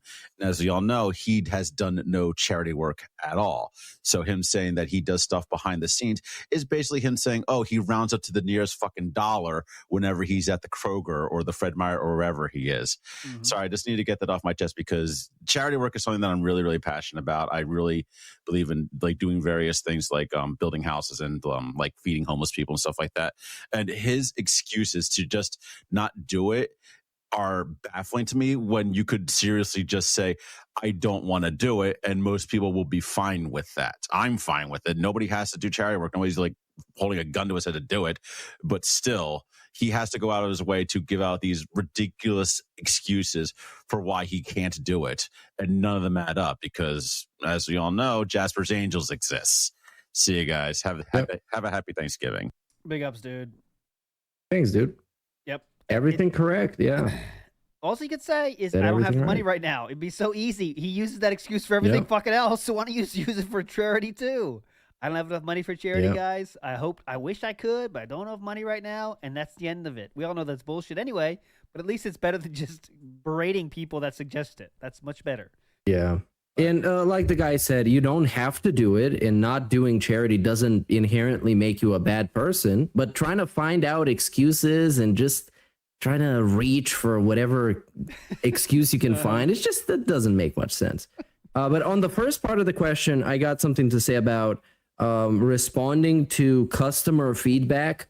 I don't think you should harp on the negatives too much unless you're doing damage control, in which case you should be very apologetic. But in his case, he's going on and on about things that people recommended him that he doesn't want to do because he thinks they're bad, which is super wrong. You should just take all the time you want on the things you actually want to do. That is a good suggestion. So you can seem like you're engaging with your audience and the feedback is actually important to you and you're taking it. And you can decline a bunch of feedback because it's not all good, but you shouldn't focus on the bad ones like he's doing. That's my whole point. Yeah. But and also, just move past the bad ones. You don't have to make the person feel like the dumbest piece of shit on earth before you get to the next point. Oh, yeah. You know, make my podcast. You should make the podcast shorter. Oh, here we go. Oh, so my podcast should be 30 seconds long, right? Would that work for you? Yeah. Is that what you think? What podcast do you know is 30 seconds long?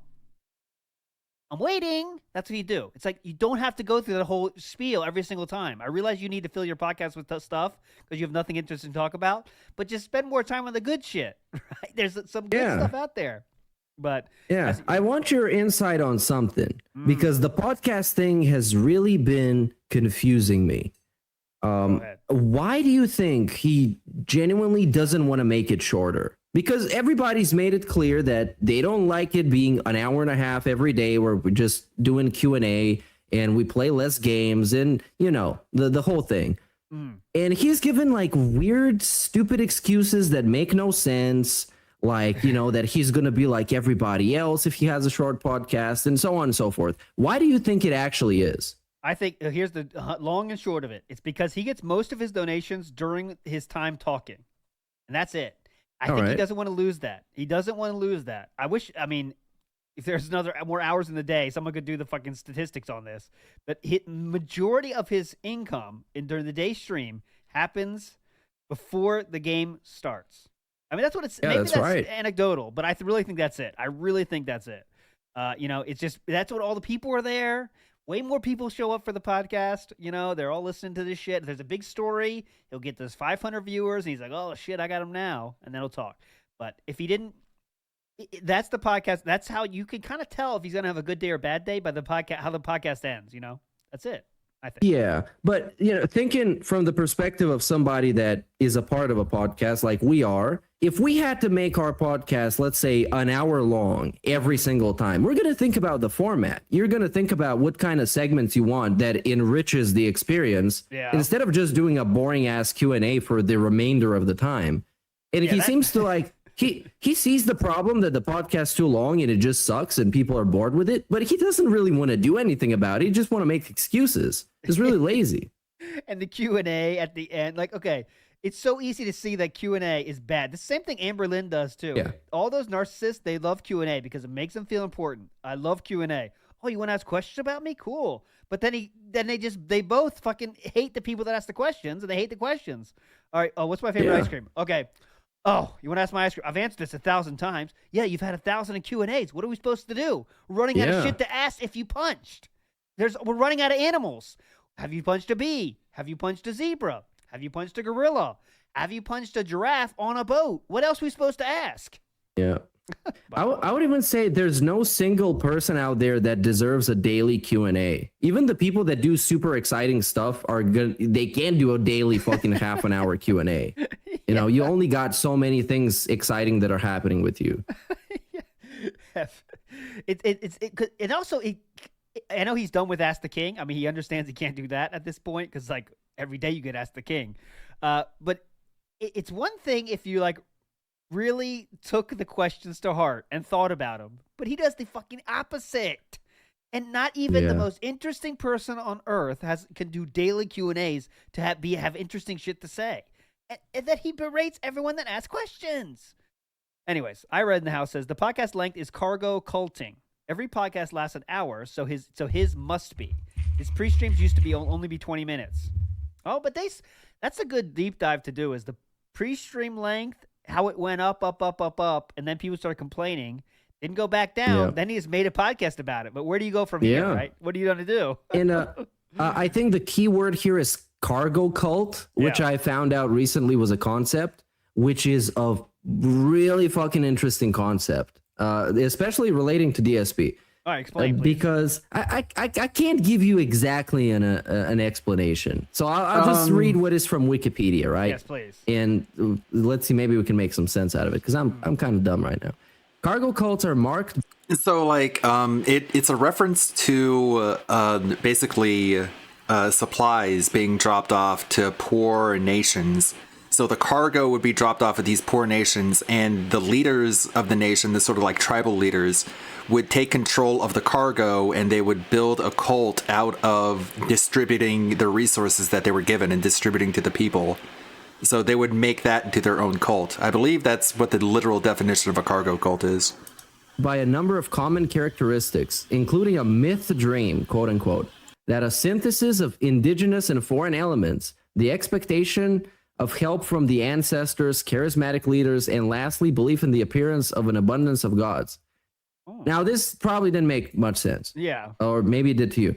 But from what I've understood, it's that you're basically expecting to fulfill some kind of a pattern, and then the good thing will happen that you expect. So let's say like fucking Phil, you know, he's going to sit there, play the games, you check the boxes, you fill the pattern, and then the support from the gods will come. Okay. So basically he's kind of running it kind of like that. Or maybe I'm going to be wrong. Somebody in the comments going to correct me. But in any case, it's an interesting concept.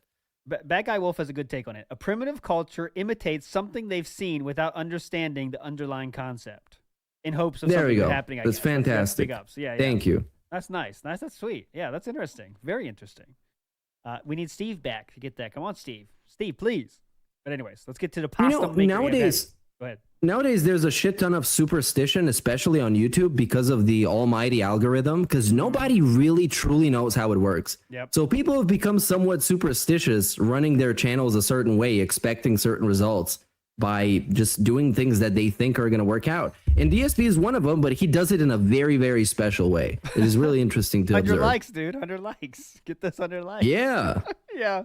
Leave That's a comment true, for the algorithm. People don't know. There's one. Anyways, we're getting too deep in this, but I remember there's one like story I read about that. There was people, like one family had like a recipe, and they said, well, you have to do it in the shape of a rectangle because that makes the whatever flavor the best. But then they asked the grandma, it's like, no, I just had a rectangle fucking holder. That's all I had. That's why it's rectangle. But she wrote down the recipe, so everyone followed it. It has to be rectangle, but it was just because they had the thing. Same system. This sounds like the Italian sauce. Is that what I'm It's saying? just Maybe the that's same it. thing. Maybe it is. Yeah. You gotta add the sugar. What does the sugar do? All right, Evil Dawn says, cargo culting, you do a thing that other people are doing, expecting a certain result without knowing why it happens or the process behind it. There we go. Thank you. We're all experts now. We cannot complain. Yeah. We are awesome. The pasta maker in the house. Let's try to get to, we are about 30 minutes left. Let's go. Hey, that being said, and all the detractors out there, I'm thinking Phil's laying the groundwork to move away from Seattle as he's continuously pearl clutching over the crime there in his area. Oh, God. Nah, he's not. I know. He's too lazy and poor to do that. But I thought it'd be fun to answer this question. Where do you think Phil would move to if he had to move? I don't think he'd go back to Connecticut because that would hurt his ego too much. I think he'd go to a place that would fuel his habit even more, and that is Nevada. No. Let me know what you think. Wow, Vegas DSP is gonna be generational, dude. God. We're gonna be having marathons Salt every Lake. day. Cole. He already has the He's clothes. still gonna be hungover. He's got the New Balance shoes on. He's got that drip Yeah. going with the buttons up, you know? Walking up with his jeans that are too big. Hi, honey. We're going to the, where's they go? We're going to the Trump Tower, honey. Whatever, no, that's Trump Tower. What is it? The fucking, like, Egypt one or whatever. Whatever they're called. Monte Carlo. Yeah, and they play every single fucking game possible, you know? Oh, these are slots, honey. You pull down the lever, and he sticks there for 2 hours. God, that'll be the best. That'll be the fucking best. But he's not gonna move there. Luxor, yeah, he's not gonna move there. I don't think so. He would probably move back with his parents. I don't think that's too much of a. He can appear like kind of a good guy if he does that. Just want to be back with my parents. How about they're almost dead? How so- about Texas? Because I've seen a lot of like influencers. Trump did own a building not in Vegas at influencers, one but, like, point, but online he ended people up moved to Texas because the selling taxes are it. lower. I forget or which one. something. I don't know. Oh, yeah, 'cause maybe. like Joe But Rogan then did he's gonna that bitch too. about the heat. Yeah, like Joe Rogan did that, right? For the He tax did, breaks. yeah. Was that the Taj Mahal? But does he, I don't I don't know if that's gonna help him. He'd probably forget to do some other taxes, and then get fucked again. But yeah, that's why he moved to Seattle. It was all about Yeah. taxes, guys. That's what it was about. That was the only thing it was about. I'm gonna do a deep dive on that decision because I know it's mainly was the taxes that he went while he moved to Seattle. And dude, that he got fucked by taxes for moving to Seattle. That's the fucking. Oh best. yeah. That is the best. That's the best. Native Mamba has a good quote. Only steers and queers live in Texas, and DSP sure isn't no steer. Sure, I don't That know. is a saying. That is a I'm saying. European. That is a Oh saying. yeah.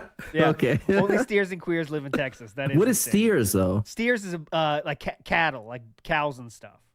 Oh, Yeah, all yeah. right. Okay. Anyways, American style reference there. Yeah, that's. Well, that he Steve- is a cattle because we're milking him. Uh-huh, We're milking him right milking him. now. There's no Steve and no Sam. The American style references can flourish, boys. Let's keep them Yeah. coming. Fuck, we don't need this Well, European style. Much better than UK Red style. Dwarf. Yeah. Fuck Red Dwarf. Am I right? Whatever the fuck that is. That's a I banned still haven't word in seen the it. chat now. I'm changing it. All right, Yeah. anyways, let's go. We're Brad making Bernie, the yeah. Office US references up in here. Yes, that's what I'm saying. That's what I'm Yeah. saying. All right, Brad Bernie, let's go. Hi all, Brad Bernian here. A little scenario sure it's good, for though. you.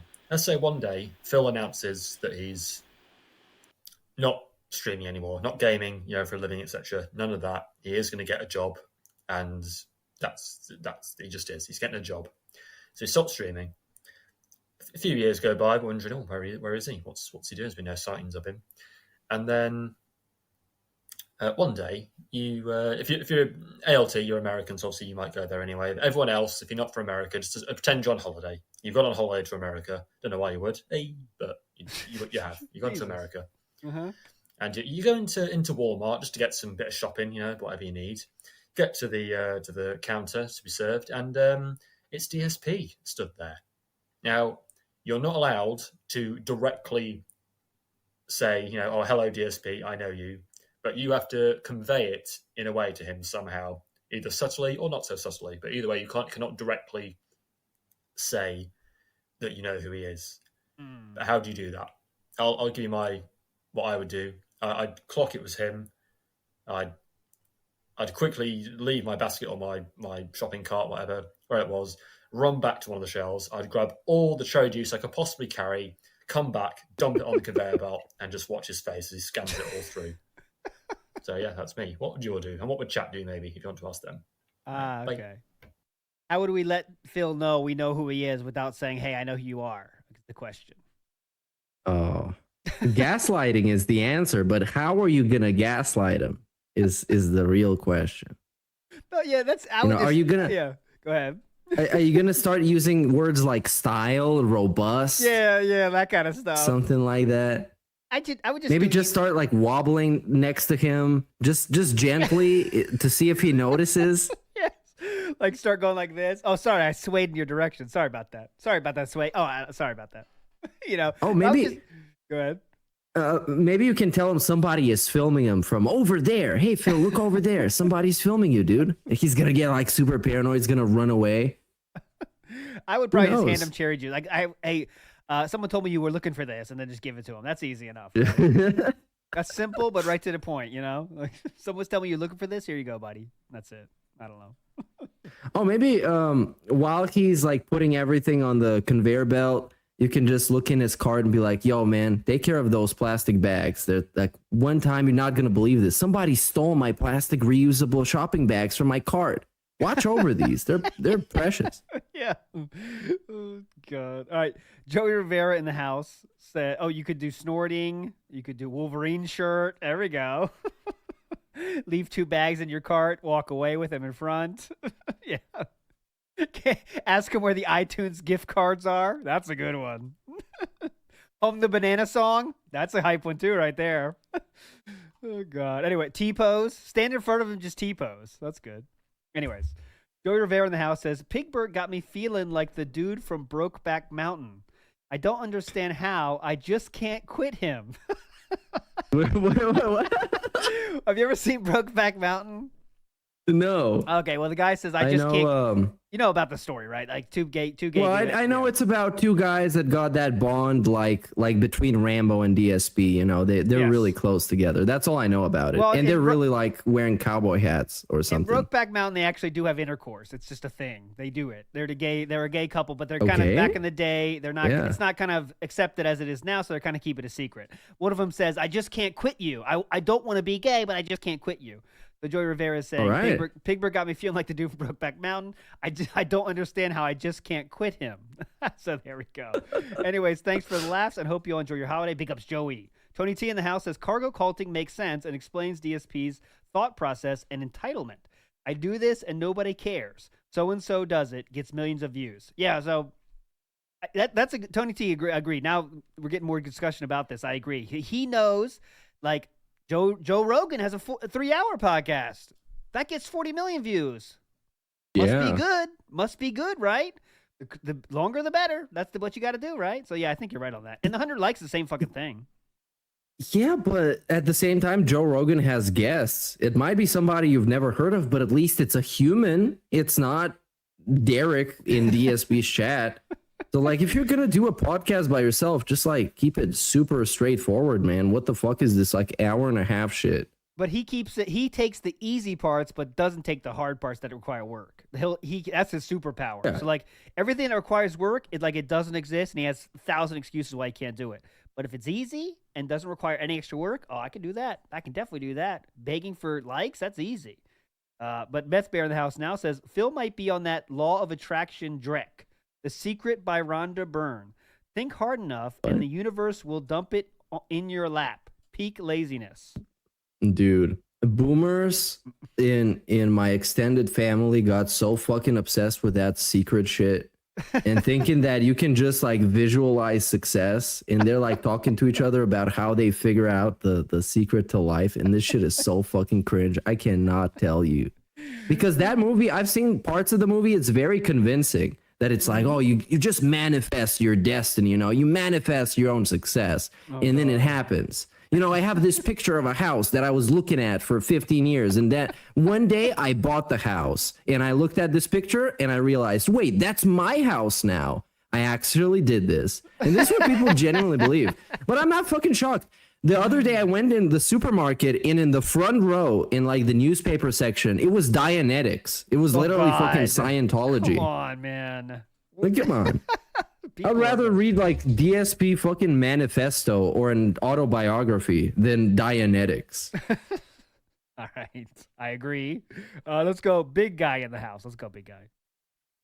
Hey guys, the recent suggestion box humiliation ritual that Phil did got me thinking about something he says a lot, about how he's become a better streamer.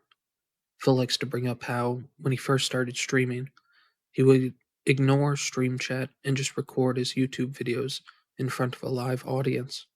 But nowadays, when someone asks him to make the pre-stream therapy session shorter and just talk about all that stuff during the gameplay, Phil derides that person and tells them he doesn't want to ruin his playthroughs by talking about anything but the game and being distracted by stream chat. So what's the fucking difference? Old Phil never acknowledged stream chat because he didn't want to ruin his YouTube videos. New Phil doesn't want to interact with stream chat about anything other than the video game because he doesn't want to ruin his YouTube videos. That's the same fucking thing, you big roach. It's amazing how Phil wants to double dip everything he does while streaming. It's not enough that he gets tips, memberships, and super chats during his 5 hours of gameplay streaming. The same live stream has to be suitable to be broken up into pre-recorded YouTube Let's Play videos. Mm-hmm. Big guy as But- usual. Right, 100%. But to him, if he had to pull out that semantics bag, he would have to say that he still acknowledges people during the streams because he reads their shout outs and whatever they tell him about something in chat every once in a while. He doesn't completely block them out because like a lot of his logic is based on extremes. Either you doing something always or never. And that's what he usually uses as an excuse or a justification or reasoning as to why you're getting debunked is that extreme. Mm-hmm. Yep. And because recently, yesterday, I did the deep dive into when he started direct capture, and he really got into that, how he was so scared. He wanted to give the fans something by because everyone's saying the reason he did direct capture, by the way, bottom line is he already did 3 emergency style special shows saying like, guys, my views are down. I only have 8 million views a month. He had 8 million views a month, but Skyrim got him to like 10 million views a month. Oh went yeah, down. it's Skyrim. Yeah, and then he went down to 8 million, and then he had emergency stream there. 8 million views a month, guys. What's happening? Then he did 3 emergency, hey, the views are going down streams, and then finally he broke. So then he breaks, and he has to do direct capture. And he says, okay, I'm going to start streaming and direct capture together. But he was then even more worried about his views because if I'm doing streaming, people won't watch the gameplay videos. So I intentionally didn't look at the chat at that time because he wanted you to have a special experience. Yeah. You didn't want to get any special experience from the stream. He wanted to make it into YouTube videos. That's where the special stuff was, you know. But now we're in this world where he's still trying to separate those two, kind of, you know, like not separate them, but like his streams are good YouTube videos as well. When it's like, so no one else on earth would ever think about that, right? Here's my stream. Yeah. I break it up into YouTube videos, and you watch that if you want, you know. But he's still stuck in 2013. Like nothing ever is changing. Nothing. You know? He doesn't even think about changing anything. Like, obviously, he enjoys the attention being on him. Why even bother with video games? Why not just become like a lifestyle channel or an influencer? Legitimately. Yeah. 'Cause, like, this whole thing about the direct capture shows that he doesn't care about his content, the quality of his gameplay or whatever. It's about him. And if it's going to be about him, why even bother with stupid fucking video games? Just make it about you. Just like hold the camera around, driving around Seattle, bitching about life, and be like a lifestyle influencer. Yeah, and that'd be he's kinda going to get hype. way more likes and views and ad revenue like that. Yeah. I don't even know why. Imagine that. Go to a store. Don't film it. You just go to a store. You don't have to film yourself in the store. I know he doesn't want to do that. But fucking go to Best Buy and come out and then rant about it for an hour. He could go for hours Yeah. about that, I'm sure. Oh, let me tell you the Yeah. first thing. There was a napkin on the floor. You telling me there's a napkin on the floor? I'm a member. I don't want to see any napkins on the floor. First aisle. Let's go through the first aisle. Okay. I saw 3 things in the wrong place. 3. How many how many things did I see in the wrong place? 1? No. 2? No. 3 things were in the wrong place. That would be a great show for him. Yeah. But he doesn't care about the show. Like, he literally doesn't care about the entertainment value, just the profitability. Yes. And like we talked about the cargo cult, he's hoping that he's going to check a bunch of boxes and then success will follow because that's literally him admitting that this is his business plan. Is like, I make content, you guys like it, you guys give me money. So sure, if you're going to check boxes, at least check the boxes that are going to make you a lot of money and become a fucking IRL streamer or something like that. Mm-hmm. Fuck. But anyways, I think in his mind, in the end, gaming is what, if he can't game anymore, he'll take it as a failure. I think that's probably what's keeping him away. But Gaming, he uses it also as a crutch because if he's not entertaining, he could be playing Elden Ring, the biggest game of the year, or any other big game, and use that as something to substitute his personality in terms of like entertainment value. Mm-hmm. Agree. But then guess. he'd lose so much content if he took away gaming because he has to talking about what game he's going to play. Talking about the fucking problems with the game. That's all. That fills up time, and that's a premium for him. He doesn't have anything else to talk about, right? That is true. All right, let's get Because to games is like the little identity he has left is all just video games. There's nothing even left. He doesn't even watch like Blu-rays anymore. It's just games. Yep, games and Hogan's. What else do you need? Games, Hogan's, and gin. That's my new band name. James Hogan's and gin. Games, Hogan's, and gin. Country band, it sounds like. All right, like some rice in the house. Let's go. Hello, that being said, big ups. This is Like Some Rice, your favorite side dish. I hope Steve is doing well, and I hope you all are getting ready to have a great and happy American-style Thanksgiving. Thank you for the sub. So, guys... Die Trash Man. Thank you. I'm editing the worst of 2022 video. I'm starting with the interview here. Just editing in the background, listening to the podcast. It's good stuff. Thank you again. The last week has just been utter insanity. Happy Thanksgiving to you too as well. Robbery and all the complaining about the Turkey Tom stuff. But I have a little nugget of truth that I'd like to kind of debunk with you guys to kind of see what you think. The other day when Phil was talking during the suggestion segment, he kind of let slip something. And I just want to kind of go ahead and play it for you. Okay. Hype. I get 1 day a week that I'm supposed to be spending off of streaming. Guess what I do? Grocery shopping, going to get pet supplies, going to the doctor, going to an appointment or a legal appointment. That's a good see point. Lawyers. I should talk all about this that. shit, all this shit that I've always had to do. So, what does Phil need a lawyer for? And more specifically, what is Phil setting up lawyer appointments for? Now, for me, personally, as somebody who's on Team Divorce, my mind immediately goes to divorce. But for those of you who are not on that team, what do you think Phil is going to see a legal professional for? I would love to hear your thoughts. Big ups, guys, and I hope you all have a safe and happy Thanksgiving. Thank you so much for doing this show. I look forward to it every week, and yeah, big ups, guys. Thank you. Like some Thanks, rice, dude. legend, dude, legend, man. And we talked about it before, but I think it's Yeah. just adding to the list of things he has to do, but he's actually not doing those things, right? I got to go doctor, Yeah. got to go dentist, got to go to Curls and Twirls, got to go to PetSmart, got to go to the grocery store, got to go to the DMV, got to go to whatever, pick up cat from work. It's all these things he's saying. So his day off is the most busy day off of all time. Can't do anything. His day off is actually more busy than his working days. That's what he wants you to think. So, anyways, that's it. Real quick, I want to read out Gout DSP Gout on Twitter. He does the podcast audits for the time. I'm just going to read the total from this week, if you don't mind. The intro was 4%. So this is the whole week, right? So we're talking about 17th, 18th, 19th, 20th, 21st, 5 days. And I'll just read it real quick for you. The intro was 4%. The daily rap recaps was 6%. The schedule, 11%. Begging and shoutouts, 23%. Yes. DSP News. Okay, so this is the content, right? This is what you normally would go to a podcast to hear. All right? This has 12%. 12%. Wow. Okay. Q&A, which is the thing he does every single day when he doesn't have any other news to talk about. That was 10%. Okay. DSP Day Off segments, 8%. And drama segment. This week we had a lot of drama. So Turkey Tom and Lolcow Live and Side Scrollers Talk. Only those three things. 20% of the entire week was Turkey Tom, Lolcow Live, and Side Scrollers.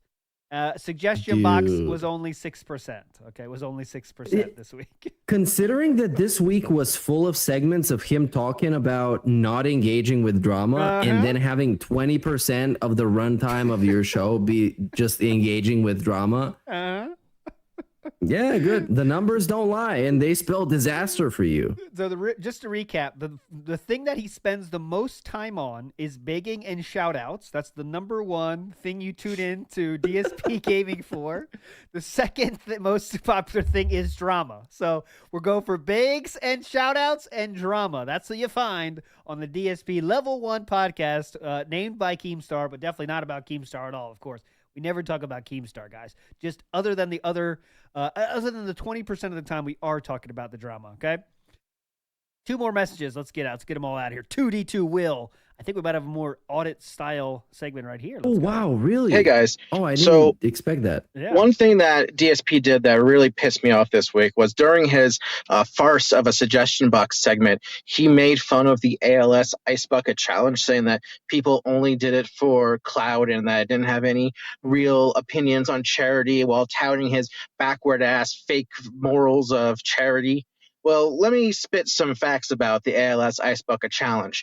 In 6 weeks alone, that thing raised over $115 million that directly went into ALS research. And the research that was directly funded from that movement helped discover 5 new genes related to the ALS disease and has resulted in 2 brand new medications being FDA approved.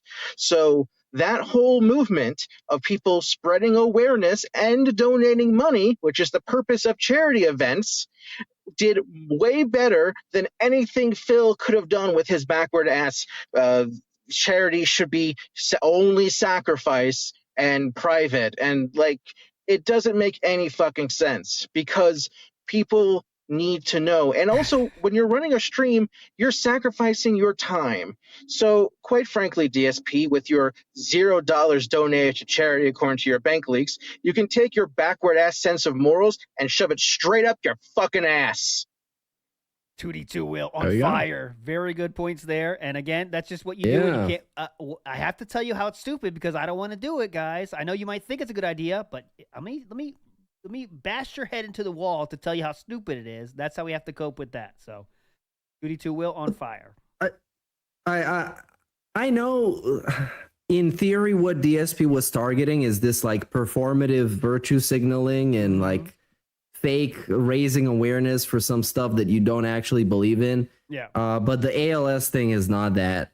Ice Bucket Challenge wasn't that. It was a viral trend, sure. And like 2D2 Will said, it genuinely helped people. And there is plenty of slacktivism and performative wokeism out there to pick apart that it is fucking stupid. But DSP didn't do that.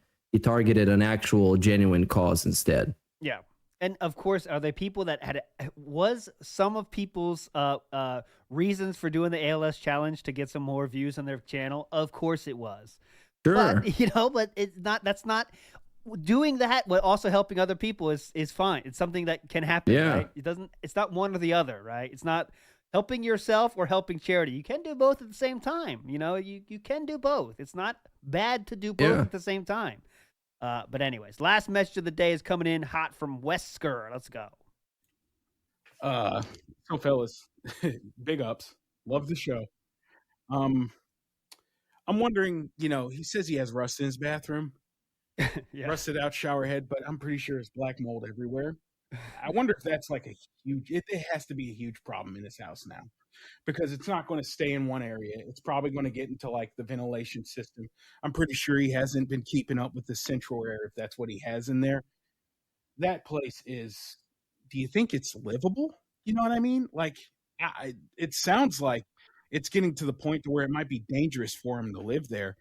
And that sounds like might a be fucking something crack that house. happens soon is he has a guy come through there to maybe get rid of this stuff. If, indeed Phil does that, because we all know he's not capable of handling things like an adult. But if that eventually happens, do you think it would be like deemed possibly in his home unsafe to live? And that's what gets him out of the house? Anyway, that's just my rant, my question. Big ups, fellas, as always. Steve, and of course, Wow. That's the sign off. That's the new sign off. Dude was starting up a motorcycle or something. Real What talk, the why? hell was that? But anyways, is it all? What it would take to for it to be Seriously, not is anyone livable? like, Someone has to ha, get in ha, that ha, house ha, that was first so has any funny. kind of, Like, it's not has any funny. say in the place. That's not going to happen. But It's not. If you look at how the end when he left that condo Ugh. in Connecticut, there's videos. Wow, of that it. was so funny. You see what it looks like in there. The the amount of cording Yeah, that's it's like sitting getting there, so and he fucking would say old. himself, like, I don't use that anymore. I don't use that anymore. The thing we "Oh, I don't complain use that about, you do anymore," it but it's just sitting in a unironically. Like, go pile of fuck wires. yourself. I don't use that anymore. I don't use that anymore. You think he changed from those times? I personally don't. Why don't you call in and beg for money? Extrapolate that to an entire household. Call in and right? complain about your Extrapolate that life, to an entire household unironically. Where he Why has do you admitted do what he before, does, but you think it's styrofoam like was so stacked cool? so high he could not change a light bulb. Fucking right? dork. He also admitted there's ants, there is fruit flies, Yeah. there is rust on the walls. How much stuff doesn't work anymore? You know, I'm not making anything up for jokes here. This is all things he has said himself. Yeah.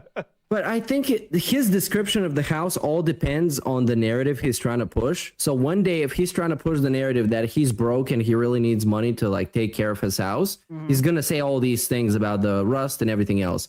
But if another day he wants to make it seem like he's great at operating a household, this his own words, he's going to make it seem like it's not that bad. And maybe they fix something or, you know, things are working out. So it really just depends. Like most things, his opinion depends on what kind of narrative he's trying to spin.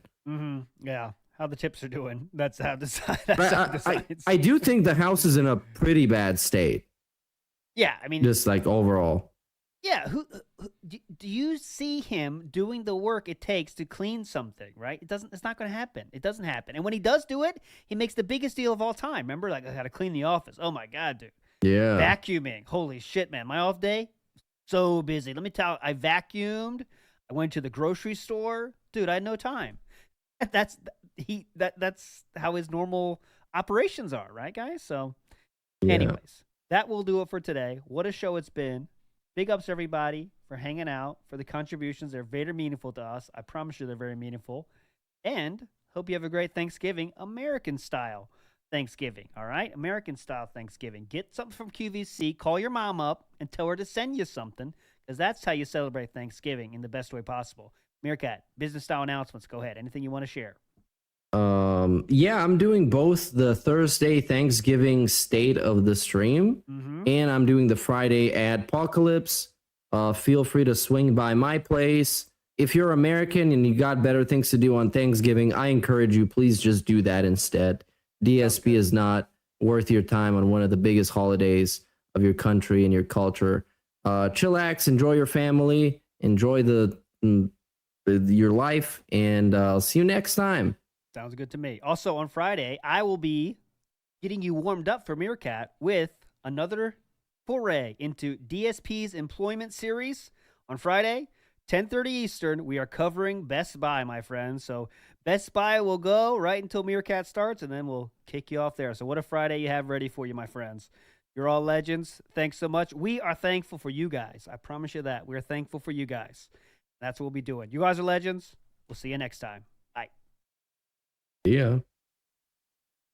Like, you notice how never in the history of anyone ever doing that do the people on the panel, do they ever laugh?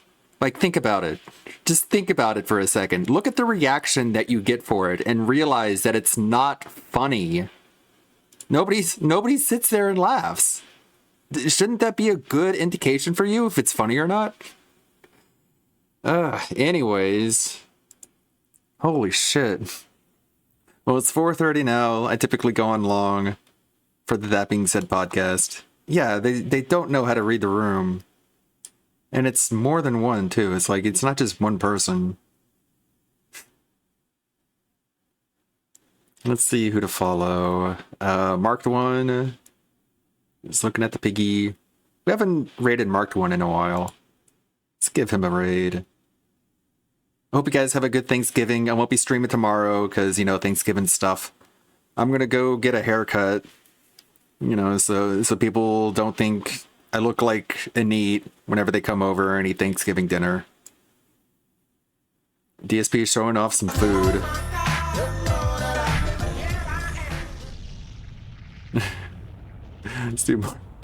Got explosions. That's cool. Don't worry, you'll come out of emote only mode. I'll keep editing this video whenever I have free time. Yeah, Juzzy, nuke the evidence. There's a lot to go through. I'm still on part 1. but I'll collect a lot of clips for this. It'll be a cool, like multi detractor reaction Well, that to one the don't interview. work. Hopefully, I'll get it done by the end of the month so I can spend the rest of December Oh my god, my spelling tonight. going through 1 through 9, or like 10 through 2, I guess. May the good blood guide your way, everybody. Thanks for hanging out. Enjoy your holidays again. Bye bye. Bye-bye. There you go. I shouldn't be telling you all these. I shouldn't be telling you all these.